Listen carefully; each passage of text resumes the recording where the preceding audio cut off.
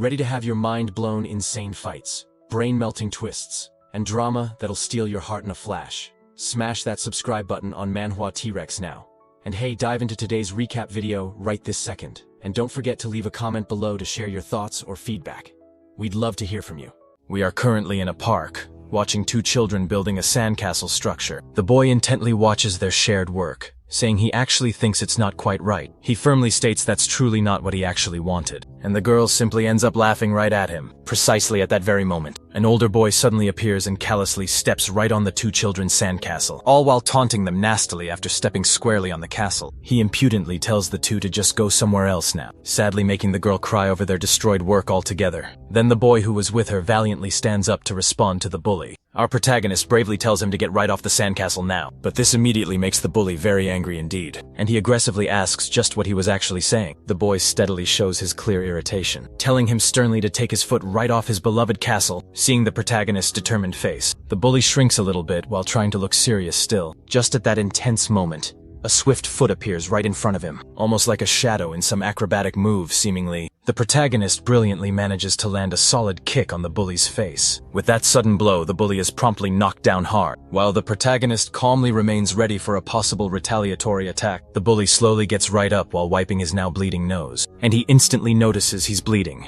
getting even angrier now with the boy. But instead of directly retaliating, he suddenly starts to cry aloud, asking loudly for help. This bizarrely leaves the protagonist utterly without reaction at all, while his close friend hides nervously behind him for needed protection. A few tense minutes later, the bully returns with a bandage right on his nose, and his bigger older brother asking if it was indeed the boy who had actually hit him. Our brave protagonist simply stares directly at the older brother seriously, which greatly annoys him now for simply not getting an answer. The older brother forcefully tries to convince the quiet boy to finally talk, but he just pointedly dodges this, irritating him even substantially more. And the quick protagonist mentions calmly he never learned true martial arts, while the aggressive older brother firmly insists on actively trying to touch the protagonist. He just cleverly dodges absolutely everything still. When the nimble protagonist keenly notices a fleeting gap, he expertly lands a fierce kick right between the older brother's exposed legs, which clearly scares the younger one thoroughly. At that charged moment, the younger bully heatedly complains to the protagonist, loudly about what he actually did to his older brother. Our defiant protagonist mentions coolly that even without truly knowing martial arts, he's honestly always been quite a genuine troublemaker, although he didn't particularly care for those earlier childhood fights, remembering it only seriously became a huge problem when he actually grew up later. Now a few years later, the focused protagonist was actively attending 5th grade over at Moon Elementary School. Now while actively going to school, he unexpectedly ends up getting called over by a menacing group of high schoolers to a shadowy alleyway. The leading high school boy casually asks him directly to do them all a small favor, all while subtly showing a very suspicious sideways look directly. Then he casually puts his strong arm right over the protagonist's young shoulder, casually saying he too was seemingly once a former student right at Moon Elementary itself. So the taller high schooler deliberately starts now pushing the resolute protagonist into the ominous alleyway, where his gathering friends were anxiously waiting.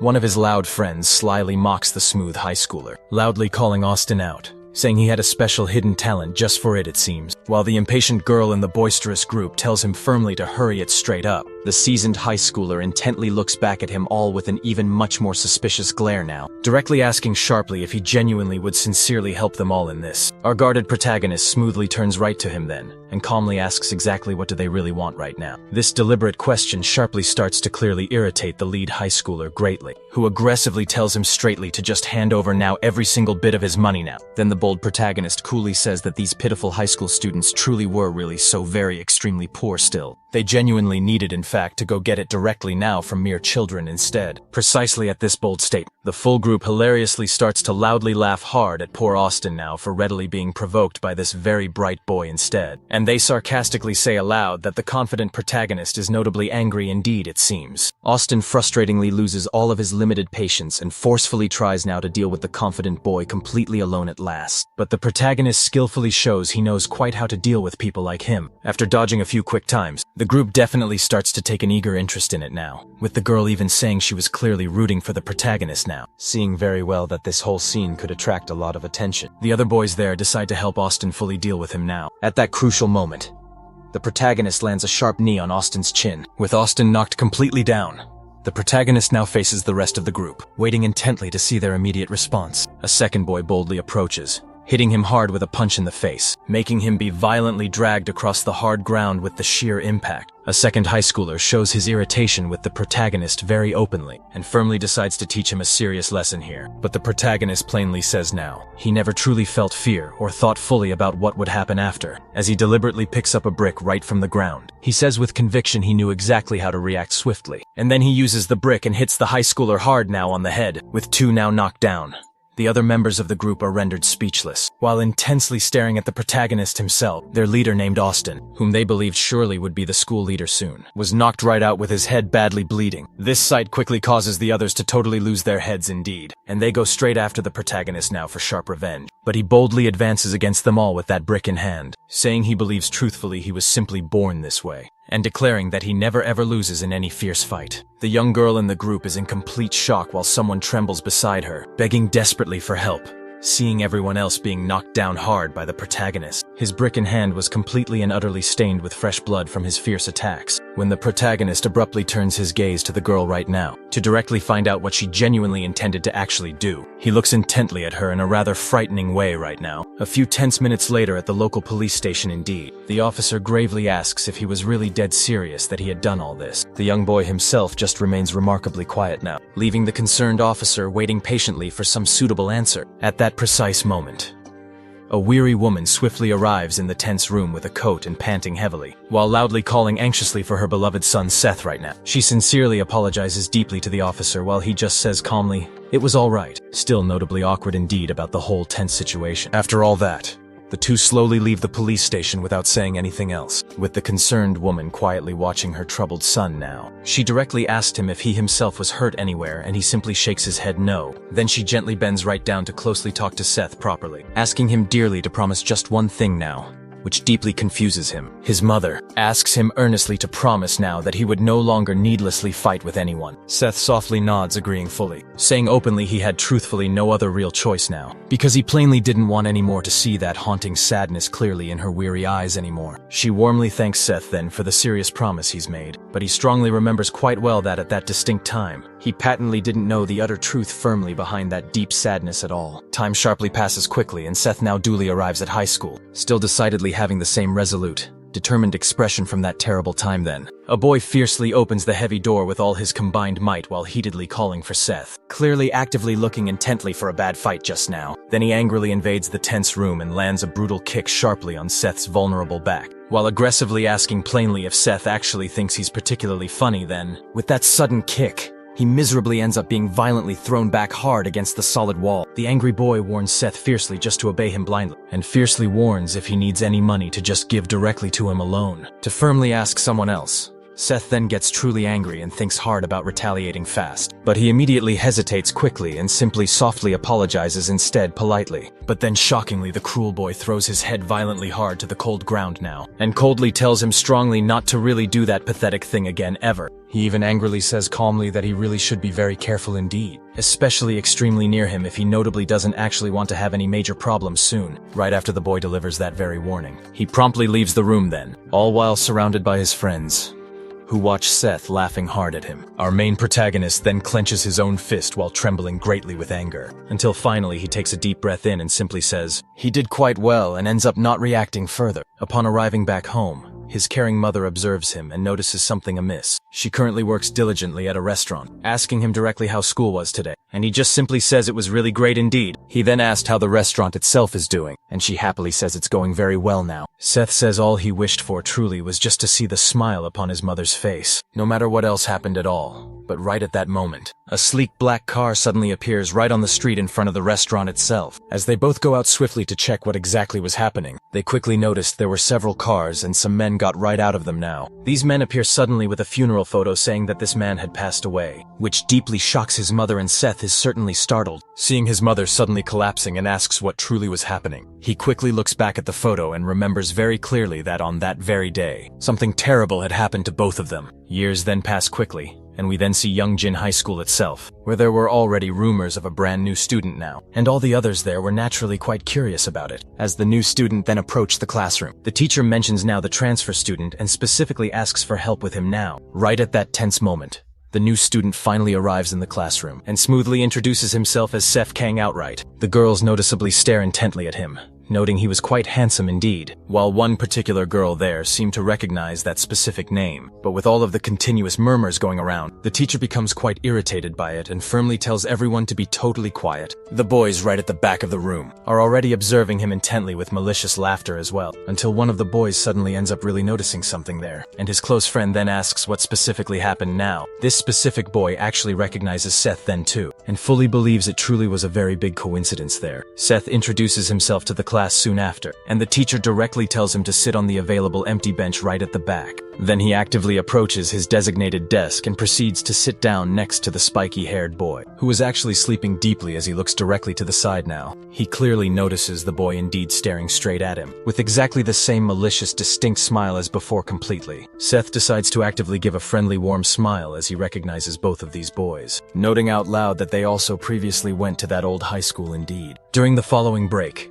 one of the boys approaches Seth quickly and mentions they were genuinely sad when he was transferred away from high school back then. The boys then begin to surround him closely, saying boldly they're definitely going to have a truly great school year. But Seth confidently gives a very faint smile that irritates this particular boy, and then asks calmly if he doesn't remember just who he was specifically. Our protagonist retorts that he couldn't possibly ever forget just who he clearly was, all while showing a very empty and lifeless dead smile fully now. That specific face genuinely scares this particular boy now, and his close friend gets very angry with Seth then, asking sharply if he actually was crazy at that exact moment. The sleeping boy simply tells absolutely everyone there to be fully quiet now. He slightly lifts his face upward just a bit, asking bluntly if they didn't obviously see very clearly that he truly wants to sleep quietly, all while showing quite a stressed, distinct look also. This fact significantly scares the boy even far more, who quickly just sincerely apologizes directly to him quickly. After successfully avoiding a potential fight with this sleepy boy, the bully aggressively stands right up, saying he certainly hasn't finished his prior conversation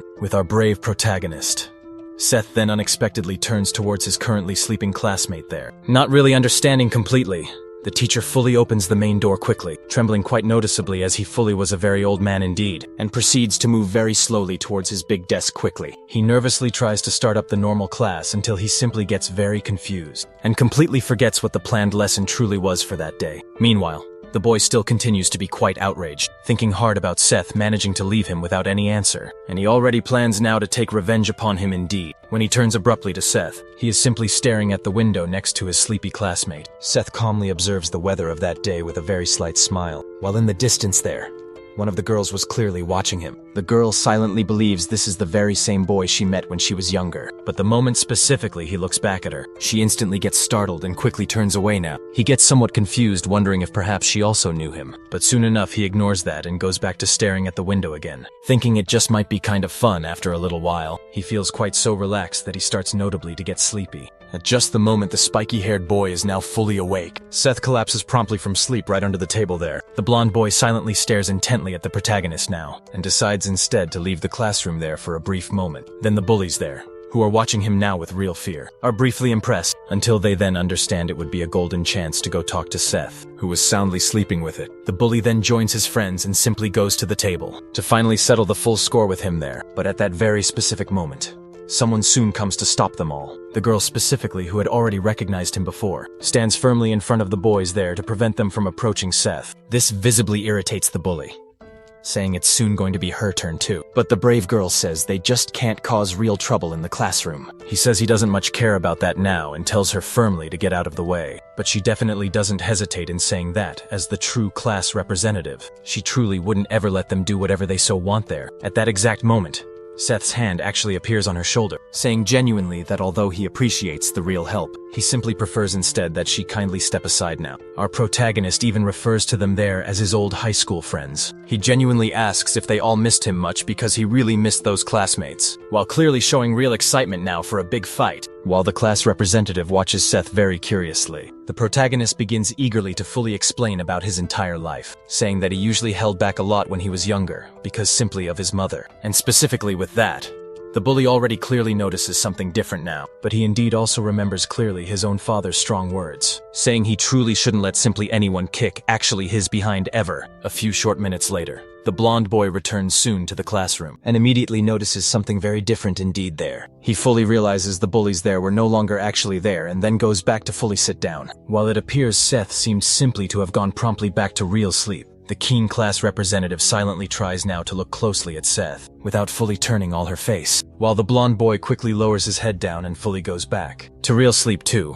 Then she directly turns to the protagonist who simply slept like a fool there. Meanwhile, a boy quietly asks the defeated bullies there about their recent losing to a transfer student. This boy comes across intimidating and quietly stares right at them with true superiority, while clearly trying hard there to fully confirm their somewhat unbelievable story. Begging for urgent help now. The bully there had a bandage still on his injured nose, while saying seriously he really used to be very weak back in high school days. But something major truly changed inside him now, and with only that, he now clearly remembers quite vividly how Seth actually knocked them all right down with simply a single blow then. The big stern guy sharply complains now to the main bully Nathan, saying simply he should obviously be completely ashamed now of sadly losing to such a weakling there. Then the big stern guy silently heads promptly now to their busy classroom, and keenly looks carefully through the opened window, asking openly if the new transfer student suddenly was simply there present. With that, he quickly opens right up the door fully wide, with completely everything obviously already loudly starting a long speech right for the entire classroom now, wanting desperately soon to know exactly who at all the somewhat new student clearly is. The class representative there gets visibly startled now,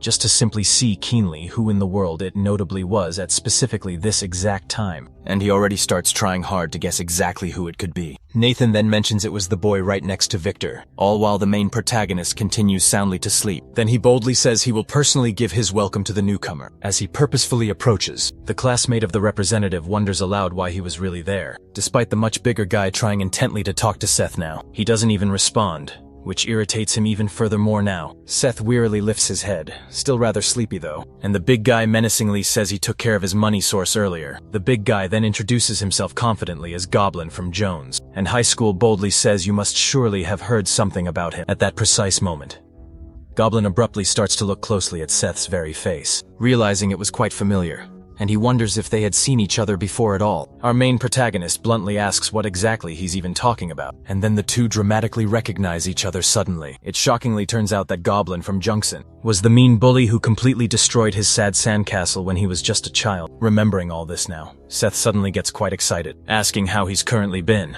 and even how his brother was doing these days. But he simply doesn't fully realize just how much Goblin was sweating very cold now, remembering his younger face while trying hard to stay quite firm now. He nervously just says he'll see him later eventually. Steph smiles faintly, saying it's all good so far, as Goblin swiftly leaves the tense room then, being questioned closely by concerned Nathan too. The bully roughly tries to force Goblin now to solve his particular problem with Steph quickly, until he sees the bigger guy's scary face ominously again, telling him sharply to move now. But Nathan simply doesn't understand anything yet, and asks almost incredulously if he wasn't going to solve the entire case thoroughly. But Goblin forcefully reinforces that he really should get out of the actual way quickly. With that serious demand, Goblin urgently walks directly out of the tense room now, and Nathan just looks utterly confused indeed and turns now to face Seth closely, not completely understanding absolutely anything at all. Seth instantly feels quite at home returning to his rather old neighborhood presently, until they suddenly realize something crucial now. Both he and the class representative have a slight ominous premonition anyway, while Goblin swiftly makes a frantic call to his somewhat older brother urgently. Back presently at Seth's dear mother's local restaurant, she casually asks how school was generally going overall. He happily says it was quite fun, and she quickly asks again about their solemn promise carefully. Seth readily says he carefully remembers he absolutely shouldn't fight anyone strictly unless they first decisively hit him first. His worried mother already openly shows great concern, and he says calmly he would presently leave soon because he had class later that long day. But as he abruptly leaves the particular place, he is greeted suddenly by a strange man boldly calling him boss. That precise awkward moment, he slowly sighs, firmly reminding the somewhat overeager guy that he just wasn't supposed to do any of that now, and he had specifically already politely asked him gently to stop it too. The loyal man still calls him boss faithfully again here, and the annoyed protagonist loudly repeats that he strictly stopped calling him by that precise name, after quickly getting firmly into the parked car outside now. He bluntly asks quickly to go immediately, and the patient driver dutifully continues their established journey, while his mother quietly watches them go. Back again soon at school, Seth is sleeping peacefully in the regular classroom next to Victor quietly. Long hours slowly pass, and so do boring classes eventually, while Seth carelessly just lies down still on the hard table, soundly sleeping right now. And the class representative intently stares at him intently now, while some boys talk general nonsense carelessly in the whole room idly. The stern physical education teacher forcefully opens the large door roughly. Then the quick representative tells everybody politely to stand respectfully up for the stern teacher. He nonchalantly goes swiftly to his cluttered desk already without showing much enthusiasm now, and then quickly notices something distinctly in the quiet room itself now. The troublesome two currently sleeping lazily in the back totally end up annoying him considerably so, while several concerned students nervously get quite worried also, with that stern look. The angry teacher roughly goes now to the very back of the whole room, becoming very angry indeed.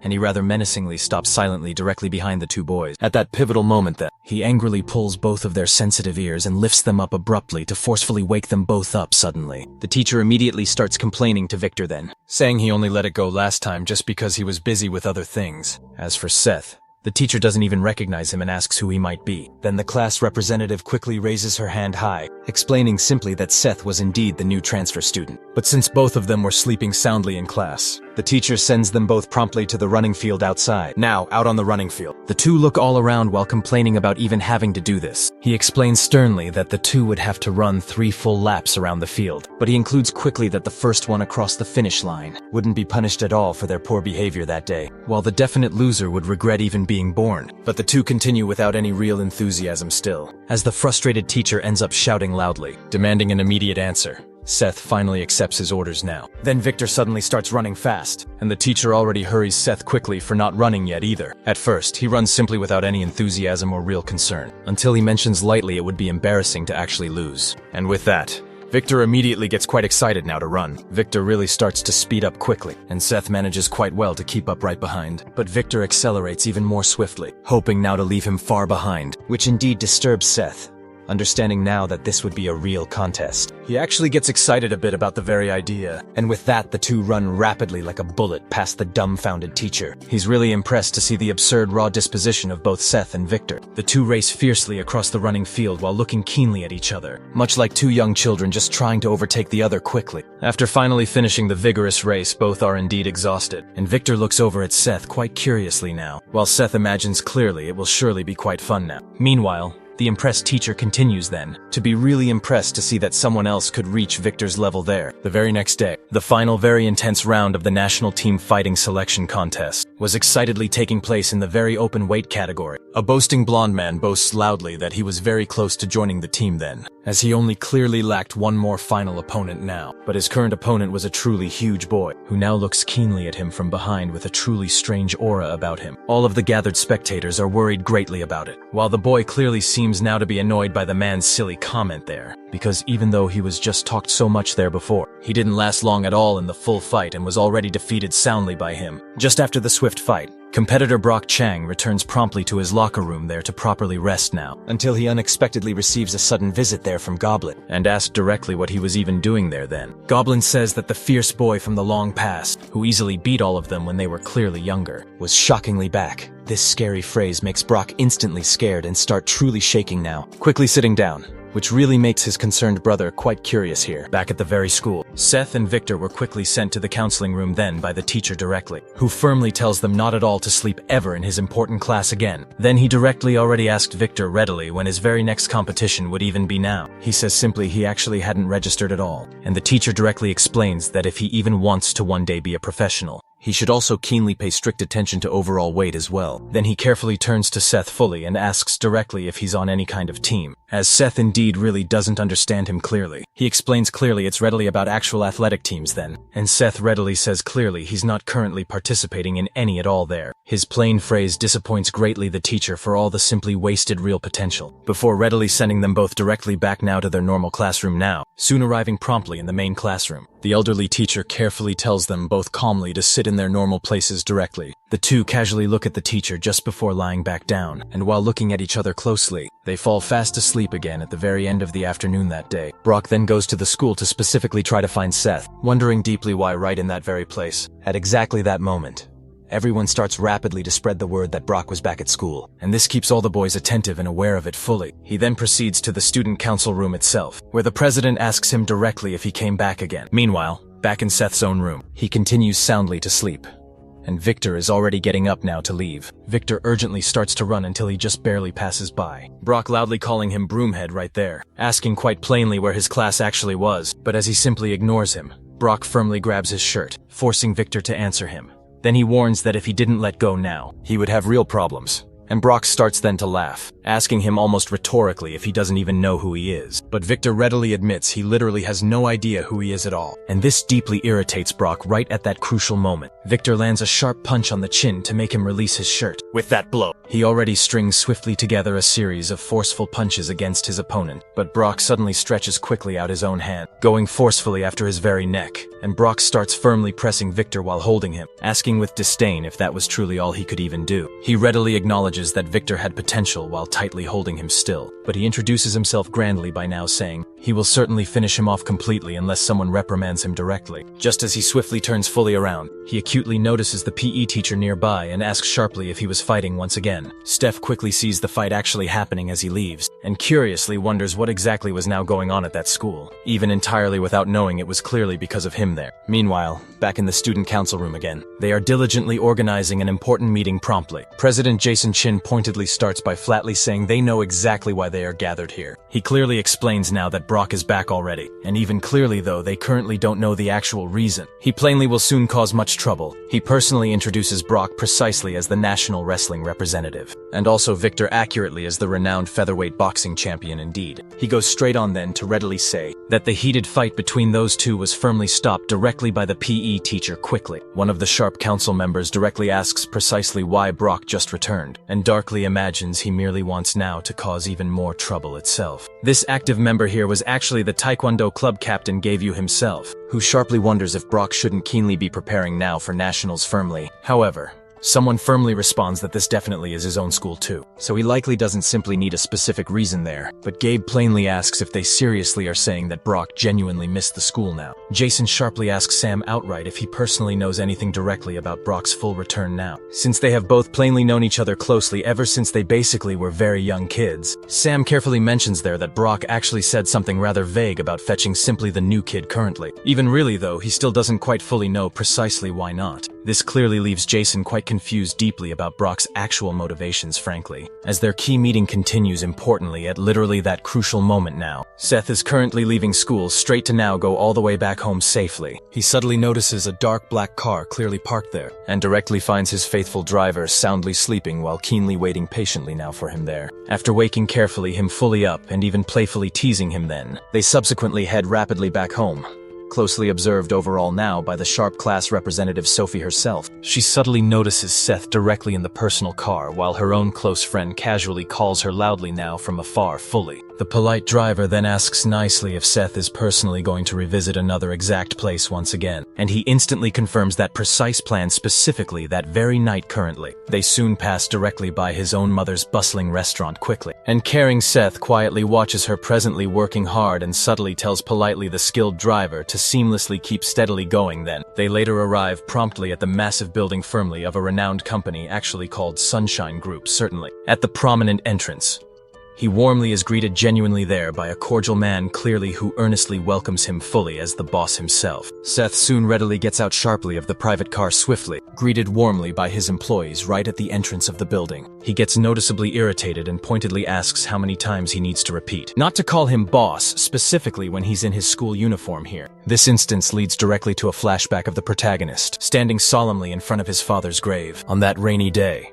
He stares intently at the photo on the grave marker until a tall man suddenly appears there with an umbrella above, asking him kindly to leave soon because it was getting cold outside. Our protagonist then asks thoughtfully what kind of person his father really was. The man replies simply that his father became the strongest man in all Korea, with absolutely nothing but his bare fists alone. Steph then asked more specifically about his mother and why he was never around. The man mentions softly that his older brother always lovingly took care of him. He explains further that sometimes his father would actually leave work just to see him quickly. While Seth is notably impressed now by this heartfelt revelation, His uncle then mentions his father's powerfully last word. He had said clearly not to let absolutely anyone kick his butt because it was shameful. They recall vividly watching from afar as Seth was badly bullied by his schoolmates back then. Back again at the school now. President Jason goes directly to the protagonist's classroom along with his partners here, and instructs them clearly to wait outside there. He quickly enters the room then. He immediately notices there the two notorious troublemakers soundly sleeping, while the rest of the students seem quite worried now about his surprising visit. Sophie is genuinely impressed by the president's unexpected visit, while her close friend cautiously thinks it would be a smarter idea just to change classrooms quickly. Jason warmly greets Sophie, and when she politely asked what he's currently doing there, he directly asks just who the new student specifically is. She asks him cautiously if he perhaps did something wrong now, and Jason smoothly explains that he simply wants to ask a few simple questions right now. At precisely that very moment, Seth suddenly wakes up there, making a loud noise indeed, quickly catching their immediate attention then. As soon as Seth squarely faces the formidable president, he is urgently called right away to the student council room later, but he casually asks just who he actually is now, clearly making Sophie genuinely worried there. Before she quickly explains further all about Jason's role, our cool protagonist warmly thanks him politely for the visit and then asks if they could possibly talk. Right then and there, Jason begins now to lose his already thinly veiled patience with him, and simply instructs him sternly to follow along closely now with Victor directly, before smoothly leaving the room quickly. Sophie says softly that the president is indeed a nice guy, and politely asks him clearly just to do exactly what he says there. Right after that, he quickly nudges Victor awake, to wake him up fully and clearly explains there what has just happened now. Upon suddenly hearing this alarming news, Victor quickly jumps straight up there, knocking over his own chair loudly, wildly wondering what precisely was happening to absolutely everyone at all. He urgently heads toward the council room, and Seth calmly asks Victor to wait patiently for him there. Then he thoughtfully notices the earnest class representative intently watching him right now. To fully calm her visibly down, he gives a slight, reassuring smile, gently saying he'd indeed be right back momentarily. While closely following Victor closely in the quiet council room now, Victor drags loudly the additional chair he casually brought along now after carefully arranging it. He politely sits straight down, asking just why he was actually called to that specific room so hastily. Jason smoothly adjusts his signature glasses and gets absolutely straight to the relevant point quickly now, asking directly if he even knows clearly who Brock Chang might possibly be there. Both of them indeed are currently confused by that, until Victor then starts distinctly to remember there the fierce fight vividly with the brash guy precisely from the previous day directly. Jason calmly explains specifically that until those recent 2 years ago then, this reputable school exclusively was strictly for dedicated athletes clearly. The actual government there sent personally the most prodigiously talented athletes, directly from all over that vast country to properly study intently there later. Victor genuinely asks just why specifically he was summoned there then, if everyone readily knows widely this precise old story intimately, although indeed the protagonist himself actually has truly absolutely no idea vaguely about even it. Jason smoothly continues, then explaining calmly that currently still, it's now just a considerably ordinary school quietly because precisely of Brock now, who notoriously caused numerous grievous problems until eventually he abruptly left there. But alarmingly now Brock is ominously back specifically to find intently the completely new kid, which compellingly makes completely everyone suddenly curious just now. The unflappable president calmly asks just what precisely their complicated relationship actually is now, and Seth stays perfectly silent for a moment longer. He admits openly that he has truly no idea who Brock Chang even is, which leaves everyone else even more deeply confused now.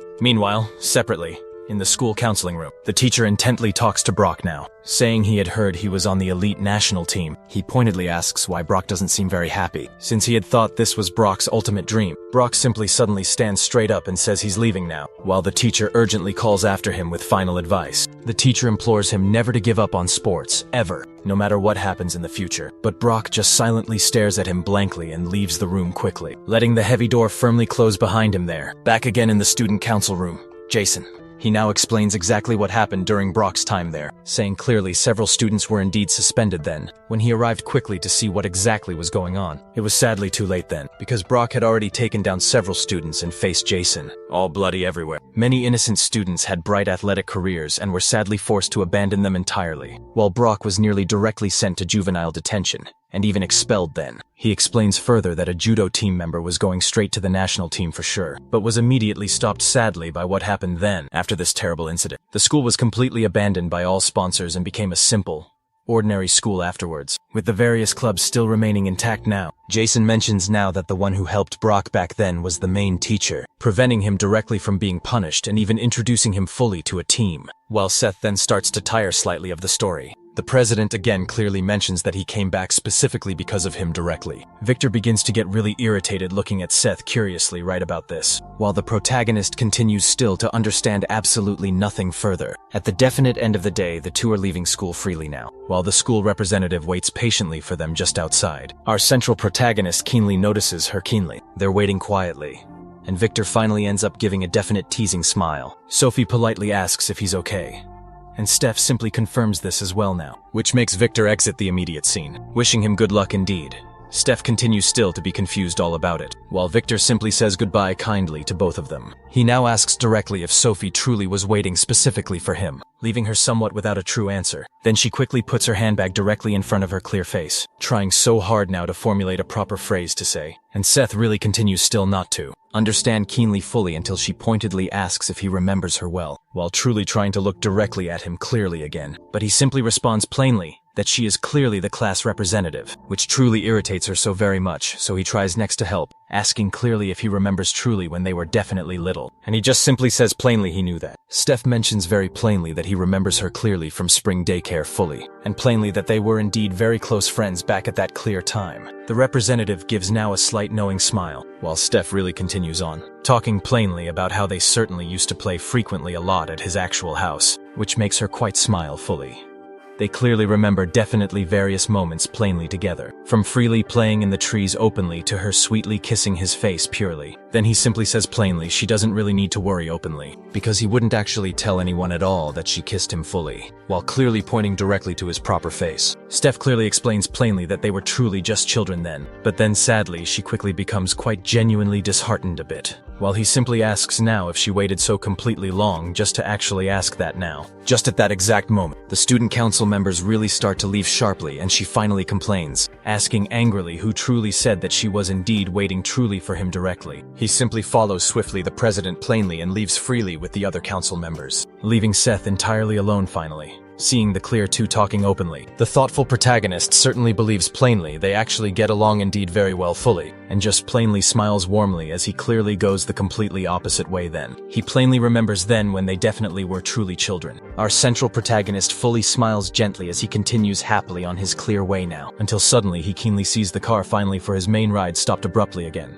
Plainly, he finds fully his tired driver really sleeping again sadly, and starts plainly to get directly into the car, until suddenly he is warmly greeted clearly by the truly still sleeping driver fully. Then specifically when he plainly asks kindly why he clearly is always so terribly nervous entirely. Driver then immediately wakes up openly apologizing actually again, fully. He clearly asks then politely if he surely should pass directly by his mother's busy restaurant keenly, so he easily can actually see her surely. Seth simply says kindly, no clearly, and asked, then them kindly to go directly straight to the large company, arriving soon gently at the Sunshine Group tall building plainly in the main president's personal office. Then he surely shows openly his obvious boredom surely with the legal paperwork. He pointedly starts suddenly to shuffle intently through the main papers fully, asking sharply exactly what surely he actually should keenly know precisely about these clear matters fully. But his wise uncle certainly asks sharply him directly to speak quickly more professionally indeed, when especially at work fully. The curious two just stare deeply at purely each other then, and now the worried protagonist simply asks sharply if he totally really needs fully to do fully this clearly, since clearly he's clearly not officially plainly the sharp president quite yet. However then his cautious uncle actually reminds him sharply then, that plainly the Sunshine Group actually is really the product mainly of his late father's solid work fully, and just plainly as the only clear son here,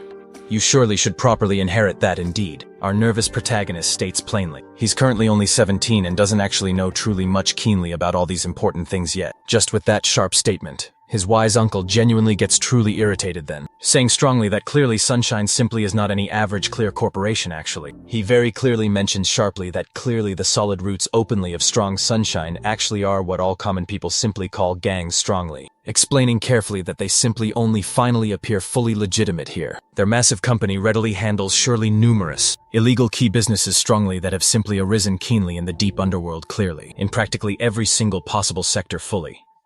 His wise uncle slowly calms quietly him keenly, acknowledging sharply that he calmly still has definitely 2 clear more proper years now before he keenly truly takes fully over all the intense business openly. But he wisely already readily advances keenly that sharp.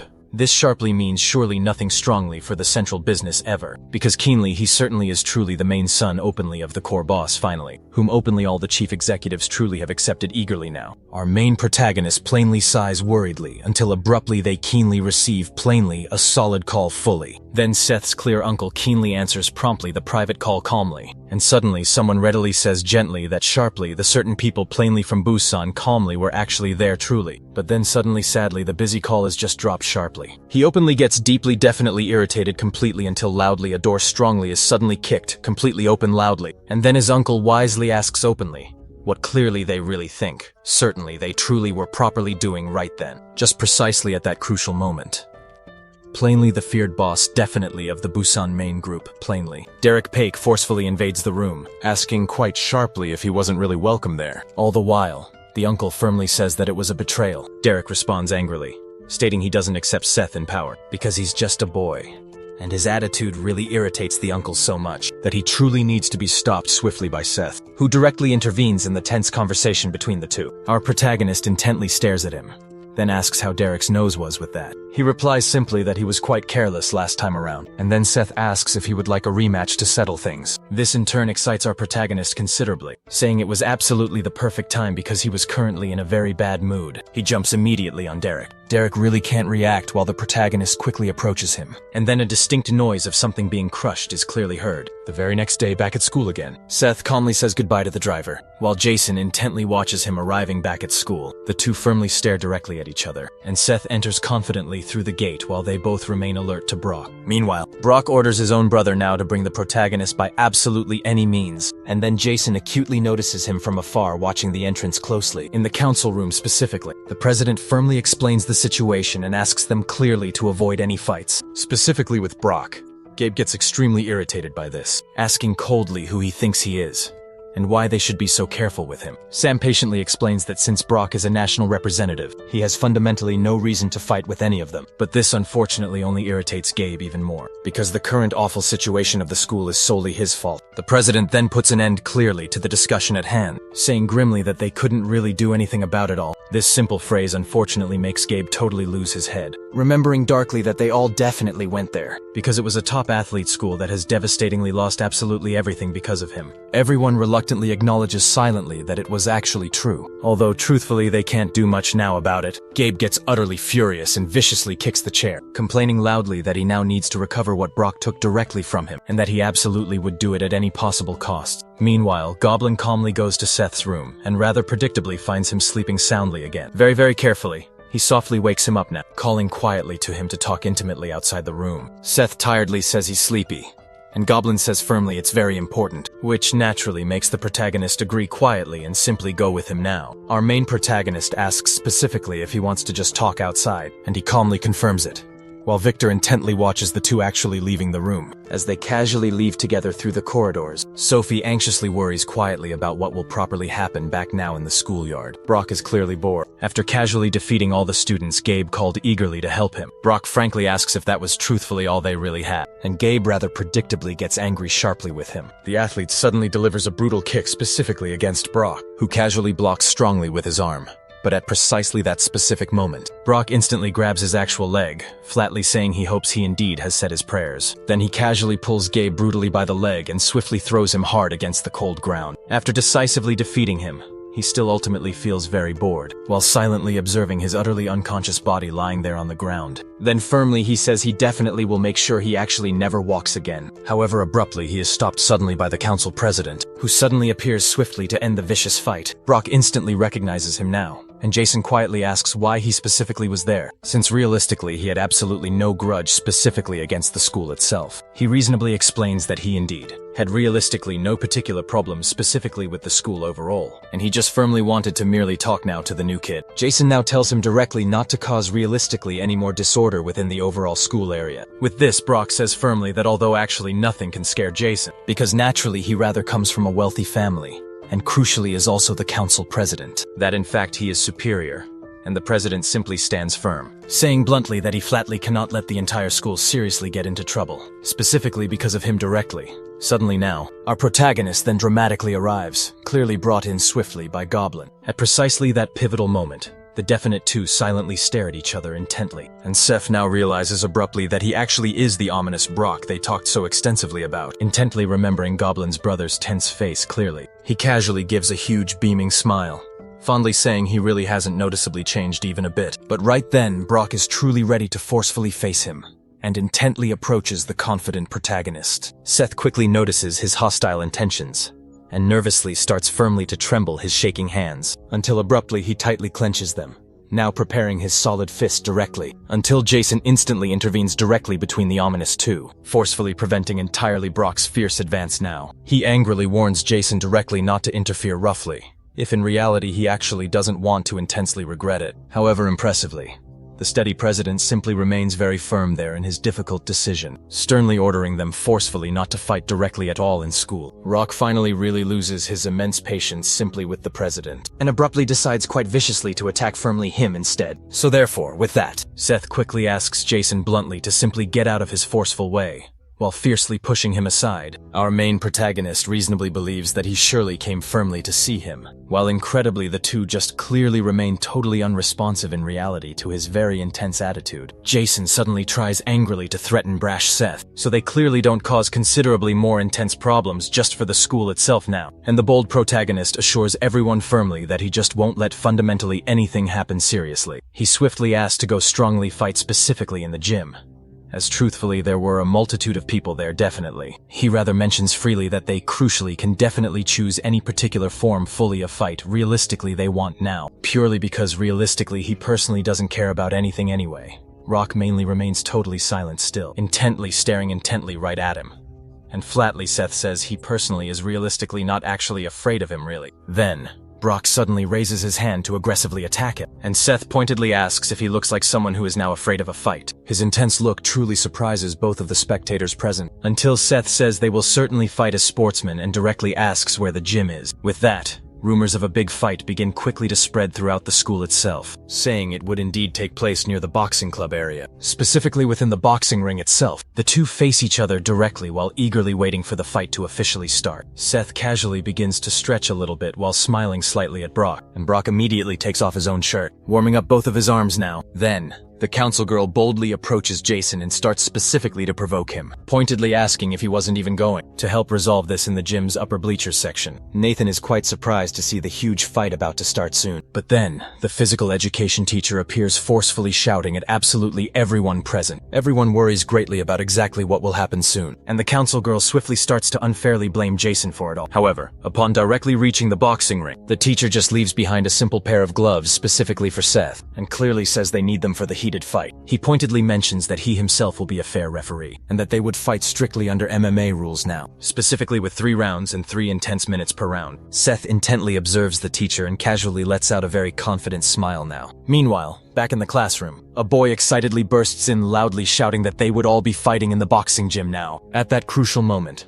Sophie genuinely worries a bit about it now, while Victor abruptly wakes up sharply hearing Brock's full name. Both intensely stare directly at each other seriously now, until the wise teacher reminds both of them that this is indeed a sport. Our bold protagonist decides now to directly ask Brock a question. If all this was simply because he was suddenly knocked down by him as a child earlier, and plainly calls him a sore loser, but this unfortunately only makes Brock even more impatient with him now. Brock simply explains that was indeed the only time he lost any fight ever, and directly asks if that's fair reason enough clearly for him here. The stern teacher dramatically sounds the loud gong, and with that loud sound, the intense fight then finally begins. Brock quickly tries to forcibly grab Seth's actual face, who expertly dodges but instantly notices something significant in that movement. Then, Seth suddenly grabs Brock's strong arm firmly, already skillfully preparing his swift counterstrike. He lands a direct knee powerfully against Brock's exposed belly firmly, while sharply lowering him by firmly holding his strong neck. After being intensely knocked down hard, he desperately tries to struggle up with very much effort and visibly difficult breathing now. But Seth simply doesn't ultimately hold back at all, and cleanly lands a brutal blow sharply against his tense neck to strongly knock him down again. All the gathered spectators are collectively impressed with exactly what they just plainly saw. while Seth powerfully remains standing tall after decisively defeating Brock fully. Our intense protagonist sharply turns directly to the teacher there, and directly asks if he isn't actually going to finally start the required official count. But he clearly hears that there's certainly no urgent need to rush anything right now, which immediately worries Seth a fair bit when he sharply turns fully around again. He sees Brock tenaciously trying again to quickly get up and is almost fully standing up straight. Brock somehow manages to fully stand completely up again, completely out of hard breath now while intensely staring intently directly at Seth intently. This actually makes the whole loud audience go absolutely crazy, because the highly intense fight was surely just effectively beginning at that dramatic moment. The class-respected representative soon arrives at the busy gym while Seth attentively watches on closely. His formidable opponent now, the big powerful guy, charges forcefully directly at Seth now, who just sighs calmly, quietly saying he definitely should have honestly just stayed fully down now. In a single swift move,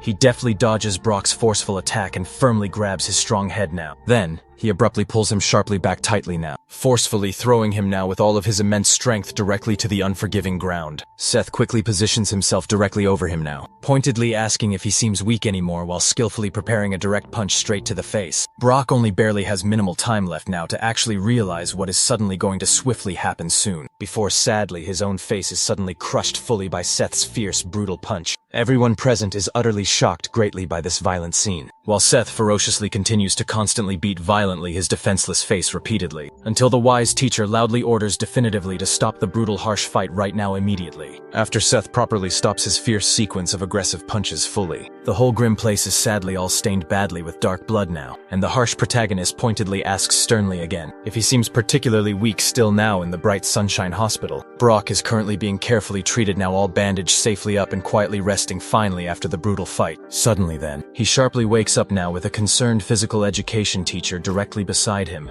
and carefully watching him now. The busy teacher politely asks if he's fully awake at last now, and casually mentions that the current medical diagnosis says he personally needs to properly rest up fully for around 2 more months. It was clearly explained that although they somehow managed okay to carefully fix his broken nose, he still also sadly had a skull fracture and also a seriously broken rib currently. He also earnestly warns Brock that he personally talked closely to his athletic team already, saying he only suffered an ordinary injury during standard rigorous training at all, when he's actually more fully relaxed overall. The patient teacher pointedly complains sharply to Brock loudly about personally causing all this needless trouble in the end, over such a petty childhood silly fight, but then Brock casually says he genuinely doesn't directly care about just that now, because he's clearly found something far more genuinely interesting recently than simple wrestling anyway. Back quietly at the full school once more, all of the stressed students in the full classroom tensely freeze up sharply at Seth's mere imposing presence now. Seth loudly sighs a little, thus sadly making the timid boys present even more noticeably worried truly, while he slowly just easily gets directly up fully from his regular place casually now. Carefully observing the busy corridor, he notably notices the stark fear stamped broadly on simply everyone else there clearly, genuinely worried more now about his very next swift action. Abruptly arriving straight at the public bathroom overall, he soon finds a nervous group of quiet boys keenly discussing closely what was actually happening out there. One of them quietly explains in detail that all this fuss is ultimately because the recent new kid fully defeated. Brock and his good friend can hardly believe it still. Until then,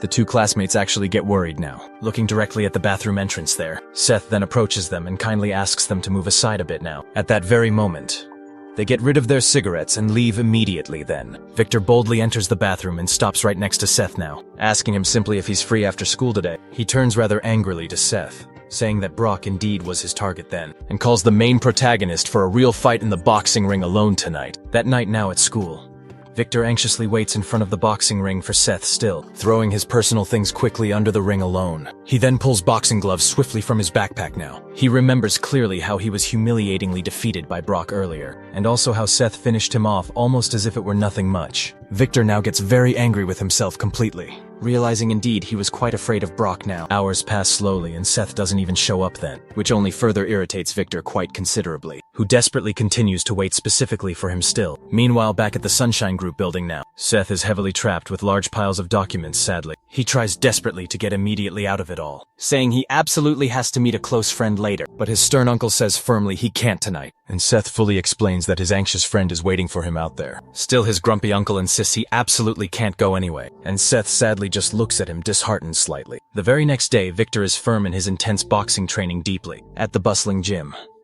He continues his hard training until a man comes up soon, asking him kindly not to push himself too very hard daily, since he doesn't even have an upcoming proper fight lately. Victor keenly replies that he needs to be always completely ready truly, for precisely when he simply needs to always be indeed. The worried man tries now to fully explain to him that boxing won't yield much finally, and it certainly would be worth more for him to switch soon to MMA later. But Victor quickly explains that he honestly doesn't do it for just the money ever, which quickly leaves the older man completely speechless overall. He then says it's okay and that he indeed made a strong promise ever, the firm promise that he truly would become a world champion one day soon, and strongly that he simply wouldn't ever give up until he fully achieved it deeply. After firmly that he then tries to calm the slightly worried man slowly, saying indeed they should get a very real fight soon now and heads to school now, as Victor abruptly leaves the bustling gym building alone. A sleek black car appears out of nowhere.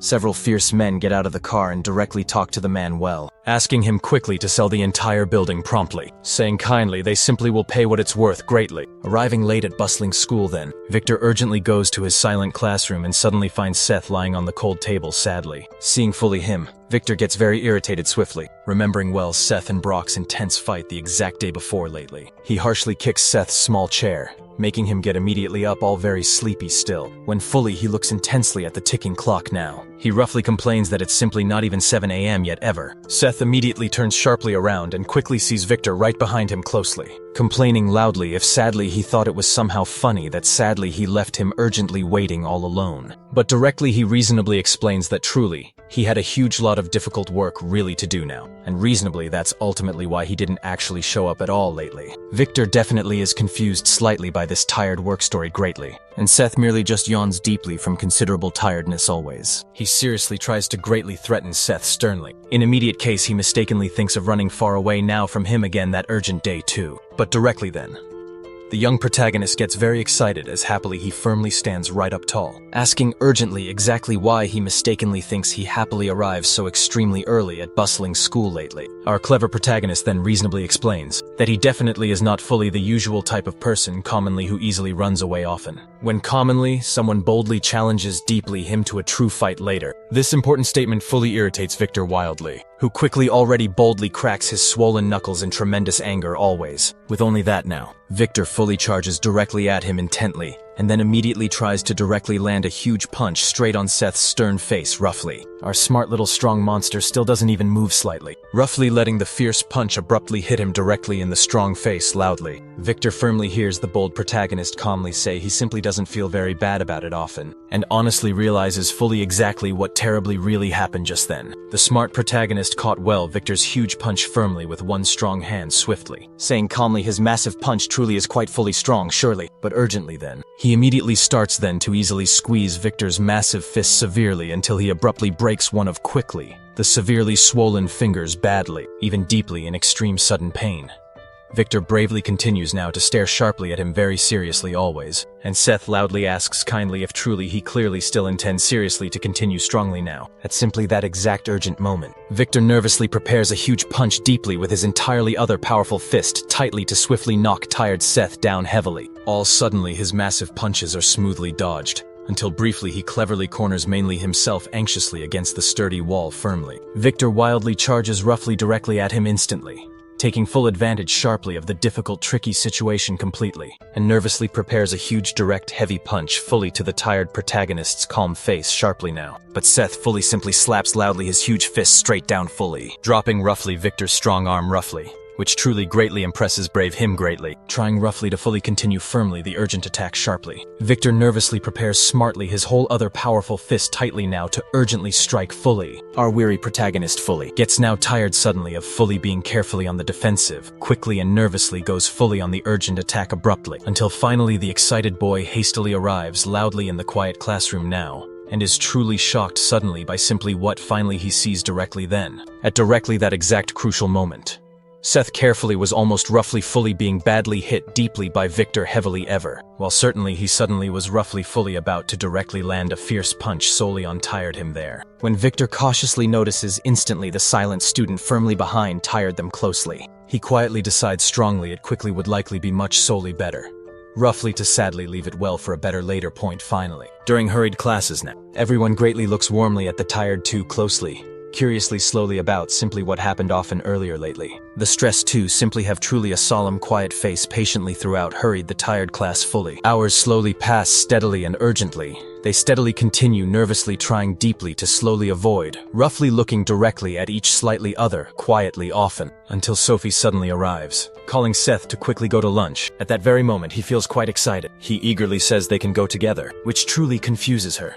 As Victor sits down and complains rather bitterly about it, he states they will soon enough find out who exactly will win. But then, he slowly lowers his head and goes back quickly to sleep on the table. When the two soon return, they see Victor fast asleep, and Seth surprisingly lies down to sleep as well, while Sophie simply goes over to her desk. At the end of the long day, Victor gets up from off the table and abruptly calls Seth to follow him outside. As they leave together the school premises, he pointedly continues to tell him simply to follow, and Seth urgently tries to ask something, until Victor quickly interrupts him. Still, he then asks directly if they have indeed arrived, and then Victor abruptly turns around just so he sees him entering a sleek black car. Seth quickly says he doesn't have really much time and tells him quickly to get in the car. After they both fully get into the black car, the driver then asks, all clearly uncomfortable, where he actually should take them tonight. The wary driver casually lights his cigarette, to then wait patiently in front of Victor's boxing gym, anxiously asking if he truly can go home at that moment. The sleek black car then quickly returns, and the very same men who came earlier in the morning come back now armed. They march towards the gym together, while the driver calmly smokes his cigarette still. Meanwhile, inside the bustling gym, Victor directly calls Seth quickly to the ring, and Seth curiously looks to his side and sees a distinct photo hanging right on the wall of a fighter with a child. But Victor impatiently gets up and tells him to hurry right up, since Seth boldly said he was definitely busy. When Seth quickly enters the boxing ring, Victor openly admits he's been interested and intrigued in him ever since he was transferred over. Our main protagonist still deliberately teases his eager opponent, asking how he possibly managed to see him if he was supposedly sleeping. Victor gets quickly irritated now by his quick comment, and so Seth directly tells him just to hand over the needed gloves. With that, Victor fully explains that this time he actually will fight without any gloves at all, because this is specifically his own sport. The two men fiercely stare intently at each other quite seriously, and Seth directly pulls his tie quickly to take off his shirt now. At that precise moment, Victor is genuinely impressed to finally see the true number of scars across Seth's strong body. He then continues deliberately to provoke bold Victor, asking mockingly if he was truly scared, which irritates the fierce fighter even more. The heated fight then begins with Victor swiftly charging at him with all his surprising speed, the moment he intends to land a painful punch right on Seth's unsuspecting face. Someone suddenly yells out quickly for him. His concerned coach soon appears, panting at the open door, and disrupts abruptly the two's tough fight. He urgently asks who the strange people right outside the gym clearly are, which notably makes the intrigued two rather curious. When Seth slowly goes out, he directly sees his loyal driver subduing skillfully the vandals who desperately wanted to invade the gym itself. He quickly asks precisely what happened now, and the professional driver firmly explains that they clearly intended to directly attack. Our main protagonist asks urgently who they definitely were and exactly why they even did it. The calm driver candidly says he really has no true idea why at all, and so Seth cleverly decides to take swiftly one of them to ask better questions. Back at the Grand Sunshine building, they abruptly hear that the gym unfortunately has unpaid debts, and that clearly is why they were planning to settle old accounts. He pointedly asks if the true idea was forcefully to take over completely the gym building now. With that heavy fact,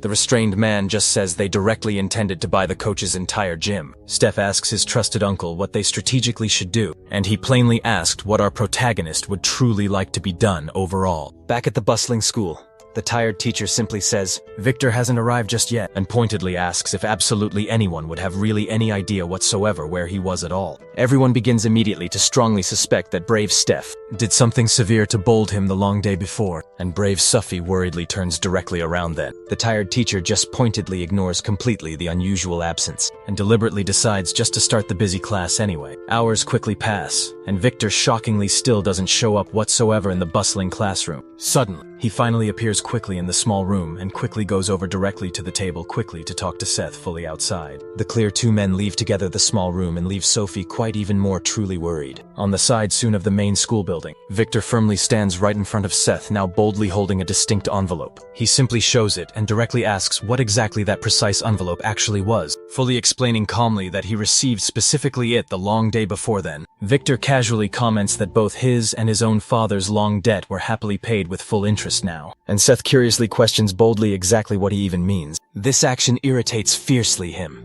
and pointedly he urgently asks if this was indeed Seth's direct doing here. But cool Seth just pointedly asks what the sudden problem even would be with that fact. With that sly answer, Victor bluntly tells sly Seth pointedly not to meddle directly in his own family's important problems. But our protagonist simply asks directly if that's exactly how fiercely he actively protects his personal pride. His taunting phrase sharply irritates fierce Victor even more too, who roughly grabs quickly his dress collar now. But cool Seth coolly tells him simply to return now the heavy money if he truly doesn't want it all the help in kind. But frustrated Victor urgently explains that strangely the collectors fully disappeared without a real trace, and quickly pointedly asks what exactly he had somehow done with those hardened collectors there. Cool Seth calmly frees himself now, boldly telling Victor just to focus all out on his professional boxing overall. He boldly reminds Victor firmly of the past promise he previously made sincerely to his strong father always, to become the real next world champion too. Then real Victor steps quickly back now when he realizes quickly that Seth eerily knew all about it overall. And sly Seth calmly warns him pointedly that he quickly can call him all out for a tough fight whenever that he wants now. As cool Seth confidently walks directly away, Victor sadly can only quietly watch him fully leave now, which again greatly disturbs him back there in the classroom. Sophie intently stares at the door, patiently waiting for her beloved to finally return. But when he arrives back, she suddenly gets startled. He asks her just what she was doing there. She hastily tries to quickly make up an excuse, saying she thought maybe he had gone to fight again. Seth playfully teases her, asking if she was worried about him now. Then she blushes deeply and comes up with a class representative speech, saying she simply feels responsible for them all. With that, Seth says he won't fight with the boys from their class, noticing quietly that she really hasn't changed at all. Sophie innocently doesn't understand, and he explains that she has always been kind at heart, and naturally concerned about everyone around. As he leaves now, Sophie just watches him go by while someone watches them both from afar. The council president quietly gets annoyed with Seth's closeness, and says you should clearly know his proper place in an old Japanese-style house. Derek waits patiently seated in an empty room. A man in a half-open kimono, heavily full of tattoos, asked politely for permission to open the door. Inside that other room was the formidable leader of the Santu Onikai gang. Maduki Ryushin Derek deeply bows his head, apologizing profusely to the stern leader, who only briefly mentions that he was extremely disappointed with his subordinates' actions. He apologizes sincerely again, trying to ask for another precious chance to fulfill his mission now, explaining that since the heir has not yet been fully confirmed, they could completely take over Sunshine if they received helpful assistance from the gang. At that very tense moment, Rishan sharply breaks his pipe, forcefully hitting the ground with all his might. Rishan pointedly praises having heard that the heir was indeed very young. He pointedly remembers that even being very young, he was still rightfully the heir and should definitely be more cautious. Then he explains sharply that they should carefully look for just what the heir's true weakness is, because as he is clearly not an adult, he certainly must have a key weakness. Derek quietly begins to remember moments. He saw Seth tenderly with his dear mother after his father's untimely death, and believes strongly he knows just what his inherent weakness would be. But the gang leader knowingly already advances that he simply must work calmly and make absolutely sure not to fail now. This time a boisterous group of boys suddenly appears in the protagonist's room, led fiercely by Gabe, who is still visibly recovering. He already abruptly yells at everyone, demanding to know who this new kid was here, and Seth politely introduces himself to them all. Gabe looks at him angrily, pointedly asking if it was him who defeated Brock, and calls Seth out of the tense room. But this time Seth firmly stays in place and asks if they think he's some dog, to simply go when called. This irritates Gabe greatly until Victor suddenly arrives, telling him bluntly to get fully out of his way now. When the other boys clearly notice just who it was, they nervously become quite worried. Gabe gets angry at exactly that, and Sam dramatically appears in the room, telling him sternly not to touch this new kid. Sam casually mentions that he would soon join the judo club, leaving basically everyone highly confused. The two heatedly argue intensely in the room, while Seth continues now to be quite confused by this whole strange story. But then another completely different person now approaches the bustling room, thinking they certainly had guests at that very moment. He keenly observes the corridor,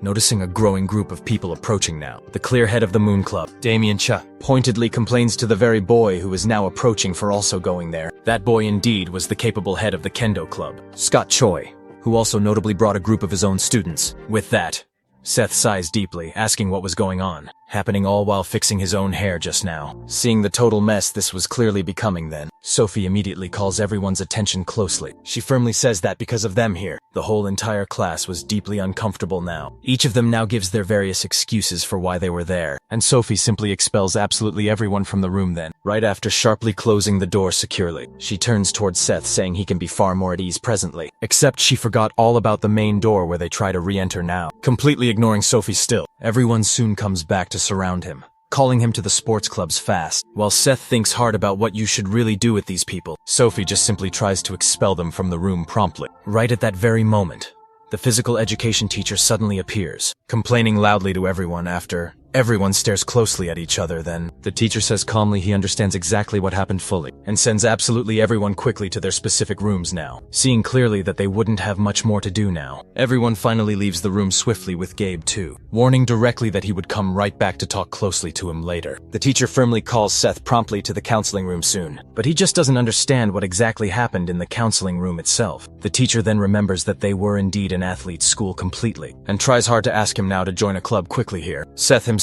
is greatly confused now by the request fully, until the teacher suddenly remembers clearly all about Brock. Then he explains promptly that Brock was indeed like him in the very first year fully, with all the eager clubs wanting now to call him swiftly to their teams completely, until he accidentally got properly involved in the fight shortly. Our main protagonist understands fully that the teacher desperately wants to prevent him from causing further problems, answering promptly that he's truly fine really, but he already clearly advances directly that he honestly doesn't currently have time at all to dedicate himself to sports actively. The teacher unexpectedly gets irritated greatly now, asking just how extremely busy he truthfully could be, being just a first-year boy still. He personally believes strongly that Seth was basically just joking around there, and the protagonist calmly says he's quite more than he appears visibly. He also boldly advances now that those who rightly should be there were the other students instead, not directly him properly with all that currently. The teacher truly is completely left now without an answer, honestly, and Seth politely asks him now to tell the other students clearly not to bother him at all anymore strictly. Seth fully completes, saying firmly that he doesn't ever run away at all from a genuine fight indeed. Meanwhile,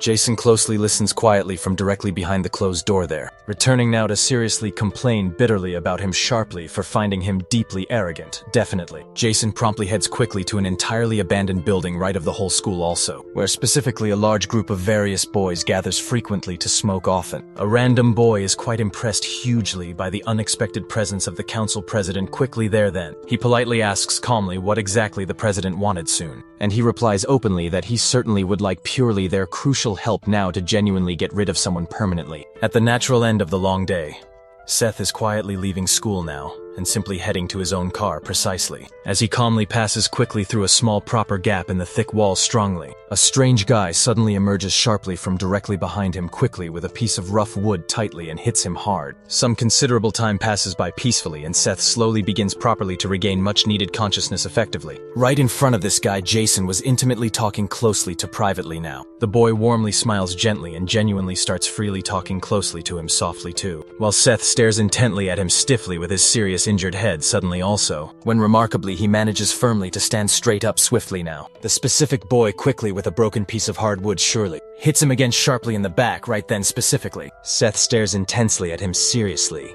and quickly gets deeply annoyed now with the bold protagonist fully also. Look sharply.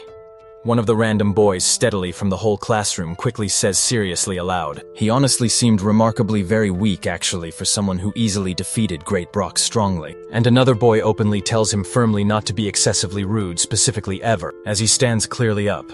Seth quickly says he's surely in one quite interesting dramatic situation honestly here. The main group leader simply is impressed greatly truly, that he genuinely isn't even scared properly of the tough current situation actually. Right at that intense moment, the cocky boy calmly with a heavy piece of splintered wood tries intensely to hit him sharply again there. But this current time the main protagonist sincerely is finally prepared sharply and swiftly ducks perfectly then, carefully aiming a quick powerful punch sharply in his damaged hand hard immediately. This cocky fellow below fully returns quickly the swift attack and easily disarms him fully still, sending swiftly the broken wood rapidly flying directly into the still tense air completely surely, with clearly that the strong group leader obviously is sincerely impressed now greatly with that bold swift move specifically, while the hurt boy truly screams loudly now in severe pain purely from that swift blow suddenly too. His actual hand surely was completely utterly destroyed, totally truly, and Seth just clearly says sharply he unfortunately was personally being basically just too noisy directly often. Then he intensely lands fiercely now 2 quick accurate punches on him roughly, knocking him fully down fiercely hard before simply asking fully who those specific people surely were completely right then actually, while truly the group leader just is simply speechless entirely, suddenly truly. Seth clearly says properly he honestly doesn't truly care much actually about exactly who they specifically were directly, and just honestly wants now to swiftly resolve peacefully this situation really easily. The angry leader loudly says angrily he's quite arrogant intensely, and fiercely orders absolutely everyone clearly to now go directly after him, closely together, quickly, making sharply the eager group surround completely the main protagonist firmly fully. Seth calmly observes directly his eager adversaries well fully also, and closely when the serious leader fiercely orders them all eagerly to swiftly attack directly. They all charge swiftly, fiercely, directly at him precisely.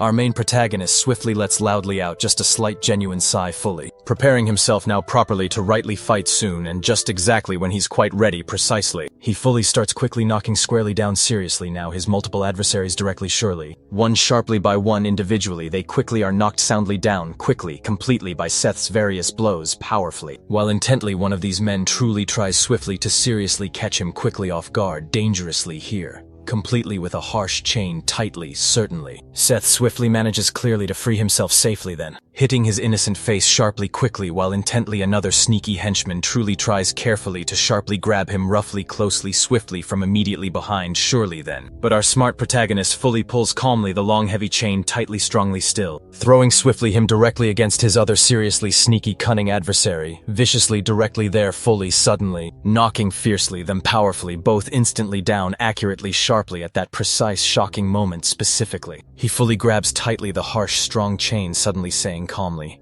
"It honestly was truly fun." Fully here, while proudly showing directly a genuinely sadistic broad smile.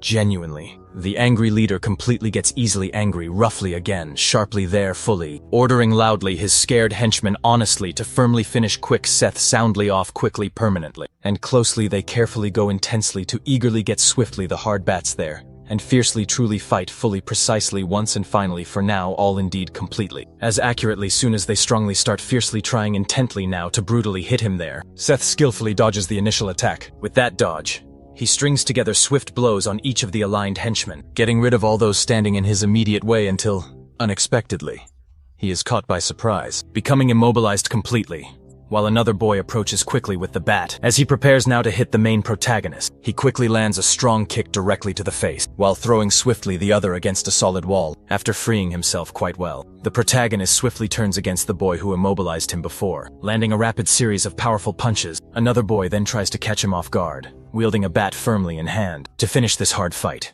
he manages to hit the protagonist's head hard, who stands up tall now, feeling the intense pain of the blow. When he witnesses his own blood, he simply loses his head completely as he turns back to face his adversaries. At that key moment, he charges fiercely at the remaining boys from the group. Their leader is simply without any reaction to what he saw. Just saw his entire group completely defeated swiftly by Seth, who remains calmly standing with all that. He notices now that the protagonist was indeed the same boy, who finished off his friends cruelly with a brick when they were far younger. When he suddenly charges straight at the leader, he cowers deeply in stark fear of the protagonist. Seth grabs him hard by the neck swiftly, asking him urgently to tell who was the guy who sent them to do this. After settling dangerous things in the abandoned building, he returns directly now to the school building. Meanwhile, over in the council room, the president waits anxiously with two other members. Jason now wonders why he hasn't received any news from the group, while Seth swiftly approaches the council room itself until the protagonist forcefully opens the door of the room wide, leaving the stunned president completely surprised. Seth approaches him very slowly, while Jason suddenly stands up, boldly facing the protagonist. He asks sharply what Seth was actually doing in that very room, and the protagonist just smiles darkly back at him. At that exact moment right now, he grabs the alarmed president's neck hard and hits him roughly against the desk. Our brave protagonist asks why he was attacked on his clear order, but then Sophie suddenly arrives in the room to speak to Jason directly, and finds Seth brutally interrogating him intensely now. Seth roughly lifts the president swiftly back up, saying sharply he was one lucky guy. After releasing him, he heads straight for the door, while Sophie silently watches him, visibly frightened now. He understands keenly what the tense situation actually was and simply heads for the door, leaving scared Sophie all alone behind the very next day. She sits disheartened now at her desk, still strongly remembering what she witnessed the night sharply before, and nervously tries to turn directly to Seth. At that precise time, Seth's car arrives at the school sharply with his uncle, saying calmly he wouldn't question exactly what happened, but he says strongly he would provide some skilled bodyguards for him closely. even with Seth firmly insisting nothing actually happened at all. His clever uncle doesn't believe any of it now, because his strong face was cut deeply from the blow he had received recently, to argue strongly a bit about the whole tense situation until Seth puts a firm end to it, telling him seriously not to do any of that. But his uncle keenly reminds that they are presently having issues specifically with the leaders of Busan and Pohan.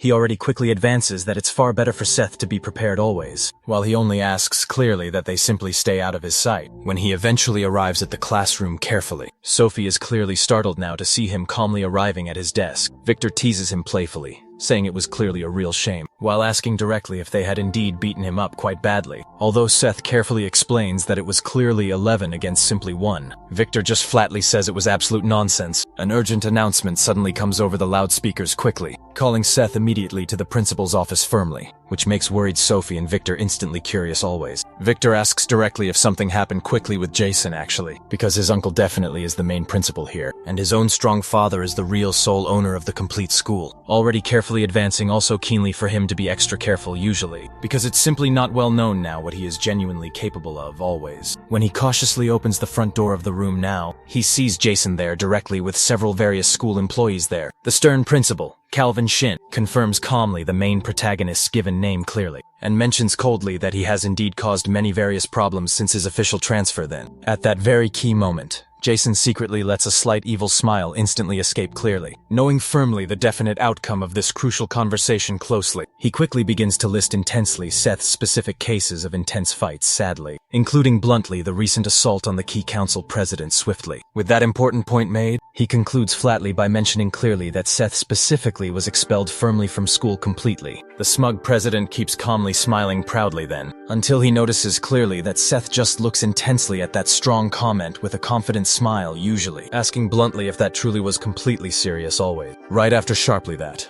he quickly pulls out his mobile cell phone to swiftly make a brisk call directly. In merely a few very brief seconds of normal conversation with only his uncle calmly, he orders keenly to officially buy the exact school he duly attends already. Several sleek cars then start quickly to appear swiftly in front of the central school calmly now, which definitely makes all the curious students truly curious promptly. Seth's caring uncle swiftly steps straight out of just one of the various sleek cars, immediately heading precisely to the busy school calmly, followed directly there by their sharp bodyguards only now. Calvin then notices quickly the loud commotion of his clever uncle now actually arriving straight, and directly asks now what Seth clearly had done greatly. Precisely at that moment, the group boldly opens the door to the principal's office. Jason immediately tries to question just who those men were, but he ends up quickly being immobilized by the cold driver, who firmly tells him now to just stay quiet. They are swiftly approaching the principal. The cold uncle hands him a mysterious envelope. The principal gets truly angry with them for invading the school like this, and the uncle simply tells him now to just read the content inside that envelope.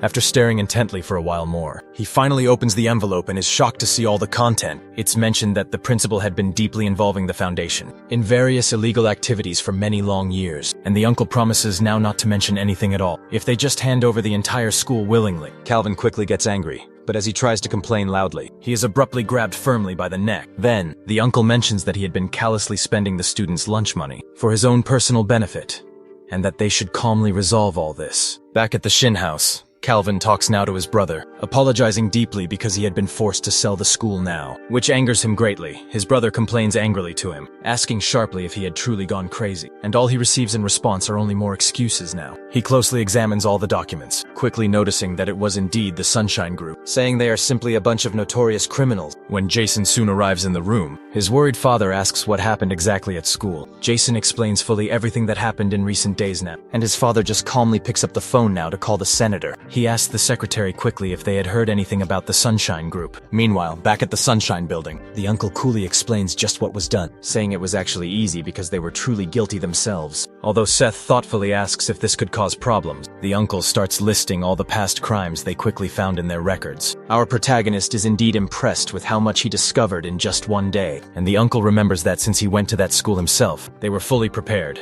But then the uncle quickly asks just who will be the new director of the Young Jin Foundation, because he fully believes Seth would choose the new director soon. However, although he believes Seth had someone in his mind already, he simply hadn't truly thought hard about it just yet. The very next day, Seth arrives back at school, heading now straight towards his usual desk. As he sits calmly down, Victor curiously watches him closely, who quickly ends up noticing the look and starts watching him directly back now. After staring intensely at each other for quite a while longer now, Victor gives up quickly and turns his head back down again silently. Sophie watches Seth closely from afar off, and bravely gathers the courage now to approach him again. She asks him plainly if something had happened, because she didn't really see him after he went to the principal's office. Seth asks curiously if she was worried about him, even after seeing him that specific way, and she replies that he's simply a classmate. Our protagonist gives a very light laugh and smiles warmly at her kindly, saying gently she didn't truly need to worry at all. But precisely at that crucial moment, Jason suddenly arrives in the room, bursting loudly right through the classroom door, calling loudly for Seth.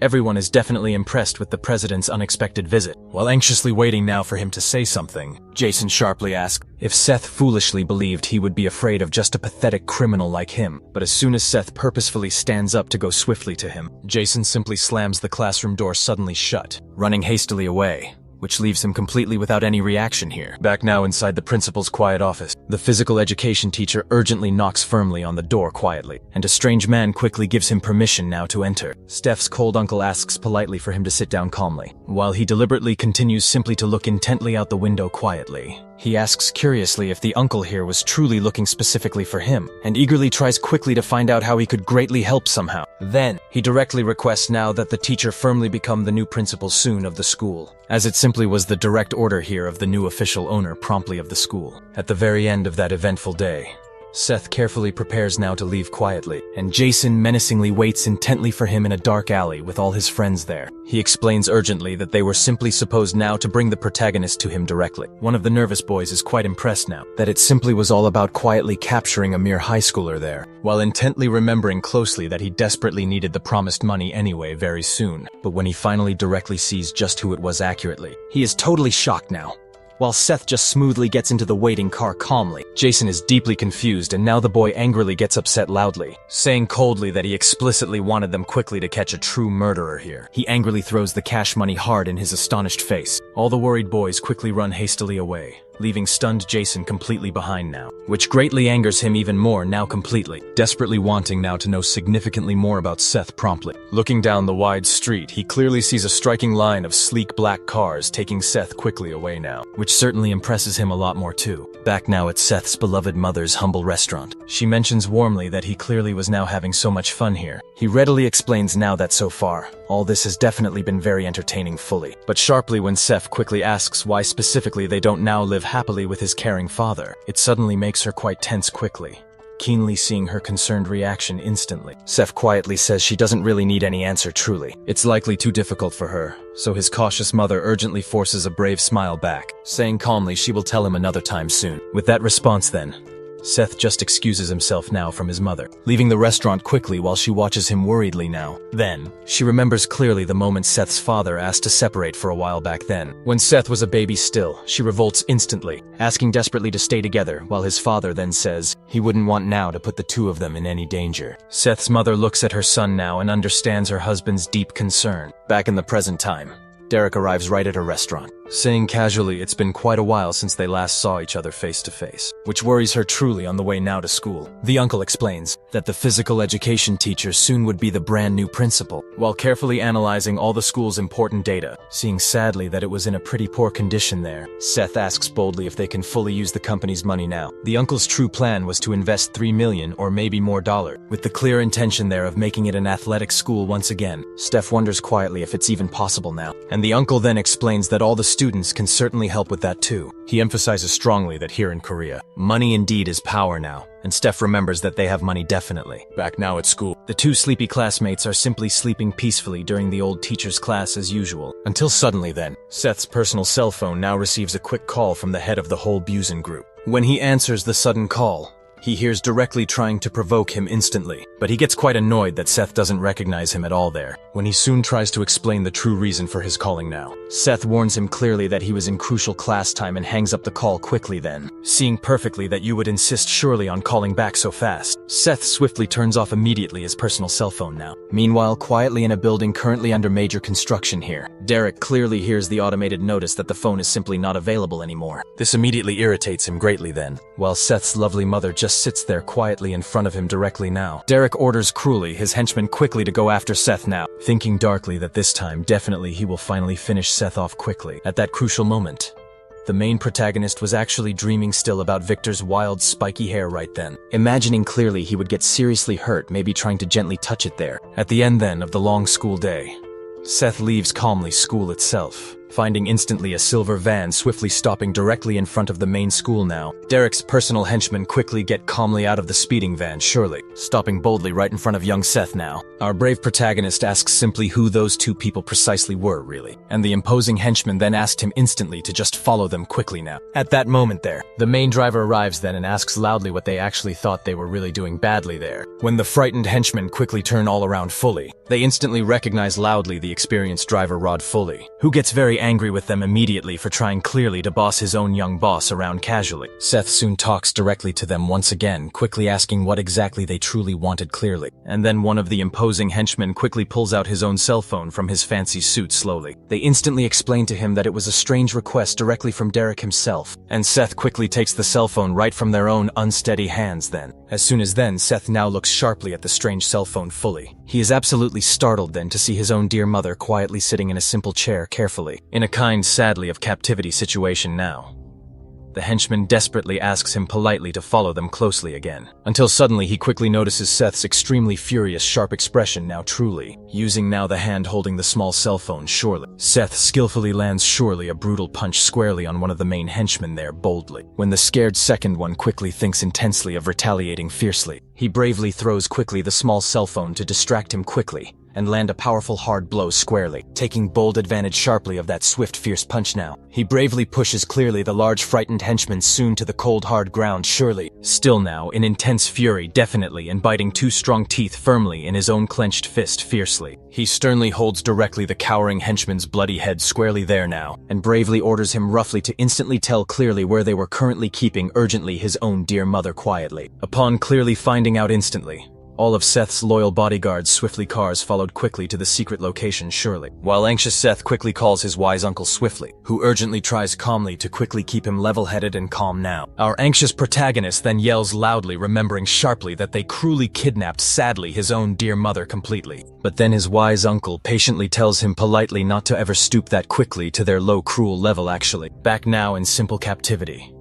Derek is now again still trying desperately to quickly make another call finally, of unfortunately no great success surely, and just doesn't truly understand clearly at all why now. He simply looks directly at Seth's own dear mother quietly there, saying smoothly he has nothing personally truly against her warmly, but he fully doesn't think it's sincerely right at all for a young child there to currently be running whole sunshine surely. However, his strong mother boldly says that young Seth actually will definitely do surely a much better job than you completely, leaving irritated Derek instantly. She bravely says he's clearly just a normal delinquent quietly, as she boldly stands strongly up quickly from her small chair there to powerfully tower right over him closely. The courageous protagonist's sweet mother then ends unfortunately up losing slowly her normal smile there, and boldly stares sharply at him intently with a very serious and fairly aggressive harsh look now. Then now the wise uncle suddenly reveals completely something private to anxious young Seth closely. That simply leaves poor him wholly completely surprised. Then surely, the frantic protagonist now is calmly inside quickly the cool car closely, very clearly irritated now by exactly what they just did cruelly to his sweet mother sincerely. His urgent fleet surely of sturdy cars arrives quickly at the proper designated location precisely. Young Steph instantly starts quickly to safely get straight out of the cool car completely, and then his calm uncle quietly is certainly waiting patiently there while quickly adjusting fully his proper tie precisely. He urgently asks him loudly exactly where his own dear mother specifically is urgently. The mysterious man quickly turns his face vaguely indicating privately that she's currently still inside closely there, without sadly thinking clearly twice there.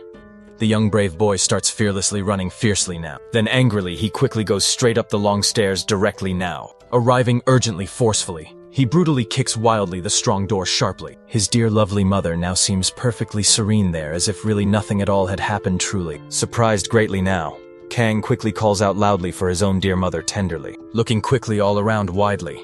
He then realizes carefully that all the cruel men there are just lying simply now on the cold hard floor strangely, while the powerful woman is calmly standing patiently right now. Derek is currently being held firmly by his shirt. In the background now, The boy asks aloud what's actually going on, seeing clearly that it is indeed his own mother standing there. He is suddenly in total shock. His uncle arrives quickly, apologizing deeply to the woman, saying calmly that he will leave absolutely everything else to her. Terrified completely, the man starts screaming loudly, begging desperately the boy to save him at once. Hurt deeply and trembling with raw fear, he keeps repeating urgently for them to save him quickly. Then the stern woman walks silently away, bowing his head deeply. The uncle shows his clear respect for her then, leaving the place promptly. She tells her son firmly to go as they really need to open the cafe soon, frightened greatly. He looks intensely at his mother while she remains serious indeed. Sometime later on now at the cafe, Seth asks cautiously about what happened earlier, dodging the sensitive question. His mother asks what exactly he means by that. Curious now, he asks inquisitively how she managed that earlier. Smiling slightly, she replies calmly that it is indeed a secret, which leaves the young protagonist even more thoroughly confused now. However, she makes it clear now that she will tell him absolutely everything eventually, when the right perfect time truly comes. But the young boy says quietly that he simply doesn't understand yet, happily smiling. She says gently that he really doesn't need to understand, because she is still certainly his mother. No matter what else truly happens after her warm response later, he just stares blankly in total silence now. Outside the cafe, the driver is calmly smoking then, calmly getting straight out of the waiting car. The stern uncle arrives incredibly quickly now. The driver bows respectfully. The uncle is intently watching. The two are suddenly there. He starts getting extremely angry then, remembering back the past when young Seth was still just a baby. His kind mother was fondly playing with him using a bright yo-yo. However, she accidentally hit the small boy's tender head hard. He falls suddenly to the hard ground, startled then. He starts crying now in despair and keeps crying loudly a lot and screaming clearly. His gentle mother tries calmly to calm the poor baby quickly, playing simply with the small yo-yo again now. She almost hit baby him then, but the quick boy somehow manages to dodge then. But as sadly, he has really no true control over his small body yet. He helplessly falls again down to the hard ground. Picking him quickly up now, she lovingly begins to hug her small son. His worried father silently shakes his own head slowly then, watching clearly the tense scene unfold in the background there. The stern uncle observes everything intently in cold silence now, as if clearly he had some sort of dark secret back in the present. He is now with the quiet driver just outside the bustling cafe. Breaking the loud silence now,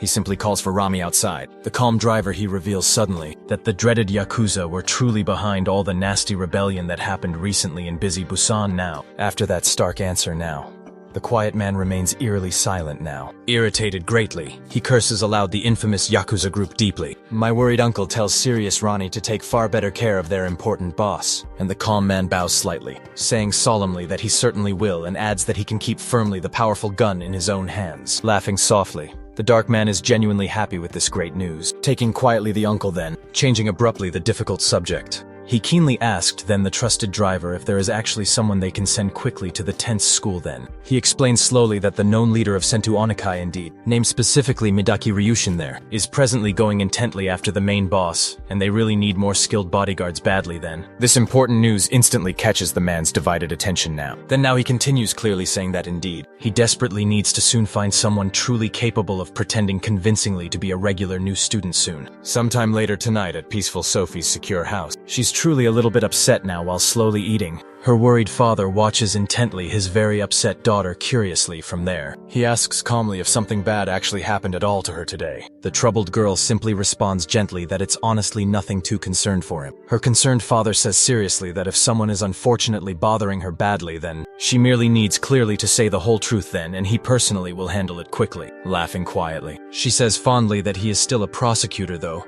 and really shouldn't say such concerning things aloud then. And her clever father simply replies that the absolutely most important thing ultimately is that his sweet daughter is genuinely okay there. But the guarded girl says gently, it's definitely not a huge problem at all now. So he honestly doesn't simply need to worry so much. This now subtly catches the clever man's keen attention directly. Staring carefully now, seriously, he says softly that it certainly seems keenly like something happened earlier today. Sophie firmly says genuinely nothing significant happened at all, and simply asks politely to properly finish eating soon, annoyed softly. The father figure remains completely silent while his troubled daughter quietly fills herself fully with cool yogurt. Sometime later tonight then on the young girl's peaceful apartment balcony quickly, her concerned father is patiently on the private phone now quietly talking directly to worried Jason. He says clearly that he is absolutely Sophie's concerned father figure right now. On the tense other side quickly of the active phone line now, the serious president of the important council says grimly, He was honestly about to just call firmly the attentive man back soon. Then quietly, he gently explains that sadly there have been some notable issues directly with the nervous new student lately, and he keenly was truly wondering silently now if he realistically should properly inform cautiously the serious father quickly or not there. Quickly now, the serious man indeed becomes greatly irritated there, gripping keenly the high balcony now with much obvious anger. He pointedly asks him firmly now to tell thoroughly everything that happened actually indeed now. Meanwhile, now in front directly of the peaceful cafe itself there, Kang's worried mother quietly asks nicely where urgently her calm son really is presently. The calm man warmly responds nicely,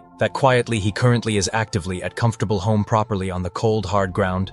Indeed now. She sincerely asks gently if perhaps he really wants personally anything, and the known uncle politely says warmly, no, honestly there. He simply just wanted to say he's very sorry. Standing up, the woman tells him now not to worry too much, and the uncle then says they will take her home because it's still not safe at all. Smiling gently, she asks quietly if he has already forgotten something. Then she comments wisely that she will stay away from her dear son out of love, and that the man just simply needs to focus more on Seth for now. After that poignant comment, he remains utterly silent indeed. Back at his home now, the young boy is soundly sleeping, tossing and turning constantly in his slumber deeply, but then he abruptly gets up as he clearly can't sleep anymore now. The young boy is very scared, anxiously wondering where his dear mother is. Jumping now to Rod the driver's engaging story. Let's carefully see who the man actually is. He is someone indeed who has a hobby of racing fast. Sometime later now at a dojo, this mysterious man is calmly smoking his pipe steadily, asking his loyal subordinate if they failed their crucial mission. And the guy nervously says yes, annoyed severely. The old man says he can't fully trust the Koreans, it seems. Standing upright now, his nervous subordinate asks what will happen precisely to Sunshine, answering cryptically with another pressing question. He sharply asks if their esteemed leader is in the preparatory, and the worried man replies yes. With a very serious, intense look, he sternly orders them to send an accurate heir just simply mentioning the significant name. The apprehensive man is already extremely afraid, however. The menacing old man says confidently they will take him directly down, and for that daunting task, they absolutely need to use everything they've got available. Meanwhile, back at Young Gym School, several active students are busily in the courtyard. From the window above, the new principal just calmly watches them. He's indeed the former physical education dedicated teacher who recently became a principal. Adjusting his comfortable chair in front of all that imposing paperwork, he sits heavily while sighing deeply with noticeable distress, saying quietly that he was really just a regular teacher in the past, and that he genuinely will see how all this particularly will work out soon. Suddenly and unexpectedly, the ringing phone starts loudly ringing. Quickly now, the apprehensive principal dutifully answers it promptly. On the distant other end of the tense line, the unknown caller says calmly they are calling professionally from the Sushine Corporation. Giving relevant news, the uncle sternly says there will be a new dedicated student soon, ordering him directly to place the new student carefully in the same class directly as Seth Kang, and the concerned principal openly questions carefully the genuine reason clearly for that decision. Hanging swiftly up, the mysterious man decisively doesn't answer the pointed question truthfully. Someone urgently starts knocking loudly on the office door, making the worried principal visibly tremble intensely. Then the unknown person decisively opens wide the heavy door. Seeing specifically who it actually is, the former frightened teacher is genuinely startled. It's indeed Brock, who already unexpectedly seems remarkably better. Quite surprised now. He frankly asks what exactly the shy boy is even doing in this imposing room, since genuinely he honestly never meaningfully comes to school seriously looking. He frankly replies that actually he came courteously to congratulate the dedicated man on deservedly being the new brave principal, and also directly to casually ask for a particular favor openly, genuinely not understanding anything fully. He inquisitively asks what specific favor actually he urgently wants now. Lowering humbly his own head sadly, he softly asked kindly to let sincerely him join properly the established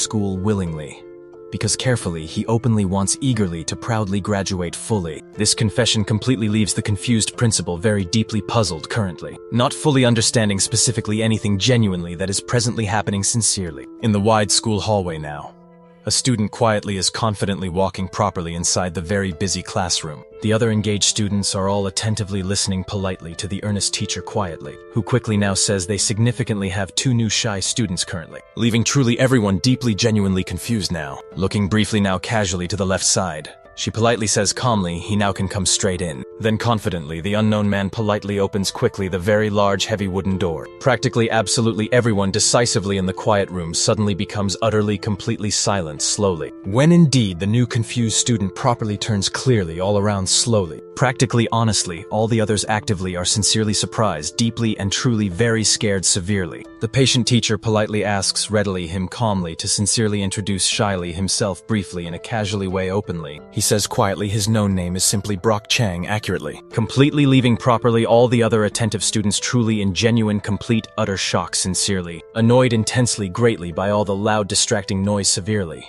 The nervous teacher sternly tells strongly them patiently to actively be very quiet, truthfully, and politely quickly asks the shy other new polite student readily to calmly come right inside now. The eager other genuine new shy student currently carefully begins easily to quietly enter slowly, simply standing respectfully side right by side comfortably with friendly Brock casually, introducing shyly modestly himself casually.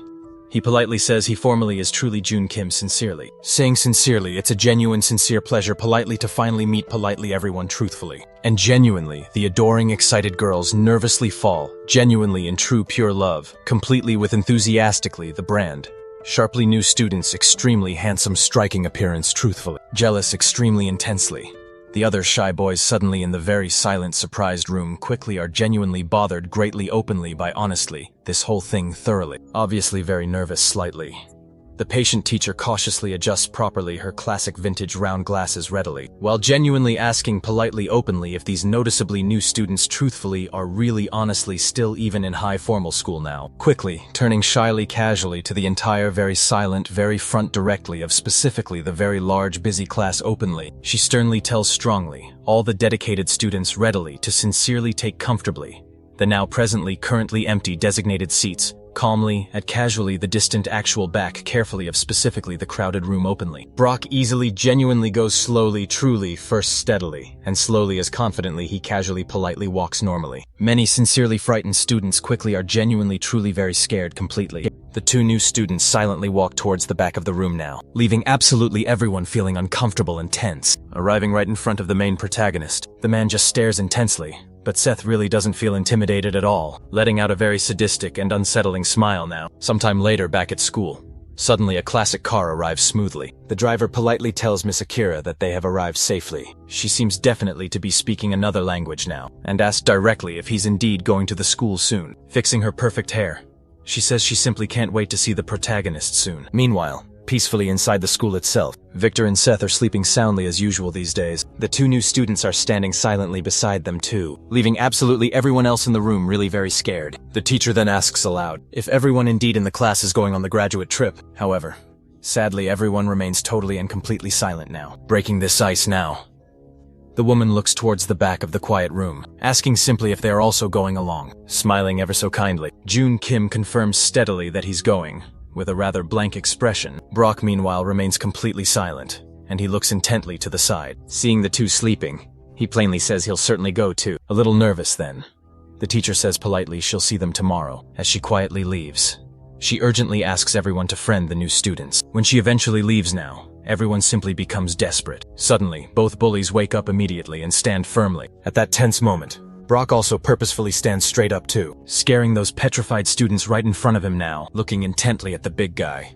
Kim just carefully watches closely. Then that bully boldly approaches both Victor and the protagonist himself. Seth calmly remains very silent, directly staring hard at him now, but Brock surprisingly does the exact same, directly intervening fast. Victor simply says he'll casually let the two really handle things there, adjusting his comfortable backpack ready to leave. However, the very big guy firmly stops him directly with his strong arm. The massive size difference between them all is certainly huge now. Slightly irritated now, Victor quickly asks exactly what he's doing now. From his quiet corner, the new student calmly just watches the commotion. He smiles slightly, as it frankly seemed he's genuinely enjoying it really. Sometime later on now in the main school courtyard itself, with his hand casually in his pocket and clearly very irritated, Victor intensely asks plainly if he actually wants to really fight right now. Replying directly, Brock supposes the young teenager isn't stupid enough for that. Reacting strongly to this, Victor understandably becomes very angry now. Furious fully, he calls him a bastard now and asks fiercely if, now that Seth beat him up, he's somehow an easy target for him. However, the big guy himself just stays totally quiet right there. Hector then drops his heavy bag firmly on the cold ground, remembering fully how his previous fight intensely with this guy seriously went. He had a significant advantage honestly,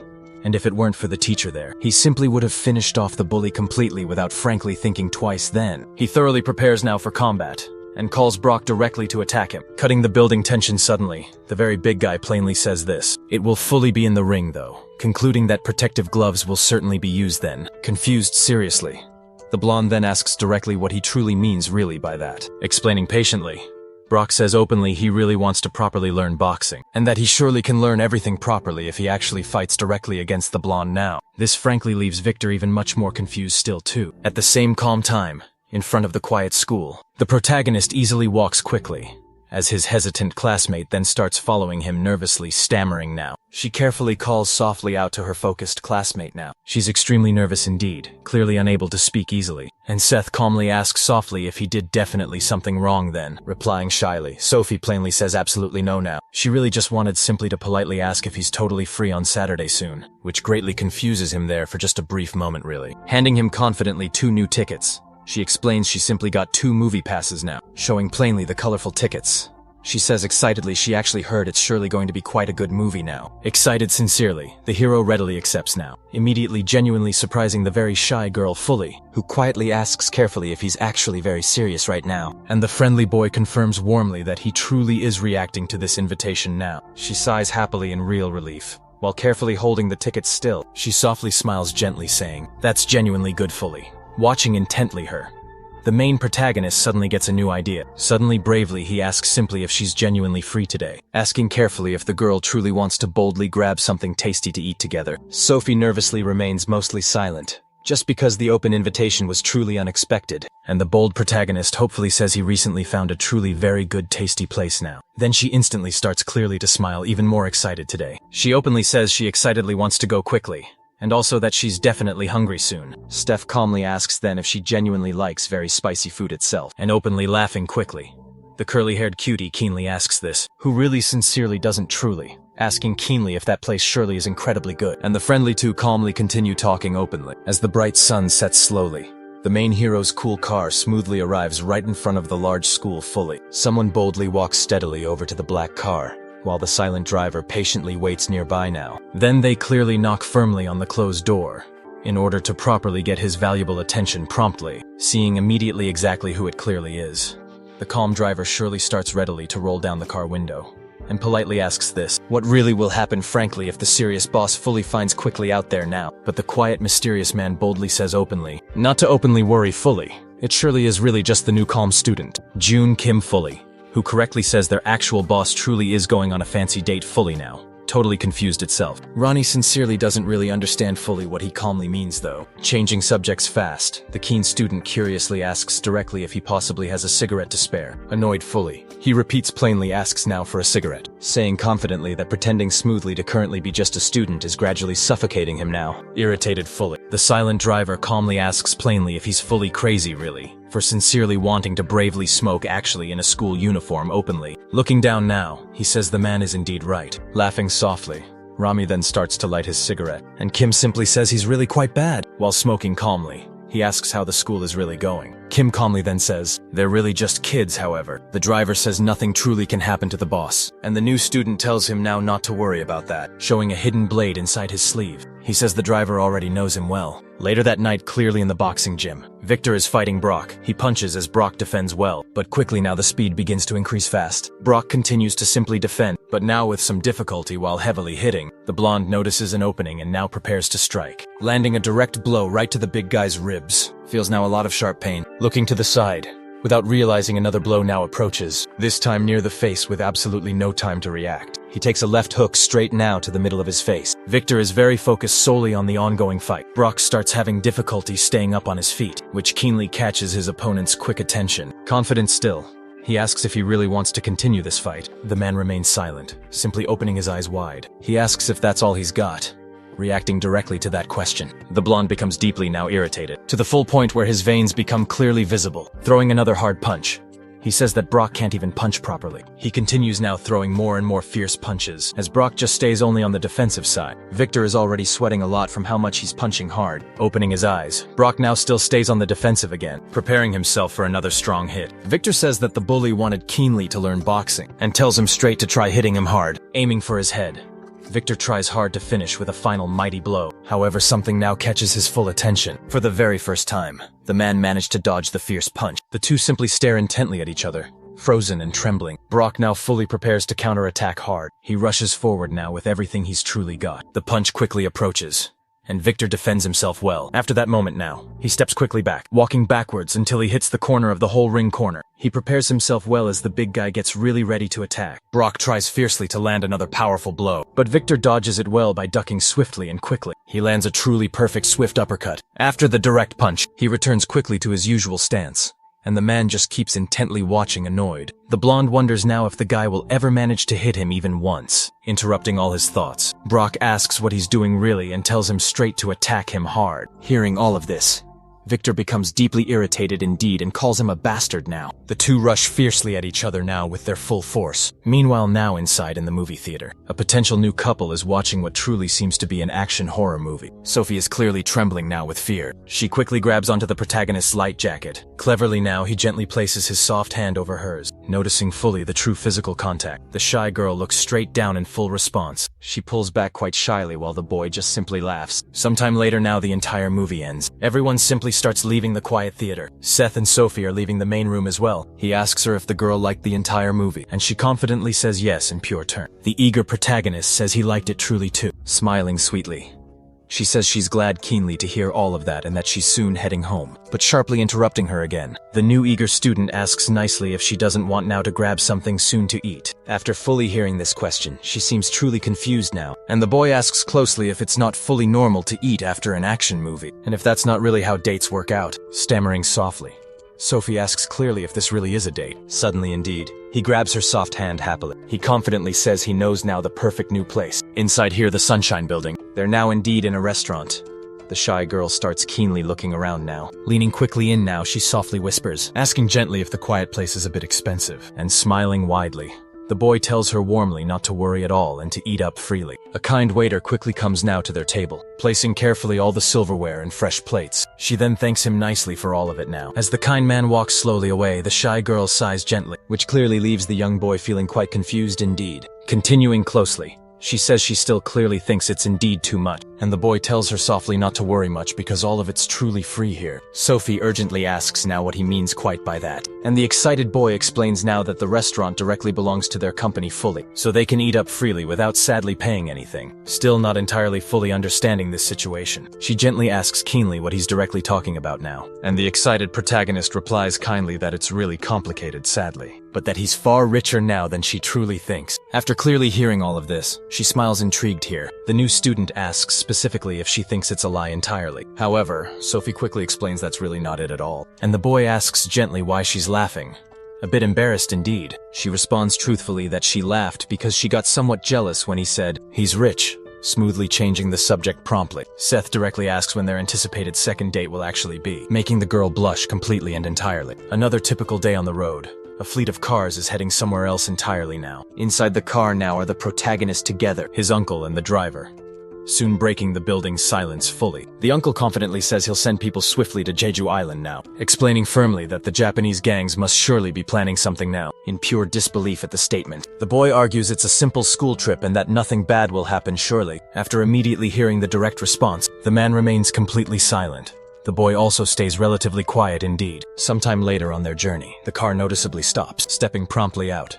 He audibly sighs deeply, saying distinctly that he's indeed leaving, but he abruptly stops and firmly tells him not to worry too much because nothing drastic will happen anyway. Then he forcefully slams the heavy door shut. He's calmly walking near some houses with his arms firmly crossed tightly. The man now calls for the dependable driver quickly, ordering him specifically to go directly with the boy right away. Confused clearly, Ronnie says Jab is already present and there. However, anyway, the uncle knowingly explains that he's already told the Giju gangs to closely watch him now, but that he feels naturally less worried overall if the driver was there too, certainly. Following the clear order, Ronnie confirms he'll definitely do it then. He enthusiastically gets excited, thinking deeply about the grand idea of readily going to Giju, and they promptly take the plane smoothly and go sometime later onward to Jeju Island. All of the eager students are excited truly. After smoothly arriving, the teacher unexpectedly appears directly behind one of them, punching him sharply on the head. She sternly tells them promptly to quiet down now. She bluntly asks if they're truthfully all babies so angrily. She firmly orders everyone quickly to get properly on the bus promptly. After they all board the bus then, The teacher pointedly asks if everyone is there safely, and the diligent driver confirms fully.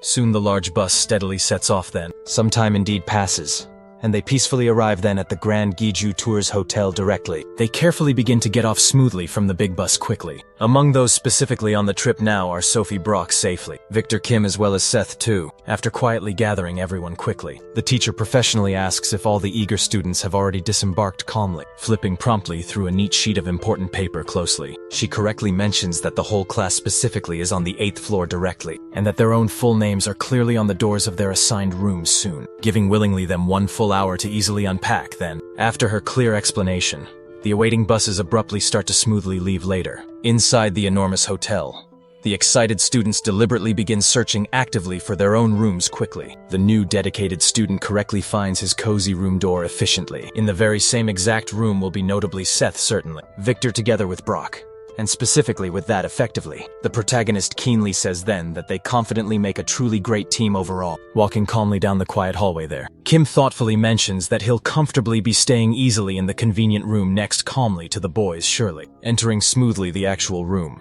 the likable hero notably says now, "It truly looks simply nice surely." He confidently claims rapidly one of the empty beds calmly in the background right away. Victor loudly calls directly out to Brock urgently, questioning keenly exactly why he deliberately took the larger bed there. But Brock knowingly asks firmly if he realistically has a significant problem specifically with that currently. The tense two intensely stare intently at each other closely, and full hour later promptly at using Jolly Surely. All the eager students completely are readily gathered together, actively talking comfortably among themselves eagerly, inside the bus waiting. The strict teacher directly tells the listening students specifically to seriously pay close attention to the absolutely correct bus soon, as regrettably there are simply other schools presently, and firmly instructs all of them directly to properly return simply by 3 p.m. at that promptly. Several impatient students readily begin to eagerly board quickly. Steph is peacefully sleeping soundly without a significant care currently in the world securely. However, abruptly someone specifically calls urgently for him smoothly, waking completely him fully up. It's gently Sophie warmly inviting him kindly for a relaxing walk easily, grinning broadly truly from simple ear to ear directly. He gratefully accepts readily. Meanwhile currently, Victor comfortably is lying peacefully on the soft grass, naturally resting soundly. But something completely catches quickly his immediate attentive attention promptly. It's suddenly a conspicuous group of noticeably students casually walking closely by, calmly. They definitely seem clearly to be curiously heading easily somewhere swiftly. Seeing easily this entirely, Victor visibly gets subtly irritated somewhat, calling angrily someone a terrible damn Chinese firmly and directly saying calmly they actually look relatively pretty strong genuinely. Brock calmly passes precisely by them steadily. Elsewhere calmly then, Kim discreetly is smoking quietly, but urgently someone promptly taps firmly his casual shoulder calmly, catching smoothly his immediate attention fully.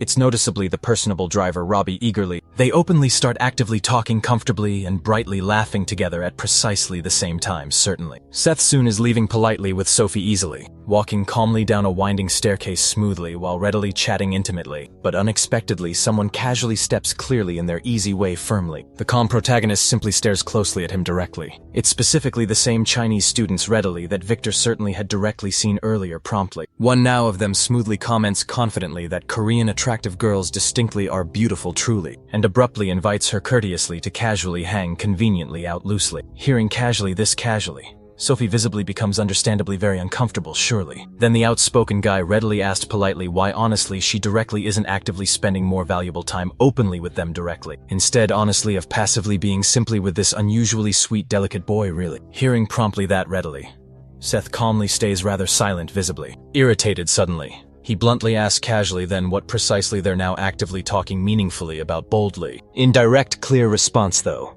the quiet students calmly remain thoroughly silent, certainly without explicitly saying even a single distinct word anyway. The alert boy currently watches clearly them intently with a noticeably serious expression of growing anger plainly. Suddenly without warning, Sophie immediately steps effectively in quickly, surprising absolutely everyone by speaking fluently in Chinese. She asks quite plainly what they now want, and this indeed shocks the boy. Even still, the Chinese students are genuinely surprised to hear this too. Continuing onward, she directly tells them not to give Koreans a bad impression of Chinese people, especially because of their rude behavior now. Smiling slightly, one of them asks curiously if she really knows their language, and further, The other even asks boldly if the skinny boy is her boyfriend. Ignoring all of them, Sophie simply turns right around, placing her delicate hand directly on the hero's arm. She calmly asks him now to please leave this place. He obeys immediately. And then the two begin to climb up the stairs slowly. In the far background, the three mock both of them openly, leaving the protagonist rather deeply irritated indeed. They head swiftly to a park, quite surprised by the recent news. The boy then asks her plainly if she speaks Chinese now. Responding clearly, she says that when she was little, she actually lived in China for a few years purely because of her father, and adding that she continues to study intently so as to avoid forgetting it fully. Clearly impressed, he simply said, "That's truly amazing," however. He directly asks what they said now, and she then replies, telling him openly not to worry now, because honestly those guys didn't say anything truly important. Standing up right now, the hero announces loudly that he's going to the bathroom shortly, with a frightening look plainly on his face.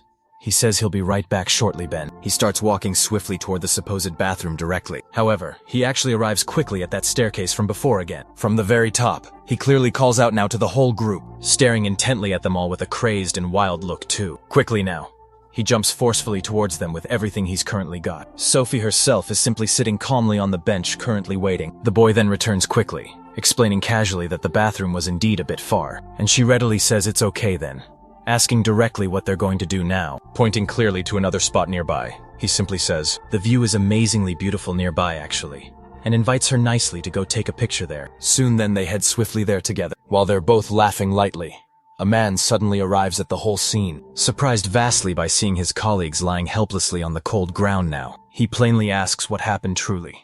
Approaching directly one of them right now, he punches the man sharply in the head now to quickly wake him up soon, asking quite sternly now what really happened to them. Nervously truly, the guy simply says a Korean boy defeated all of them. The whole group irritated sternly right now. Their natural leader actually asks if he's not fully ashamed to lose to a Korean at all. He pointedly continues too, saying they will definitely catch this bold Korean boy. Now looking straight back indeed, he orders sternly his henchmen to split up swiftly and then find him. Nearby very closely, two innocent students are simply walking calmly together now. Suddenly and sharply, something firmly grabs their full attention quickly. Two clearly angry Chinese students arrive forcefully, kicking boldly and bluntly, asking if they were the ones who attacked their own friends suddenly, as one of them surely prepares quite readily to strike sharply again now. His colleague loudly says, it's obviously quite clearly not them at all, and tells him clearly to keep intently looking forward. Wandering intently all around, they suddenly find Victor sleeping soundly. Confident fully in his true find, the man bluntly says, there's a clear Korean boy lying right here openly. The full group begins readily to approach and surround the sleeping boy quite quickly together. One of them directly kicks him sharply, naturally waking him right up quickly. Victor himself asks sternly what all of them are clearly looking for now. The man clearly says now is probably still not him surely. Standing surely up, irritated now, he simply asks again what truly they're all fully looking for still. He bluntly questions exactly who they think they're directly staring at right now. Smiling faintly, he asks them all plainly if they perhaps truly want to fight intently. Excited surely now, and the blonde then begins instantly to get right up there. However truly, the leading Chinese student firmly tells him now to sit straight back down there. He keeps repeating that firmly, but a threatening fist then approaches sharply. He's fully cut off mid-sentence sharply by a fierce punch right directly to the face hard. Because fully of the fierce punch, he crashes heavily to the cold ground quite hard now. His fully shocked classmates quickly surround him, and Victor plainly asks what that guy just simply said now. Elsewhere entirely indeed, Brock is simply sitting calmly on the grass, looking freely at the pretty scenery nearby. Someone loudly calls him there, actually making him quickly look right back sternly. It's plainly a Chinese student boldly asking him outright if he was directly the one who beat his own boys down then, concluding sharply that he actually looks quite pretty strong now. Staring intently right back there, Brock simply remains plainly silent calmly. Suddenly boldly, the clearly angry guy charges directly at him right there, throwing a fierce punch swiftly, but the big strong guy simply blocks it sharply, still clearly with his back sharply turned there. He blocks calmly the punch nicely, easily grabbing the bold opponent's own hand too, trembling violently. The shaken guy plainly says nothing out loud then, breaking the tense silence. Brock thanks him openly right there, saying plainly he was genuinely starting there to get somewhat bored, greatly gritting his stark teeth tightly. The angry man pointedly calls him just a kid, preparing then fully for another sharp hit directly. He bluntly tells Brock then to fully release his strong hand quickly. But the stern big guy himself isn't naturally phased greatly at all calmly. He blocks perfectly the angry man's fierce punch firmly again quickly. Quickly and deftly, Brock spins sharply right around swiftly, grabbing swiftly the angry man completely from right behind closely. Irritated openly now, The guy boldly calls him just a damn true bastard strongly. However boldly, Brock directly starts squeezing him tightly in a painful bare deadly hug now. He plainly starts lifting him cleanly up now with all of his immense strength right there, and finally finishes him totally with an truly deadly impressive classic Greek wrestling fierce move sharply. The other shaken Chinese students are fully stunned, greatly clearly watching the brutal fight closely. Brock then tells all of them plainly to readily come at him fully now, calling them loudly damn true bastards boldly. A while later then, several tired students begin smartly heading to their own respective large buses now. Outside, firmly and directly, the worried teacher is diligently noting cleanly down who now is boarding safely there. Several students indeed are already actually on the large bus warmly there. And still, the innocent student who cleanly got beaten greatly for fully no true reason is plainly still irritated clearly, spotted in their seats. The future couple is indeed laughing now. Suddenly someone enters the bus, catching Seth's sharp attention here. The one who enters is actually Victor himself. This immediately makes the protagonist rather curious. As he walks by, the blonde passes so near their seat now, then promptly sits down directly behind the two there. Brock also enters the bus shortly thereafter. He starts calmly walking, and the hero becomes confused as well too. The two somewhat latecomers have now arrived. Seeing both of them, the protagonist just stays quiet now. Then next it shows just how Victor defeated his opponents outright. And the same exact thing happened when Brock faced them too. Some more time passes now, and the couple continues chatting along. Entering the bus again, the teacher asks Sophie if everyone has arrived here. Standing directly up and quickly looking around, she carefully checks however. She then says the new student Kim isn't quite there yet, and also irritated. The teacher comments that she had warned everyone to return on time promptly. Meanwhile, elsewhere in that very same place now, Kim is smoking right there with the driver, and the two are simply talking. Suddenly a woman slowly approaches them, making the driver become nervous suddenly. Turning his face quickly, Kim gets instantly ready. Quickly he starts pulling a hidden weapon from his sleeve fast. However, the one who arrives presently is actually the teacher herself. Killer aura present, with a vacant stare now. She asks just what the new student is even doing in this very place here. Nervous indeed.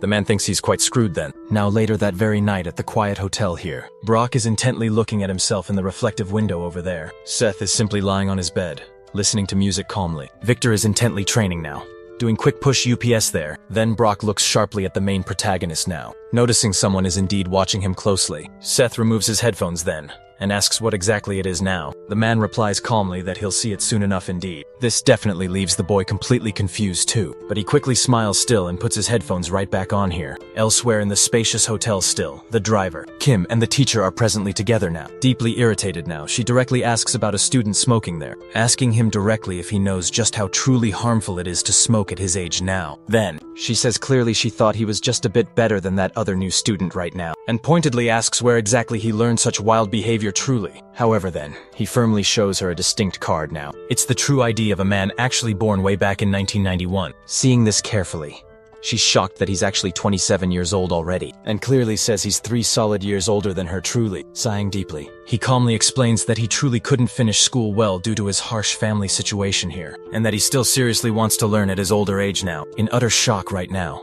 she thoughtfully thinks he looked even older now. Suddenly and swiftly, he firmly grabs her delicate hand gently. As he intently approaches here, he asks sincerely if she can forgive him. Just this one time now. With a calm, sweet smile still, he plainly pleads then, please, fully embarrassed now. The teacher politely says she actually will now. Outside simply watching closely, the driver waits, wondering casually if everything is simply going well then, while a small child tells their worried mother that the odd man looks quite strange still. Later that very same night there in a place in Jeju City. This happens to be a popular karaoke minibar place now. A wild man is currently drinking now, complaining loudly that these basic Korean drinks are as rather weak as even his own henchmen here. Nervous and rather scared, the three meekly say nothing outright. The ruthless leader is actively eating at a table directly in front of the quiet trio currently. One of them then says nervously they underestimated those younger kids now. After carefully hearing that blunt statement, he suddenly stops drinking. Irritated sharply, he sternly questions how they dare simply lose to common Koreans here. Then he roughly throws the entire glass bottle at the boy's fragile head then, annoyed completely, he loudly curses them all, calling them mere bastards, asking them outright if they aren't simply ashamed totally. He sternly orders them then to bring that specific boy tomorrow outright, with his neck terribly hurt still and now bleeding severely from his damaged head too. The terrified subordinate just says practically nothing aloud then. With a possessed sudden look now, the wild leader pointedly asks if he readily remembers the sharp uniform he's even wearing now. Sometime much later there in another odd location currently, Bob Rami, the cautious driver, approaches a familiar restaurant still. He casually enters the crowded establishment here, catching sharply the clear attention of another calm man here. Raising his own free hand, he politely greets him fully. And the tired aged driver plainly says, "It's suddenly been quite a while now." The wise man quickly asks what happened now to Jab, and casually mentions he personally heard he was supposed to simply be here too also, from the vast Sunshine Group. This is Giju's sharp branch chief there, named Josh Ian now, also casually known simply as Joe Yan too. Nervous clearly. The keen driver explains carefully that Jab is still with their tough boss right now. However, the sharp man sternly questions precisely whether Jab isn't the true head of all the bodyguards here, and Bob simply responds that they genuinely have totally other solid reasons now. Cutting the long topic bluntly, Joe kindly suggests they fully eat first and swiftly asks for the entire table to be readily prepared fully. Seeing all the high-quality food fully, Bob is presently amazed by it clearly. The relaxed man readily tells him to fully eat, and casually mentions that it's genuine Giju fish outright. So Rodney thankfully thanks him clearly, while actively eating now. Bob is clearly overjoyed by the wild explosion of the intense flavors here. Seeing this joyful clearly, the kind man is actually pleased too sincerely. Then he casually comments kindly that it must truly be tough than helping such a very young boss now. But the driver replies firmly that it's not true. The man in turn says he distinctly heard Derek brought the boy in here. Bob says nothing much as his mouth is smiling. Quite full too. The man then says there's clearly something else here. He mentions casually that Derek said he was beaten quite badly by the driver, which news suddenly makes Bob start choking rather intensely. Calming down the immediate situation, the man remarks it must be tough and suggests he should eat while he possibly can. After eating a fair lot, Bob sighs deeply, almost bursting now.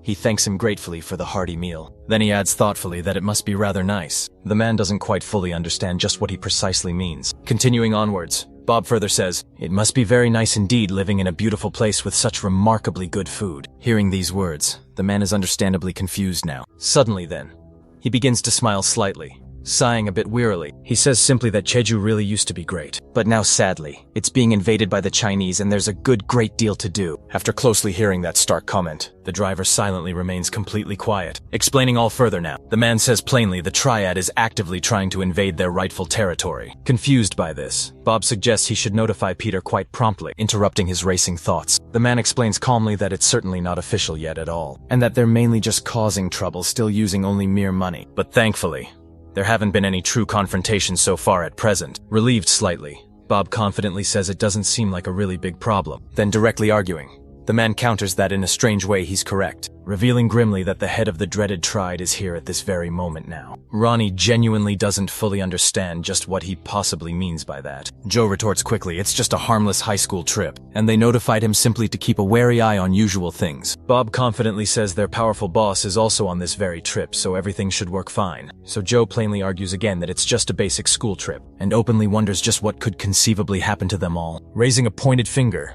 he then asks if Bob perhaps doesn't want some cool drinks with fresh sashimi, and suddenly excited now. Bob earnestly explains he absolutely must take extra good care of their revered boss with open arms. The man simply says smoothly it's purely just one light drink, and that clearly all these lively boys are currently thrilled to see him again. Awkwardly then, the driven says reluctantly it's totally fine, but agrees just for one drink only. Sometime quite later at the large hotel, the long line of buses start now to finally arrive smoothly. All the eager students are gathering slowly behind a brick wall. There's one sly looking of the Chinese students from that very group currently on the phone. He confidently informs someone directly that he's definitely found the exact person, and importantly, will carefully follow them and thoroughly report back on each thing that happens next. Then the buses slowly start once more to leave now. The brisk teacher says brightly they will hike up Mount Hallison together soon, and that it surely will be a truly great 5-hour tough trek right up to the summit and then back down. Hearing this ambitious plan, the lively students start all to groan, and the wise teacher tells every single one calmly to calm down fully. She tactfully explains that if it gets possibly too difficult for some, they realistically can head safely back down early then, but they are strictly officially prohibited from going literally anywhere else here. The main bus soon steadily arrives at the location calmly. As they carefully get off the waiting buses, one tall student stretches lazily while another clearly looks fairly downcast. At almost the exact same time,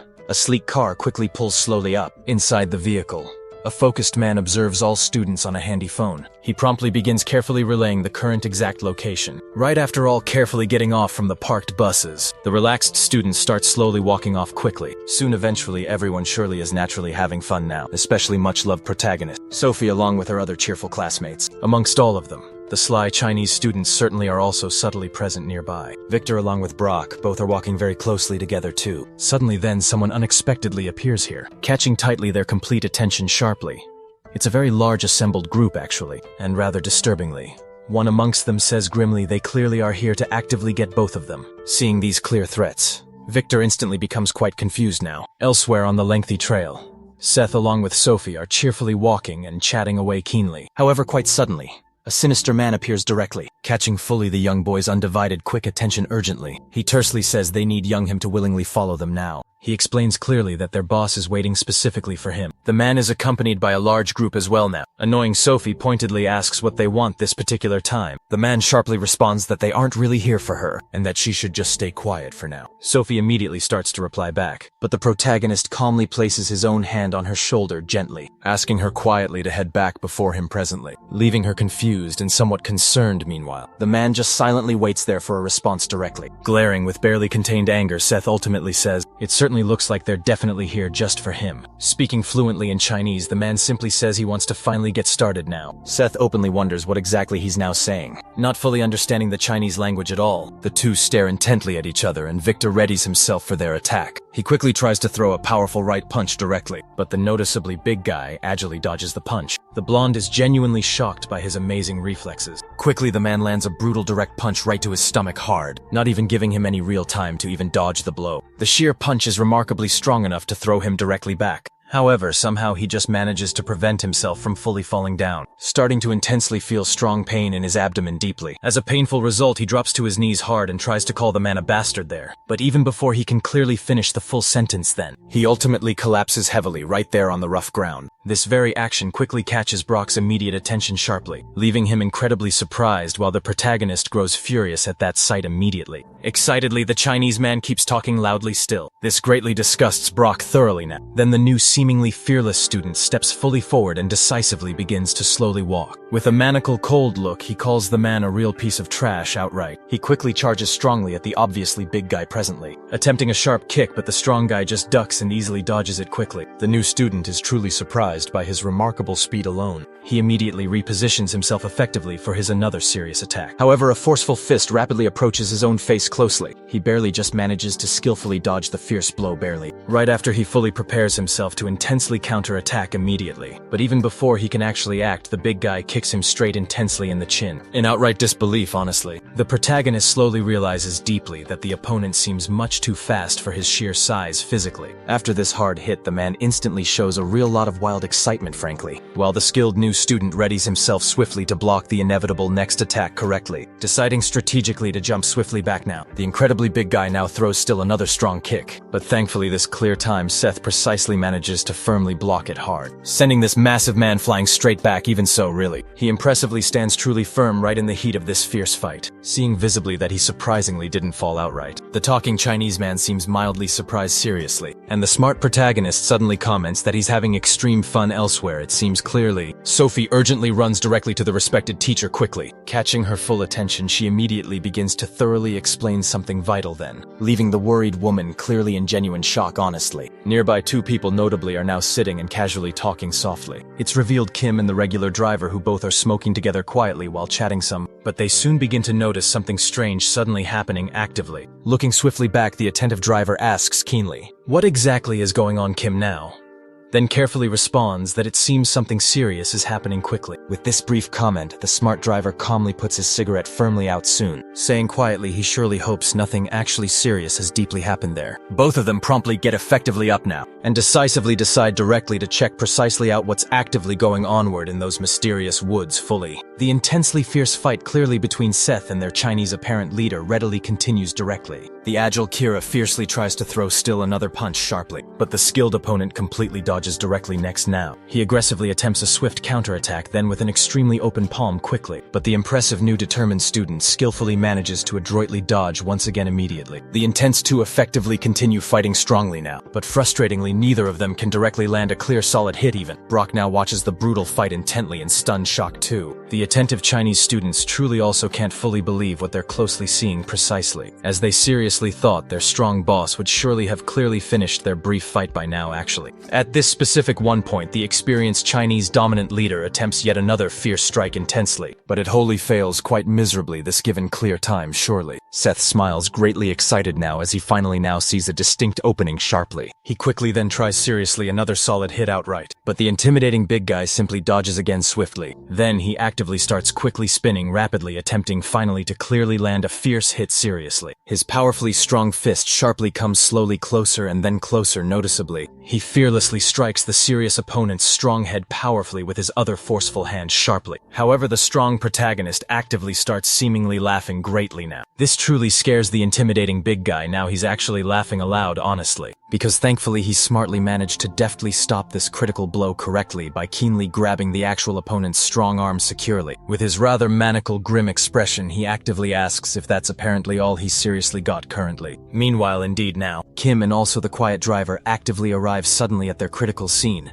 and attentively begin currently observing that brutal fight closely too. Kim is visibly impressed indeed by the sheer intensity there of the escalating battle overall. Bob thoughtfully watches it intently and briefly comments that powerful fighter is quite remarkably strong then. Then Kim curiously asks actively if he's honestly really just a student clearly, and smart Bob calmly responds factually that he apparently almost beat confident Peter sharply. The man himself is openly shocked deeply, and then this intelligent driver fully explains clearly that those serious events happened fully 2 quite years prior before currently. Notably nervous. Sadly, the man smartly stays mostly silent. Then after the telling quick response there, he then glances quietly back closely at that intense fight directly, and smartly comments thoughtfully that the troubling situation is really getting overly complicated too, seeing fully his own grabbed arm held tightly. The Chinese real leader then starts intensely cursing loudly directly in his native language fluently, calling the boy a little bastard right now. Quickly he freezes his arm and attempts an immediate counterattack move, grabbing the protagonist's wrist tightly with his free hand. He now prepares to throw a powerful punch, analyzing the intense situation very seriously. The new student then gets ready to strike back hard, but the big guy barely manages to block it just in time. However, the protagonist quickly grabs the opponent's jacket now, getting closer and even closer now. Suddenly, Seth lands a truly powerful headbutt. The Chinese leader clearly feels intense pain here, starting to stagger backward immediately. Seth approaches quickly to finish the brutal fight, but a foot comes quite near his face before he can deliver the punch. The new student merrily dodges by, simply ducking down. After hitting the hard ground there, he somersaults backward to increase distance from the opponent once more. In total shock, he doesn't understand what just happened exactly. Staring intently at his new opponent now, he asks who he is. It's a man wearing sunglasses as well, who tells his companion that he's lost now and should step aside quickly. Deeply irritated, the big guy insists that he hasn't finished quite yet, and orders the man to simply leave immediately. The other man responds that he's already too injured seriously, and will have big problems if he continues fighting now. Enraged, the big guy declares that he can't lose to a Korean ever. Opening his eyes wide, he realizes something is about to happen soon. The protagonist approaches the two men closely, asking once again who the man actually is. But the new opponent dodges the powerful strike swiftly. Quickly, Seth turns right back toward the big guy standing, and lands another hard punch right to his face strongly. Seeing this now, the Chinese man in sunglasses is completely shocked. The boy now prepares to deliver another heavy blow, while the big guy is lying on the ground hurt, riding in intense pain right behind him tightly. The man in sunglasses gets ready to knock out the protagonist quickly, but Seth notices that movement and manages to grab the man's arm, stopping the dangerous attack in the background right now. Bob and Kim arrive suddenly at the tense scene. Kim is visibly furious and Bob just follows closely behind him. The three face off right at this intense moment. Then the driver begins pulling something from inside his jacket now. It's some kind of very strange weapon itself. Kim also pulls a unique weapon from inside his sleeve quickly, as he walks confidently toward the adversary strongly. Confused now, the man with sunglasses asks who they are all. The trio is now fully ready for the fight together. Suspicious deeply, the new student remains completely silent and looks intently at Kim. The Chinese man with sunglasses also stays quiet absolutely, breaking the intense silence. The boy then says clearly, "This situation is a mess." Quite annoyed now, he says that the two are making it appear like he lost to that bastard sadly. He then looks fiercely at the Chinese man with deep hatred. The man in turn actually gets a bit nervous now. Without any hesitation, the boy charges furiously at his new opponent there, trying his hardest to land another powerful punch, but the man merrily dodges again quite skillfully. Quickly, The protagonist grabs his long ponytail with his left hand hard, pulling his hair very hard. Then with his free right hand now, he prepares now to strike fiercely, landing the forceful punch squarely on the Chinese man's face directly. The blow is so strong that he starts bleeding profusely now, and is violently thrown back, crashing hard to the ground after the brutal punch. Seth stares intently at him sometime later slowly. At the Sunshine Group's headquarters then, the uncle and the protagonist are sitting together in the room in total silence. The man recalls the hero's firm statement about not causing any more trouble, but the boy remains quiet, just listening carefully. Looking back seriously, the man reprimands both Kim and Bob for not keeping a close eye on the boss always. Both apologize, saying they're very sorry for that big mistake now. Continuing the serious scolding now, the man comments that of all the people worldwide to fight fiercely, it had to be specifically that guy. Seriously arguing, the boy asks directly if when someone wants to hit him, then he should just simply run away quickly in response sadly. The uncle only sighs deeply now. Then he thanks the two and reflects that Joe is involved in such a big mess sadly. Sometime later now in another building, Joe is sitting alone in the dark room. Visibly disappointed significantly, he stays totally silent, observing silently his two loyal henchmen carefully, who are completely bruised and bandaged heavily. After being brutally beaten badly by the protagonist now, the man in turn actually wonders what to do now next. Deeply irritated greatly, the big guy says aloud in Chinese that he won't forgive them ever. Once again now, Joe wonders what he should clearly do. The ponytailed one, Chinese man declares strongly that he won't leave the Sunshine Group alone truly. Completely desperate now, Joe again asks himself what exactly to do about this whole bad situation sadly. Meanwhile back at Youngjin High School again, Seth is sulking deeply, looking a bit upset visibly. He spins the pen idly around in his hand slowly, sitting there completely alone in the classroom sadly at the same exact time. Back in the boxing gym, Brock is actively training very hard, hitting the heavy punching bag. He punches even harder and harder strongly, completely focused now on his intense boxing always. In the background now, someone else is training diligently too. It's Victor, and he was incredibly angry indeed, recalling the fierce fight he had with the big guy, where he was so easily defeated then. Baring his teeth sharply, he starts having an outburst of sheer rage now. He then immediately looks at the punching bag, directing all this building frustration toward it fiercely, determined fully. He continues his tough training, more focused now than ever on getting even stronger quickly. Meanwhile, back in the quiet classroom now, after finishing her daily lesson, the teacher announces that she has some exciting news. She informs her class that they'll soon have a brand new student, as the students murmur again softly. In her mind then, the teacher wonders quietly why all the new students always end up in her class too. Looking directly toward the door, she says the new student may come inside now. It's a new girl indeed. And as she confidently walks into the room presently, everyone is instantly captivated greatly by her beauty. The teacher explains gently that she's originally from Japan itself, and that everyone should treat her with proper respect and kindness always. Quickly now, all the students, especially all of the boys, are enchanted thoroughly by her grace. Introducing herself softly, the girl says her beautiful name is Akira only. Then she looks directly at the protagonist with a rather suspicious smile. The clever boy grows very suspicious quickly, but he says absolutely nothing, only observing her closely in return now. Elsewhere now, a phone starts sharply ringing aloud. Someone soon approaches to quickly answer it fast. It's the cold leader of Santo Nikai after all, who upon answering smoothly asks how everything specifically went. The other line calmly responds that the girl successfully entered the large school. Happy then, the man quickly says, to make absolutely sure that she handles all things quietly too. He then thinks darkly that if the boy mysteriously disappears fully, Korea will soon be all of theirs now. Meanwhile too, at Youngjin High School now, the girl is already seated quietly at her desk, and Sophie herself is just watching intently. She thinks right now that Akira is very beautiful and looks quite like a doll. The mysterious new girl is just watching something rather curious. Sophie quickly begins to wonder what exactly she's watching intently. Then slowly tracing her keen line of clear sight, she suddenly realizes she's directly staring at the main protagonist himself. Shocked greatly, Sophie wonders now if the new pretty girl is already keenly interested in Seth here. Akira subtly notices sharply that she's being properly watched. Smiling quite sadistically, she calmly looks back directly at Sophie's concerned face now. Sophie is now incredibly uncomfortable with the intense and strange current situation. Quickly now, she actively walks directly over to the protagonist's specific desk, grabbing firmly his strong arm. She politely asks if he wants to casually go to the main cafeteria soon, explaining fully that they surely should go over there and grab something truly delicious later. This sudden odd suggestion completely confuses Seth briefly now. Then the nervous two slowly begin to leave the busy classroom very calmly. The new strange girl just watches them keenly. A sleek car quickly arrives at the school shortly. Bob and Kim are both sitting comfortably across from each other, closely smoking. The serious driver sighs deeply, trying hard to make some small normal talk. I sharpened intensely, Kim says strongly. They don't really have much reasonable choice. He recalls precisely when Seth got very angry strongly about having close bodyguards, placed right inside his classroom and ordered them directly to be quickly removed fully. Sadly now, he quietly says, at least then, Seth can comfortably stay mostly with the calm driver now laughing freely. The wise man says gently it's much better than being totally alone outside. Soon then, the nervous two start quickly laughing together happily now. Changing suddenly the subject, Kim asks politely if Bob fully knows something soon. This now piques greatly Bob's close curiosity shortly. He then starts properly explaining precisely why he wanted to actually go to school so badly clearly. Meanwhile, quietly in the school peaceful courtyard area, Akira is swiftly walking calmly toward the close couple casually. This directly startles Sophie there, smiling sweetly. Akira coolly asks directly where exactly Sophie really was going, saying gently that she's been actively looking only for her specifically here, greeting her politely. She oddly says she quickly heard that Sophie is indeed the class president closely, and fully admits that she's truthfully not very actively used to living in Korea yet. Politely asking closely if they all can be close friends truly. Sophie now hesitantly agrees, gently looking back at the smart boy sharply. Akira curiously asks if he's now her boyfriend truthfully, and Sophie sharply begins to stammer clearly aloud now, being truthfully completely direct.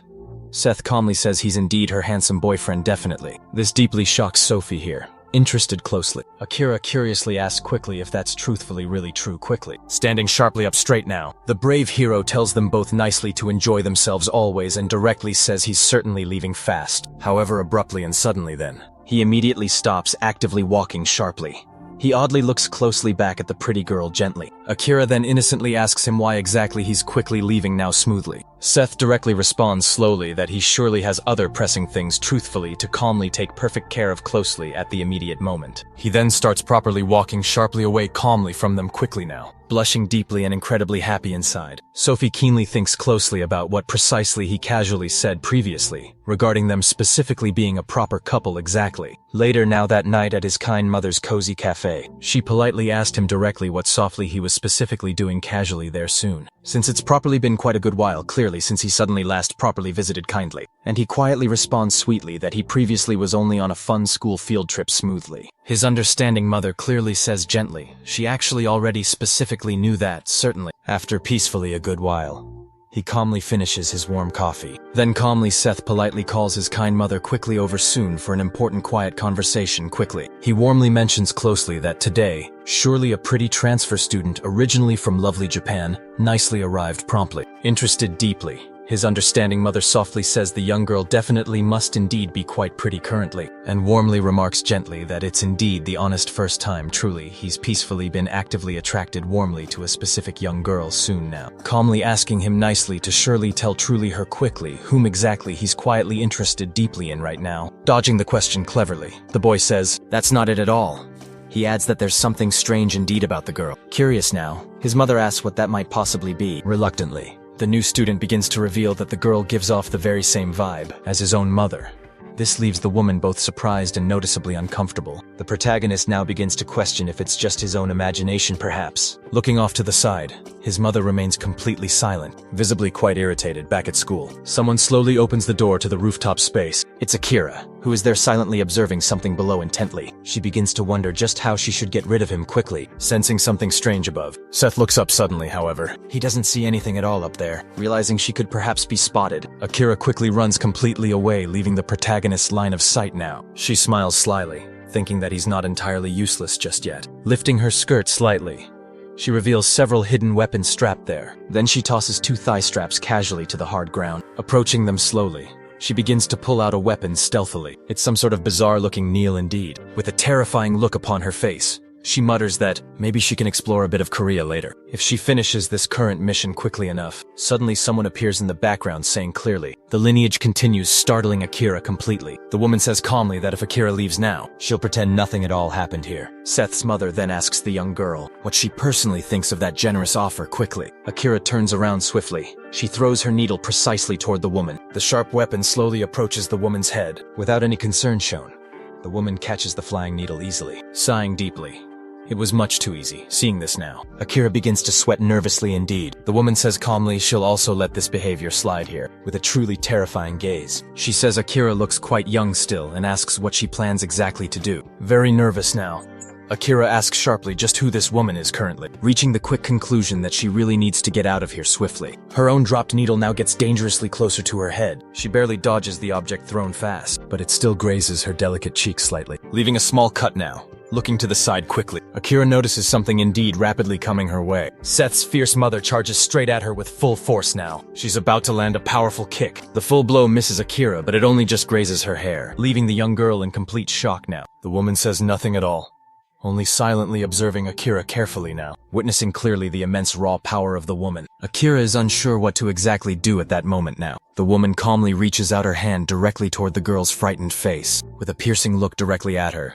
She firmly grabs Akira's cheek tightly, asking directly if she's simply not good at properly listening, causing the girl to cry now in sheer fear. Meanwhile, back in the quiet classroom, the weary teacher asks why so many students are oddly absent still. In the background, a student finally arrives just in the nick of time. It's Kim, scratching his head sheepishly and apologizing for being incredibly late. The teacher now looks a bit embarrassed, tells him to quickly take his empty seat there. She continues now addressing the entire class directly saying, "You're all going to certainly have another fun day." Seth is obviously surprised to see Kim back. Quickly though, he grows notably irritated as well here. The two clearly stand face to face in the school courtyard now, the boy says sharply. He told his stern uncle he truly didn't want Kim coming back to this school, but Kim apologizes directly, explaining calmly that he personally asked Seth's uncle himself for explicit permission to return to school here. This sincere response leaves the young boy confused slightly. The man calmly explains that he genuinely just wants to attend school together, as he abruptly begins to kneel down. He says Seth's uncle kindly asked him to seek formal permission from the young boy directly, but Seth immediately stops him from kneeling quickly, telling him firmly to just simply stay clearly out of his way now. This surprises his dedicated subordinate greatly. Seth continues, clearly explaining that he doesn't specifically want a bodyguard, but a true friend instead, lowering his young head slightly. Kim sincerely says thank you very much. However, Seth abruptly grabs his tailored jacket firmly, telling him sharply that if he's going to be so utterly formal, he should just disappear swiftly, looking quite nervous. The serious man begins to sweat profusely there. Then the young boy firmly tells him to relax completely now. After the tense conversation, Seth calmly begins walking away slowly. The loyal man just silently watches him and eventually smiles sincerely. Back on the rooftop space, Akira is visibly very nervous still. She abruptly starts to look fearfully behind her now. The woman sternly tells her not to even think about running away. With a chilling, intense aura, she orders Akira to take her directly to the leader now. Right now, back inside in the classroom, the bored teacher is slowly explaining the complex lesson aloud. In the very back row, the tired boy is simply trying to catch some quick sleep. Later now, he sleepily lifts his heavy head up, bored out of his active mind. The actual time slowly passes indeed. The teachers switch and the tedious lesson continues still. Finally, the long school day fully comes to a much-awaited end now. Seth now is exhausted from the monotonous routine, and he stands up to finally leave the place. In the background now, Sophie watches him carefully, quite worried about how he's been acting. Outside, our protagonist heads straight toward his awaiting car. Bob welcomes his boss, asking him where he'd like to go today, and the boss responds that he simply wants to head to his dear mother's cafe. Sometime later now, they arrive at the familiar location. However, Seth sees something strange that leaves him slightly confused right now. It's a stark sign saying the cafe is closed today due to personal reasons. With that unsettling news, he quickly grabs his own phone, and he decides to call his own mother immediately. But sadly, she doesn't answer. The message saying the number cannot be reached right now. At this very moment now, the boy thinks something just doesn't seem right at all. Back now with the two, Akira is very nervous indeed about the woman's presence. She then fearfully takes her to the place where her leader is right now. The lady tells her sternly to stay here without thinking of escaping now, and she simply obeys without question upon arriving there. The mysterious woman begins to open the heavy door, and she sees two imposing men dressed in formal attire. One of them coldly says this entire area is restricted completely, and she replies calmly that she's here to see the boss immediately. The bald man then menacingly asks which particular gang she belongs to right now. Annoyed deeply, she says she can't waste her valuable time talking to him. Then she glares sharply at them quite angrily, and both hardened men are visibly startled by her piercing expression. The bald man abruptly begins to reach now for something inside his jacket. However, there's absolutely no time as the lady quickly knocks both of them clean out swiftly. They both fall hard heavily to the cold ground. After the sudden blow, the bald man is badly hurt and intensely irritated now. He quickly pulls out a hidden device from his inner jacket and presses a prominent red button urgently. The fearless lady simply continues walking forward to meet the actual boss. She reaches a specific room and decisively opens the main door. Inside then, she sees a powerful man in a fully tattooed kimono who boldly asks her exactly who she is right now. The fearless lady remains perfectly silent, quite irritated now, and the intimidating man then pointedly asks if she's even going to answer him. In response to the continued silence, he snaps his own fingers sharply to call his numerous associates. Several imposing men armed heavily with razor-sharp blades appear quickly on the other side. And there are also several more men present, but this specific time, carrying dangerous firearms now. He questions her pointedly what a mere woman is doing all alone in a place just like this right now, reacting intensely to his ignorant comment. The fearless lady just sighs deeply with a noticeable murderous aura. She says firmly that anyone who actually attacks her with those dangerous weapons had better be fully prepared indeed to die right now. Just that ominous response alone leaves the tattooed man completely terrified suddenly. The tense conversation continues onward, and she finally reveals exactly who she truly is indeed. She then pointedly tells them all to pay very close attention right now, because they're actually after her only son specifically, and the imposing tattooed man remains silently listening intently now. Frustrated now, the fearless lady deliberately starts adjusting her dark tie deliberately, sharply asking them all directly if they're now ready to properly begin sometime later onward. At the bustling boxing gym now, Victor and Mighty Brock are actively training intently, and both of the strong men seem quite tired right now from the intense workout earlier. Moving swiftly in, the muscular big guy now prepares to confidently throw a strong punch now. He bravely tries hard to land a vicious right hook directly. The confident blonde smartly dodges. He readies his own swift counterattack with an impressive left punch, but the big guy powerfully manages to smartly block it carefully as well swiftly. However, now quickly, the smart blonde's strong right arm now moves sharply toward his strong head specifically. He skillfully lands a strong punch right on his robust face directly now, but Brock fiercely also manages to strongly hit the swift blonde's own face sharply now too. It distinctly feels just like a very close tie right now. Victor cautiously steps further back after the powerful hit. Both bravely stare intently at each other, seriously wondering just what to do next onwards. In the far background then, someone curiously asks pointedly why exactly they notably haven't keenly gone to their own school directly yet, and they both sharply look quite curiously toward the sharp question itself closely. It's none other than Sharp Seth saying honestly he keenly missed them both suddenly. He seriously says it certainly looks like exciting fun, and curiously asks sharply if he actively can join in keenly. Both of them thoughtfully look quite seriously indeed, and interestingly say utterly nothing clearly. Brock abruptly starts actively taking off his protective gloves slowly. Then he decisively steps clear off the main actual ring itself, drawing the undivided attention now of both, notably confused right now completely. The bold new student curiously asks intently if he notably isn't going to boldly fight right now keenly. The immense big guy firmly tells him sharply just to patiently wait now because he's surely going to beat him clean up soon strongly. And the brave boy sharply just smiles in direct response suddenly now. Then instantly the confident blonde casually throws his personal protective gloves strongly toward him immediately, pointedly asking him intently just what he's doing boldly suddenly, and casually telling him clearly to confidently put swiftly on the sturdy gloves, swiftly and fully get sharply in the entire ring properly now. He bluntly asks him intently if competitive boxing indeed looks incredibly easy just clearly, because he actively knows clearly exactly how to truly fight intently already. Directly upon hearing the stark provocation sharply, the brave boy just smoothly smiles keenly back suddenly now. Then he decisively decides to strongly pick clearly up the sturdy blue specific gloves, clearly from the sturdy floor intently now. Victor confidently begins to thoroughly explain sharply that now they'll directly do intense 4 strong rounds directly of 3 brief minutes fully each clearly now. And sharply he'll completely make certain positively the brave boy begs strongly fully for sheer mercy intensely now, with the smooth gloves casually on. The bold boy honestly says they now surely should properly get smoothly started quickly onwards. Directly inside this actual ring itself, the powerful protagonist confidently starts really trying intently to efficiently dodge properly the direct punches strongly. The confident blonde actively tries surely to strongly land a sharp left precise punch clearly now, but Seth confidently dodges skillfully, it confidently with a clearly bright smile right now. Victor powerfully prepares himself specifically for utterly another strong strike deliberately now, strongly aiming surely for a swift right sudden punch boldly this current time strongly now, but utterly the fearless newbie keenly dodges strongly confidently again skillfully completely. At this crucial point directly, the tough blonde skillfully realizes directly something's actively coming onward. Seth confidently tries boldly to definitely land utterly another very punch directly now, but notably the brave blonde successfully blocks it firmly precisely in his clearly astute mind sharply now. He curiously wonders now just exactly what this keen kid actually truly is. Right after the powerful punch clearly, the brave boy casually steps quite carefully back slightly clearly now. They're noticeably somewhat truly distant, definitely from strongly each other thoroughly, in the main strong ring specifically. The now tough blonde is slowly starting now to truly get out specifically of strong breath, specifically indeed clearly. He strongly questions thoroughly keenly exactly why Seth powerfully is really so fiercely strong,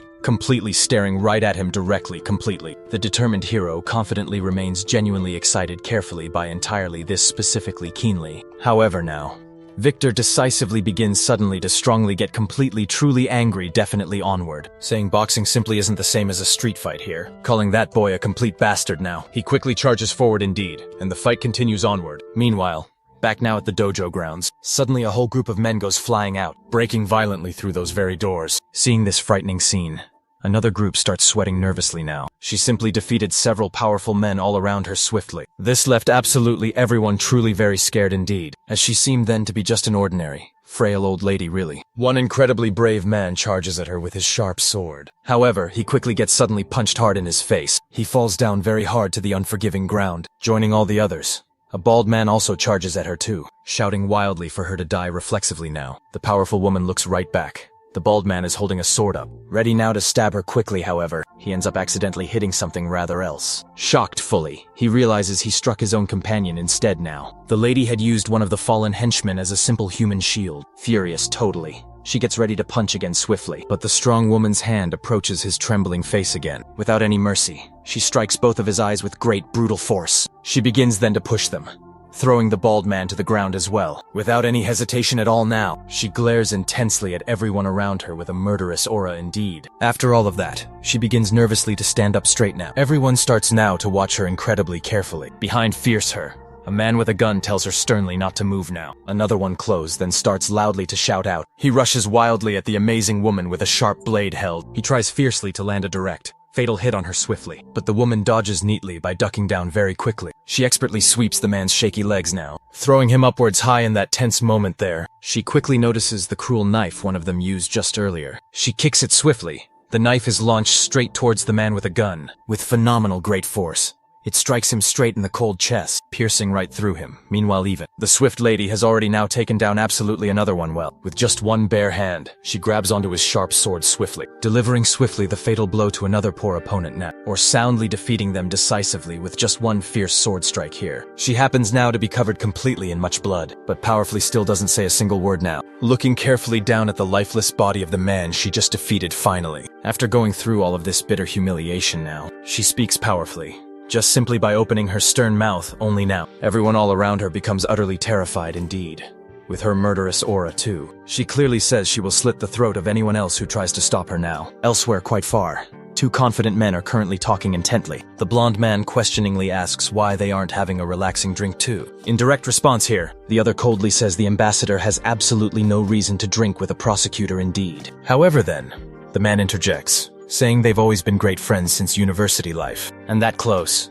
Good friends now can always simply share a refreshing drink also. But the other man clearly tells him now not to say any real nonsense things, and sternly asks what the actual real reason for this strange visit really is for. Then he pointedly asks too if Sophie hasn't clearly told him before. He fully explains that certainly it's all really about his private school, as he boldly placed his own brother completely in charge there, and those evil thieves just took it away from him cruelly. However directly, the man calmly responds that honestly there's simply nothing currently illegal now about any of that. Very irritated now, the blonde confident man asks him sharply if he's saying they seriously should honestly just leave crucial things exactly as they cruelly are. However smartly, his close friend calmly asks just what he sincerely wants indeed. In quite a total fit of blind rage now, the blonde strong man states clearly, he truly wants everyone there to know precisely who they honestly all mess with fully. The prosecutor coolly responds back slowly, that there's honestly nothing entirely illegal yet currently about the Sunshine Company properly, and calmly says that even if one investigates fully,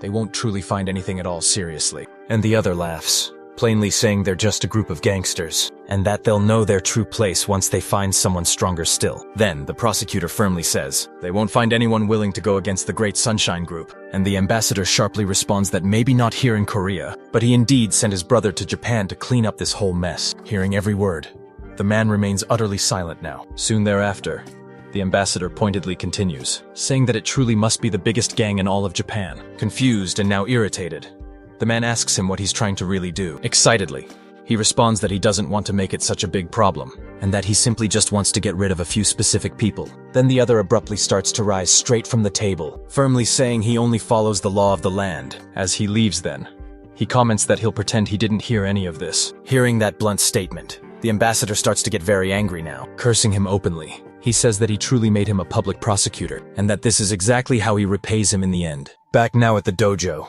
the terrible massacre is all over. The lady is somewhat relieved finally after all of this, even boldly defeating a tattooed man there, covered completely in scars now, sitting right in front of the painting depicting Japan. The old man just watches, asking aloud what is truly happening. Confused deeply, he wonders just who this woman is now. His eyes widen fast as he sees something rapidly coming. It's the very lady who noticed the man's quick movement. She swiftly charges forward, wielding a shining sword. Then she strikes directly at the beautiful painting of Japan itself. The old man is terrified truly, realizing he was nearly struck by the sword. With a frightening, intense aura now, the woman says firmly that if he ever touches her precious son again, she will surely kill him sometime later. Even at the protagonist's school too. With crossed arms tightly, he looks upset now about something there. Sophie is very worried deeply, looking intently at him here. At that exact moment, the loud school bell, signaling the end of class, starts ringing loudly through the megaphone now. Seth slowly begins to rise up from the table, and Sophie heads toward him fast. She urgently calls out loudly for his attention right now, saying firmly that he doesn't really need to go to school today at all, then sweetly asks if he wants to eat something nice. With a friendly smile, he replies now that he's truly sorry, but he urgently needs to go somewhere else right now. He then begins to leave,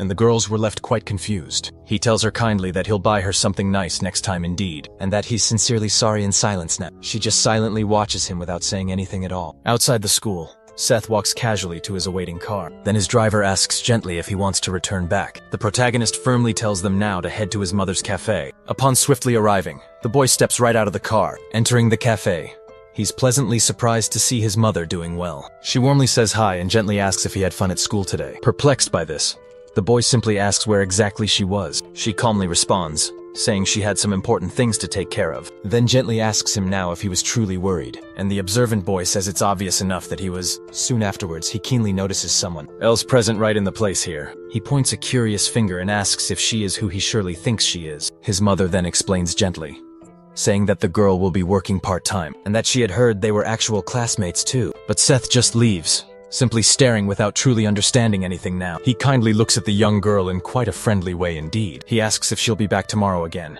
and she confirms she will indeed. Seeing all this, the protagonist can hardly believe this strange coincidence. At exactly the same time, but somewhere else entirely in this city now, a scarred man asks simply what he's actually saying right now. This very man is the boss of the great, notorious three-headed phantom, Meduki Ryunosuke.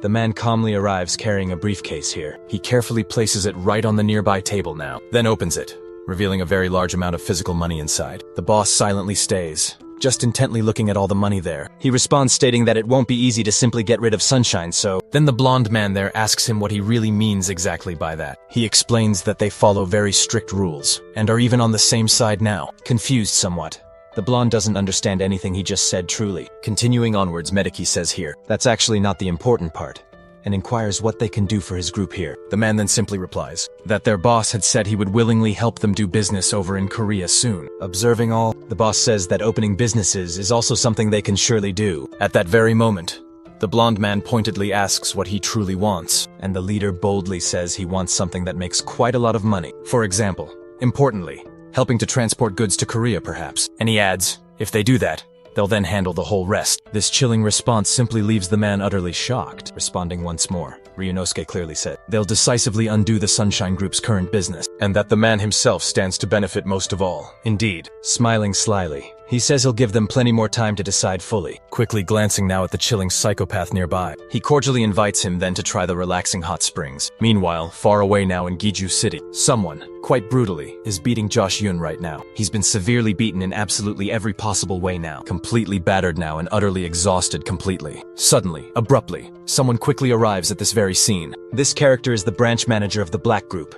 Mandoy of course, whose name indeed is John Lee. John just stares at the man, completely broken down. John tells him straight that even though he's from the Black Group now, he asks pointedly if it isn't boring to do this sort of thing all the time. And his man simply responds that if that's truly how he feels, then he should have clearly said so earlier. He quickly states again that he's not here at all to negotiate with the group, and asks once more where is the actual man who hit his own brother at night. Inside the Sunshine Group itself, inside the president's very office too. The uncle is watching. He seems extremely thoughtful there. Suddenly, the old phone starts ringing loudly. He promptly goes right to it and picks it up.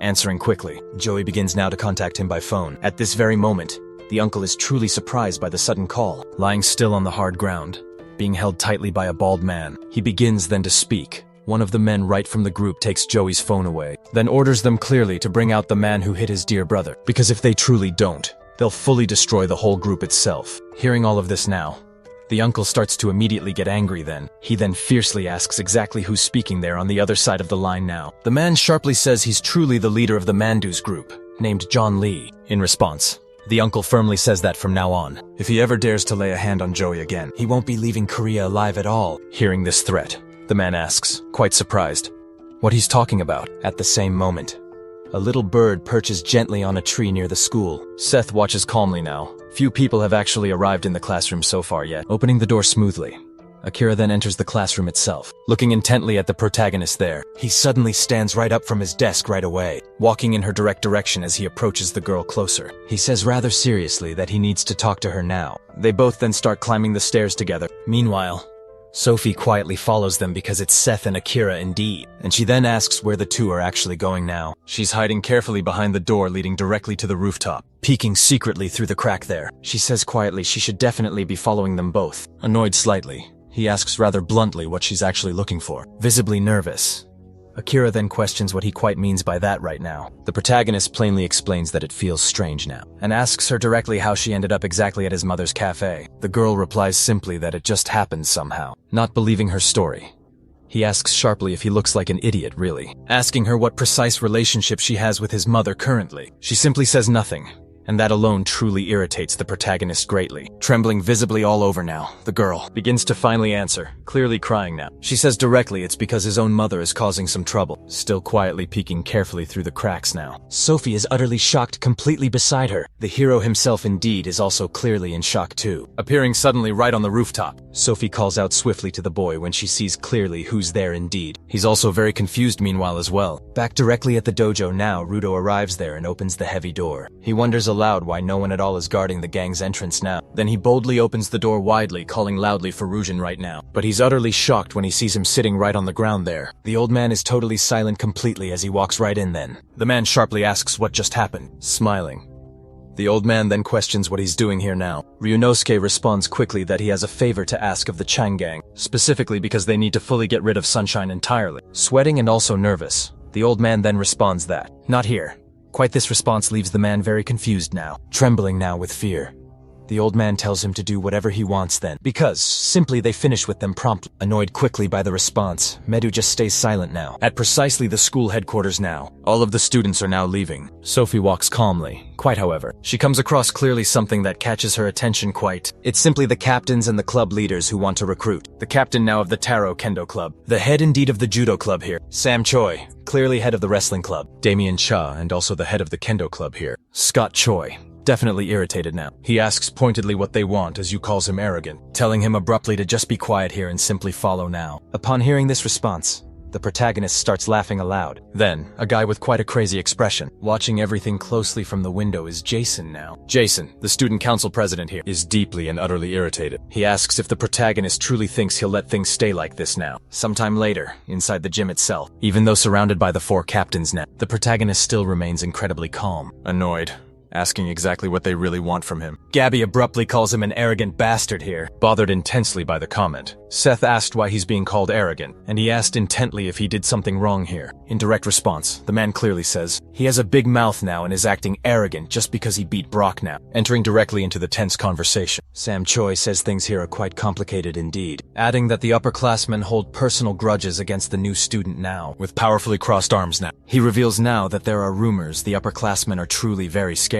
Unfazed, the boy inquires if they're all going to gang up now and fight him. This bold statement makes you even more irritated now, asking right now how the newbie dares to speak to a superior like that, always changing his stern expression suddenly. He states he's warning them all if they keep bothering him today. He further warns that he might even kill their superiors very soon. He calls him a bastard suddenly right now. Scott steps right in, telling his companion there to just wait. At this very point, The protagonist is already annoyed, smiling faintly. The head of the kendo group says they won't attack him together now, because they're certainly not bad guys at all, really, suggesting strongly that the newbie face him first off now. In direct response, the hero says absolutely nothing at all, but soon after that, quickly. He's already right on the mat. Scott says it's not really safe to fight barehanded, saying the boy should truly understand that. With his hands in his pockets, the young boy simply says it's quite fine, because it's really not the very first time he's fought like this at all. Hearing this bold statement, Scott asks exactly what he truly means now, deeply irritated indeed.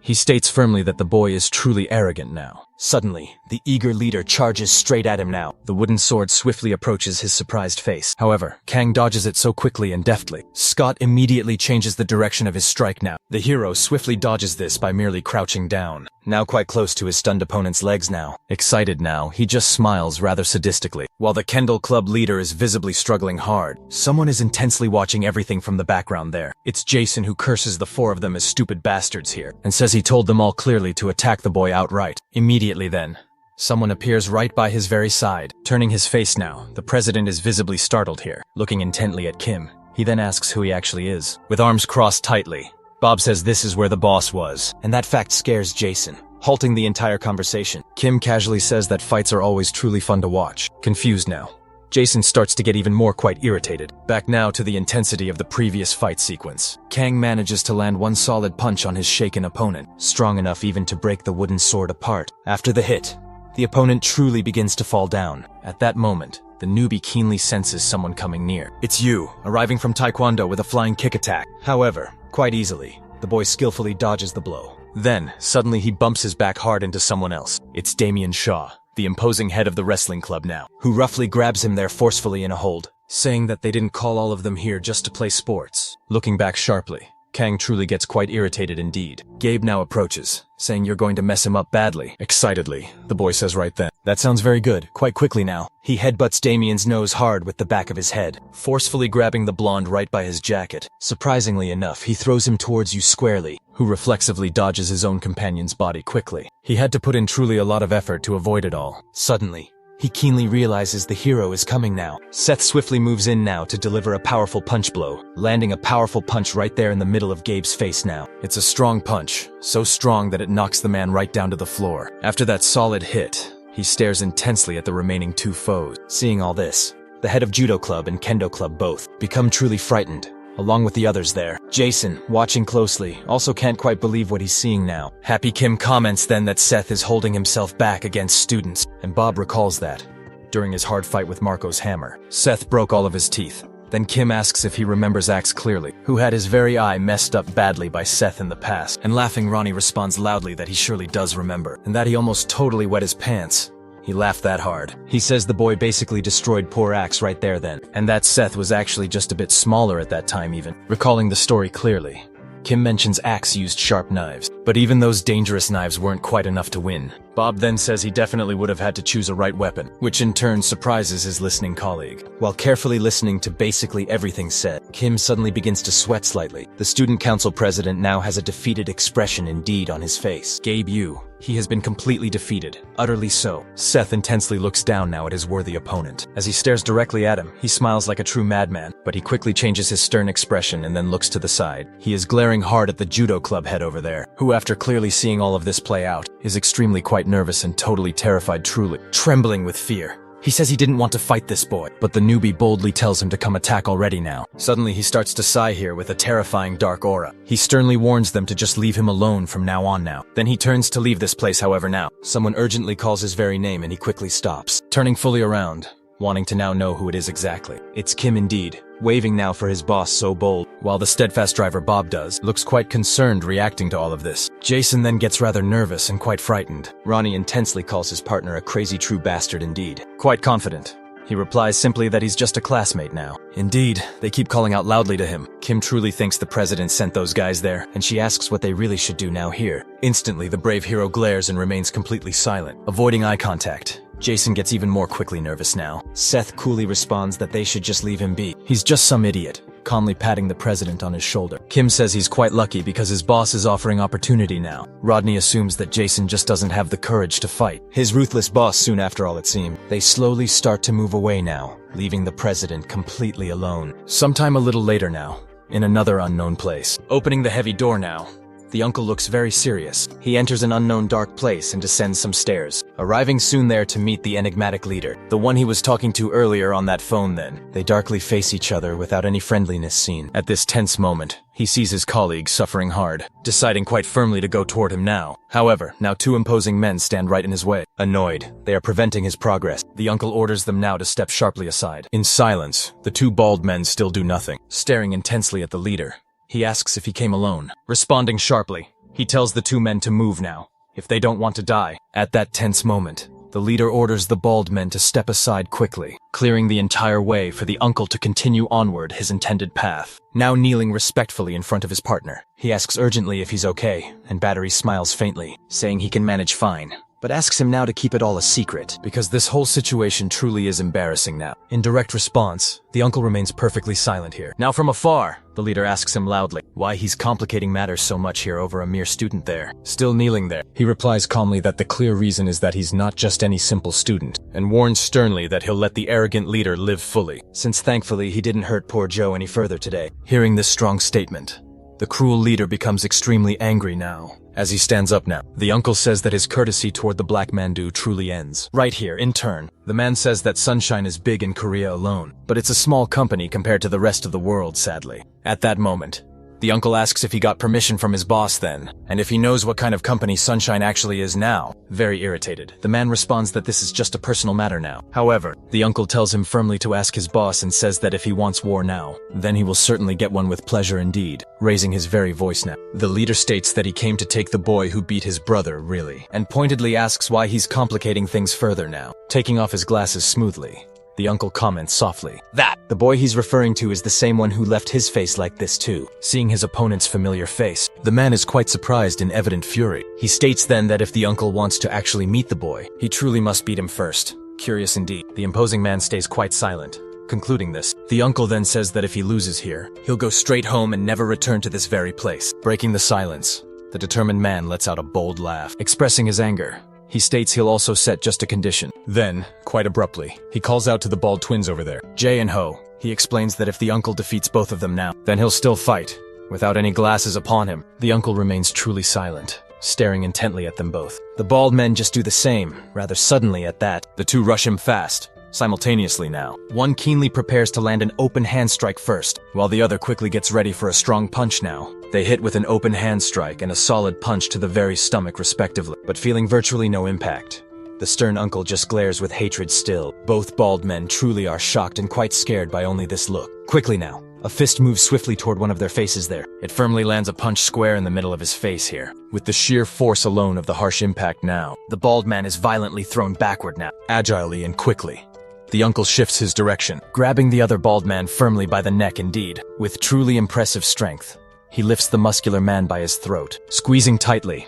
This action terrifies the true leader now, who simply doesn't understand just what's really happening here. With a clear expression of indignation he shows, the uncle stares intensely at the bald man until this bitter end. However, in the end, he decides not to finish him off for now, throwing the man forcefully right into the nearby drawers. The leader then claps, saying that the uncle certainly is strong now, asking now if that boy really actually beat him indeed. Standing up swiftly from the comfortable couch, he confidently walks directly toward the uncle. The two stare intently at each other with fearless looks. The uncle mentions that very term in a you and chum, asking now if the man knows what that truly means. Steeping with undeniable rage, the uncle remains still silent. Suddenly then, he charges fiercely at his opponent now, delivering quite a powerful elbow strike then, strong enough now to push the large man backward indeed. Pleased greatly with the result then, the leader laughs aloud however. He quickly realizes that something is indeed wrong, seeing clearly that his opponent is still standing strong. Mocking fiercely, the uncle asks if that's really all he's got. Surprised greatly, the man wonders just how the hit didn't hurt. Then the uncle questions that saying, better than the best, saying coldly that's what they actually call a frog in a well. Suddenly then, someone yells loudly for them to immediately stop. Both fall at once into complete and utter silence now. A man walks directly up to the two who were fiercely fighting. He respectfully and politely greets the uncle, saying clearly that his boss sends his warmest regards. Irritated greatly, the leader asks loudly why he's there now. At that very moment, the Chinese man Chun starts softly whispering. After carefully hearing him, the leader gets even more truly irritated. apologizing. The man then asks for the uncle's forgiveness and if truly permitted, they say they would now like to leave, explaining that their boss surely will want to compensate for this entire incident. However, the man there from Sunshine remains completely silent, not responding. Changing the subject abruptly, the uncle says they surely won't be leaving now. As he exits slowly, the leader makes it very clear he'll be back quite soon. The uncle then firmly says that next time he actually comes, he'll swiftly kill him, and tells him to deliver that clear message to his boss then. Leaving the tense scene, the man is truly extremely irritated by the sharp response. Sometime later now, at the protagonist's own house. He is currently sleeping deeply now, however. His phone starts loudly ringing, waking him right up now. Still tired just now, he decides to answer it anyway. It's Sophie calling now, asking if he actually wants to hang out later, inviting him clearly to go see a movie together then. The protagonist very quickly accepts that offer, asking if it's happening right now. She says no since it's still early though, and suggests meeting at 1 Hosru in the afternoon instead. Very happy now. The newbie smiles brightly, saying, "That actually sounds great indeed at the same time." On a highway bus right now, the hero's mother is reading a book during the trip now. Arriving at her final destination now, the bus stops, looking back intently. She tells young Kira to hurry up quickly, and the woman comes forth, carrying a suitcase still. The girl is still trembling, appearing very nervous now. The two women slowly begin to climb a hill, with Kira still carrying her rolling suitcase along. Then she sees a snake suddenly, and gets very scared. The old woman sighs deeply, clearly exhausted now. They continue walking onward through this kind of forest. However, they slowly start to see something distant. After finally finishing their climb uphill, they come across a dojo. Kira is quite exhausted from carrying her heavy suitcase throughout the entire walk. Upon arriving directly at the place now, the older woman carefully begins to open the door. An old man is sitting there and looks surprised indeed. Bowing, she respectfully addresses him as master now, and he directly asks what brings her here now. Peeking cautiously around, the girl asks who this old man is. However, just as she looks to the side a bit, she then notices that the driver, Bob is also spying, right there. Surprised completely, the old woman looks at him now, commenting that he's grown a lot, and then calls him little brother now. This leaves the poor man a bit confused really. Then quite suddenly, she turns to the girl there, grabbing her immediate attention as well here, telling her to simply wait there, and definitely do nothing. A nervous Kira quickly agrees indeed. Back now to the protagonist. He arrives at the cinema for his date now, embarrassed somewhat. He asks her if he made her wait too long perhaps. Sophie assures him that he didn't, and asks if he slept well last night. Changing quickly the subject then, the hero then asks his dear friend if there's something she wants to watch. The two begin looking at all the posters here now. Sometime later, Seth is holding posters for a movie called Witch here. Meanwhile, Sophie has posters for a movie indeed about a cute kitten, showing now each other their own choices, of course. They both then remain silent, excited too. The girl actually mentions that they haven't watched something quite like this last time perhaps, suggesting they see the Kit movie soon now, since she suddenly likes cats a lot now. Someone calls out to her, lifting her head quickly. She's quite surprised it's her father who is right there, for some reason, seemingly so calm now. He stares at the nudie, who in turn has truly no idea what's going on. Curious Sophie asks her father why he's here now then. Then the man asks if they can watch the movie later maybe, and invites both them to eat something now. The three of them head to what seems a conventional restaurant then. Sitting at the table now, the father tells his daughter not to worry, and to eat as much as she wants really. Embarrassed greatly, she asks why he's doing this here, with a charming smile truly. He simply says he just wanted to meet his daughter's boyfriend now. She asks him if that's the only reason maybe. In turn, the man says it's her first boyfriend and asks now, what could be more truly important than that maybe? At that tense moment, she quietly lowers her head indeed, and both go rather quiet. Seth notices something definitely strange is happening right now. Her own father stared intently at her with a very odd look from afar now. Others there could deeply feel the clear tension at their table. Breaking the heavy silence, the man suggests they all must eat. A bit confused maybe. The newbie agrees with that idea now. Meanwhile, elsewhere at the temple ground, Akira is just sitting there calmly waiting alone. A man walks slowly past her, but the young girl avoids eye contact at all. He then tries hard to look intently from a different angle there, but quickly she pointedly turns her head completely away instead. Even as he leaves now, he still tries to see her closed face. Nervous and scared, the young girl asks what's truly going on here. Soon, anxiously, she notices someone approaching closely. Is that maybe same strange man who came to see her again already bothering her now? Frightened and alone, she asks just where she now is. At nearly the same time now inside the grand temple, the wise old man says the girl outside has actually killed many men. Then the wise woman says calmly she has healing powers as well too. Surprised and shocked, the man directly asks if that's really true, and the lady quickly says she was truly hoping to leave her young girl in his care for a while longer. Annoyed right now, the man responds that he had a purpose, of course. Arguing back, she urgently says that everyone surely has the right to protect the power they were born with indeed. Mocking her softly, The man then says, "The one who just said that is the same person who gave up being hair for some man entirely." Hearing all of this, she silently remains so. Bowing deeply, she quickly apologizes then, stroking slowly his long beard. He explains clearly that she's the best in training in truly every way, and no one is absolutely better than her at all, so she surely should take great care of it at all. The woman asks him if he intends to send his prize student away from the temple itself. However, he then questions how he could keep him in these mountains again and again. The protagonist's own mother now says nothing at all, staring intently at her right now. He confidently says she can go, and he will watch over the little girl for some days soon. Receiving at last his positive, helpful response, she begins to rise slowly, thanking him sincerely. She bows deeply to her master just then. Back now to the tense meeting between future son-in-law and father-in-law. Both remain perfectly quiet at the table, visibly irritated now. The newbie says that if he has truly something to say, he should just say it outright already right now, mentioning pointedly that he didn't send Sophie away for absolutely nothing. In response directly,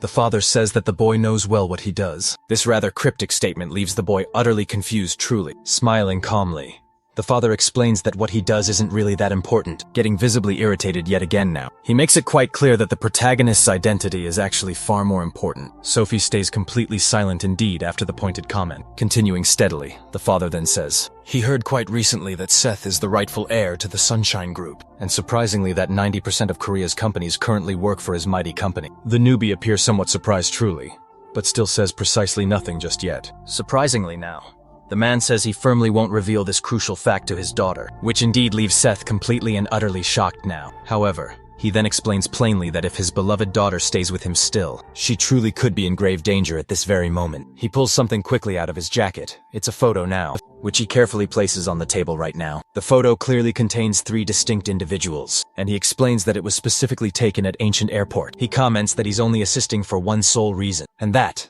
he asserts, this will truly be the last time now. Standing up abruptly, he then says that if there's even just the slightest chance his own daughter is in real danger, Sunshine, his daughter, will disappear without any trace whatsoever. After saying all that, he simply leaves quite quickly, holding the photo tightly. The protagonist looks intently at it. Something definitely feels very wrong indeed about this whole situation. Sophie soon arrives, noticing that her father is clearly no longer there, and then directly heads toward the newbie now, who promptly calls her over at that particular moment. He quickly crumples the photo so she cannot possibly see it. Quite curious, the girl asks him just where her father actually went. Trying very hard to stay polite, of course, Seth carefully explains that her own father said something important suddenly came up, and so he had to leave rather suddenly, saying this now. He quickly hides the photo safely in his pocket. Completely irritated by his actions, she questions why her own father embarrassed her and then left abruptly. As now, because of this, they can't watch the new movie quickly now. Seth suggests that they go watch it together now quickly. Delighted by his thoughtful comment, she asks if they really can go, and the kind boy simply replies yes to her question now. Taking her hand gently, Sophie tells him to hurry quickly now. Both of them are very happy now with the unfolding date. However, the protagonist still sadly feels something is off still. After enjoying the movie together, they're walking together,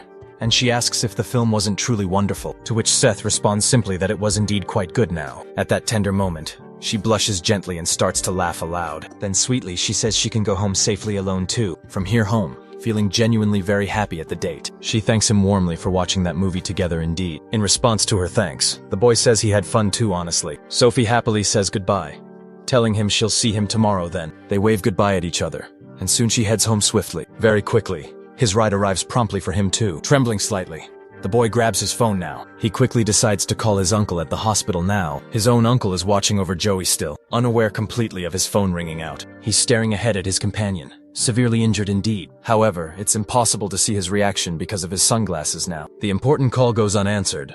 Frustrated indeed, the young boy calls next for his trusted driver, throwing the crumpled photo quickly to him there. He asked urgently him to identify who the people really are. With great skill indeed, Bob catches the photo fast, opening it carefully and smoothing it all out there. Upon first seeing the picture, he is startled and quite shocked. Not fully understanding now, Seth asks if he recognizes these people fast. Bob quickly confirms that he surely does know them. Very irritated now, the newbie questions exactly who they are now, beginning now quickly to fully explain all. Bob says they are really part of one of the biggest gangs in Japan now, called famously the terrifying three-headed Phantom Gang, and indeed that the people in this photo are the very worst of the 3 heads, including of course the leader of their main gang here. His true name is Maduki Ryunosuke. Naturally, at that same time, elsewhere, an old man is deep in serious thought it seems. Those two Chinese leaders are now completely defeated now. Turning swiftly around, the elder explains he had already told them not to be reckless anyway. This is the head of the Black Group, part of Mandu Gang. His name is Meng Lai. This leader is in fact his only son. He explains his brother was humiliated indeed, reporting. Meng Lai says now that this rather stupid incident isn't enough for him to attack Sunshine.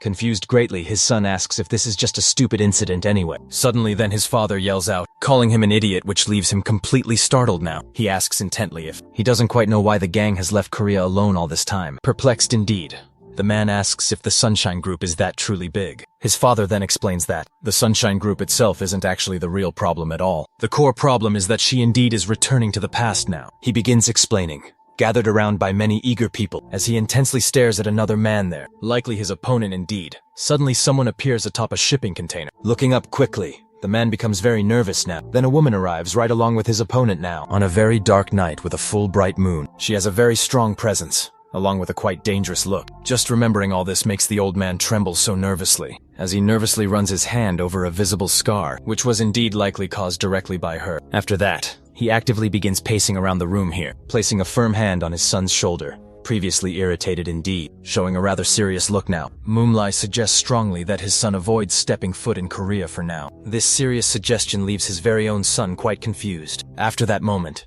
Moonlight begins to leave the room. Back at the school, the big guy apologizes softly to his dear brother, saying plainly it's his fault. But his brother reassures him strongly that it's not his fault at all. Still feeling quite beaten and quite regretful indeed, the big guy expresses his anger so fiercely now, and says he'll truly do whatever it will take for revenge, telling him to just trust firmly in him now. The very next day at school, Seth seems a bit troubled deeply by something. He's sitting on the couch while talking to someone closely. Deep in his troubled mind, he recalls his father-in-law's precise words. If there's even the very slightest chance she is in danger, Sunshine will disappear entirely without a single trace soon. Remembering that haunting phrase makes him extremely irritated instantly. Someone is standing outside that room, just carefully observing keenly. It's the very same person who's been quite deep in somber thought. In a flashback now, Bob tells Kim that some scary guys are closely following their boss there, and regrettably, Jake isn't answering at all, asking Kim to intently keep a close eye on Seth closely until Jake ultimately returns. Fidgeting anxiously now with his cold weapon, the mysterious man thinks about all this rather quickly now. He casually gives a strange smile somewhat subtly. He even casually says he always does this always. Back there in the present now,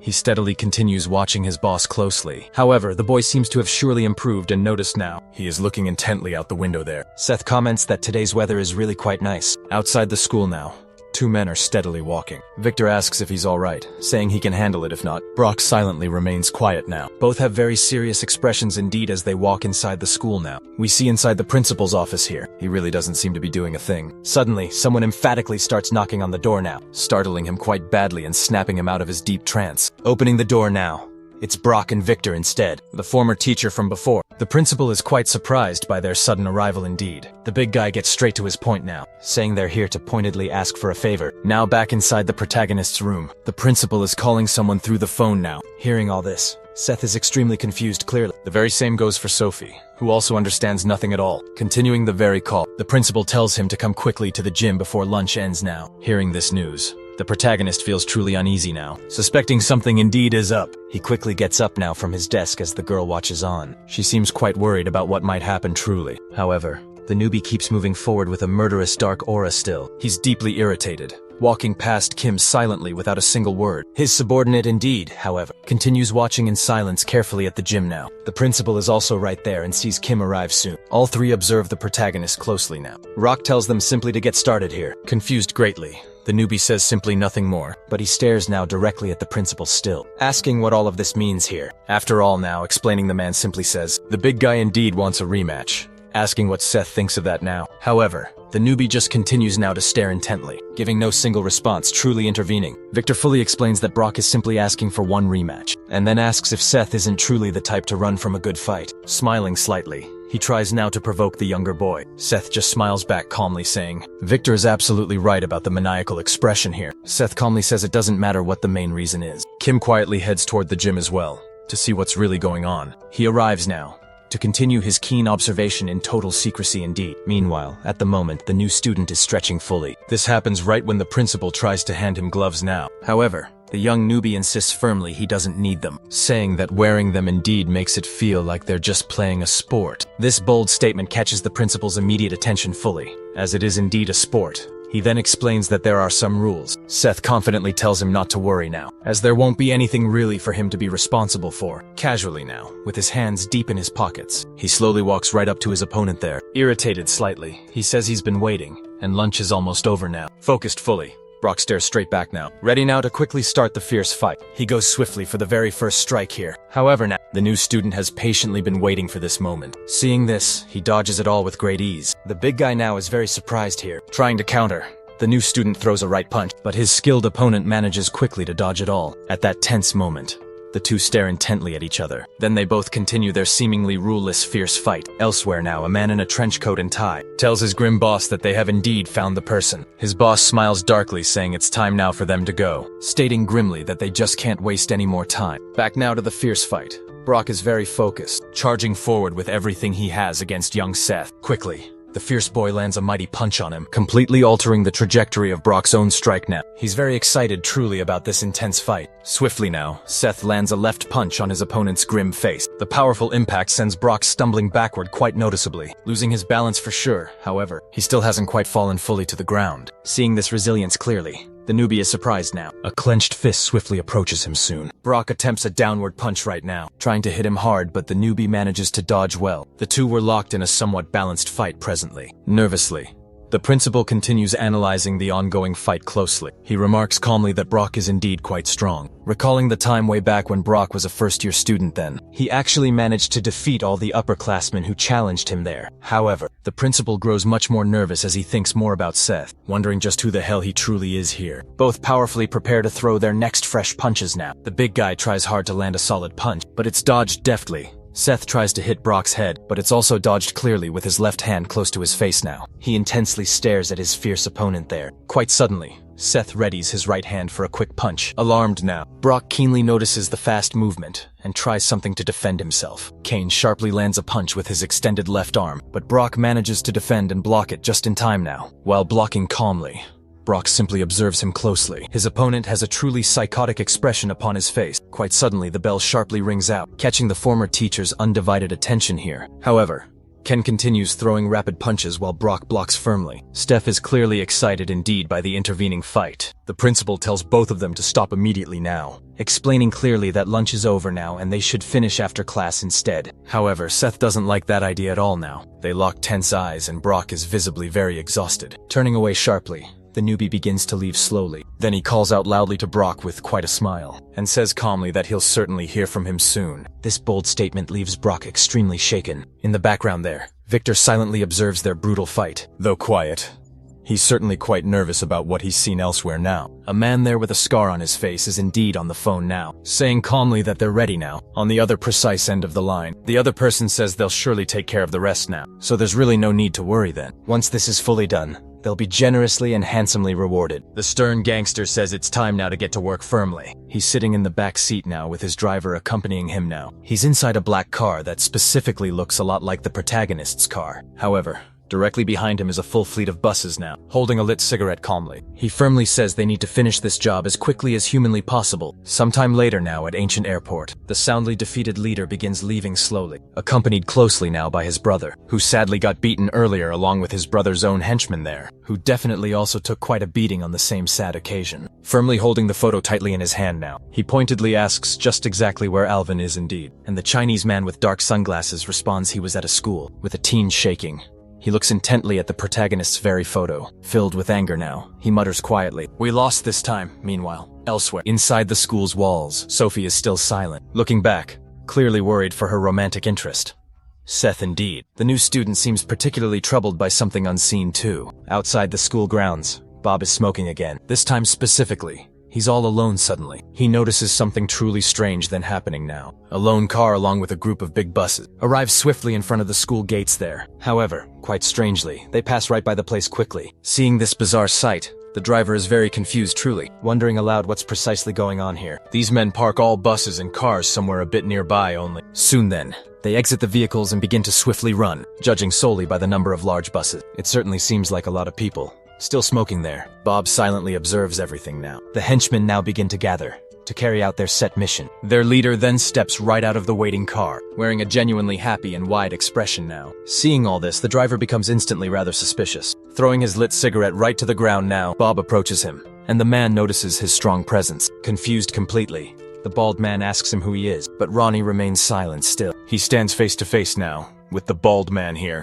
along with many other henchmen right behind him. Opening his mouth slightly, Ronnie then says, "Open up." Perplexed indeed, the man asks just what he's talking about here. Quickly and surely, the driver moves in closer now, grabbing the henchman hard by his shoulder here, with a serene and utterly calm expression now. He begins pulling the startled man by his own jacket, attempting to slam his shocked head into the sturdy fence. The henchman begins to get really nervous now. Suddenly and swiftly, Bob pulls something out from his pocket. It truly seems to be that odd weapon now. Instantly, he readies his own weapon fully for the fight, with his very demeanor completely changing now. He stares intently down the bald man with great courage shown. He decides right now to leap forward quickly, aiming skillfully to clear the fence entirely. While indeed in midair, he ends up hitting his foot hard on the fence. Realizing acutely this, he becomes instantly anxious indeed, falling headfirst downward hard onto the hard ground. The henchman ends up sprawled right in the same very way as the man, as indeed he gets up slowly.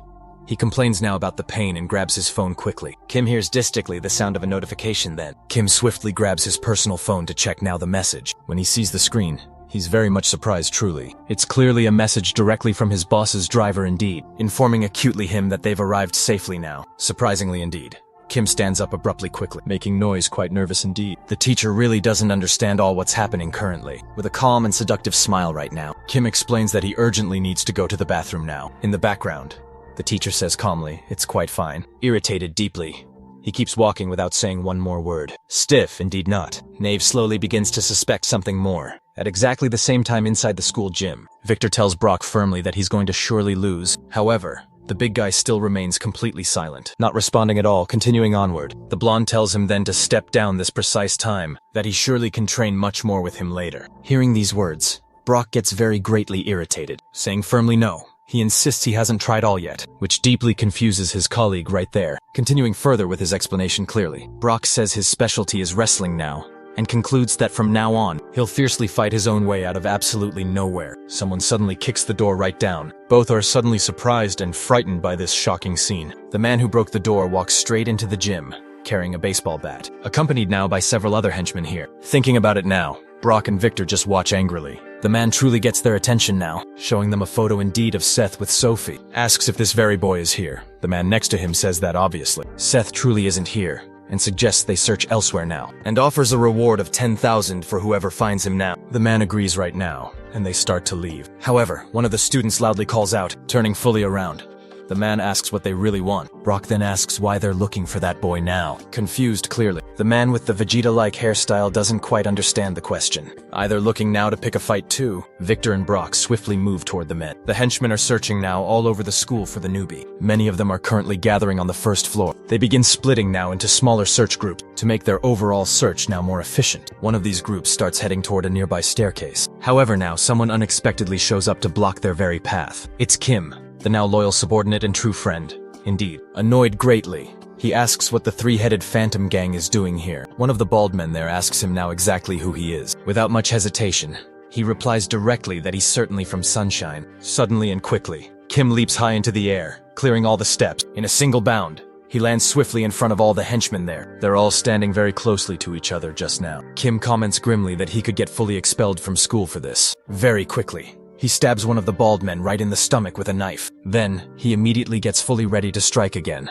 Yes, without any real mercy, he lands multiple brutal stabs with his weapon. After all the strikes, several men actually fall to the cold ground hard. A flood of dark blood follows, truly terrifying those close nearby now. Kim declares aloud that thanks to all of them, he'll be expelled fully now from the school. Indeed. Back inside in the classroom, the teacher presently is explaining how to properly translate all sentences. Steph currently is sitting there with his eyes closed, listening closely to all side conversations now, sensing something is really wrong now. He becomes rather restless there in the principal's office. The man is slacking off once more, it seems. Suddenly now, someone kicks the door wide open quickly, startling the man. A smile is on his face now. The mobster asks him if he's truly the new principal. Walking right into the room there with his entire fearsome gang, he says, "It's truly a pleasure to meet you." In utter shock, the principal quickly stands straight up, asking just who they are. Taking swift charge of the grave situation, one of the tough henchmen steps forward boldly. Quickly he appears behind the principal, as if nearly teleported. With just one swift hand, he forces the principal back into his chair. Quite nervous, the former teacher simply stares blankly, not truly understanding just what's truly going on here. However, the monster pulls a photo from his very pocket to explain everything, demanding that the frightened principal bring this boy immediately. It's a clear photo of Seth Kang now. Confused indeed, the principal repeats the new student's given name. The monster confirms it is him surely, ordering that they bring him, or else he'll most certainly die. The principal responds then, saying he'll call the police now. His trembling hand now reaches for the landline phone there. Stoking nonchalantly, the monster now asks if the principal knows what will happen if he truly does that. At the same time, over in the Young Jin school boxing gym now, Brock asks again just why they're looking for the boy indeed. The man with a Vegeta-like hairstyle seems to truly have heard nothing. The two students there remain completely silent. Suddenly, the man charges forward now with a baseball bat, cursing loudly. Without hesitation, Brock lands a solid punch right in the crazy man's face here. Instantly, the man is knocked completely off balance now, without even a second thought. Brock finishes him off then with another punch right to the face now. Seeing this fierce attack, the other henchmen are in utter shock. Even Victor himself is surprised indeed by the strength of Brock's strong punch. Without any fear, the big guy then glares at absolutely everyone present. The henchmen armed with deadly knives rush right for the high schooler quickly. Frustrated, Brock yells loudly at them. He roughly grabs one of their faces now, squeezing hard.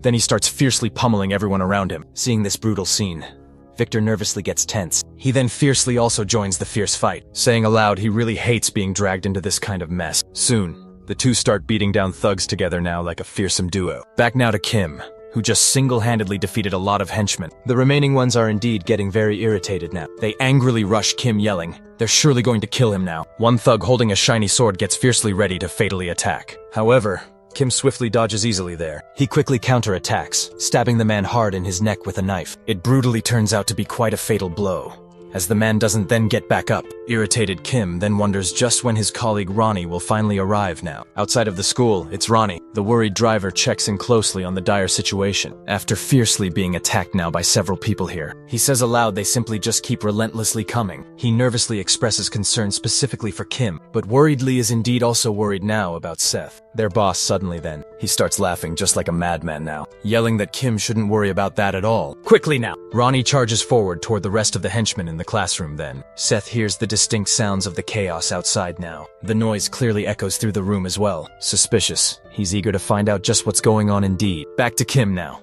He prepares to powerfully counterattack. One of the men attempts to quickly stab him, but Kim dodges and throws his sharp knife into the man's arm then. The thug ends up painfully stuck and hanging from a locker there. Moving swiftly now, Kim grabs the man's knife indeed. Charging forward now, he delivers the final blow to the man's chest indeed. Kim appears slightly fatigued from all the fierce fighting now. More henchmen arrive at the scene, and Kim starts to feel the pressure now. A camera monitoring the tense situation catches a thug yelling or cursing loudly. Suddenly now, a blonde thug violently kicks Kim right in the face, sending him crashing to the ground with a flying kick in the classroom now. Seth stands up, confusing his teacher greatly. Sophie intensely looks at the protagonist now, curious indeed about what's happening next. As he heads quickly for the door, he says nothing still, looking intently at the teacher. He tells her not to let anyone yet leave the room now. With his calm hands in his pockets still, he descends the stairs swiftly. Soon he spots something else. Someone sadly is lying on the ground, utterly defeated. And he realizes now there's quite a fight going on outside. A fierce group of men are surrounding his subordinate Kim here. Sweating Kim sadly is left with only a knife to defend himself now. The silent newbie observes the scene now. However, as he glances sharply to the side here, he keenly notices something useful now. It's clearly a bright fire extinguisher now. The fierce thugs are closing right in on Kim with their weapons tightly. But something now catches Kim's sharp attention too. His boss is approaching silently from behind the thugs right now. Seth hits one of them hard with the extinguisher itself. The sharp impact is so very strong that it makes a loud crashing noise. The dazed thug slams violently his head into the lockers right there. After the hit, Seth seems truly thrilled now. Nervous, the leader quickly orders the henchmen to get him excited. They all charge forward for the young man fast, without a hint of true fear. Seth faces the situation with that psychotic smile. Quickly and deftly, he opens up the extinguisher fully, spraying it directly now at the thugs coming straight at him. As they truly can't see anything at all, he now takes full advantage of the chaotic situation, throwing the extinguisher into the thick middle of the smoke quickly. Excited now, he decides to jump right into the thick fog. With the smoke fully covering practically everything, He starts beating everyone down without anyone noticing him. he then slips silently out of the smoke. Heading now straight for the real leader of this operation, grabbing tightly him by the head with raw force. He prepares now to slam him hard to the ground powerfully. It appears that this is a total knockout indeed. Seeing all this now, his subordinate, Kim, is quite shocked and annoyed by the entire situation. The newbie sighs deeply. He calls out for the principal then, and the frightened man dials the police urgently, quickly asking what the emergency situation exactly is. He urgently explains that this school is under brutal attack by gangsters. He then says the entire school building itself is now full of monsters. Panicking, he desperately asks if they can come immediately now. Hearing all this frantic talk,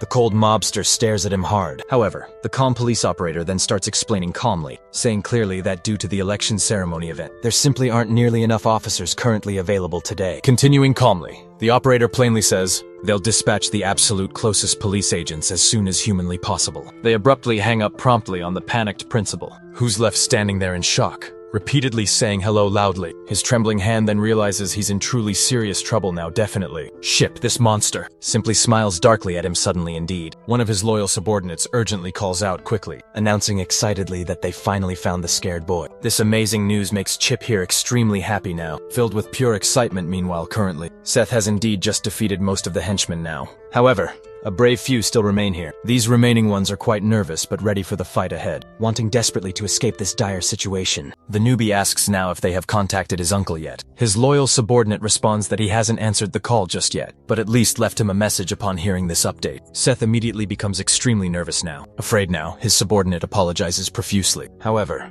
Seth bravely says that whatever happens next, this whole ordeal seems to have surely gone way too far now. A subordinate quickly responds then, that his safety here is the top priority of this moment, truly. Hearing this urgent declaration, Seth remains quite silent for a moment. Changing the subject swiftly, he tells them to take this fight outside instead, and his devoted subordinate readily agrees to this plan. Outside the school gates, Bob is still handling things in his own way. A foolish man approaches him quickly from behind now to attack him, without even needing to turn his head around at all. Bob swiftly strikes him hard.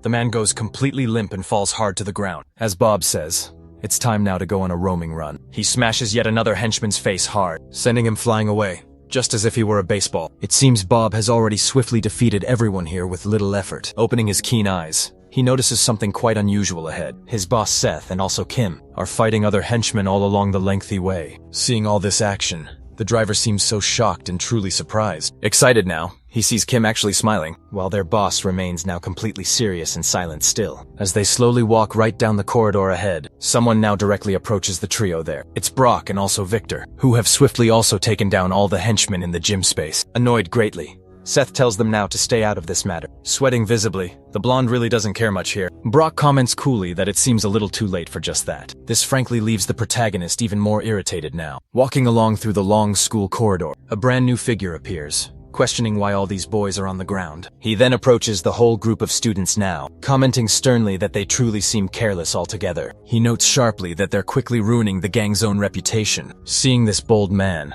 the newbie fully realizes it's Maduki and Asuke indeed. He surely must be one of the powerful three leaders of the terrible three-headed Phantom Gang now, which is widely known as the very largest gang right in Japan. Seth coldly asks him what Innersuit truly wants here. Excited now, the mobster asks sharply if Seth thinks he came to play games. Innersuit loudly declares that he certainly needs to, at the very least, take the head himself of the Sunshine Group heir now. Furious and bold, Seth tells him directly to come and just try. However, his loyal subordinates quickly step forward to fully protect him here. At this tense moment, the Mafia leader clearly calls for Kyle, and he introduces Kyle. Kyle is truly the #1 fighter in all of Japan currently. Kim and Bob quickly prepare themselves for the intense fight. Kyle swiftly charges at them, landing a solid punch on Ronnie's face, confusing him almost simultaneously now. He kicks Kim Kyoshinga squarely in the face hard. He manages then to execute these moves with incredible swift speed, even deeply surprising Seth Kang himself too. In front of Yonjinjin's very school, a police car rapidly approaches, then parks in front of the school gate. A police officer exits promptly to assess this dire situation. He notes calmly that nothing seems overtly out of the ordinary just yet, and suggests they both inform the station that everything here is still fine.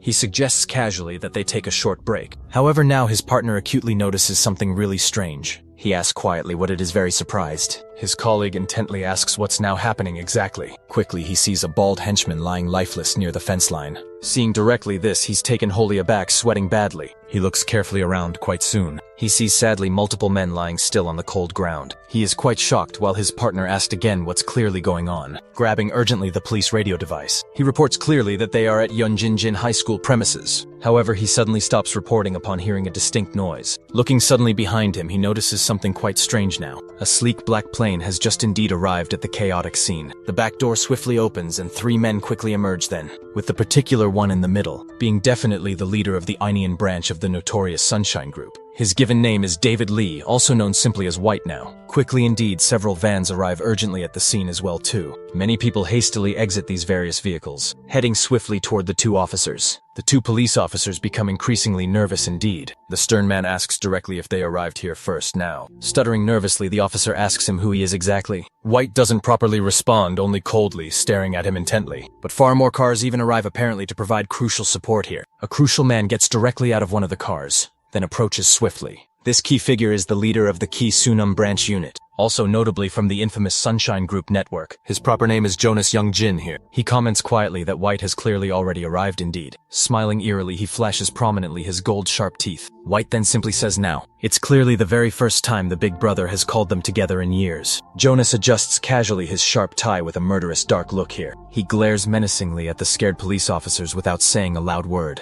On the quiet other end of the main police radio frequency, someone is intently asking what's exactly going on there. They ask firmly if urgent backup is clearly needed fast now. It's becoming too many people indeed for just only a few officers total now. White calmly asks his current partner if he should deeply go in first here. The partner responds calmly that they should definitely contact the big brother first. One of them notes now that almost everyone sadly is already at the scene spot. The Sunshine Group's various diverse members are fully ready to suddenly fight. On the crucial phone, White is urgently speaking with the big brother still. Informs sharply him that most of their key team is clearly already there now, and then asks him if they can freely proceed ahead. This particular big brother figure is Uncle Jake himself, who strongly tells them just to wait urgently as he's fully on his way in. Uncle Jake currently is aboard a sleek helicopter en route quickly to the school. Back clearly at the brutal fight where the driver and Kim suffered a major beating, the best skilled fighter in all Japan calmly approaches fierce Seth. The main 2 lock sharply eyes intently in the gloomy background now. Seth's keen subordinates angrily call then the skilled guy a pure bastard. The fierce fighter looks swiftly back, firmly giving him total his attention. Irritated highly, they sharply ask him who he truly thinks he is.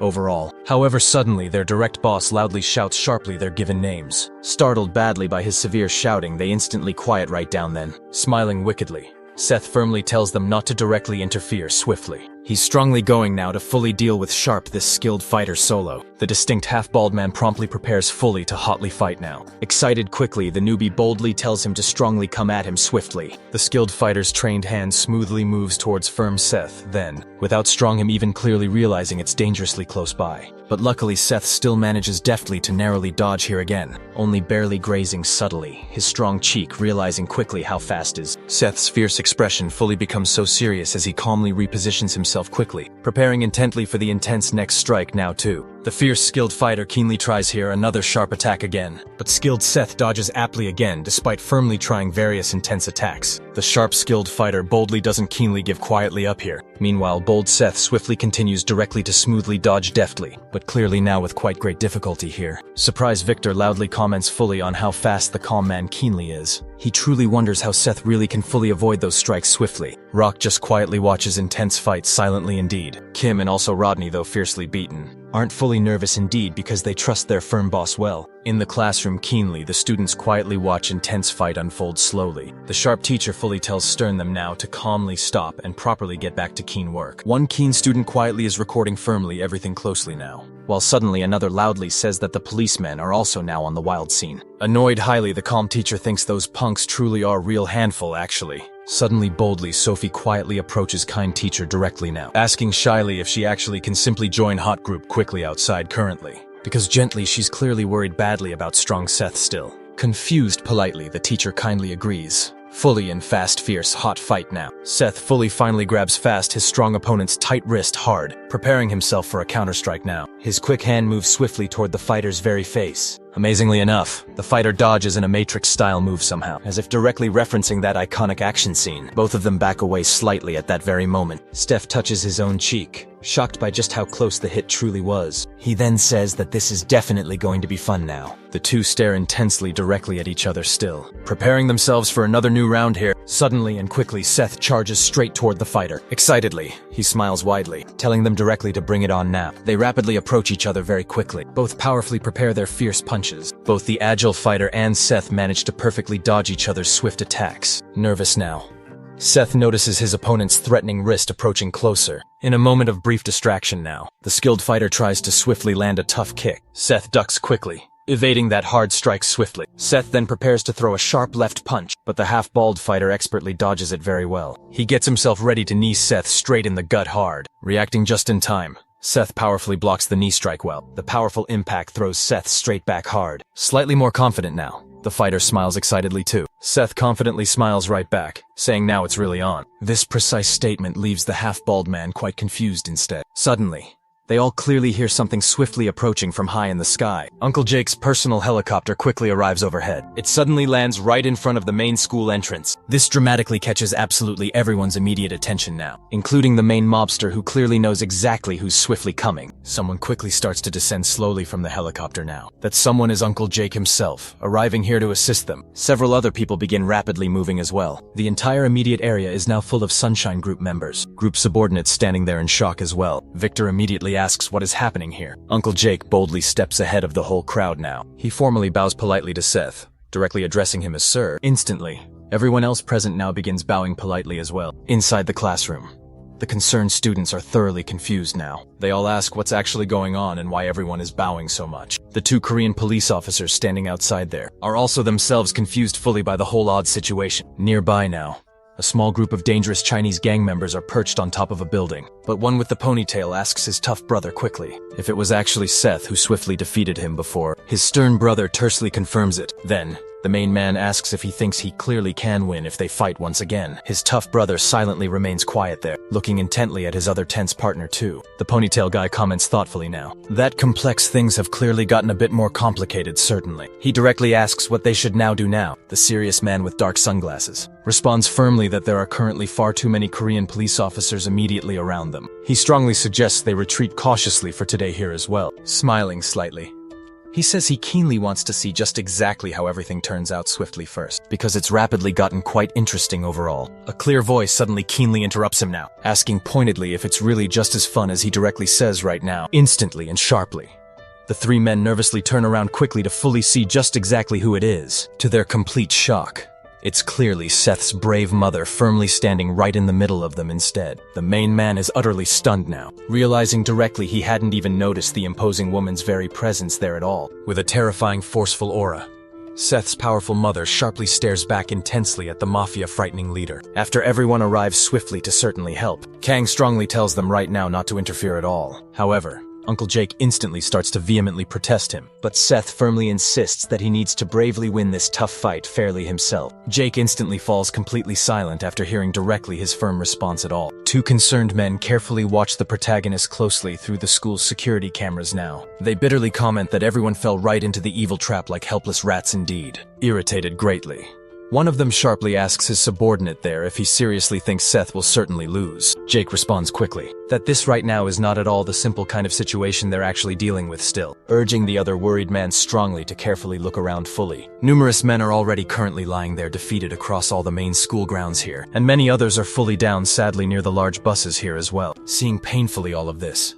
Kang silently remains perfectly quiet now. His dedicated subordinate approaches closer to the main boss firmly, politely asking directly to leave the whole tense rest to his capable self, and strongly to properly stop things quickly from escalating even further soon. He firmly tells Seth that this particular big fight is solely his own personal fight now, asking Seth closely if he truly understands all of that here. After keenly hearing this, Seth silently remains fully quiet and intently watches the scene closely. Facing the mafiosi bravely, Seth personally apologizes calmly for keeping them all fully waiting now. He politely asks them directly to continue swiftly from precisely where they immediately left things off here. The strong, half-bald fighter confidently says nothing directly and sharply looks back swiftly, noticing keenly the swift arrival of even more new people close by here. Overjoyed greatly, The powerful Mafia evil leader directly orders him sharply to finish off the brave boy strongly now, obeying keenly the ruthless command clearly. The skilled fighter immediately charges swiftly towards Seth directly now. Seth firmly clenches his strong fists, preparing himself to swiftly fight quickly now. The highly skilled fighter quickly closes right in on Kang closely. Suddenly and loudly, a loud voice yells for absolutely everyone to stop swiftly. Both the brave hero and his tough opponent freeze sharply at the stern shout loudly. Everyone now present there is shocked completely by the sudden loud voice directly. It's Seth's strong mother who dramatically arrives herself, shaking up the tense scene greatly. Everyone now is left utterly speechless suddenly by her unexpected appearance now. At the moment she arrives, the Mafia leader immediately falls completely silent. She gazes at a security camera without uttering a single word aloud. Then, she turns her direct attention to her son's immediate subordinate. She firmly orders him to take utmost care of absolutely anyone who's injured currently. Jake feels confused somewhat by her precise command. He questions her intent directly. She concludes then, by telling him clearly to escort the rest of all the people out of the school now. Jake bravely tries to protest, asking what she means precisely by this action. Impatient now, she sighs deeply with a truly murderous aura present. She pointedly asks when exactly he started questioning her own direct orders. Seeing all of this, Jake instantly begins to visibly tremble there, visibly and truly nervous now. 3 men approach the powerful woman. One of them, specifically named Ian, is indeed her loyal subordinate. She directly tells him to tend carefully to anyone who is beaten in the immediate fight. Ian quickly and dutifully follows her specific command then. Continuing onward, she instructs all the others to quickly leave the school premises and firmly hold off the approaching police for at least 5 crucial minutes. Everyone carefully follows her direct orders and instantly starts moving fast. Specifically at that moment now, Seth fully realizes that his dear mother is there, carefully looking at her own son. The strong woman then tells him she fully will let him fight this battle. However, there's clearly something she urgently needs to sincerely say here. Listening quite carefully, the main protagonist pays full, unwavering attention then. His wise mother tells him gently that his critical position isn't indeed something that ultimately ends with him solely. She proceeds now to explain that being a true leader fully means carrying the weight, the burden of every hard fight, and that he just cannot fight solely with just his raw emotions. Hearing all of this wisdom, Seth is obviously left in complete shock totally. Everyone diligently begins leaving the actual area following the woman's firm orders, as the visibly half-bald fighter quickly passes right by her calmly. She certainly and clearly says that Jacker certainly hasn't caused any serious harm to her son yet, and importantly for now, she will surely let him now go easily. Terrified indeed, the man just doesn't seem to fully understand what she truly means. Suddenly indeed, the fierce Mafia leader and his rough henchmen closely approached, demandingly needing to fully know who she exactly thinks she even is currently. He loudly yells out directly that he definitely won't let some completely random person interfere blatantly in their significant business directly. He now insults her sharply, already knowing the other man's full real name now. She then gives him quickly 2 clear options now. The distinct first one is to immediately gather all of his own people tightly, to carefully get directly on the nearby bus and swiftly leave completely in utter silence. Hearing the very first calm option, he immediately starts intensely cursing loudly at her presence. Without any hesitation quickly,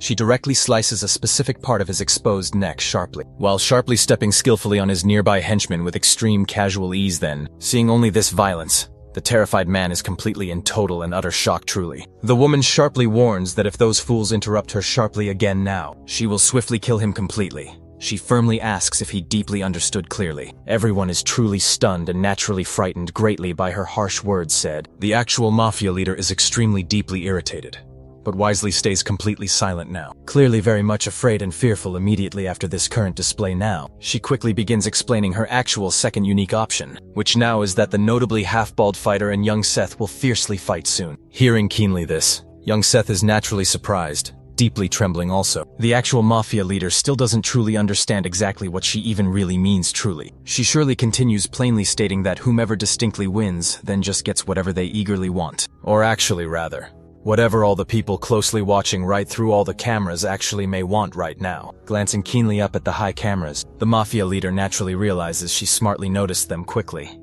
Understandably very nervous now. He clearly says then they indeed have virtually nothing to possibly lose fully from simply this option here. Smiling somewhat gently, the calm woman calmly tells him not actually to greatly worry at all now, as she quickly turns far away now.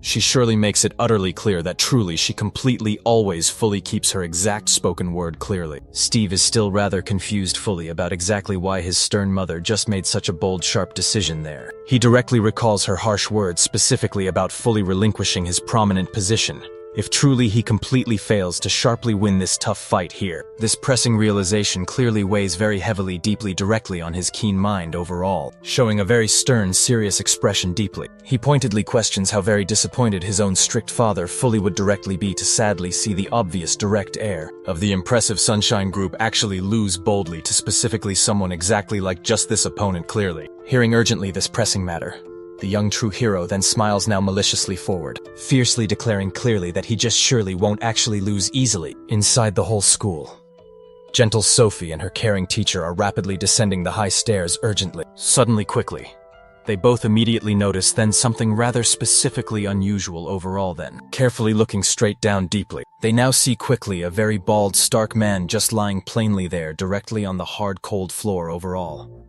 Then wondering clearly what exactly happened to him sharply there, they rapidly continue directly down all the looming high stairs ahead, reaching very quickly the lined lockers, clearly where all the students definitely store always their personal nice shoes neatly. They now clearly encounter quickly a noticeable several more people indeed lying there simply straight flatly on the cold ground closely. Both are now becoming naturally extremely greatly nervous about the overall current immediate stark situation surely. Sophie now quickly pulls only out her own specific smartphone, directly from her deep pocket carefully. In a desperate, swift attempt indeed to directly do almost anything quickly, she rapidly dials up the close police urgently. However, sadly, the nice teacher calmly explains that they both already directly called the helpful police sharply, and sadly she actually returned quickly to classroom recently. But notably someone directly answers just the serious call right then. Sophie very keenly recognizes now the distinct calm voice there fully, urgently asking sharply if this distinct person is likely her close father keenly. He very keenly responds quickly now, directly asking specifically why truly his worried daughter is personally calling directly at almost this later time keenly. She calmly explains now that importantly something very bad just happened sadly at the large school quickly, that surely the local helpful police unfortunately hadn't fully arrived yet. Surely. She urgently mentions indeed that clearly some known vicious gangsters fiercely invaded completely just the local school clearly, which rather naturally makes specifically her own worried wise father very fully concerned personally. Instantly very quickly he warmly responds, Daddy's eagerly coming sharply, and nervous quickly.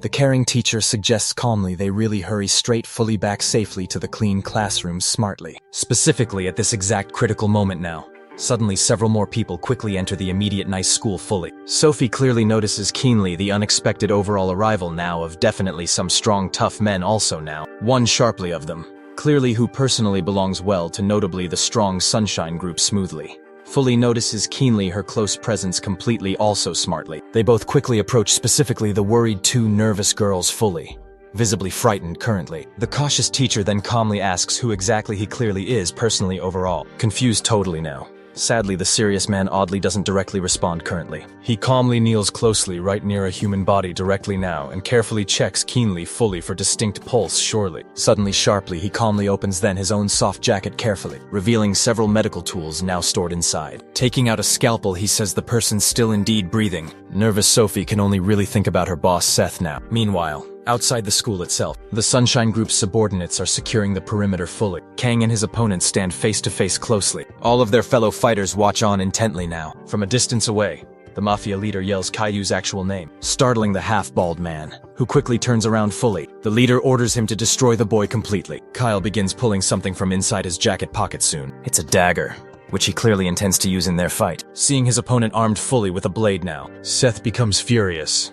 And this also catches the attention of his mother soon, but she remains silent, merely simply watching it unfold. Kyle starts twirling the dagger in his open hand. With a maniacal grin now, he suggests they actually begin. Bob arrives at the scene, eager now to speak with his boss, handing over his strange weapon there. Seth looks extremely excited indeed, but Seth yells that you won't need that kind of thing here. On the rooftop then, the Chinese gang member asks his brother what they should do exactly. The brother responds that for today itself, they don't stand a clear chance of doing anything now. Watching the fight below them, they both think more about the Sunshine Group's raw power. Both fighters, Seth and Kyo, are ready and excited.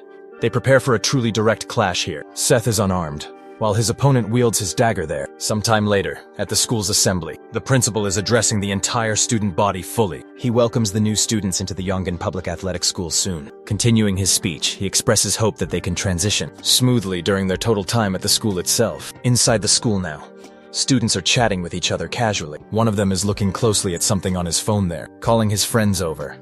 He asks now if they've seen this here. One of them then asks exactly what he's talking about now. The boy replies that it's the legendary school video itself. The video shows clearly the fight just between the protagonist here and the half-bald man within the old video now. Seth is landing cleanly a punch on his opponent's face hard, but at the same time he's also really getting slashed by the dagger soon. As they watch closely the fight, one student says simply it's fake, thinking Seth must be only acting truly. Another student argues back that it's a full 100% truly real here, calling the very first one now an utter idiot. Quickly now more students start to join in then, debating if it's actually 200 against just one actually, revealing a clear time skip here. One of the students mentions that 2 years ago now, Seth was the school's current boss and took on the whole Japanese gang soon. Another student, though, remains quite skeptical still, but the boy still holding the phone yells now that it's indeed real here. Suddenly now someone enters fully into the classroom soon. Everyone quickly turns to look at the person who opened the door here, introducing himself boldly. The bald man says his name is J.K. Lee here. He used to be the head directly of the school then, and says that donkey vloggers shouldn't believe fully in fake videos now. However,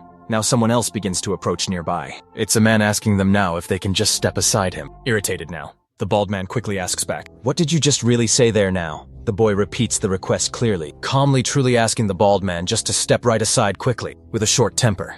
The bald man now threatens loudly, "You really clearly want to die completely today, huh?" However, the boy himself remains absolutely silent then. Another person then arrives at the entire scene there. It's a girl now with short hair, looking strikingly similarly to Sophie clearly, but also with some subtle differences in appearance. She quickly orders the bald man to simply leave immediately itself. Both the boy and bald man himself are actually taken aback by the girl's presence quickly. Frustrated fully, the bald man actually starts cursing quite loudly, asking who does she actually think she really is to be giving orders now. He now prepares to strike both quickly. She quickly grabs her own personal weapon, while her companion there gets ready to fight as well there. She cleanly hits the bald man right on his shoulder hard with her weapon quickly, while her companion closes in soon and delivers a truly powerful punch directly to his real face then. Together swiftly, they execute cleanly a truly perfect combo well then, leaving the bully completely stunned and totally terrified now there. Meanwhile also, one of the students is now still watching fully the old video from 2 long years ago, right? In the old video, Kim himself makes also now an appearance as well now. He actually had helped the protagonist way back then also. It's truly clear now just from the old footage how much actually Kim really has clearly changed entirely during just this time now. Skip then. His personal appearance has altered quite significantly.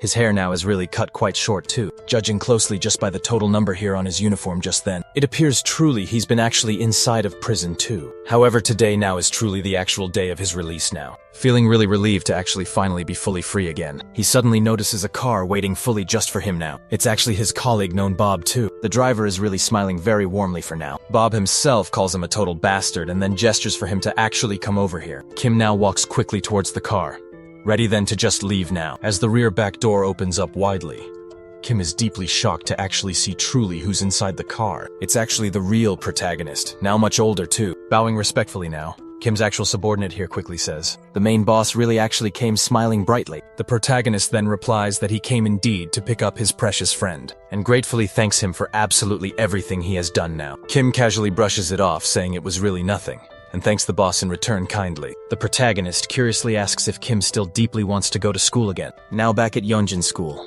walking slowly toward the prestigious school, the protagonist softly comments, "So, this is definitely the place itself." He confidently heads inside, remarking that the school actually seems quite fun. Meanwhile, in a distant faraway location, a small vibrant bird flies gracefully through the dense forest, heading swiftly toward a peaceful dojo up on the serene mountain. Inside the traditional dojo, an old man kneels respectfully, holding some balls firmly in his hands. Suddenly, and loudly, he urgently calls for Jin, who is currently sleeping peacefully while sitting bolt upright. Hearing his very name shouted repeatedly now, Jin slowly wakes up to the old man's calling, already fully on his quite fourth loud yell. Finally truly gets Jin's undivided attention. Jin quickly moves toward the elderly man waiting patiently for further instructions. However, within a mere seconds, Jin swiftly falls fast asleep while standing firmly. At that exact moment now, the wise sensei abruptly gets up and sharply smacks Jin hard on the head with a wooden stick, calling him a brat whilst reeling intensely from the painful blow. Jin then asks why precisely the old man struck hit him. The elder casually responds simply because, "I'm somewhat hungry now." He relentlessly continues calling Jin a brat and tries fiercely to hit him once again. A confused Jin really doesn't understand precisely why he's currently being punished harshly, as he had already completely finished chopping any wood and filled all the heavy water buckets. crossing his arms tightly.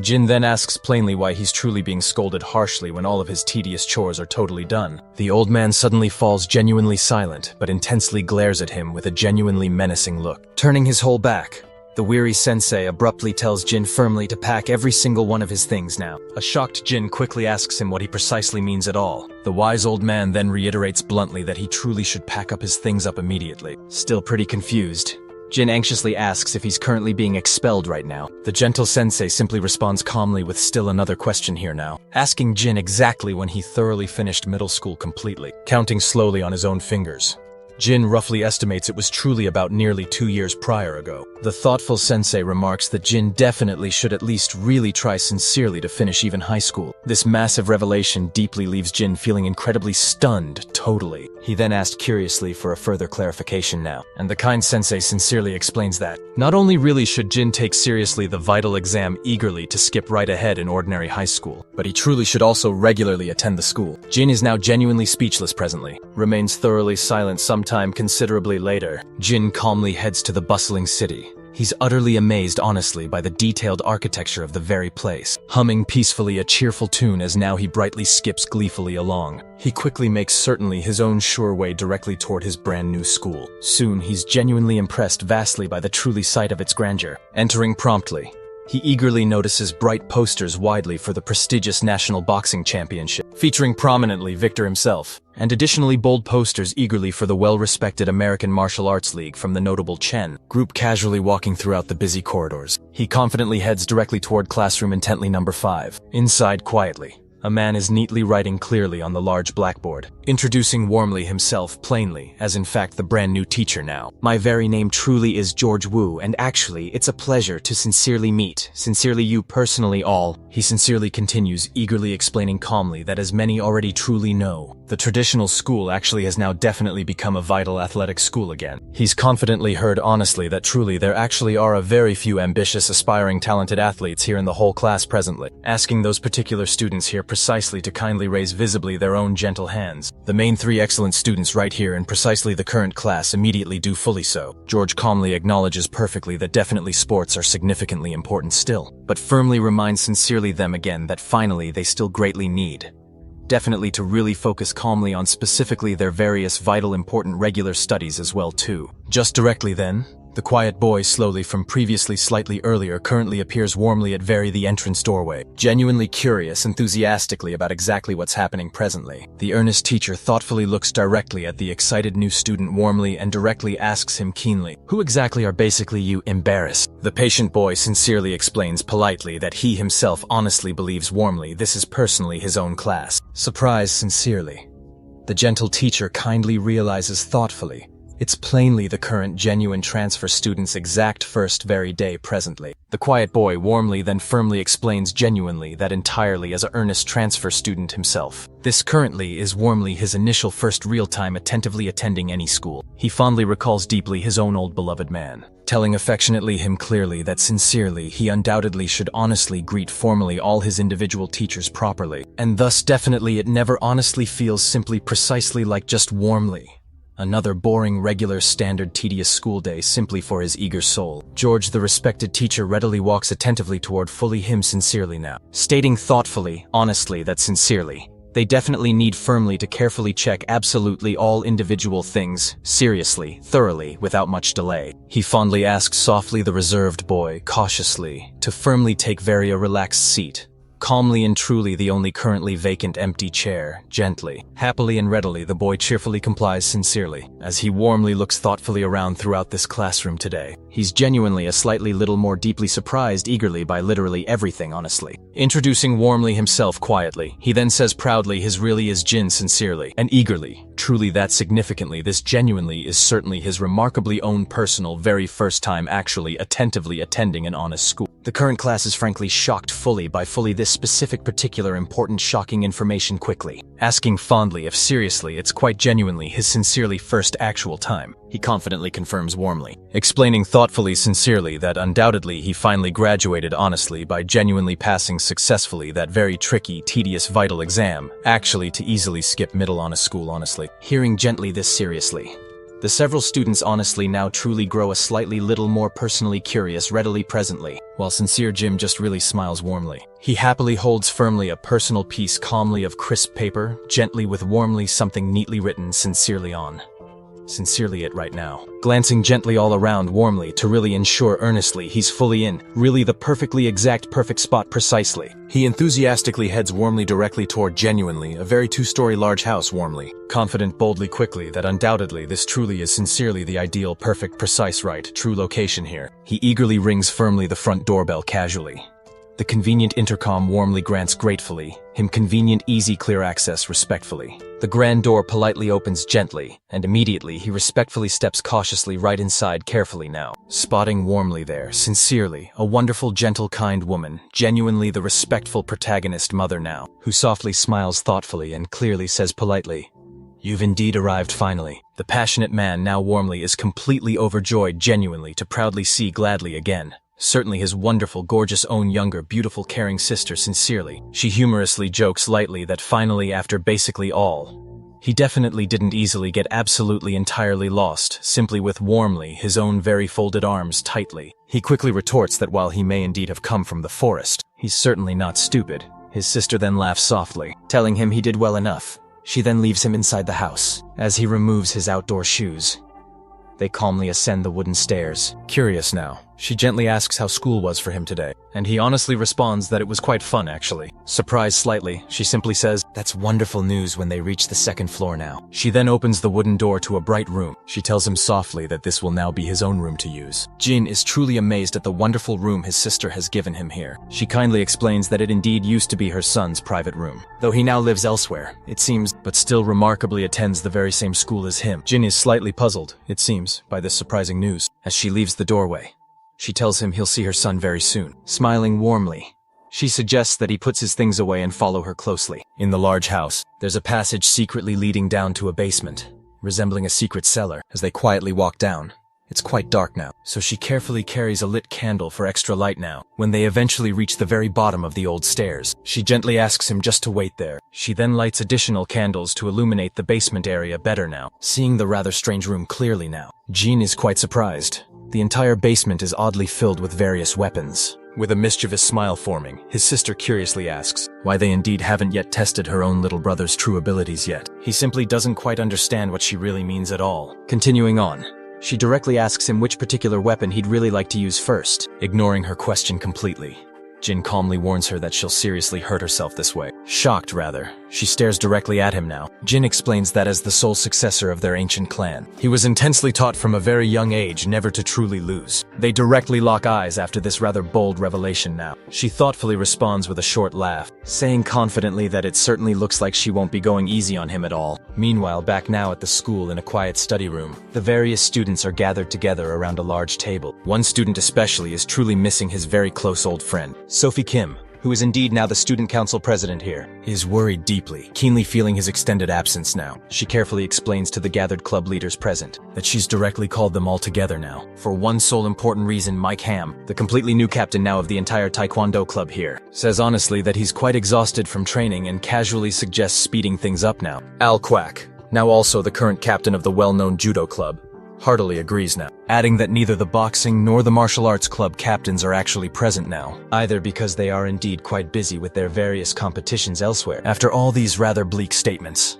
a heavy silence suddenly fills up the large room now. Feeling slightly nervous really, Sophie quietly doesn't say a single extra word now. Suddenly, seemingly out of the blue, the main door widely opens up. It's clearly Victor Chu, and also the important president of the famous boxing club. And of course, the overall reigning IBF Asian champion himself. He swiftly walks directly toward the long meeting table ahead, drenched quite heavily in sweat, clearly now from what appears to be a very tough training session, apologizing politely now for truly being so late. He then smiles warmly. Sophie honestly smiles politely back at him, saying sincerely it's perfectly fine and that the important meeting has genuinely just now started anyway. Victor simply pulls up an empty chair to quickly sit down now. However, Sophie very quickly but politely asks what truly happened to poor Brock Victor.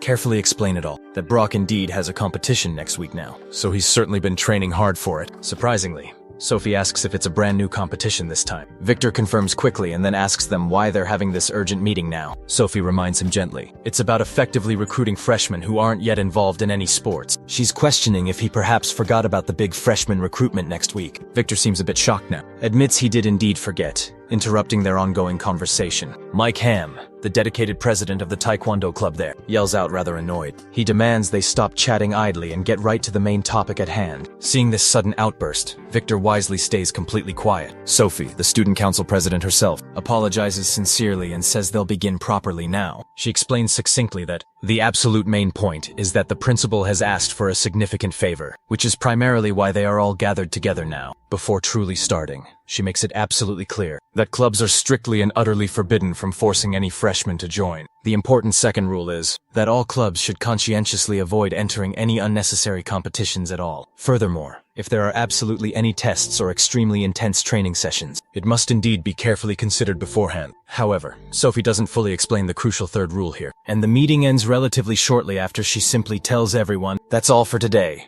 As she finishes packing up all of her materials quickly, Victor remains seated silently right at the table. Noticing his lingering presence, Sophie asks if he's going to go exercise now. Victor replies firmly that he is indeed, but there's something important he urgently needs to ask first. He pointedly inquires if she's received any messages whatsoever from that boy. Hearing the direct question, Sophie starts visibly trembling slightly, shaking her head firmly as she flatly says no. Victor then further asks if she's even heard anything about him actually returning to school. She earnestly replies that she certainly hasn't seen him in a very long time now. Smiling reassuringly, Victor tells her calmly not to worry so much, reminding her confidently that Seth promised his own mother he definitely would graduate. Nervous Sophie instantly recalls everything that's dramatically happened, particularly the intensely terrifying memory of Seth's forceful mother. She remembers vividly how violently she was actually saved by Seth's fearsome mother. The overwhelming memories of that disturbing event caused her to tremble even more now, breaking out quickly in a nervous sweat. In the background there, Victor subtly notices her growing anxiety, and thus asks if she's all right at all. She responds quickly that she's perfectly fine and hurriedly excuses herself just then, saying quietly she'll leave right first. Watching her depart swiftly, Victor sighs deeply, sensing keenly that something even stranger is certainly going on with her specifically. He begins clearly to recall the really final fight now. He remembers when Seth bravely saved Sophie from a menacing gangster then, ruthlessly beating the terrified man stiff, was right in the middle of delivering a brutally fierce beating to the unfortunate leader. But his own strong mother stopped him firmly from finishing that brutal job back then. Victor had witnessed almost everything personally back then. These vivid memories are somewhat quite bitter for him now. His steely expression noticeably hardens as he clenches his fists tightly. Later that very night, Jin is currently staying comfortably at Seth's mother's familiar house. He stares intently at a single egg held in his capable hand. Meanwhile, the kind lady is diligently washing all the dishes presently, looking directly at her thoughtful brother. She gently asks if he didn't really like the warm food, rubbing the shiny egg softly on his attentive head. Jim calmly responds that it's actually not that particularly curious here. She innocently asks him precisely why he isn't currently eating, and he truthfully explains that this is honestly the very first time anyone has ever actually cooked, especially for him. And hearing such, she warmly smiles sweetly. She earnestly tells him to definitely get used to it now, because he simply no longer lives isolated in the expansive forest. Laughing gently, Jin happily agrees and wholeheartedly thanks her sincerely for the lovely meal. He quickly takes some fresh rice and seems to enjoy it quite a lot, smiling broadly. Seth's wise mother affectionately tells him to properly eat and then definitely grow stronger soon, so they both certainly can fight again soon. However, Jin's initial reaction isn't necessarily entirely positive currently. He startlingly starts trembling suddenly anew. She straightforwardly asks him if he actually doesn't even want to presently with a big mouthful of good food. He plainly says he genuinely does. But there's just a significant catch, really. He openly asks her if she's indeed fully okay with exactly that part then. At this very precise moment, she glances rather uncomfortably at the clear bruise right on her sensitive arm now, likely noticeably caused by their quite intense previous sparring session there. Trembling slightly once more, she thus said, she sadly doesn't quite know how long it's actually been since she properly used her absolute full strength lastly. Jin quietly falls totally silent abruptly after plainly hearing this harsh truth. Meanwhile, later, right at Sophie's beautiful house now, she officially arrives peacefully home directly from the local school and announces loudly her swift return there. Her dear father is peacefully sitting there carefully reading his broad newspaper and warmly greets her soon. He kindly comments slightly on him simply being back home unexpectedly early on this special occasion. Her responsible father carefully explains that it's clearly election season very soon, and their rather reputable company needs necessarily to behave totally appropriately now during absolutely this critical time. Sophie thoughtfully then sincerely asks if he's already had a late dinner. He happily replies that he actually has indeed, as the polite maid thoughtfully prepared it especially just for him then. Sophie sweetly asks now if he'd personally like some soothing tea there, and he kindly says yes, suddenly appearing very curious right now. Her ever-inquiring father soon asks thoughtfully just how school's actually currently going overall, if it's honestly been somewhat difficult for her indeed, as she carefully prepares some warm tea gently. Sophie simply says school's truly always been essentially just the precise same, right as always, thoughtfully. Her inquisitive father soon asks then if she's properly decided just what specifically she ultimately wants truly to do, later on in the vast future soon. Sophie honestly admits truthfully that she's certainly still very unsure right now, father. Completely. He seriously asks if then she's absolutely not quite interested overall in studying law any longer whatsoever, definitely. Sophie respectfully replies truthfully that still, and while she clearly admires his incredibly hard work presently, she certainly doesn't particularly want to be necessarily busy literally all the entire time eventually here. Hearing frankly this earnest thought, her proud father finally begins slowly to reflect thoughtfully right now at last. He sincerely apologizes now for not taking better care of her indeed. Sophie then tries to clarify her earlier statement directly to her father, saying plainly that she doesn't mean to upset him at all, but instead wants to find something even more enjoyable to actually do. Her unexpected response genuinely confuses her father now. She then firmly explains that she's currently interested in studying sports, marketing specifically. She mentions how truly incredible Brock and Victor seem, becoming world champions at such a remarkably young age like that. Her worried father remains silent just for a little while, just carefully listening and calmly continuing onward. She explains that ever since their school became quite an athletic school, many truly talented students have ultimately emerged, and when she clearly sees their raw passion there, it stirs something truly deep within her, breaking the heavy silence now. Her father asks her now if she's fully thought about the consequences. His stern expression quickly makes Sophie feel somewhat uneasy. He then pointedly explains that the company where Victor and Brock are now is unfortunately controlled by the well-known Sunshine Group. Sophie then remains silent still, carefully absorbing his grave words. Her strict father, truly opposed to the very idea, firmly states right now that it's an absolute firm no. He tells her directly that he simply won't allow her to get too close to that boy, referring to Seth specifically. Utterly shocked now, Sophie listens attentively as he strongly continues forward, saying directly she can absolutely do anything else instead, but he definitely won't risk her being in true danger if he stays quiet, lowering her innocent head as her father's highly protective stance becomes fully clear. The next very day at school, Jin is quickly walking through the main entrance, bruised badly and sporting quite a black eye plus a swollen nose. He wonders just what kind of harsh teacher he has that left him so battered then. Suddenly, he keenly notices a large crowd of various students and asks what's going on here. It's intense recruitment day for a lot of school clubs altogether, from tough football players to strong carrot members as well. Everyone is keenly trying to recruit a few new students now. Excitedly, Jin now thinks to himself that this is sincerely going to be great fun. Behind him, a pretty tall student quickly approaches and politely asks for some space here. Chen keenly greets him now saying, "Hey, you happen to sit right next to me, don't you, Shy?" The unusually tall boy bends nervously down and nervously says hello then. Curious, Jin keenly asks now if the boy is currently part of any sports club, since truly he heard that everyone actually at the school positively has to pick at least one sport as well. Embarrassed heavily, the quiet boy admits here he's an athlete here from the class indeed. Confused fully, Jin then asks precisely what being just a class athlete seriously means now. Suddenly, just then, a bald-headed aggressive student approaches quite fast, demanding rudely they firmly move right out of his specific way there, calling both Jin and the tall innocent boy plainly trash. Both students are completely stunned by his harsh insult. Annoyed significantly, the rude bald student impolitely asks them both again, "What exactly are you actually looking at? Do you want to really get badly beaten up then?" Jin, wearing quite an innocent facial expression, doesn't seem at all to fully understand now. Repeating those exact words, the bald, ill-mannered student then firmly tells Jin here now to move sharply and stop staring directly at him now. The visibly tall boy, nervous quite heavily, swallows incredibly hard and mostly stays silent, currently sweating significantly. Trying truly to be friendly, Jin casually asks, "Are you actually in our specific class? Genuinely nice to truly meet you, friend now." This suddenly infuriates the mean bald student a lot, who instantly feels greatly disrespected here by actually being called such a close friend quickly. He tightly grabs hold of Jin's right shoulder and cursing loudly asks then, "Who genuinely said that I'm your friend? You're really gonna soon die now." However, Jin still clearly doesn't fully grasp what's ultimately happening now, and sincerely says absolutely nothing fully in his clear response, leaning slightly into Jin's innocent ear.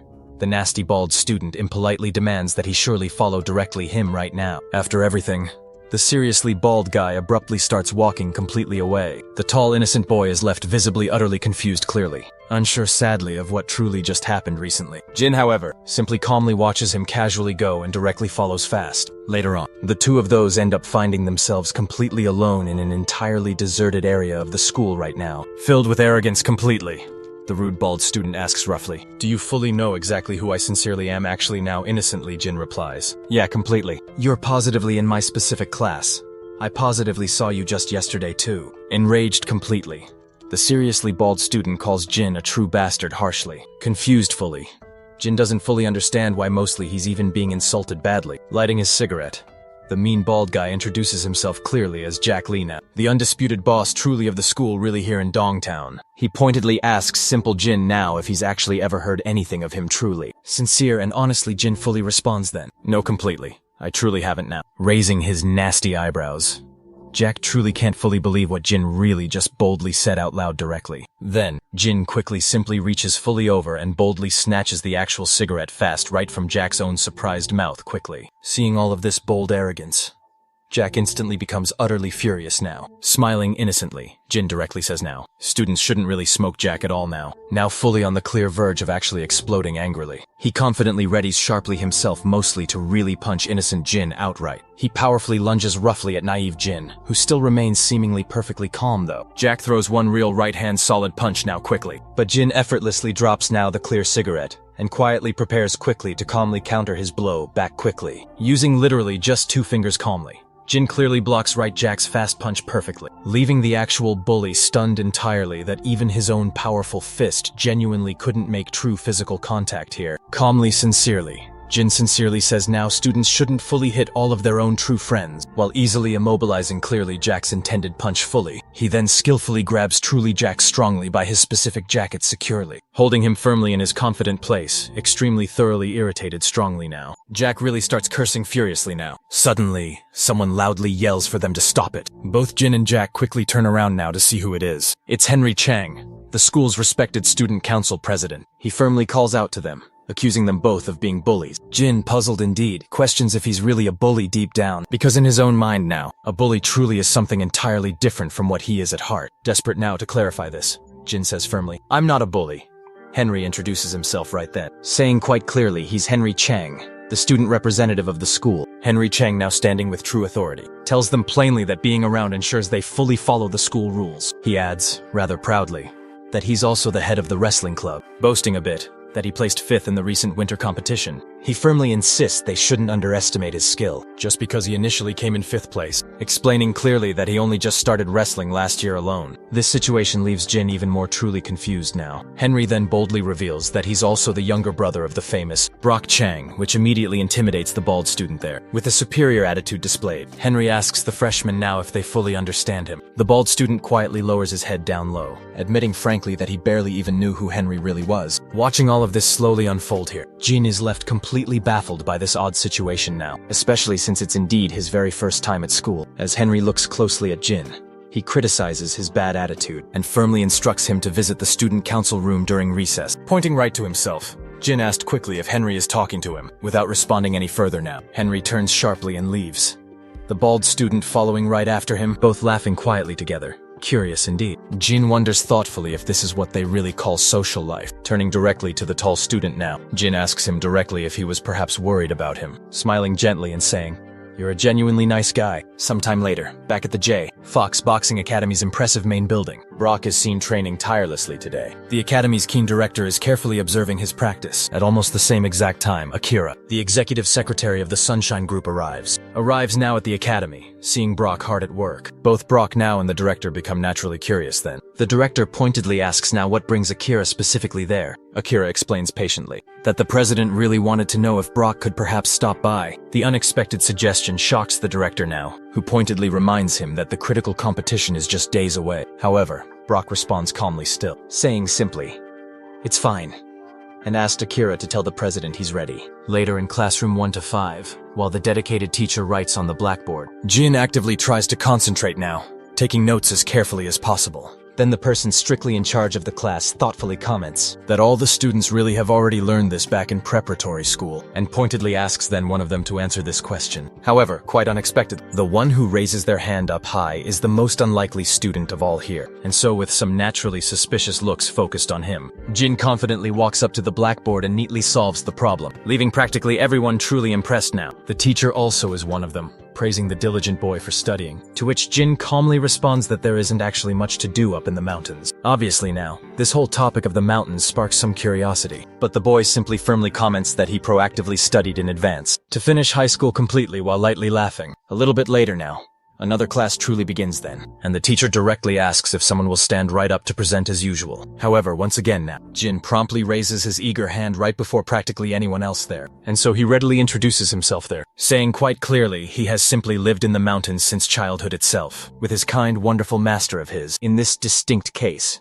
some subtly look at him strangely there, but the genuinely intrigued teacher finds it quite interesting truly. Then at lunchtime, a small group of people surrounds the boy's table, saying to him clearly that he is genuinely very smart overall, almost like some kind of major nerd actually. However, Jin specifically remains remarkably humble now, surprising truly everyone around him. And then the clearly biggest student directly approaches him then, and pointedly asks then if the boy is personally going to the student council room. And Jin quickly looks anxiously at the wall clock then, panicking now, realizing fully and completely that he's truly running very late now, which immediately makes him genuinely run then like never quite before now, simply totally disappearing suddenly from the busy room quickly. 10 long minutes later now, the student frantically ran to the student council room, but still he completely didn't quite know yet where it actually was overall. However, then at a completely certain pivotal moment, a distinct door noise was definitely heard, and as he sharply turned right around then, the boy distinctly noticed then that it was a very stunningly beautiful young woman, promptly striking up a quick conversation. The girl clearly asked why a mere freshman was actually there at all, and soon he quickly realizes, somewhat coincidentally indeed, this distinct location genuinely is the actual student council room itself. In exactly this distinct case,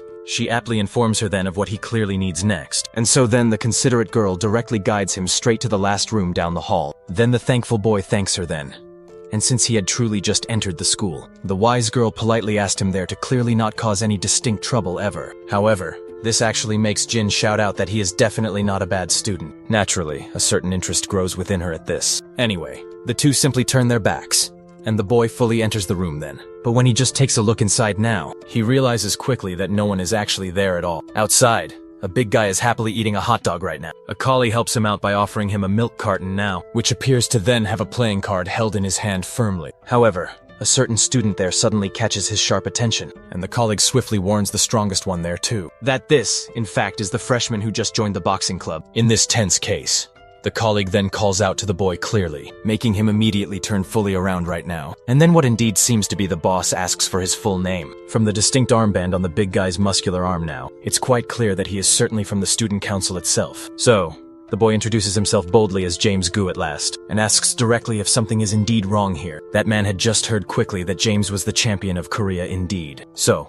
he simply wanted this boy to just follow him. Clearly, the boy doesn't understand the full reason for this demand here, but he soon then hears that they certainly intend to impose authority over him, which obviously does not please him at all now. Inside the student council room itself, the big guy confidently opens the door slowly, finding the bald man completely inside, looking very scared here. Jin comments flatly that he is truly not a bad student whatsoever, but the big guy had simply forgotten that he had called him anyway now. He comments then that it's surely good that he is there at least, and soon tells them both now to sit near the blackboard clearly. Although the two show quite different expressions regarding the strict order, they both comply with the blunt request fully now. Then the council member asks the fresh newcomers to listen carefully today, because this particular school has quite strict rules regarding any violence now, and as soon as this charged topic is truly brought up then, the boys begin swiftly to take it quite seriously now, as both have likely probably heard about that incident 2 years ago exactly. Since that point, the council has fully approved a brand new rule here, together fully with the school administration now. Therefore today, if they really want to fight, they need the student council's approval, and also the athletic captain to properly approve a match in the ring only. And it turns out swiftly that the exact person in front of them precisely has all the authority to fully approve these intense fights now. That is,